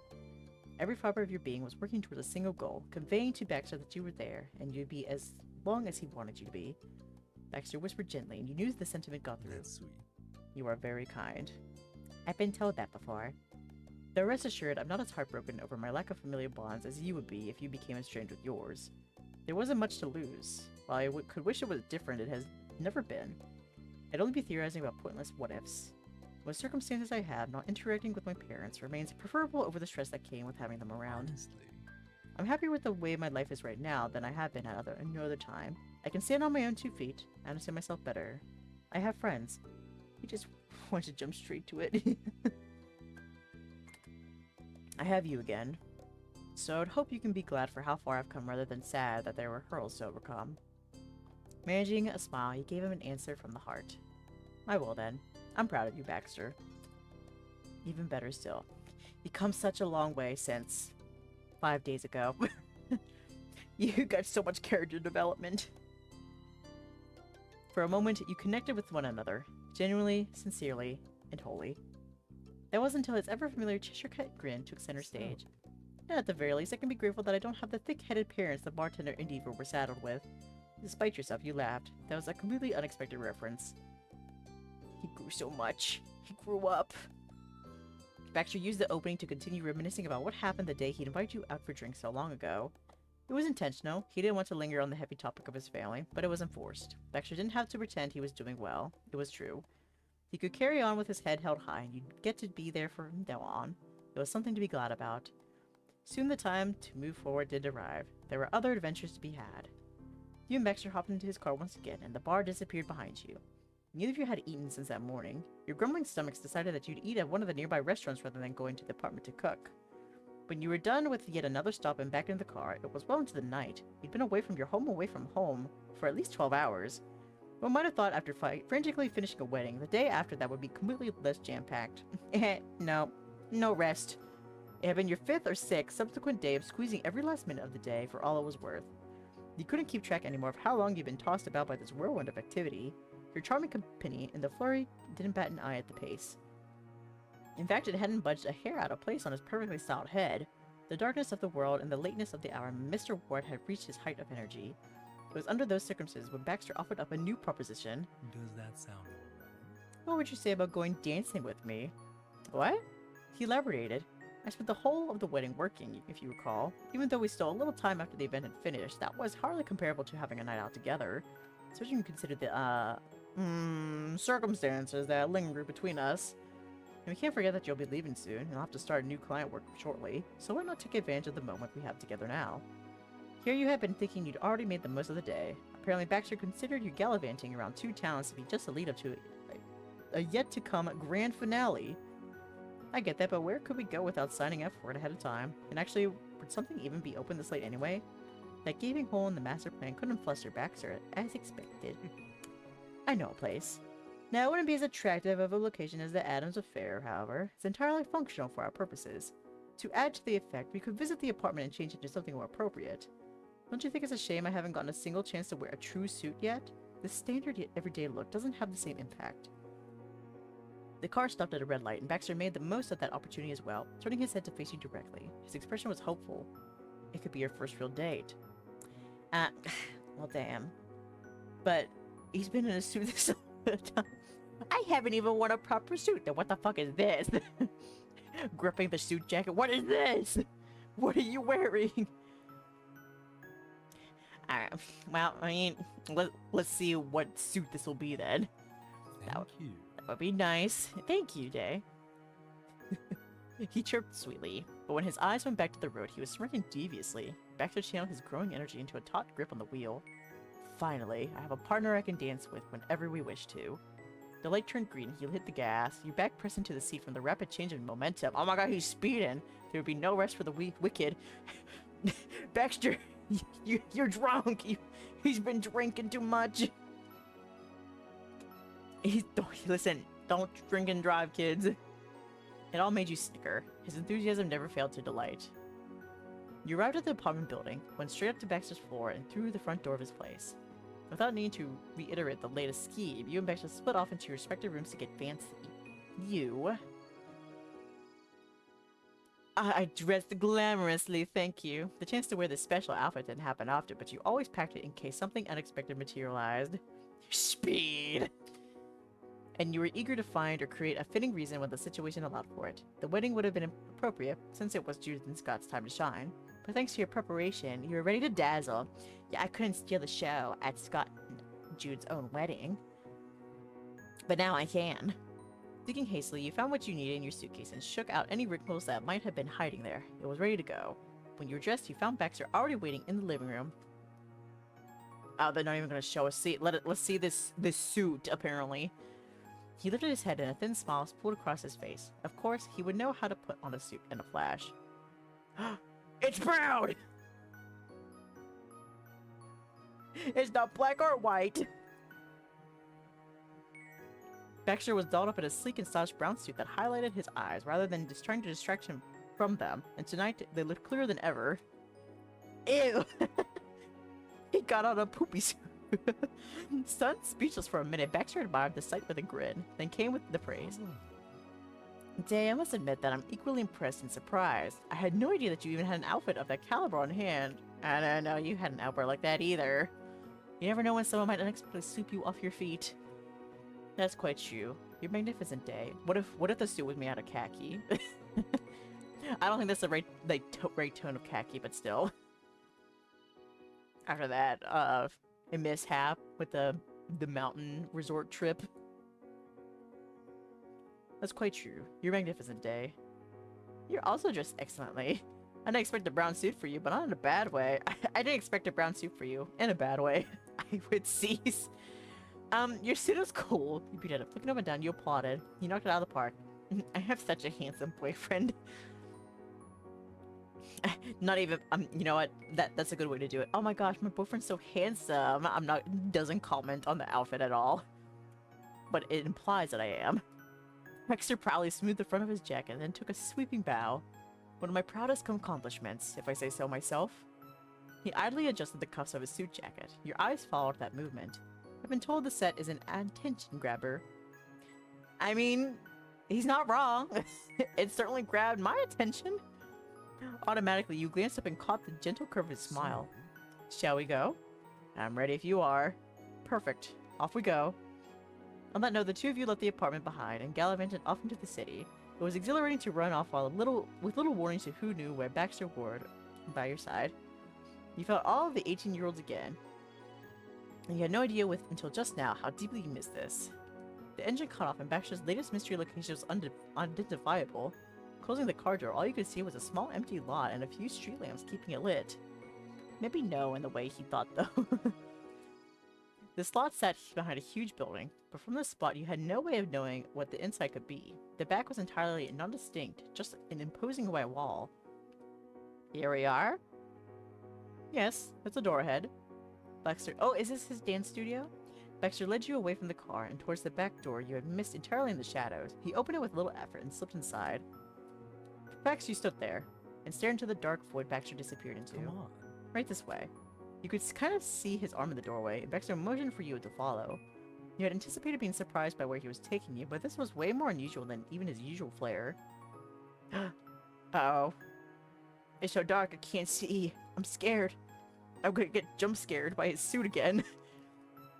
Following inside, you struggled to see anything without the tiny rays of light filtering through the doorway. Baxter still found your hand and began leading you forward. No explanations were offered. Doggy? Instead, Baxter acted under the assumption that you'd blindly come with him. He shows up with a knife. We just get murdered. Bad end. And he was right. Baxter went ahead with confident steps. You trusted him enough to believe this wasn't a mistake. Wherever the two of you were, he at least knew the pitch-black hallway. He found precisely where to reach to open another door. In the new black void, you caught a faint echo of your own footsteps, stopping by his side. Next to you, the door felt like glass under your fingertips. Baxter lightly squeezed you, and then he let go. Where are you going? Where are you going? Freddy Fazbear's eyes glow up in the dark.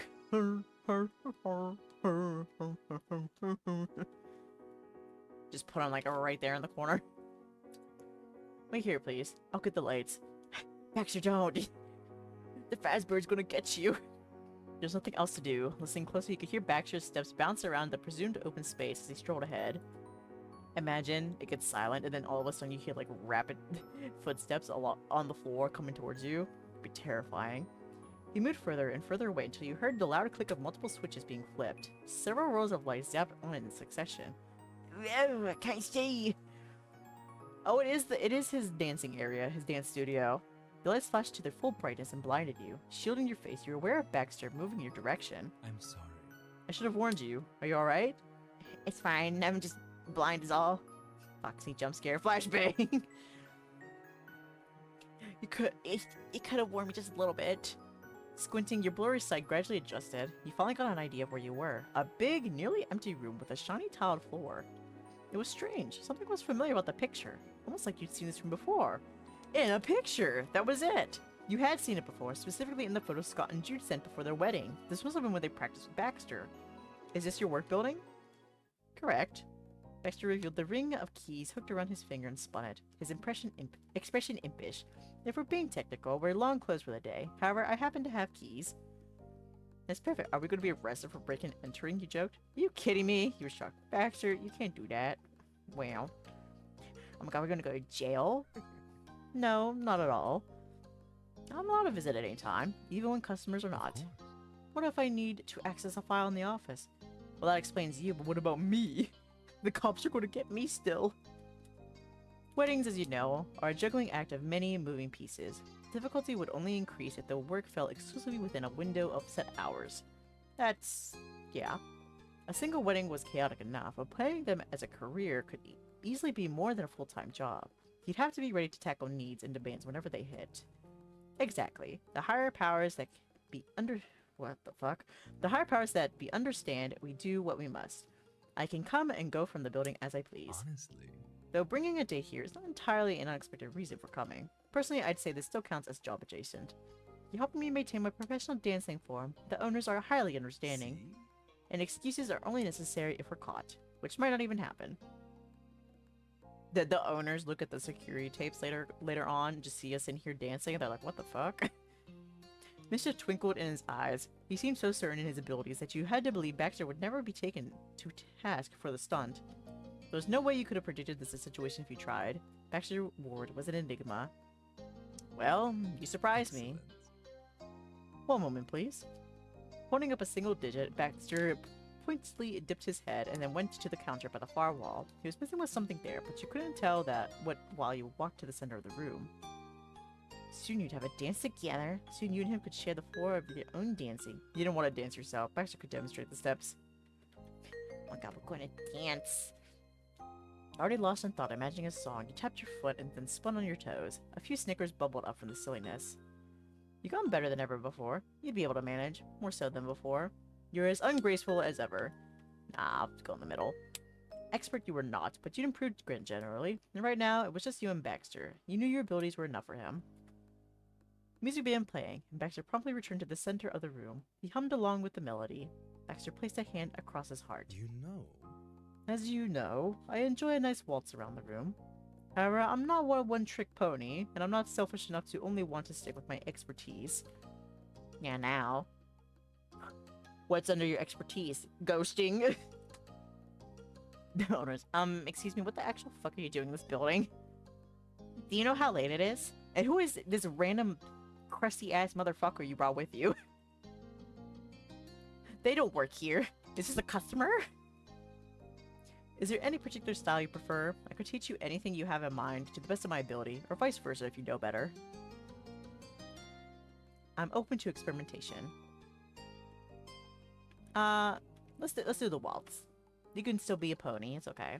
Baxter's face brightened gloriously. Gladly. I love nothing more. With that, Baxter showed you a remote you'd never seen before. Go back! Gladly. Gladly!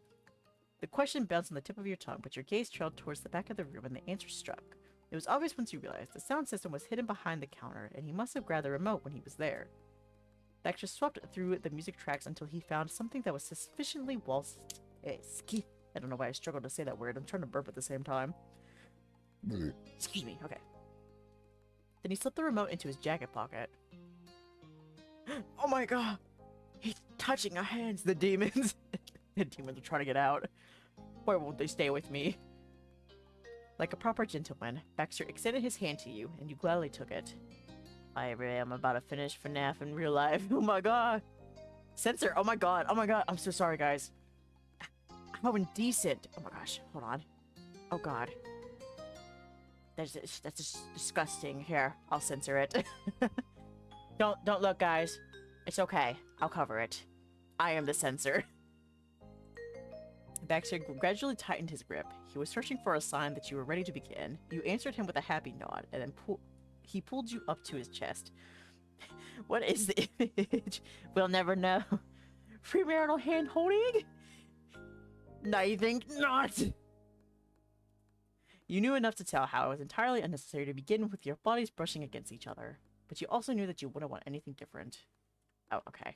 It's over now. Don't worry, guys. The image is gone. The waltz was smooth and romantic, as if the dancers were floating air. It wasn't hard to understand why Baxter loved it so much. Dae is Baxter. I am Baxter. Hello, everybody. My specialty is doing the waltz, planning weddings, and ghosting. Hooray! He moved elegantly and brought you along every step of the way. Since there was only two of you, the room size worked beautifully. A waltz as a traveling dance required space in order to be performed comfortably. You put on an unforgettable showcase, a toe-stepping, silly mess of a dance, yet Baxter didn't appear to mind one bit. While you lacked Baxter's natural command and elegance, he still danced with you as if this night was his greatest privilege. Then the music shifted. The conclusion of the current song was on the horizon. You just knew this was going to be the conclusion. The dance ended with Baxter dipping you. The dance concluded with you dip Baxter. Baxter spun you out just as the song ended. Before the song ended, you spun Baxter out. As the song came to an end, you both came together. I was just about to make a noise. I'm glad I didn't. Now together, dip. Oh, that was my next theory, but I was like, well, I mean, this is a good medium, but no, dip him. You moved to hold the upper half of Baxter's back at his waist. His lips hooked into a grin, and he allowed himself to relax in your arms. You stepped forward and easily dipped him. Baxter dramatically popped a leg in the air. Your eyes stayed locked on one another. Your breathing was heavy. The music's end left you both suspended in silence. I dropped him onto the ground. Baxter's gaze was distracting enough that you almost missed when he cupped your face. His thumb tenderly brushed your cheek. Your skin felt electrified under his touch. He moved slowly at first, but then his lips rapturously pressed into yours. Sliding your arms past his neck, you curled your fingers in his hair and deepened the kiss. See, he a little food. See, he a little fruity like that. He is. You hope that you would have the chance to witness Baxter this happy again, a million times more. You're so wonderful. Oh, 1 second.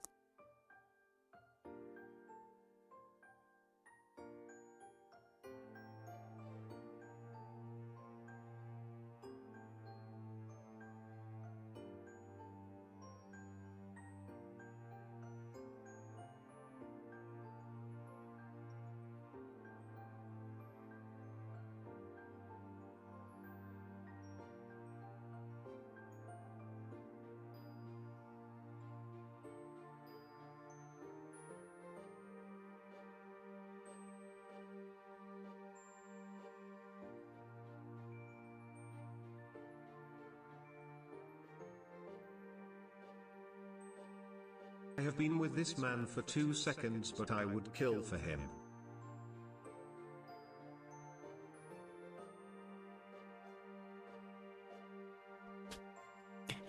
Okay, I'm back. Sorry about that.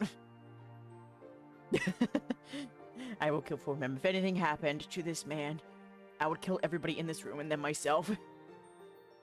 Alright, you've still got it. Thanks for the dance, my good sir. You try to catch your breath. Yeah. You still got it. Your boisterous cheer put a prideful smirk on his face. Baxter readjusted his collar. I do, don't I? You dance beautifully, Dae. You knew it was time to let go of Baxter, but you really didn't want to, and you also struggled with the same dilemma. Drop him. Ah, thank you so much for the safe check. No space. It's very funny, guys. We have 40 pages where we can have 6 slave slots in each. I have used them all. Where do I want to put this one? I'll put it here. I have been reduced to overriding the save slots. Just in case. Now he better not take this moment to get spicy, because I am sure there are cameras in there. Oh my god, I'll go a little spicy. 40, 40 times 6. I don't know 40 times 6. I can't think. I can't do math at the top of my head. It didn't help that room felt strangely different now that the music was off. Shuddering Moo, thank you so much for the follow. Thank you, thank you. Much appreciated. I hope you enjoy your time here. 240? Oh my god. Guys, I don't have a problem. I don't have a saving problem. But yes, thank you, Shuddering Moo. It's much appreciated. Hope you enjoy your time here once again. There was so much calm after a storm, even if it was the good kind of storm. Sliding backwards, Baxter made sure there was enough room and then gave you a grand bow. He stared up at you from between the strands of his bangs before standing straight again. Might I get you a drink after so much exertion? Huh? Scratching at the top of your head, you weren't sure how Baxter was going to accomplish that. He answered your confusion with a smirk. They proceed to save before almost any set of options. It's a save check, it's fine! There's a water cooler, right at the back. He didn't even need a check. Baxter nudged his head towards something past his shoulder. Leaning it, you peeked past him and spotted it instantly. Oh. Yeah, water would be great. His lips pressed into a sweet smile, and then Baxter turned on his heels. I can do that. 2 waters coming up. Baxter sauntered to the water cooler and fetched you both something to drink. A minute later, he passed you a full cup of water. Oh yeah, it's right there. Oh my god. Wow, my immersion is at 100%. Social anxiety given 4. Water! Water! He tilted his head back to swallow a large sip. He brought the cup down again, and he combed the swoop of bangs to the side with his other hand. No, we could continue standing here, but there's somewhere better we can rest our feet. Would you care to follow me? Why not? Lovely. Wow, wow. Wonderful. Baxter casually dropped the remote off of the counter and shut down the music system completely. Leaning against the glass door, you waited for him to finish. Then you left that room behind and traveled down a different hallway. It's his hall fit. Oh my god, they're in the same place? I kind of figured they were. Taking your drinks for the trip, Baxter brought you to a much more familiar spot. He swung the door open with extra confidence. Welcome back to my office, Dae. Make yourself at home. Oh? Is something wrong? No, it's just that I kind of thought I'd never see this place again. Now that was certainly a possibility. But I had other plans. Baxter flicked a hand as he walked and talked. He went straight for the couch and settled down on it. He immediately got comfortable by stretching his legs and slinging his arm along the back. The whole time his gaze rested on you. I sit next to him. Lowering into the cushion, you situate Baxter's arm under your head. It was nice. Baxter cozied closer to your side, and he hummed happily as he did it too. The reestablishment of warmth between the two of you gave you goosebumps. I never get to do this. Relaxing even further, Baxter idly ran his free hand along the purple fabric. How strange, being on this side of the room. Yeah. Oh, should I have sat in his office chair and be like, alright, so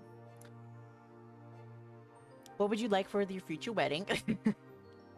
I am the wedding planner now. This is my office now. Our office. Oh, so you volunteer. Hey, if you got married, do you think you would plan it yourself or hire a different planner? If you could design your own ideal wedding, what would the theme be? I've been wondering, did you design this office? He appreciated the comfortable silence. So you volunteer. The conversation with your moms earlier today came back to mind. He never told you about that, and the way he reacted only made you more curious. Yes. Yes, I do. It's for a charity that helps people who are struggling financially regain their footing and find work. They have funding events occasionally. That's wonderful. I wish I could truly do it for nothing. Frowning, his attention trailed off along with his thoughts. He idly scratched his fingers on this couch's fabric. It's such a time-consuming task, and I wouldn't be able to get by if all those hours are unpaid. It may not be perfect, but it's a really nice way to use your skills for a good cause. The corner of his mouth twitched. Baxter couldn't quite meet your eye, but he nodded. That's sweet. Thank you for that. Actually, I should probably be thanking you more. For what? For inspiring me, after all. What can I say? I am inspirational. Baxter plucked the cup he brought with him off the table and took another sip. Slowly, he lowered it and let out a wistful sigh. Thanks for indulging me tonight, Dae. This has been the most fun I've had in... I don't know how long. To be honest, At least 5 years. What, 'cause we poor? You inspired me because you're a peasant. I think it's because we volunteered with Orca. And he was very into that, so I guess it was from that. But you know what? It could also be because it was poor. I was so heartbroken that you didn't have as much money as I did, so I decided to help others just like you. You know, that makes more sense. But because we poor reason is a lot funnier. I do know now that I want to dance again outside of work. For myself. I'm sorry for brushing you off about this topic before. In a way, I fell out of love with that passion. It became tedious and unsatisfying to do with complete strangers, and I didn't have enough hours in a day to dedicate to a long-term competitive partner for any longer. But perhaps I should have tried harder not to give it up entirely. Baxter leaned on elbow on the arm of the chair and rested his cheek against his knuckles. His mouth twitched. How embarrassing. Even my choice of hobby revolved around having a serious and understanding relationship with someone else. The precise matter I have had a lifelong struggle to obtain. Commitment issues. I don't think my 8-year-old self was trying to make a statement when he decided this activity was worth pursuing, but still, it's quite fitting, I miss being able to dance with you. You're a born dancer, Baxter. I'm happy to dance with you whenever I'm in the area. You should pursue hobbies even as an adult. Could have had it 5 years ago. Could have had it for over 5 years, but... oh well. Easier said than done, but I'm definitely willing to try now. Good. It'd be a waste to let yourself forget how fun this is. I appreciate that. It's certainly much better having someone else share it and the delight of my hobby with me. After all of that, you were clearly at ease being together back. You felt an unshakable thrill being alone. Oh. There's something. There's a taste in my mouth. Oh my gosh, what it is? Is that is a hint of spice that I'm tasting here? That I'm smelling? Especially with the way Baxter was looking at you. His irises were twin embers, just beginning to spark before everything around them was set aflame. Hey, a little late, but... oh my god. Are there cameras in this room? You're not a shy man, are you, Baxter Ward? What about the... We're direct. There are cameras in this room? The smolder in his eyes crept across the rest of his features, heat curling at the end of his lips. He was definitely hoping you might say something like that. Straight going into the deep end. No hesitation. I mean, why beat around the bush, you know? No, there aren't any in the offices. I've always told him that was dangerous. Exciting. But why would you ask about something like that? I'm pretty sure you figured it out. He laughed Baxter and crossed his legs, then he stopped chuckling and silently brought his face nearer. Oh my gosh. Mwah. Both you and Baxter gladly closed the limited distance that remained until there was none. There was no more uncertainty. That emotional static that had remained a constant background noise ever since meeting Baxter one summer evening had settled into place. Your conflicting frequencies came together to form a rhythmic vibration so in tune a person could dance to it. Uh-oh, save it for hope. You could get fired for this. Oh my god. Baxter's going to need to join that charity organization. He's going to not have as much funds anymore once he gets fired from here. But you know what? It's fine. It doesn't involve me. You're conflicting. Oh, yeah, okay, I already said that. From the longing way his mouth pushed and pulled against yours, you could believe that you were being swept into a waltz. It was amazing.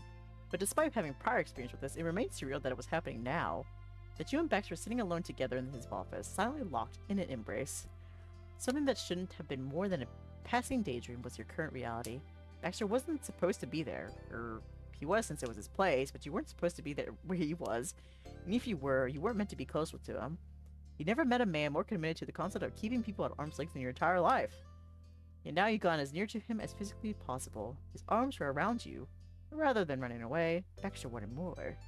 He hooked one of his long legs across your lap before brazenly hefting himself over to be fully in front of— oh my god! Baxter knocked one of the decorative pillows to the floor in the process. Oh! You couldn't have expected anything less from Baxter Ward. Baxter's bangs hung down and brushed your forehead. His breath warmed your cheeks. Does this suit you? Yeah. Fits like a glove. Make clothing metaphors. Yeah, that works. No. You shook your head. Yeah. Wow, he's the first one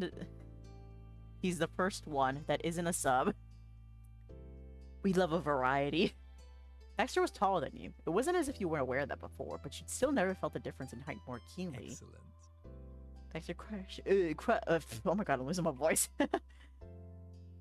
There's too much spice in here. I'm sweating.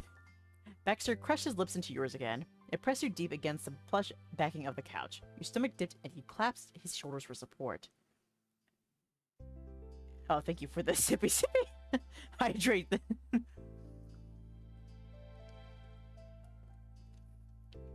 Thank you so much. After a few seconds, you managed to get, whoa, hands moving again. They roamed over his chest. You cupped his narrow sides through his clothing. Wash down the spice. Oh my gosh, Baxter, what are you doing with a waist this small? Have someone wrap their hands around it? Whore. Baxter hummed pleasantly, and he raked a hand along your leg. It started in a straight line, but curved just barely so that he was touching your inner thigh. Gorgeous. You still have nice legs. The heat of that was so great. It went past burning to being entirely numbing, like being seared by a bright white flame. It made you shiver. Okay. Why you got hands if not for holding? Smack his ass. You motioned to loosen his tie. You unbuttoned the collar. You flirted with him. You kissed the mole on his neck. Then you took some deep breaths to calm down. Do it. The voice in my head, just do it. Do it now. Bam! Baxter had generously given you much better access to a backside with a shift in your arrangement. It was too good an opening to miss. The second your paw made contact with his lower, firmer cheeks, a choked snort tickled your shoulder. Do you dislike that kind of thing? Not a fan of spanking. Sorry, you bit your lip, entirely embarrassed with yourself. Hey punk, are you sure it's wise to be laughing? Oh my god. I thought being bad. You think it's wise? Baxter shot higher on his knees. He used one hand to hold the top of the couch, the other was slapped over his mouth. He was completely cracking up. You'd broken the poor man with a swift pat of your hand. It was adorable. Hopefully it didn't fall off you with how much he was shaking. He didn't. If a repeat is what's at stake here, it's going to have the opposite effect it intended. I'm now feeling the distinct urge to behave as a punk. Ah, drat. You gave him another squeeze down there. He was asking for it after all. But it lost the element of surprise. This time, your touch elicited a wolfish grin. Gently, Baxter used the tips of his delicate fingers to tilt your chin up. Come here. Then he kissed you. Many times, in small, sweet pecks, and with soft bites at your lower lips. You slipped your arms around his back. Baxter let that pull him in. He lowered his body again, closer than before, until you were flush against each other. He really was being a punk. He's always been a punk. Oh, he's chomping. He's consuming. Alright, loosen up a bit, man. Your hands made their way to the top button along his neck. Baxter held unwavering eye contact as it was as casual as you passing him the salt. He didn't stop pulling on the tie. Yet you doubted he was sitting so pretty because it was an act that didn't mean much to him. Baxter's confidence could be shaken and boundaries could be crossed. But with you, this simply wasn't that. Is this okay? Why do you always have to wear shirts with so many buttons? Would you be okay if I wrinkled your shirt? Is this okay? Listen, y'all, consent is sexy. Having verbal confirmation was never a bad thing, though. Gladly. Yes, feel free. I wouldn't care if you tore holes in it. Oh, well, in that case, just rips the shirt off. Tears it to shreds. A grin played on his face as the taut tie finally began to give way. I'll be careful not to ruin it anyway. How thoughtful. Amused, Baxter slipped the jacket off his shoulders. He managed to remove it completely and toss it off on some nearby table without bumping your arms once. That was the only thing to do. Put 2 fingers in your mouth and whistle. Thank you. But I thought that was his good suit. I guess no more. I wholeheartedly appreciate the encouragement, Dae. Then you finished the work undoing the collar and its top few buttons, having taken longer than is technically necessary. You'd been distracted. To make up for the delay, you helped him out by tugging his shirt from the pants. It was half untucked already. Movement would be much easier for Baxter now. Yeah, that was the goal. Gee, almost 8 hours. Hello again. Welcome. Days plagued by the long epilogues. No, it's all worth it though. We love the epilogues. It's kind of funny because at the beginning of the week I was like, I'm gonna try and be smarter and maybe like split the epilogue in half, but here I am. It stuck me right in. Finally, Baxter glanced down to take stock of his deceitful self. He logged a complaint, or rather, a query. How are you enjoying it? I love it. It has been a wild ride, but I've loved every step of the way. It is worth it, but your poor sleep. Nah, it's okay. Listen, it was worth it. It was definitely worth it. Screw sleep, Honestly, should I even leave the shirt on at all? It's in a fairly sorry state, and you've seen me more than topless before. I mean... Alright. if you insist. Just takes it off. You went out the remaining buttons with gusto. You folded your arms, done with the undressing. Are you gonna lose the pants too? Complete the set. Oh my god. We have? Yeah! Oh yeah. We saw him in his boxers too. No shirt and just boxers and socks. Why the socks? I don't know. Of course. I thought so. That process went far quicker. My sleep right now is non-existent. And so is mine. Soon you send the shirt off through the air, where it landed on top of the jacket. The two matching pieces were incredibly reunited, like you and Baxter had been. Except you and him hadn't literally crashed into each other. Yet. Either way, a topless Baxter nodded his approval at the method of disposal. Well, I mean... my turn. You didn't leave Baxter on his own, however. And equally fast, you increased the clothing pile by an extra layer.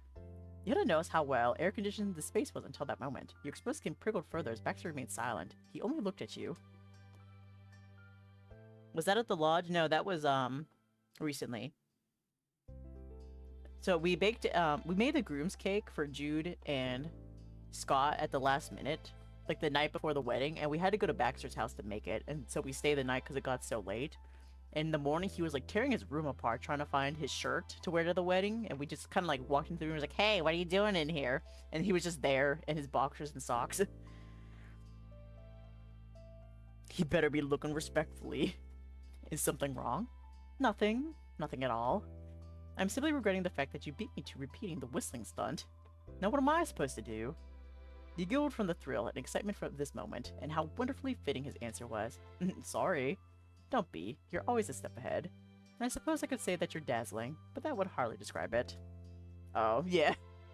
I think it's flawless.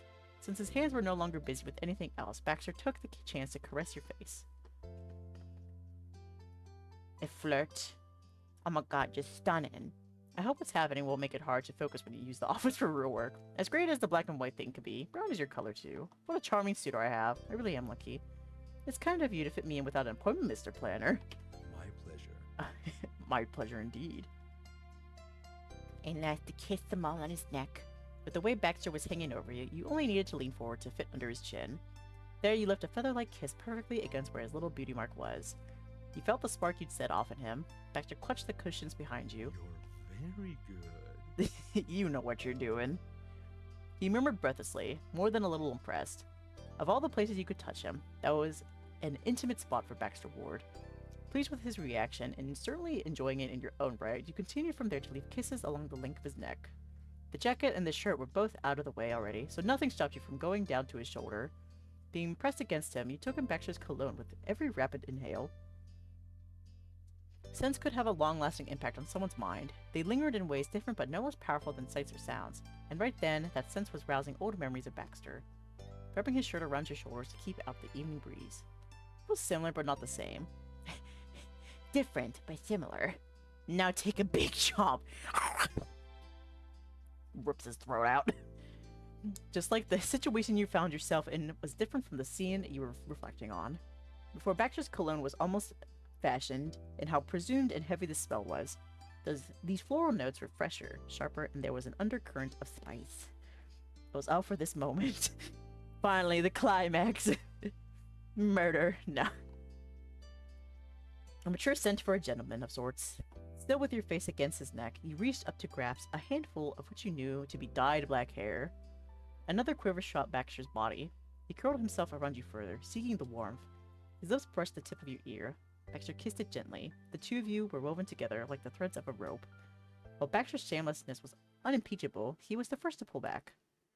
Perhaps being in his own place of work made it too hard to ignore the nagging voice in his head that told him to behave. Why? I mean, I've already smacked your ass in your office. What's more, a little more, you know? Oh well, alright, I guess maybe we shouldn't. Thank you, Dae. I hope it wasn't a disappointment. Absolutely not, Baxter. I'm glad. Gratefully, Baxter gave you one final kiss. I feel the same way.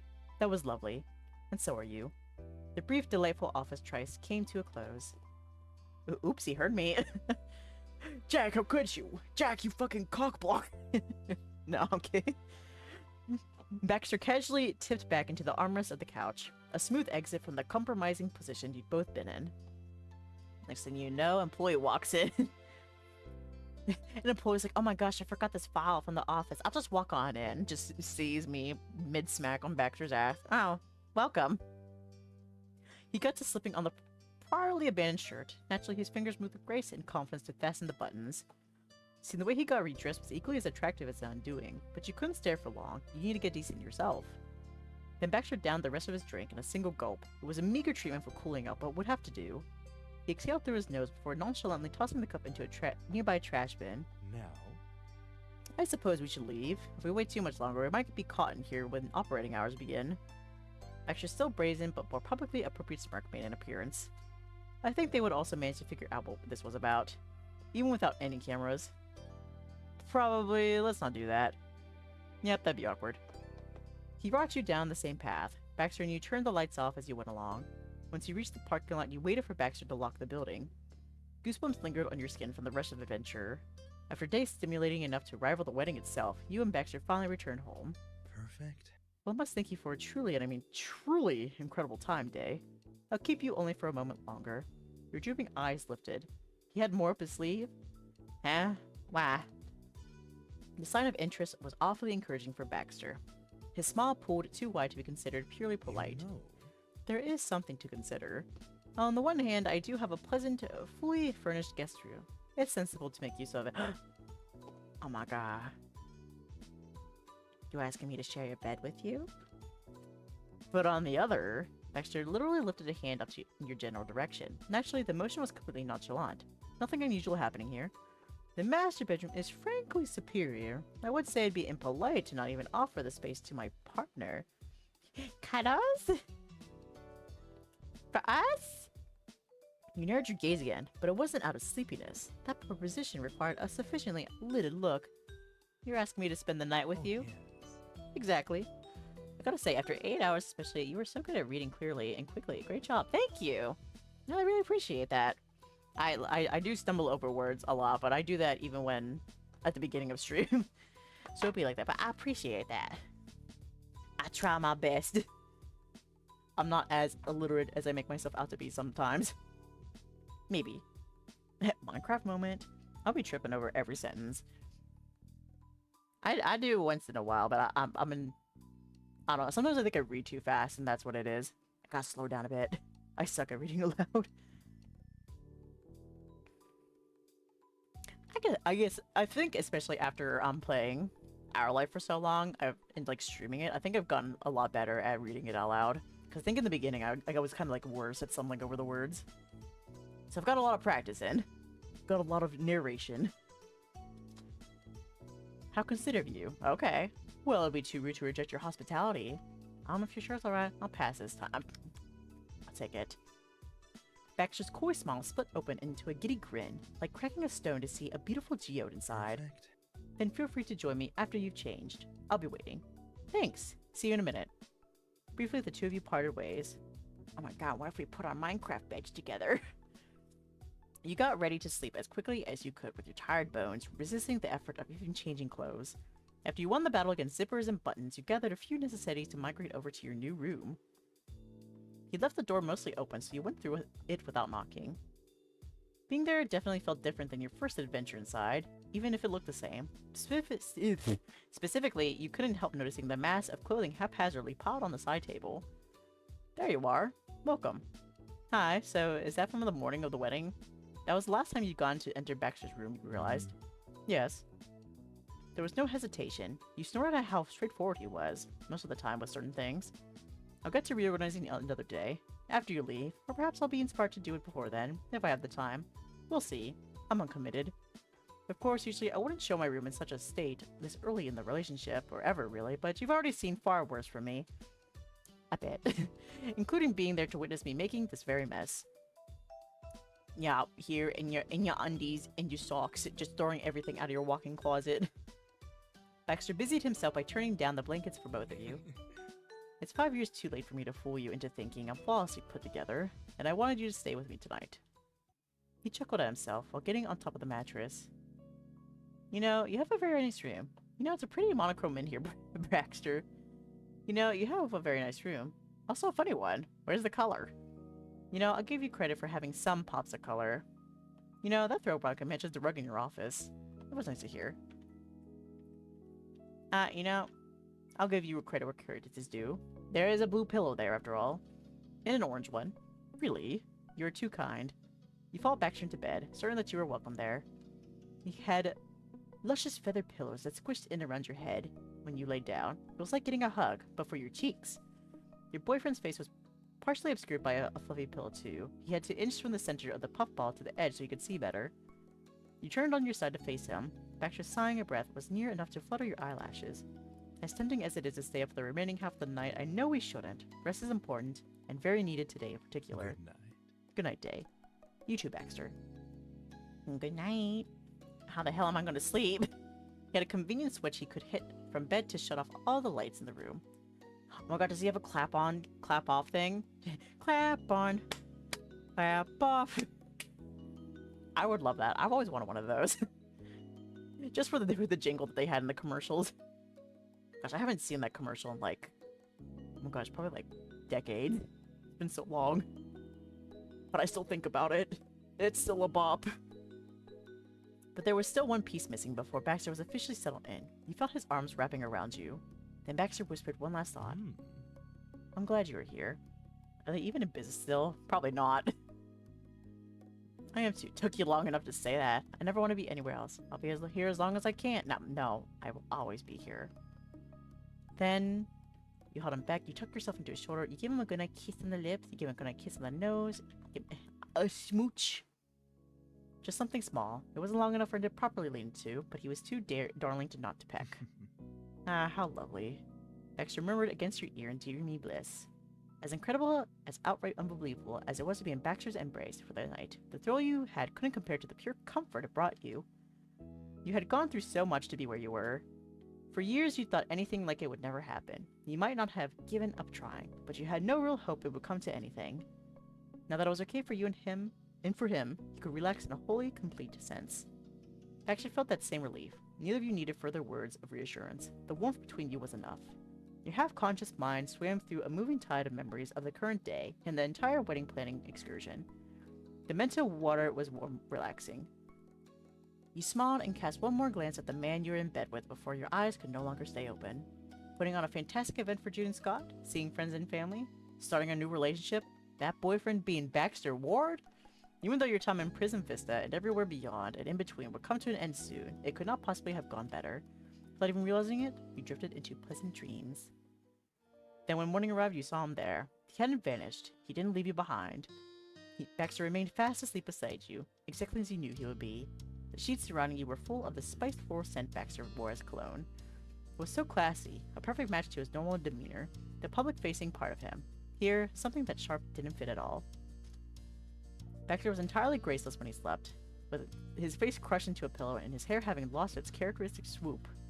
No one was a flawless paragon of poise. It was intentional and it took effort. Morning Baxter was always a good reminder of that. You could write a list of your frustrations with Baxter Ward. Secretly being kind of a mess was not on it. You like that about him. Listen, we love a hot mess here. Right then, you were able to look at every little feature of his up close. His sharp manicured eyebrows, an equally pointed nose, the mole on his neck, of course. And at the tiny top of his head, if you squinted in the sunshine, you could see a gradient in the strands.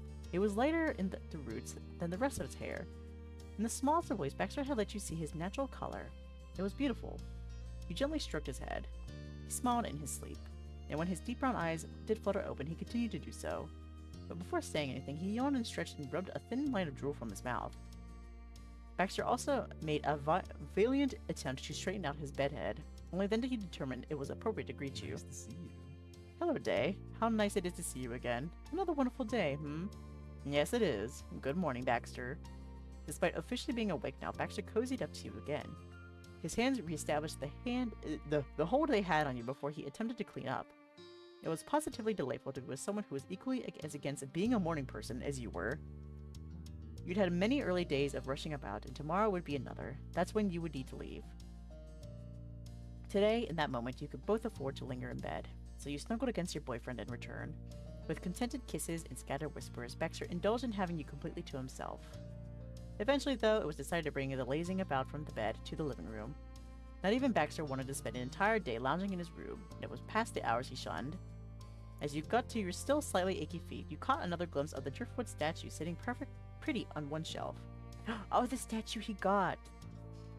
His souvenir from Sunset Bird. Unaware of what had captured your attention, Baxter got on his zebra sprint slippers and shuffled ahead of you. You ambled into the living room after him, still in your PJs but with phone in hand. It was in case anyone reached out before you bothered to dress. This was your last full day in town, so odds were high someone would call or text any minute. Still thinking of the souvenir, you watched as Baxter slowly curled up on his preferred chair, the blue one tilted towards the windows. You took a spot on the couch. I cannot believe you've kept the driftwood statue. Oh, you noticed. You can't hide things from me, Baxter. If the game tells me about it, I see it. I see it all. His usually pale cheeks flushed with color. It stood out even more starkly than usual considering his outfit was almost pure white. Yes. Baxter explained himself with a flippant gesture of his hands, controlling his body more smoothly than he could his emotions.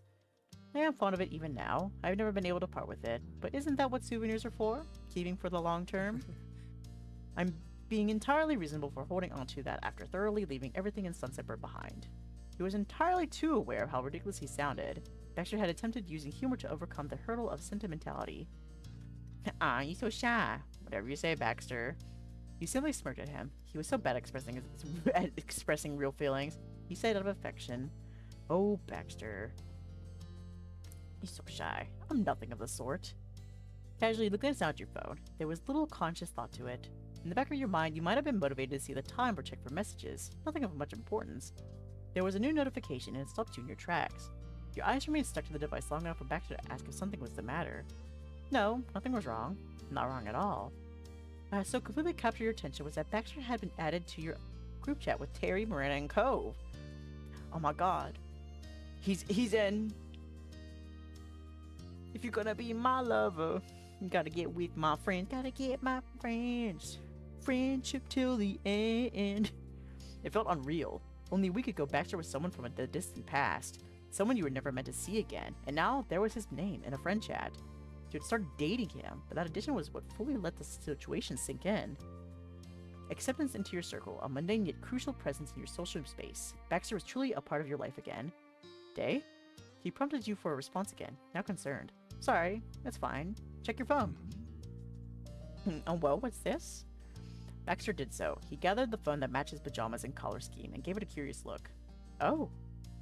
That was all he could mutter. Baxter drew the screen closer towards his face. He stared at the notification as hard as you imagined you'd done just seconds ago. You'd been so distracted by the initial revelation that you weren't even sure what the message said. The words hadn't penetrated your head. Trying again, you scanned your most recent text. It started with an exuberant declaration from Terry. Hey buds, we gotta get together together. Hey buds, we gotta get together today. Let's do it in the evening. Everyone should be free then. Sure.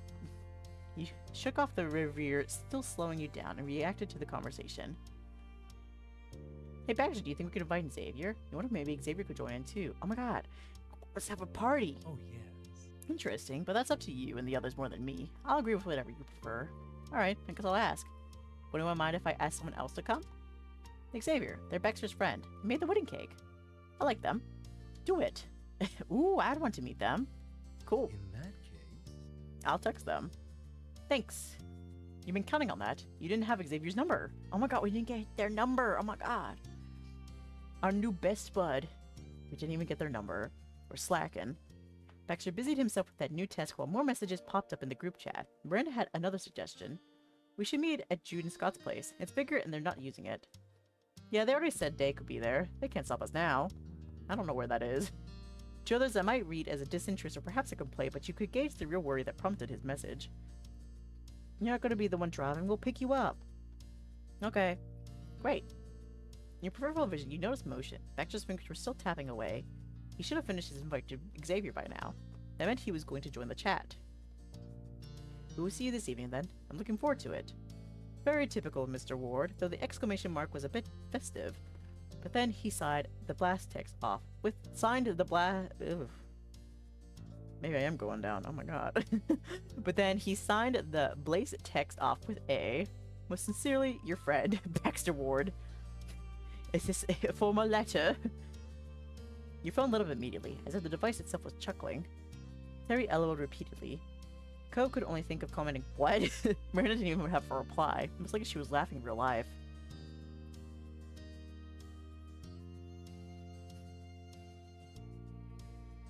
Bye, everyone. Not this sincerely. Verily. He's so cute, right? Verily. He probably looked over to the man himself.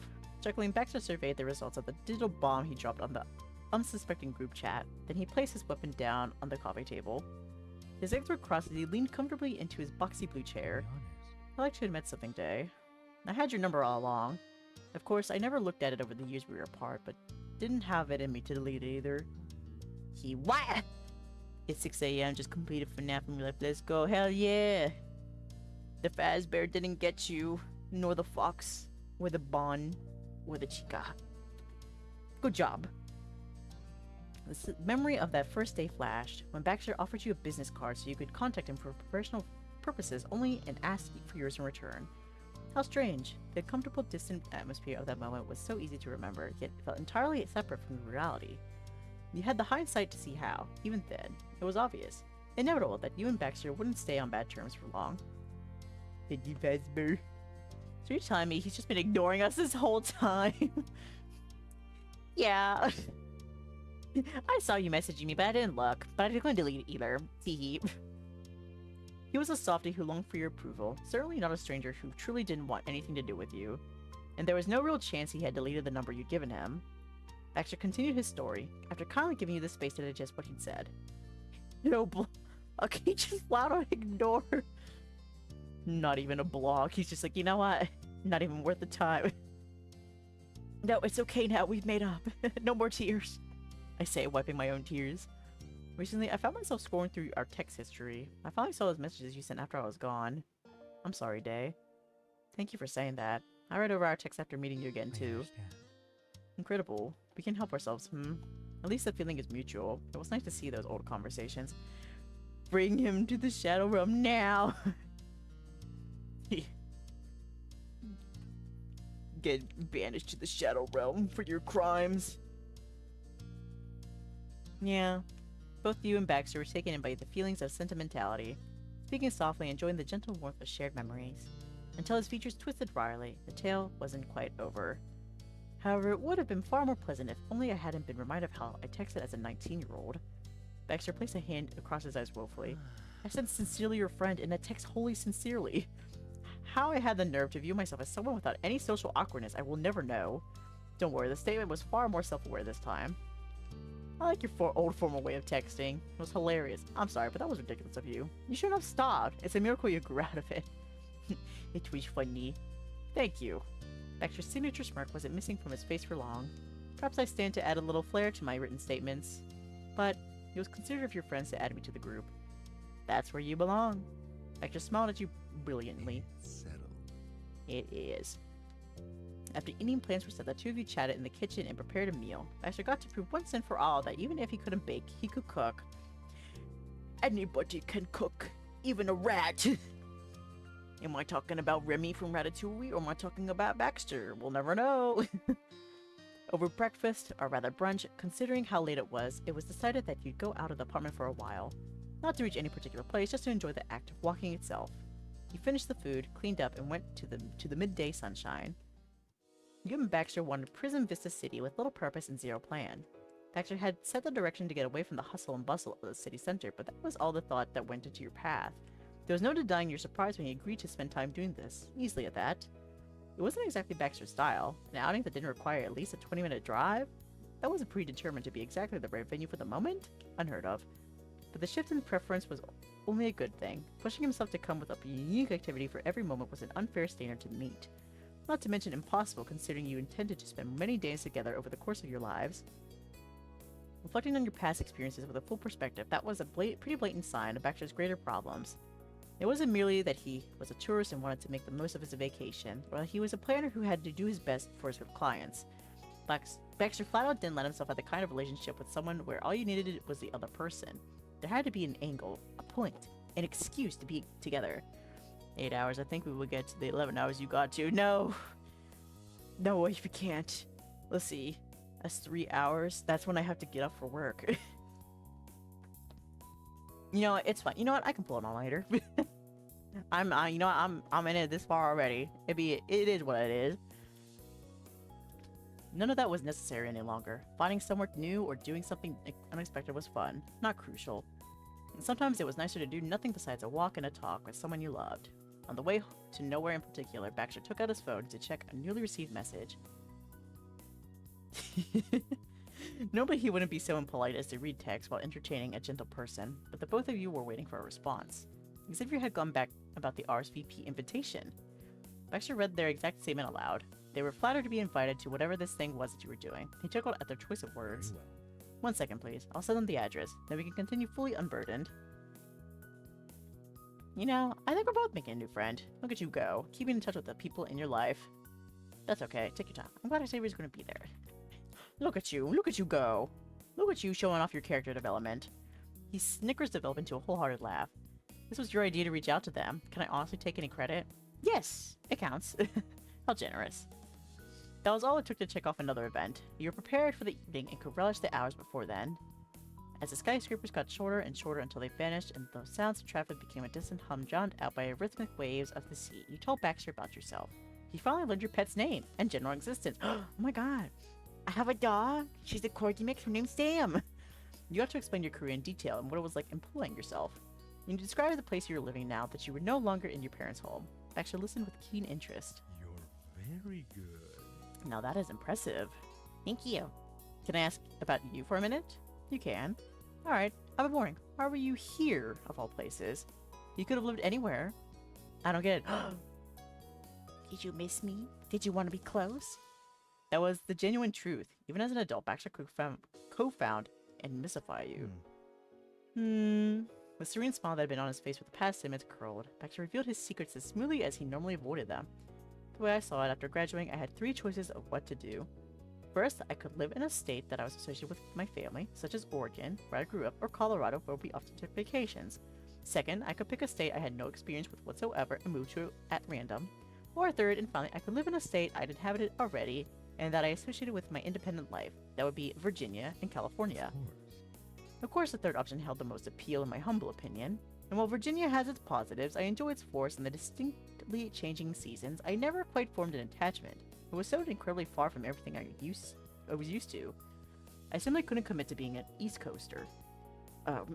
Wow. Damn, just cat him at me like that, don't you? Me sitting here as an East Coaster? Wow. Baxter flicked his wrist casually out towards the wide expanse in front of you both. So that was how I found myself returning to the dazzling coast of SoCal. This particular location was intended to be only a starting point. I was coming from the complete other side of the country, and I at least knew I enjoyed the area. I expected to relocate once I had my bearings. It wasn't my intention to linger where I might not be welcomed. But who could have guessed it was harder to pack up and leave everything behind once you had a silly thing such as an actual apartment in your own name and a real career tying you down. Weeks passed, then months, and then perhaps inevitably I came face to face with one of the reasons I developed such a positive outlook on this site to begin with. There he paused. You didn't know how to fill it, or if you should, so you didn't. You let it remain. He smiled, and ultimately, Baxter continued. No. It never ceases to amaze me. California is directly beside Oregon. I could practically walk there if I was industrious and stupid enough. Well, I mean, you've been stupid before, so I mean, you probably could. Despite that, being here is a wholly different experience than what I had been being raised in the neighboring state.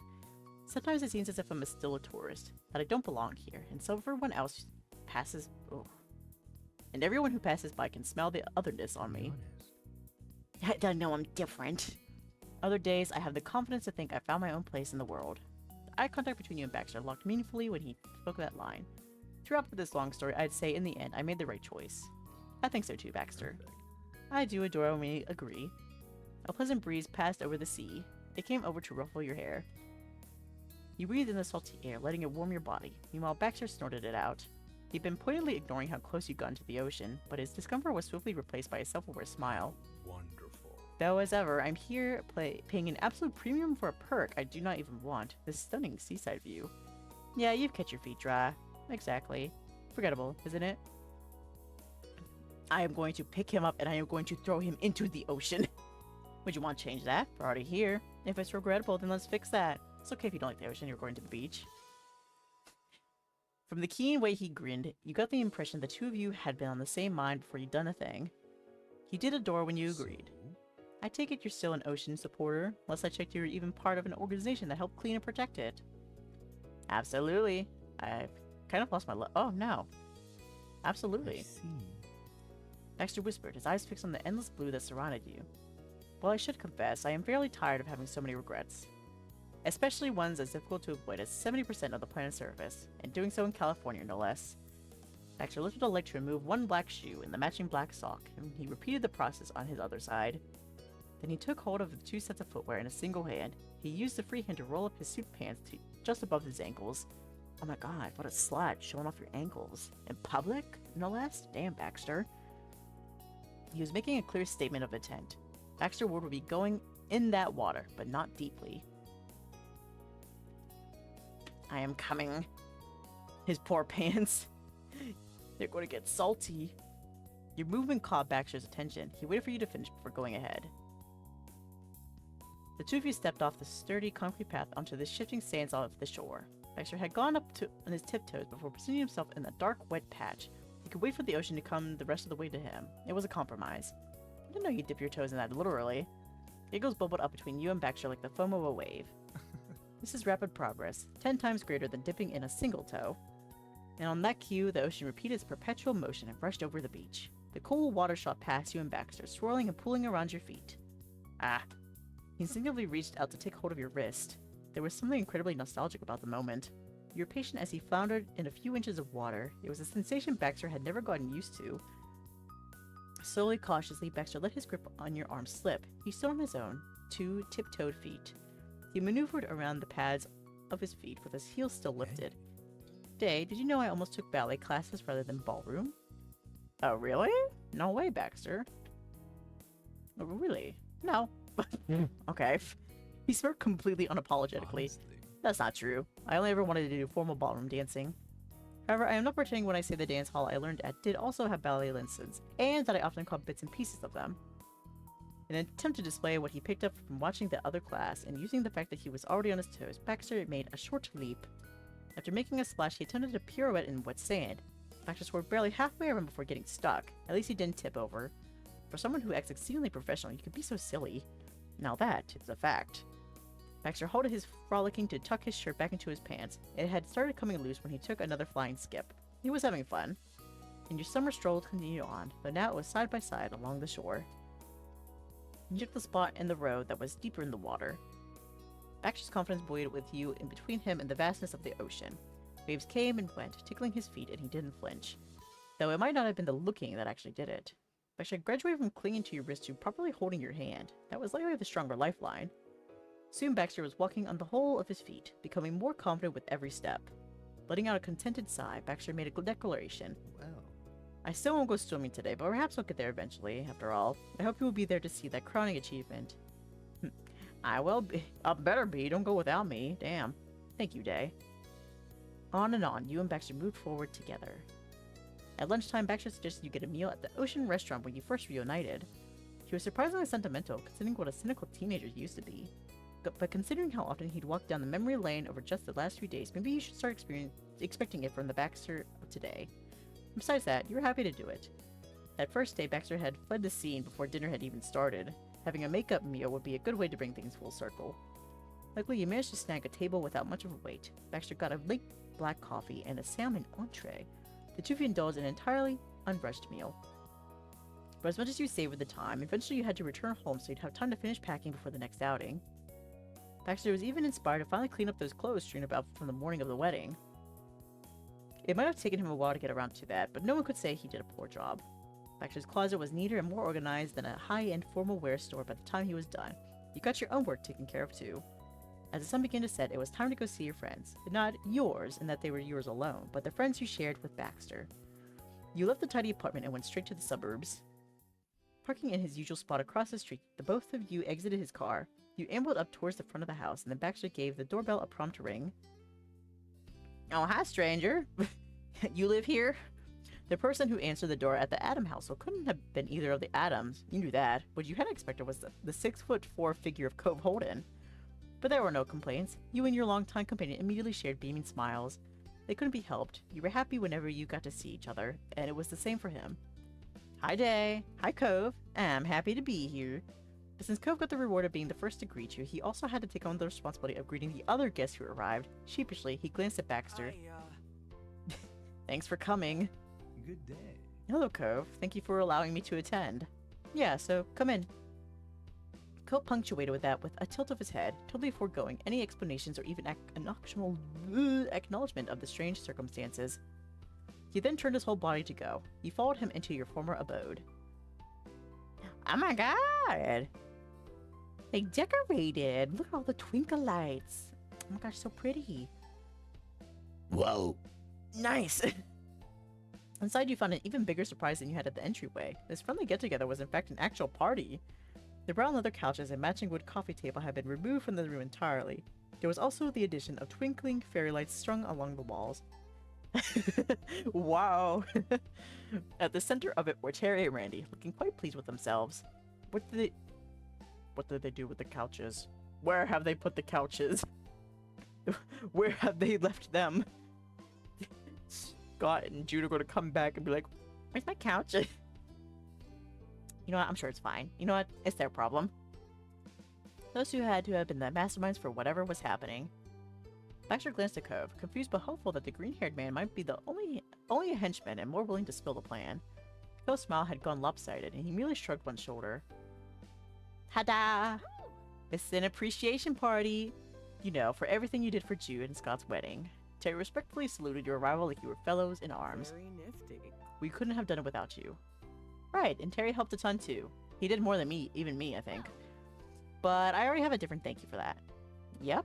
Terry drew one arm around his darling girlfriend and used the other to make an arc through the air. She's gonna take me to a bunch of beaches down the coast of California. It's gonna be historic. You going on a trip?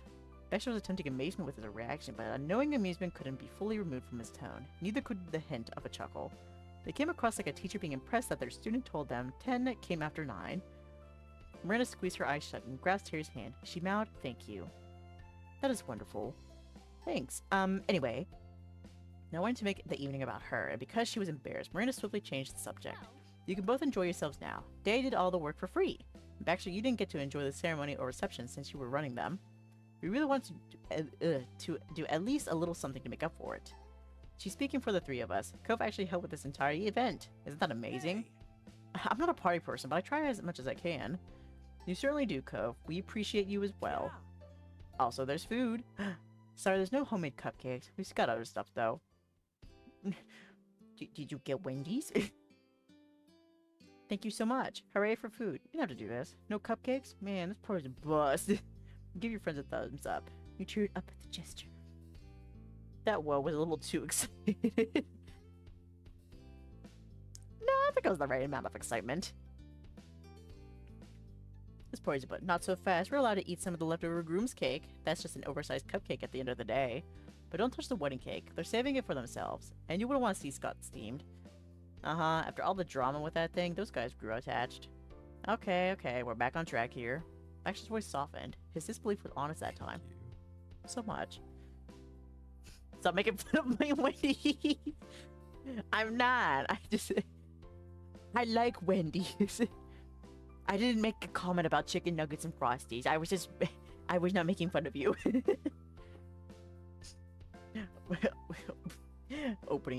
Reopening Jack's wounds about the lack of Frosty. Getting your own appreciation party had definitely caught you off guard initially, but honestly, you should have known that group would have something up their sleeves. They become addicted to the party planning life, and they always returned your kindness in turn. Baxter should have too, now that you thought about it. This was already the second party these people had thrown for his sake. Miranda ended your train of thought with a clap of her hands. She was smiling sweetly. So, If you want, we could even get dressed up again to make it a fancy party. It wouldn't be any trouble. There's enough time to do it and come back. And I know there's not a lot of chances to do something like that. Ah. Baxter's gaze darted to you. Yours did the same towards him. His mouth hung open slightly as you shared a silent look. And then you laughed, freely and fully. The trio of celebration conspirators were suddenly at a complete loss. I apologize. Baxter covered his mouth with a hand, realizing belatedly that his behavior was not quite gentlemanly. This is genuinely thoughtful, and it means a great deal to me that you went to the effort. The humor here is, well, the truth is, Dae and I already had that same conversation, and we already gave ourselves an opportunity to dance in formal attire again. It was just last night, in fact. What? Your friend group erupted in unison even faster than when Baxter gave a formal sign-off through text. Terry threw his hands up passionately. Do you know how fast we put this together? He kept one arm straight out in the air to hold up 2 fingers. It hasn't even been 2 days. Not bad. This man better watch what he spills. Listen, he just speaks the truth now. No secrets. Correct. We don't waste time, I'm afraid. Baxter's cool answer dropped Terry's arm in his jaw for good measure. No way. There's a limit. You cannot be that much of a social butterfly. Be a snail sometimes, B-man. Miranda gently took hold of Terry's shoulder. It grounded him enough to stop sputting about insect metaphors, and she took her own turn at asking questions. Where did you go? Baxter slipped his fingers down his smirky mouth. He gestured the hand with a casual flick of his wrist. We have a place. Wow. Wow. Exactly as you had expected them to arrange a celebration in your honor, Miranda and Terry and Cove never could have guessed you and Baxter would have had your own little party for 2. This is so great. It's not your fault we're like this. It's okay. Thank you. I mean, hey, it's the thought that counts. This is still amazing. Exactly. Baxter restarted his efforts to convey his appreciation. You're too kind. Having a chance to celebrate with everyone here is incredibly special. Thank you all. And if it helps, our impromptu outing didn't include decorations or refreshments, excluding still water and paper cups. His words landed around the room, bewildered stares regained their spark. Terry punched a fist into his opposite palm. Got it. Forget fancy clothes. Let's eat those snacks already. Yes! Let's go with me. Okay. The crowd migrated towards the dining table. It was stacked with a mix of sweet and savory and pre-made and homemade delights. Getting all dolled up might have been motivated by Baxter's preferences, but the food was clearly to your taste. All your friends knew you well, but there was one person in particular who was likely to thank for that. It came in handy to have someone around who'd been by your side for almost your entire life. Still, there was enough variety that everyone else spotted something in the spread they wanted to. A big draw was the single bright red handle of the controller cake that ended up on the menu. Terry hadn't been lying to cover your lack of cupcakes. The party kicked off as the gang snacked and chatted. Cove, while piling up a tiny plate with one of everything, mentioned how his dad was doing good. Same old, same old. Where's Xavier? I thought they were coming. I'm waiting. Where's our new best bud? Mr. Horton sent you a hi back. He said hey to the wedding planner guy too, though they never really talked before, not even when Baxter was staying at Sunset Bird. That was nice. Baxter cracked a joke that if he'd known this was such a great event, he would have brought a bottle of champagne. Terry helpfully explained that if Baxter had known this was a grand event, it wouldn't have been a surprise anymore. Baxter nodded at those wise words. Miranda listened in on the exchange but didn't give her 2 cents on it. She quietly ate her slice of cake. Then the door— there they are! Then the doorbell buzzed. That put a pause in the conversation. Baxter was the first to react to the call. Allow me. I believe I'm familiar with who is here. Yep. Yeah, go ahead. I wanted to answer the door. He politely excused himself, and in only a minute, he was leading the newest guest into the room. Xavier had a large plastic container in hand. Ooh, a gift? What's this? They asked musically while glancing about at the dazzling fairy lights. I didn't know you were inviting me to a party. We didn't either. In a smaller voice than usual, Miranda tried to explain herself to the stranger. Sorry. It was meant to be a surprise appreciation party for Dae and Baxter. That's so sweet, and it means I was right to bring something to serve. Now I can also share my appreciation. It's miscellaneous leftovers from today's selection at sake, but still, they're fresh enough. Wow, thanks! You're welcome. One of the many perks of being friends with a baker. That's sweet. Xavier, you're too kind. I regret even further not thinking to bring something myself. Don't apologize. Why would you have to? It's your party. Introductions were exchanged as Xavier cracked open the treasure chest of treats. Inside were eclairs, brownies, and a variety of muffins. They were given a spot at the table and a plate for snacks. Xavier wasn't a stranger anymore. Taking a snappy bite of a chip, Terry said something you didn't entirely understand. I think I'm gonna go. I feel a little sleepy. Don't want to sleep on the stream, so yeah, okay. I appreciate you hanging out here with us in No Space. I hope you have a good rest and have some great dreams. Like I said, I hope you had a good time here. But yeah, good night. Maybe one day I will sleep too. We've almost got a full house. Almost? Good morning, more like. Well, good morning. Miranda replied to your question over her shoulder while she searched the room. You hadn't even noticed she'd started that. Let's do it. I want to get Jude and Scott on a video call. Wait, is it fine to bother them on their honeymoon? It's 6 a.m. for me, yeah. Baxter's brows disappeared under his bangs, and he shot out a concerned look. Miranda nonchalantly located her purse, and more importantly, retrieved herself from it. Welcome. Is it fine? They're gonna be insulted. No heartbroken if they don't get to check in on what's up with us kids. Hey. Good night now. Good night. Take care. The phone was already ringing. Randy held it out towards her face as she navigated to the snack table. Terry's right. They've been calling me all the time. I already got to talk about the plan. That's how I knew it was fine to serve the cake. They moved their stuff. Then I will leave this to your discretion. Baxter ran a tense hand through his hair. Few things chafed him more than reaching out to someone when he wasn't completely entirely and wholly certain they wanted it, but he was learning how to face that fear. The ringing stopped, and in its place, a deep voice filled the space, coming from thousands of miles away. Yo, Randy. Scott's here too. Hello for the Southern Hemisphere. Were they surprised? You can ask them yourself. Boy. She flipped her screen around to reveal Jude and Scott squishing together so they had both appeared on the screen. Terry and Co both waved, though only Terry spoke out. Hello from your own house. Hi. I'm Xavier. I made the wedding cake. How nice that we could meet after all. Cool, thanks for that. Oh my gosh, note the space. Thank you so much for the follow. Thank you, thank you. Almost forgot to do this. You know, it happens. But I appreciate you following before you headed out. Much appreciated. I hope you enjoy your future time as a bear bud, since right now you gotta go to bed. Yeah, okay. Bye now. Bye-bye. Have a good sleep. Cool, thanks for that. It's amazing to see you. Your cake was stunning and delicious. You're welcome. I'm flattered.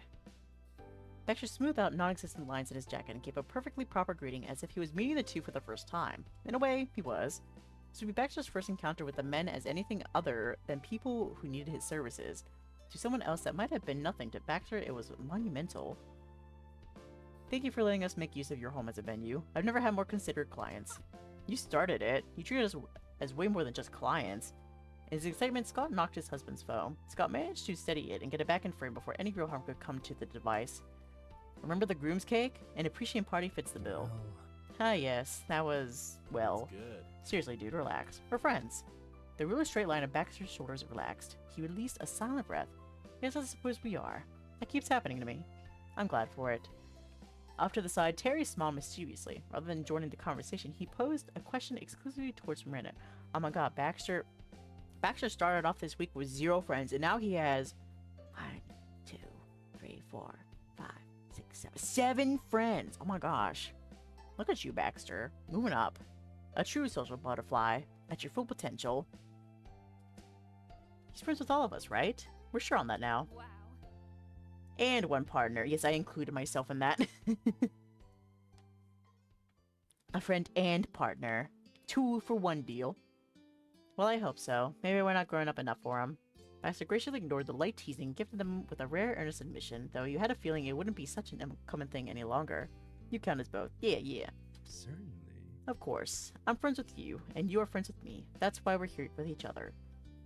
And don't worry, the closing of this celebration and the end of summer itself won't be a farewell. I'll be available for you as far as I can possibly foresee the future. You know where to find me, and I'll make my own efforts to maintain these lovely friendships. Great. Good. Keep it that way. Baxter couldn't speak any further. The most he could pull together was a shaky smile at the 2 men on the other end of the call. And he cast his eyes around the room. Baxter was quite literally surrounded by people who wanted to be there for him. It was enough to choke you up. You knew more than most about Baxter's emotional struggles with other people, but mainly himself. You experienced the ups and downs, the intense closeness of vast distances. None of it changed the truth. He was a good man. Somehow, someday, someone would have seen that. It was inconceivable otherwise. Baxter would have found the friends he deserved no matter what. You're so grateful you got to be numbered among them. Though you weren't Baxter's friend, per se. You were his partner. And by that point, everyone knew. Everyone except the ones housing the party in your honor. Jude and Scott were behind the times since going on vacation. Your gaze slowly crept away from the crowd and to your new lover. When your eyes reached his face, you realized he was already looking back at you. He was thinking what you were thinking. You couldn't imagine any other reason Baxter would suddenly stall. Before you hang up, I want to say me and Baxter are dating. Jude Scott, Baxter's my boyfriend now. And while you're on the phone, I should tell you that Baxter and I are in a relationship. You grabbed Baxter's sleeve to encourage him. You nodded at him meaningfully. This was the time for him to speak up. Yeah, you do it.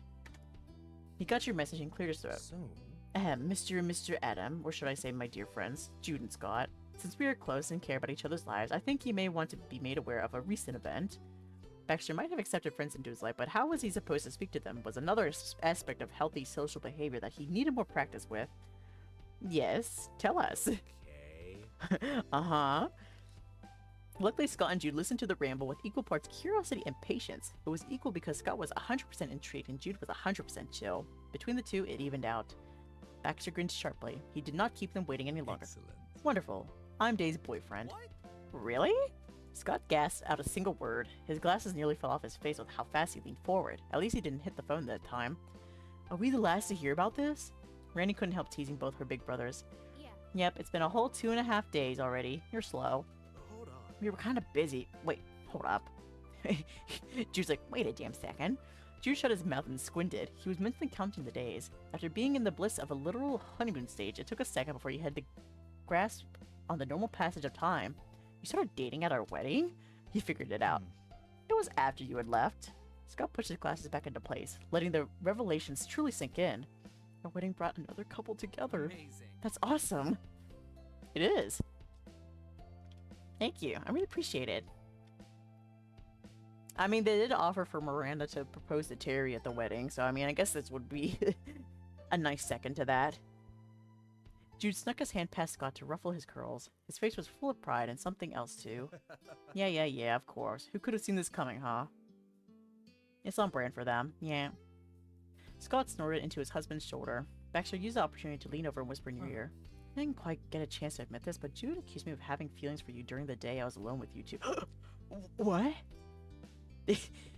Jude straight up come with the Baxter like, so you like Dae, right? He's like, what? I managed to dodge that question at the time, but Jude has been proven quite right. Oh, your turn to be surprised. He could have that one. It was extremely funny seeing the usually mild Jude get puffed up. At about the same time, an entirely different conversation was occurring. Preposterous. So now that it's official and everybody knows, we've got to go on a triple date for real sometime. What? It'd be fun. Remember that bowling? Jude replied flatly, not moved in the slightest. Miranda nodded firmly in agreement with her family. Not happening. It's weird to go on a date with my little sister. The bowling was different. I won a couple then. But Terry merely waved off the siblings' concerns. We'll work on the details later. But hey, we don't have to stand around. Terry suddenly declares the party was really about to start. Let's get the music going. It's time to dance. That got Cope to snort amused. You're really high energy about slow dancing. Gladly. True, and that would be delightful. Okay, I've got it.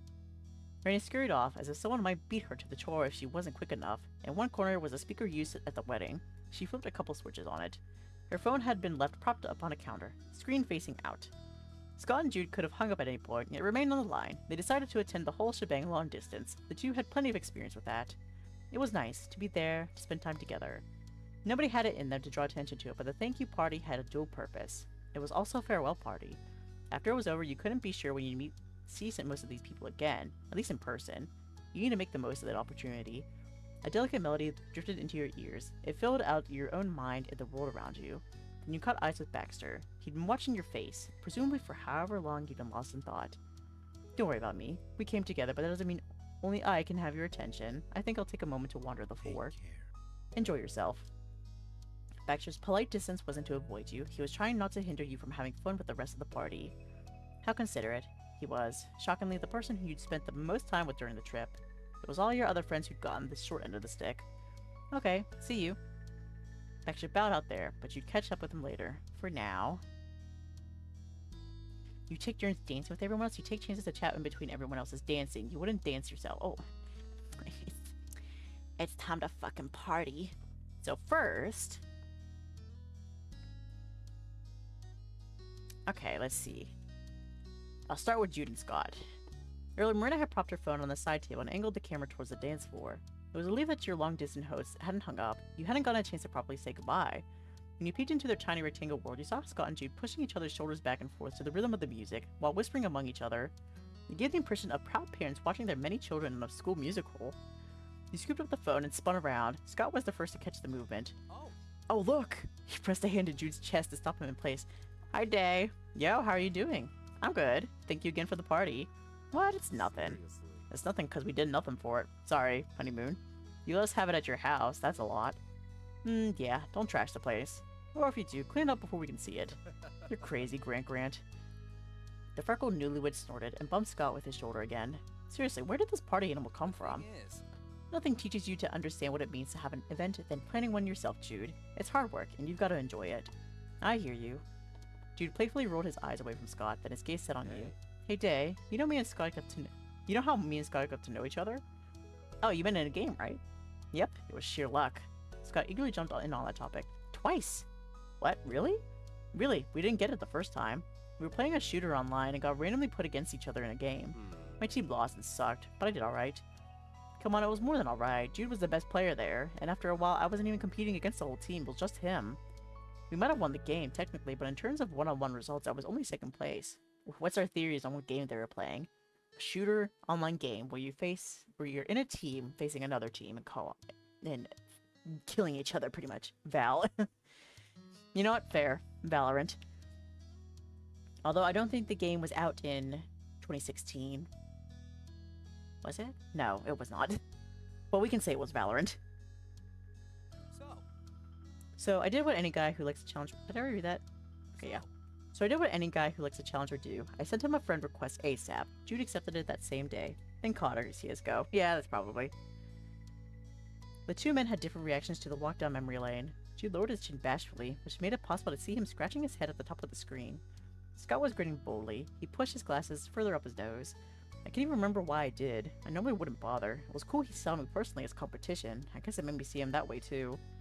That's what about what you imagined so far. Based on the little you knew of their history, there were people from different places brought together by happenstance based on a shared interest. It was impressive they made an impression on each other after a single game. What was the second chance? Oh right, where was I? Jude and I played games occasionally over, a few months. Always against each other, never talking. That probably wouldn't have changed if it was up to us. We were two warriors who crossed swords before continuing our own separate journeys. But we got lucky again. One night when I was playing a totally different game, a guy with the same username came up, but this time it was on my team. There was a voice chat then, so I asked if he was the person I kinda knew. I was that person. That was the first time I ever heard Jude. It blew my mind. Scott and Jude were excited at that point, as if they were experiencing the realization for the first time again. Yeah, we were cracking up in the chat. It had to be annoying to whoever else was there and just wanted to play. They kicked us out. The rest of the story came out in a flurry of back and forth. They tag team telling you, like they probably worked together in games. I didn't care about that round anyway. We kept playing stuff ourselves the entire night. The hours flew by. It was ridiculously fun, and we figured out we're almost the same age and had really similar tastes in games. Not so much with other things. and Though much later, we learned we had something else pretty important in common. We're both gay. And now we're married. I guess you could say the rest is history. It's wonderful you found each other. thanks. Thank you. Yeah. And Dae, good luck with your own dude you randomly ran into. I get why Baxter's sticking around. Wow. Can't believe he came to this party. I didn't think it'd be that easy, but that's great. You're good to your friends, Dae. Or your friends and your new boyfriend. Can't believe that one either. I'm glad I got to spend more time with you. One more time. Congratulations. I'll miss you too. Love you two. Take care of yourselves over there. Remember, I'm not just friends with Miranda and Baxter. You're my friends too. Yeah, we're all friends. Thanks. We feel the same way about you. That's right. Then you carefully set the phone down so the husbands could continue their own dancing. Okay, Terry Miranda. You know, it's kind of funny. It's kind of similar. Our story with Baxter is kind of similar to Jude and Scott's, where they pretty much met once and then met an entirely randomly different game that really shouldn't have happened in under any circumstances. That's kind of what happened with Baxter, except it happened in real life instead of in games. It happened 3 times technically. So man, it's fate that we're have to be together despite the red flags that we have come across. It's fine. The other happy couple was dancing. Terry was leading Miranda in a properly formal back and forth step. You waited for them to finish before speaking up. Hi, Dae! Hey bud, can I have a dance with both of you? Definitely. Oh yeah, we can all dance. Terry threw an arm around your shoulder before pulling Miranda in on his other side. He squeezed you and began to sway. Miranda laughed as she let herself be carried by the motion. It wasn't in any way effective for slow dancing. It was incredibly funny, and you wouldn't have preferred anything else. Dae, thanks again for coming here and doing all this. I know it wasn't much of a vacation, but maybe you had some fun? Well, you know, it's been a roller coaster. It was life-changing, you know what? It was. There wasn't a hint of exaggeration in your statement. Jude and Scott's wedding was something you were going to remember forever, no matter what. But the trip back to the area you grew up in had been an irreplaceable experience in another entirely unpredictable way. Miranda Terry, and you didn't have to vocalize it. You knew what the quiet meant. Each one of you had gotten to a new friend as a reward for participating. And for you, he became more than a friend. It was truly wonderful. Then Terry concluded the silent moment with a contented sigh. Preposterous. I'd say our latest endeavors have been great successes, both in personal relationships and our careers. Our careers? Randy put a hand on her hip and leveled an amusingly unimpressed glance. Here we go again. Yes, as party planners! How many amazing bashes have we thrown at this point? I've lost count. 3, Terry. You contributed to 3 celebrations, unless you count the summer soiree as a separate thing. Then it's 4. Impressive. How has that event company Baxter works at not offered us positions yet? Before your Miranda could get in a word of how you felt about this new direction of life you were being volunteered for, Terry's face went completely deadpan. That is a joke, people. I'm unavailable for future party planning committees for at least a year. The comebacks on the tip of your tongues died, replaced entirely by giggles. That's cool. Good, because I'm not either. Next time, let's hire Baxter from the start. Here, here. Well, I appreciate the last party you'll ever put on. It's top notch. I'm gonna miss you so much. It was great getting to visit. Sorry, we're secret party planners forever. Now this one's top notch. Aw, thanks. Yeah. We're going out with a bang. You and your buddies had fun together for the length of one song, and then you broke off to mingle further. Okay, we'll save the boy for last. Hello, Xavier. They were hanging out the edge of the main action, still trying to get used to this venue. You raised a hand, palm up, as you approached. Xavier's brow lifted in time with that. Would you mind having a dance? Thank you. Really? Me? I'm flattered.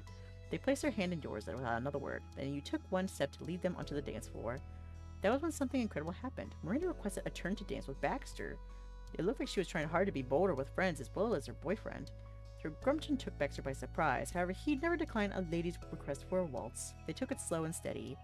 Terry hung around the pair as a moving, cheering audience of one. Xavier noticed the unexpected exchange too.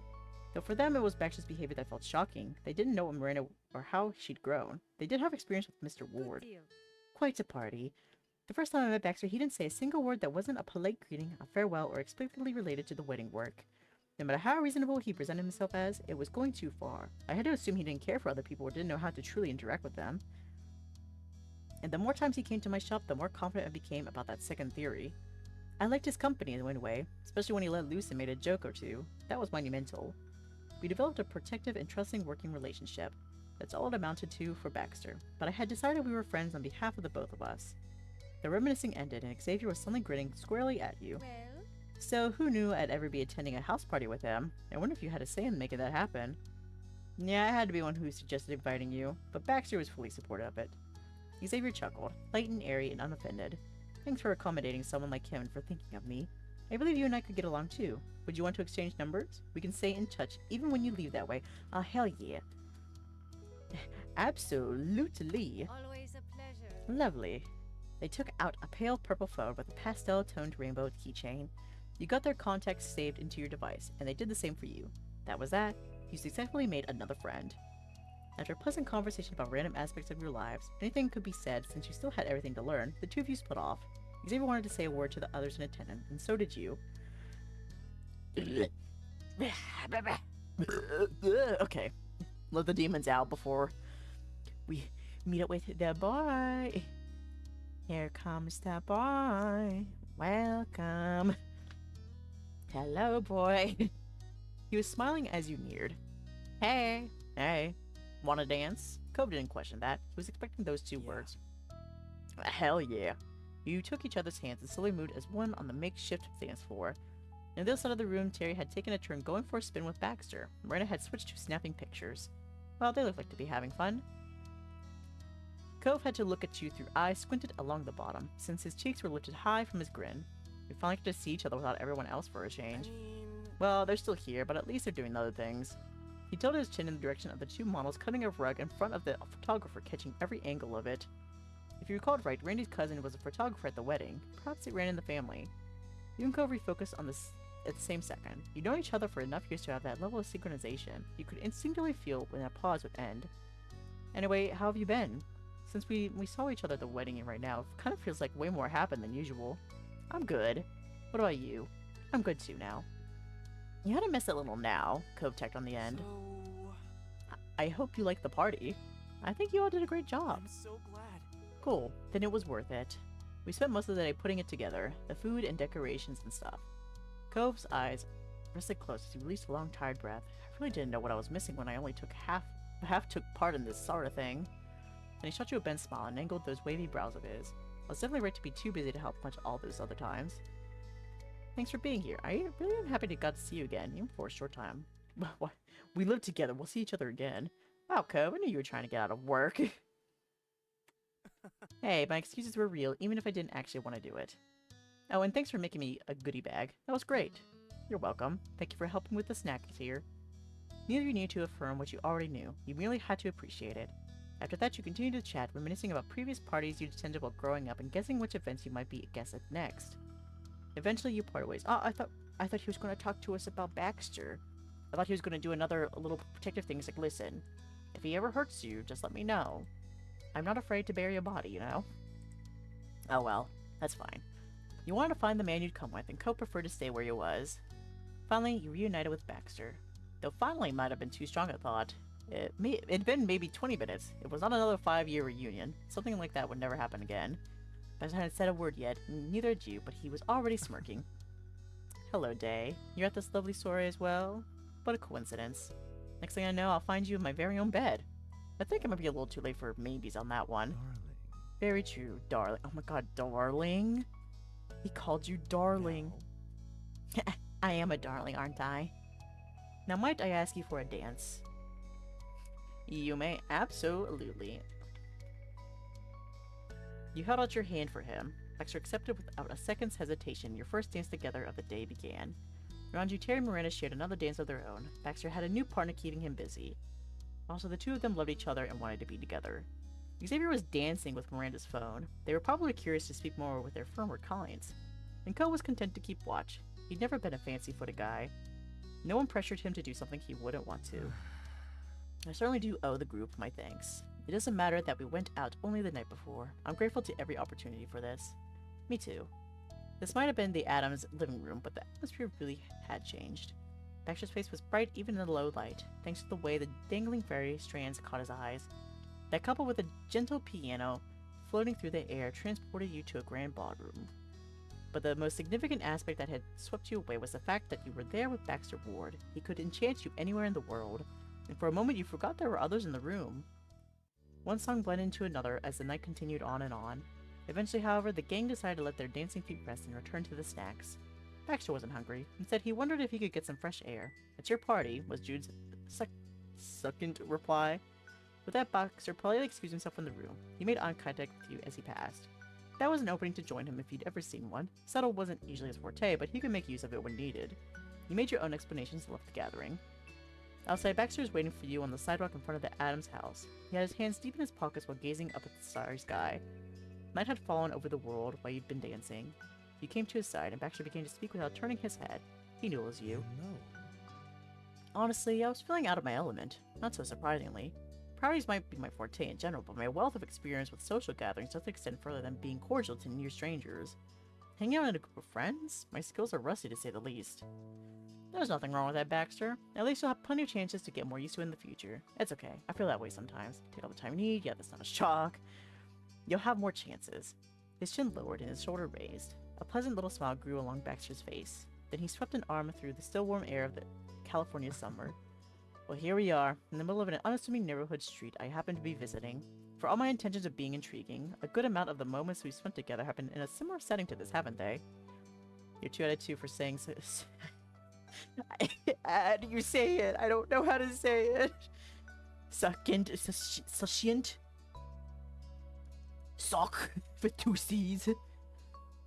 We've had our first unexpected reunion on your street. Many of our best laid plans were imagined here. Wait 1 second.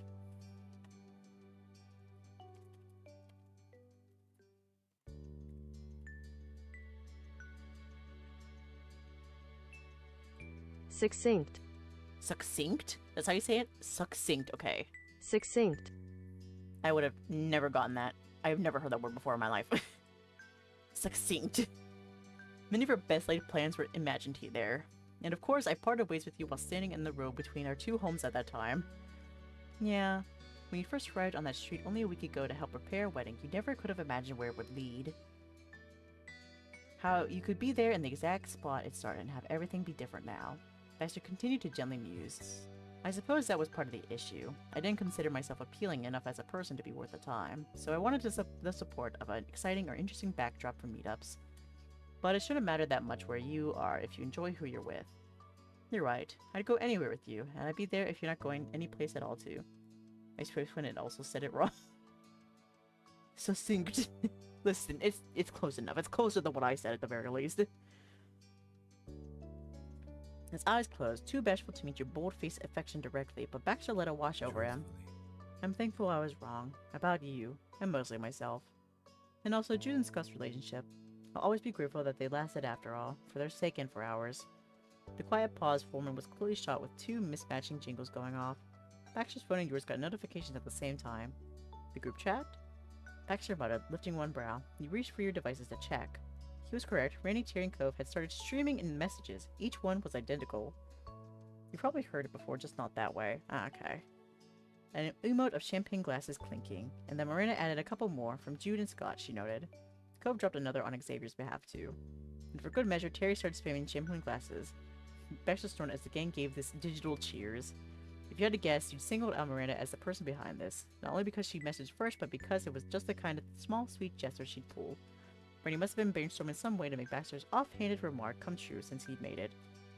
And she found a lot of success with the idea. Baxter was still grinning like a schoolboy at a screen.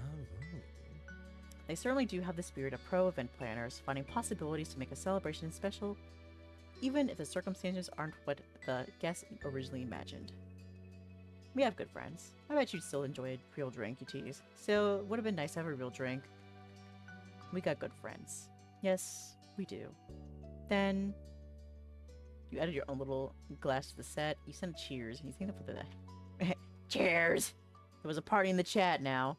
Finally, Baxter put his own champagne emote along with the others. To complete the gesture, he even lifted his phone like it was a long-stemmed glass. That unnecessary level of class was very him. Nothing more came in from the rest of the party, so you shared a casual observation while putting your phone away. You know, usually everyone would tease me more. Baxter listened closely as he placed his own phone into his jacket. What we got when we told them about us wasn't that much. No one joked that we'd been out of here so long they were worried we snuck off to get married already. They really reined it in. I think it's because they're worried about scaring you. Baxter smacked a hand over his mouth. He had to reply through his fingers and in between laughs. Why would they think that we would run off to get married? It's not like I proposed to Co when we were 18 in a previous life and directly said we were moving in with Derek after we just got together too. I mean, I'm not predictable. I don't do that. I'm not hasty. I don't think so. No. I totally didn't just get into a relationship with Baxter. Shut up! After 5 days of knowing him, after being reunited after 5 years of ghosting. No, I don't know why would I think that. No, not at all. Baxter smacked a hand over his mouth. Okay, I read that. That is a fair theory. Haven't been easy to speak with. It's the same bitch, too. However, I'm less frightened by people now than I ever imagined I could be. He met your eyes once more, slipping that hand around yours instead. And far, far happier as well. His expression was heart-wrenchingly bittersweet. And I will miss you so much when you go, Dae. There was no getting around the fact that your situations had reversed. You were there simply for a visit. It wasn't your home and you were going to have to leave. Tomorrow. Stop playing games, damn it. It made your chest squeeze to think about. He would be left here without you and you'd have to go without him. Forgive me. Don't worry. Seeing Senna's clouded face, Baxter immediately offered reassurances. I sincerely swear I will respond when you reach out and keep in touch myself. He pulled out his most bold grin, even if his words still faltered a bit at the end. Every day, multiple times a day in fact, well if that wouldn't be an annoyance. I have no issues dating long distance. As you once said, Jude and Scott can make it work, so can we, right? The concern was awfully sweet, though you hadn't intended to worry him. I believe you, Baxter. I never doubted that. That would never be annoying. It's okay, but thank you for saying so. Well, I'm gonna message you more. I will be spamming you. Baxter's poise loosened, and his expression grew soft. You realized his actions weren't the cause for your pain. It remained that Baxter's first instinct was to see mistakes in everything he did, and to assume he didn't know how to make someone happy. But your issue was only in how you couldn't be with him even longer. For that he had another promise. And he paired it with a truly gentlemanly kiss on the back of the hand he still held. I imagine we won't be apart for terribly long. Honestly. You see, I need a break after my last clients were something of a rush job. The company understands. And I don't know where this concept came from, but recently I've been thinking about taking a little vacation. Oh? Where to? A spark of hope immediately went off inside your head. It was bright enough to lighten your face. Baxter pounced on the hint of interest, smirking deviously.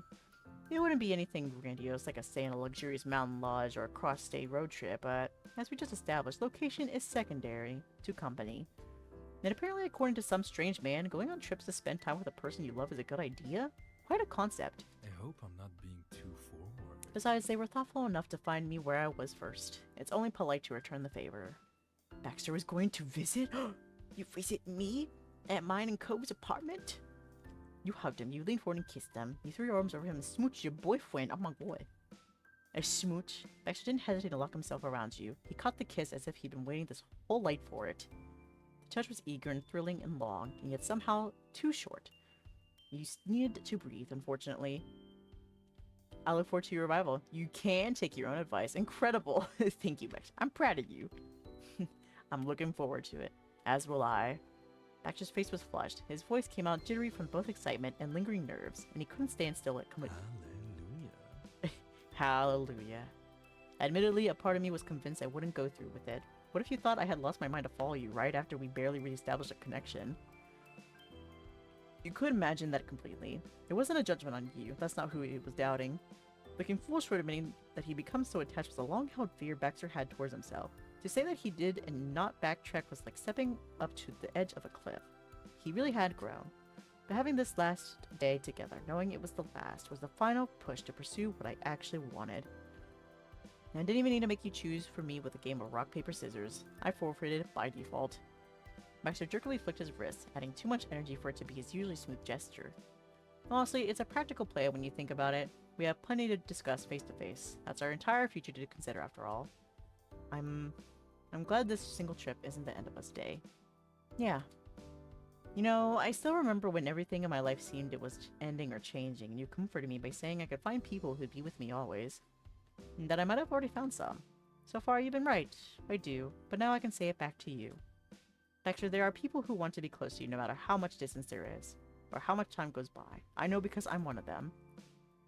Your words struck a deep, resounding chord in Baxter's heart. There was no as if that time. A bond like the one you had together truly was what he'd longed for his entire life. Baxter's dark eyes grew damp. He wiped it away with a thumb. Settled. With that, he straightened out his jacket and swiped at his bangs in a vain attempt to seem more presentable. I suppose we should make another appearance now. I'm not the only person here who wants to see you, and I'll be the one who gets to be with you again. I want to see you too, Baxter. Baxter gave a light chuckle, fully in control of his emotions again. Or he wasn't exactly controlling them. He had become comfortable with what he felt. Let's return True. together. True. We shouldn't keep our friends waiting after how patient they've been. Let's return together, Dae. Oh my god, the CG. But this time much more happier.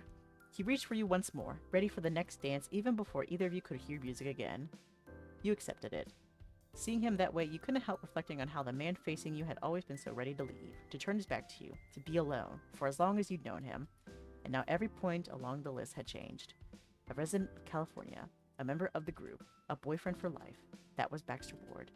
So even though you'd be preparing to leave this place when the party ended, you were positive the two of you would end up coming back together again and again. It was simply unavoidable for you and him.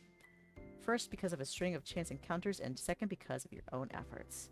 The pushes and pulls of life were like a dance. Sometimes you were familiar with the steps, and sometimes you had to make them up as you went along.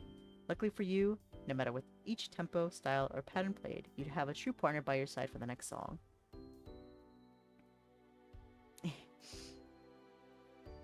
That was very nice. I've enjoyed that quite a lot.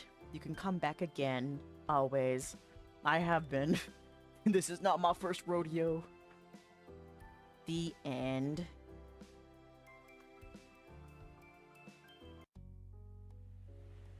And there we 9 hours.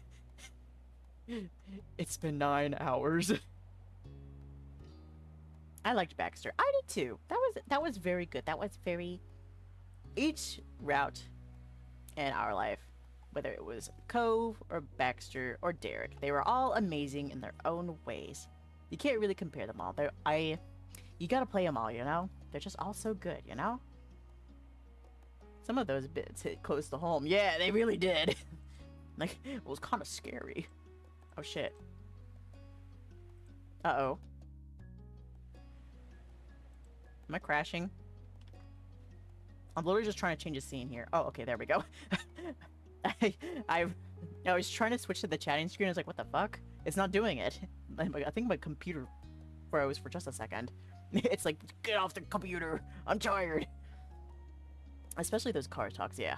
It lagged, but you're good. Okay, good, good. But yeah, there is a lot. They do have a lot of moments that hit close to home.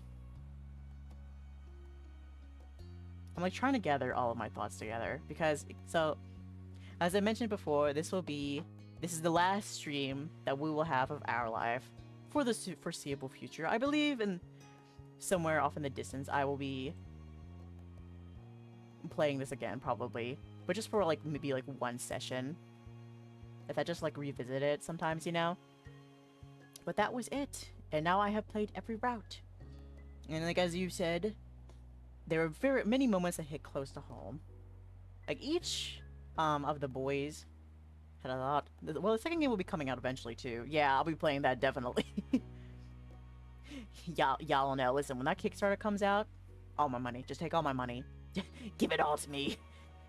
Give me the game. I love it so much. I'm even on the Patreon too, and seeing the progress I'm making on it. Just, oh my gosh, I'm so excited. I will be there. Yes.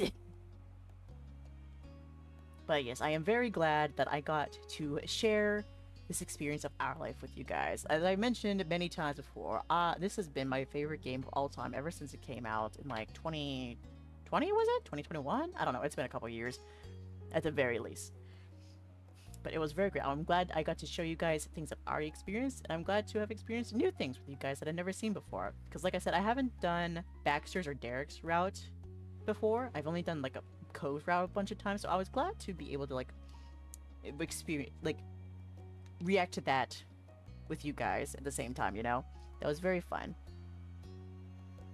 And like I said, like Baxter's route was really great. I really liked that it was a lot more edgier. There was a lot more angst to it, which a lot of people really liked angst in their stories, me included. So I'm glad it took a bit more of a more negative effects in the story. I'm typically not a romance visual type person, but I like this. Yeah, it was very good. It's a bit different from other visual novels, because when I've seen, after I played Our Life, because I think Our Life was like the first visual novel I really like truly played in depth, when I tried to look for other visual novels, they didn't really hit the same. And I think the main reason is that because you don't have a customizable or immersive avatar to play through. I've already since Instant Messenger because that was some time. I haven't played that one. I think I tried to, but I didn't really get into it at first. But I think Our Life really does good in being able to like really immerse yourself into the game, because there's not like an already established character. Like you're not playing as like Sunshine Melody in Sunset Bird, and that's the character you're playing as. You're that character. It requires you to have no life. I see. Well, I mean, I only play this game, so I mean, I am kind of already there. But I really like how immersive it is. I really like how inclusive it is for all types of people that can enjoy it, because things happen in real time, and you have to be awake or you miss a thing. Oh man, that really sucks. Fuck that. 3 a.m. an event happens. Oh, you missed it. Why didn't you get up? Bitch, it's 3 a.m. I'm tired. At least with Our Life, you can go at your own pace. I had a friend who was obsessive and would legit wake up at like 3 a.m. to do chats. Oh my god. You know what? Good for them though. I kind of feel that in some games. Listen, I've been obsessive before with video games. But yeah, and also I really like that this game doesn't have to be a romance story. It can also be a friendship story for those people that don't really like experience romantic attraction. They can do it like platonically as well. Good for them, except it was a bit unhealthy. Yeah, it was. It definitely was, but good for them anyway. And pretty much like anybody can play this game and like have like feel like it's their own character in there, you know, like from like eating habits to like what they wear, their style, stuff like that. And I really like that about this game. And each of the boys were a delight. I really liked the childhood, longtime best friend route with Cove. I liked the other childhood route, but reunification with Derek, like meeting back up with an old friend, and then we have the ghosting of of Baxter. Wow, it's pretty much, you know, went into like went up in extremes with each guy, didn't it? Damn. They all seem to have like similar insecurities when it came to like relationships with people, but they all express them and handle them in different ways, which is also very nice too. So like while they may have been similar, they were all vastly different characters, you know? Because I think they each of them had a they didn't really value themselves very high when it came to relations with other people. Like Baxter and Derek especially. Like Derek was like, oh, I have to do this because I need to be great to be your friend. And Baxter was like, I can't be great, so I'm not going to be your friend. But it was just, you know, as I've said, solid game. 10 out of 10, 100 out of 10. This will always be a core game for me. My favorite game. I love it so much. And like I said, I'm so happy that you guys were here to enjoy it with me. And thank you guys for letting me share it with you. I really appreciate that. It was a fun time. And it will be an experience that I will remember forever. It just hits, you know? It hits the vibes. But yeah, it's very bitter. One of these days, I'll have to bust out my favorite game. Yeah, you should. Bug Snacks. You should, Jack. Do it. Do it. I demand you to do it. Let us experience the Bug Snacks with you. It will be amazing. But yes, this is a very bittersweet goodbye for now with our life. But I am happy that we've made some fun memories with it. One day, yes, yes. But yeah, so from now on, since we usually played Our Life on Fridays, I think I'm gonna have Subnautica on Fridays as well as Monday, so we'll have 2 sessions of Subnautica during the week. It'll literally be 20 hours of me repeating what the snacks say. I mean, you know what? It is what it is, you know? I'll accept it. We love to see it. We truly do. Well, yeah, it's like, I'm so sad. I don't want to end yet because then that means there's no more, there's no more Our Life. It's truly over. And like I said, for the now, but it's like this chapter of this streaming journey has ended with Our Life. Bunger, my beloved. Bunger. I love that. But you know what? Like I said, it is what it is and will continue to be. It is what it's over for now. That's true. I mean, I may have already started some playthroughs off stream that I've been playing in the background, but you know what? It's okay. But yeah, for now, until we either come back for a brief session and then wait, why did I do that? Why did I click to end the game? Open back up. We need the music. If not this, we'll definitely be playing Our Life 2. I am so excited for that game, like I said. GB Patch games, oh my gosh, they're so good. With their game designs, with their script. Like, everything is just top-notch, so I'm sure this next game is going to be amazing. For what I've seen on Patreon, it already looks really good, already. So I'm very excited for it. We love that so much for them. Best game company ever. So if you guys liked what you saw with the streams and you haven't played Our Life yet, I really recommend you doing so. And also checking out other games by GB Patch as well. I've been tempted to play XOXO Droplets. That was another game they've made that they've referenced in Our Life. So I was kind of tempted to check that out too. Maybe I will in the future. But alright, I can't stall any longer. It is 1 a.m. I have to be at work at 5 a.m. I think I have to go in late. Mayhaps. We'll see. I don't know. Maybe I'll wake up in time. You never know. Maybe I can do it. Isn't that where Shiloh comes from? Yeah, that's where Shiloh comes from. And Jeremy, too. They're both from that game.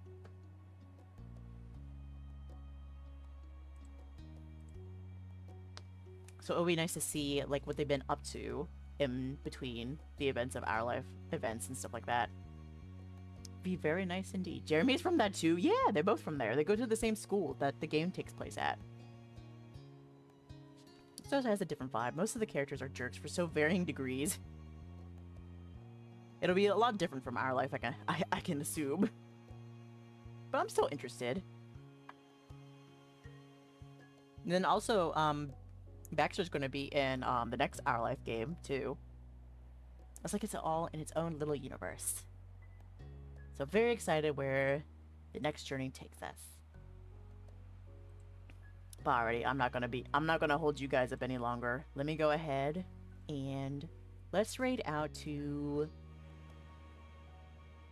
How about we raid out to VV Vermilion? They are playing retro.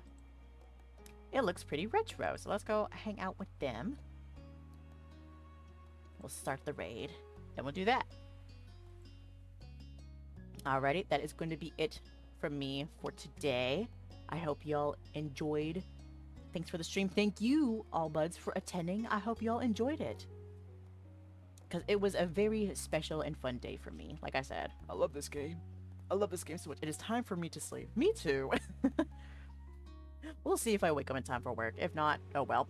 This was worth it in the end.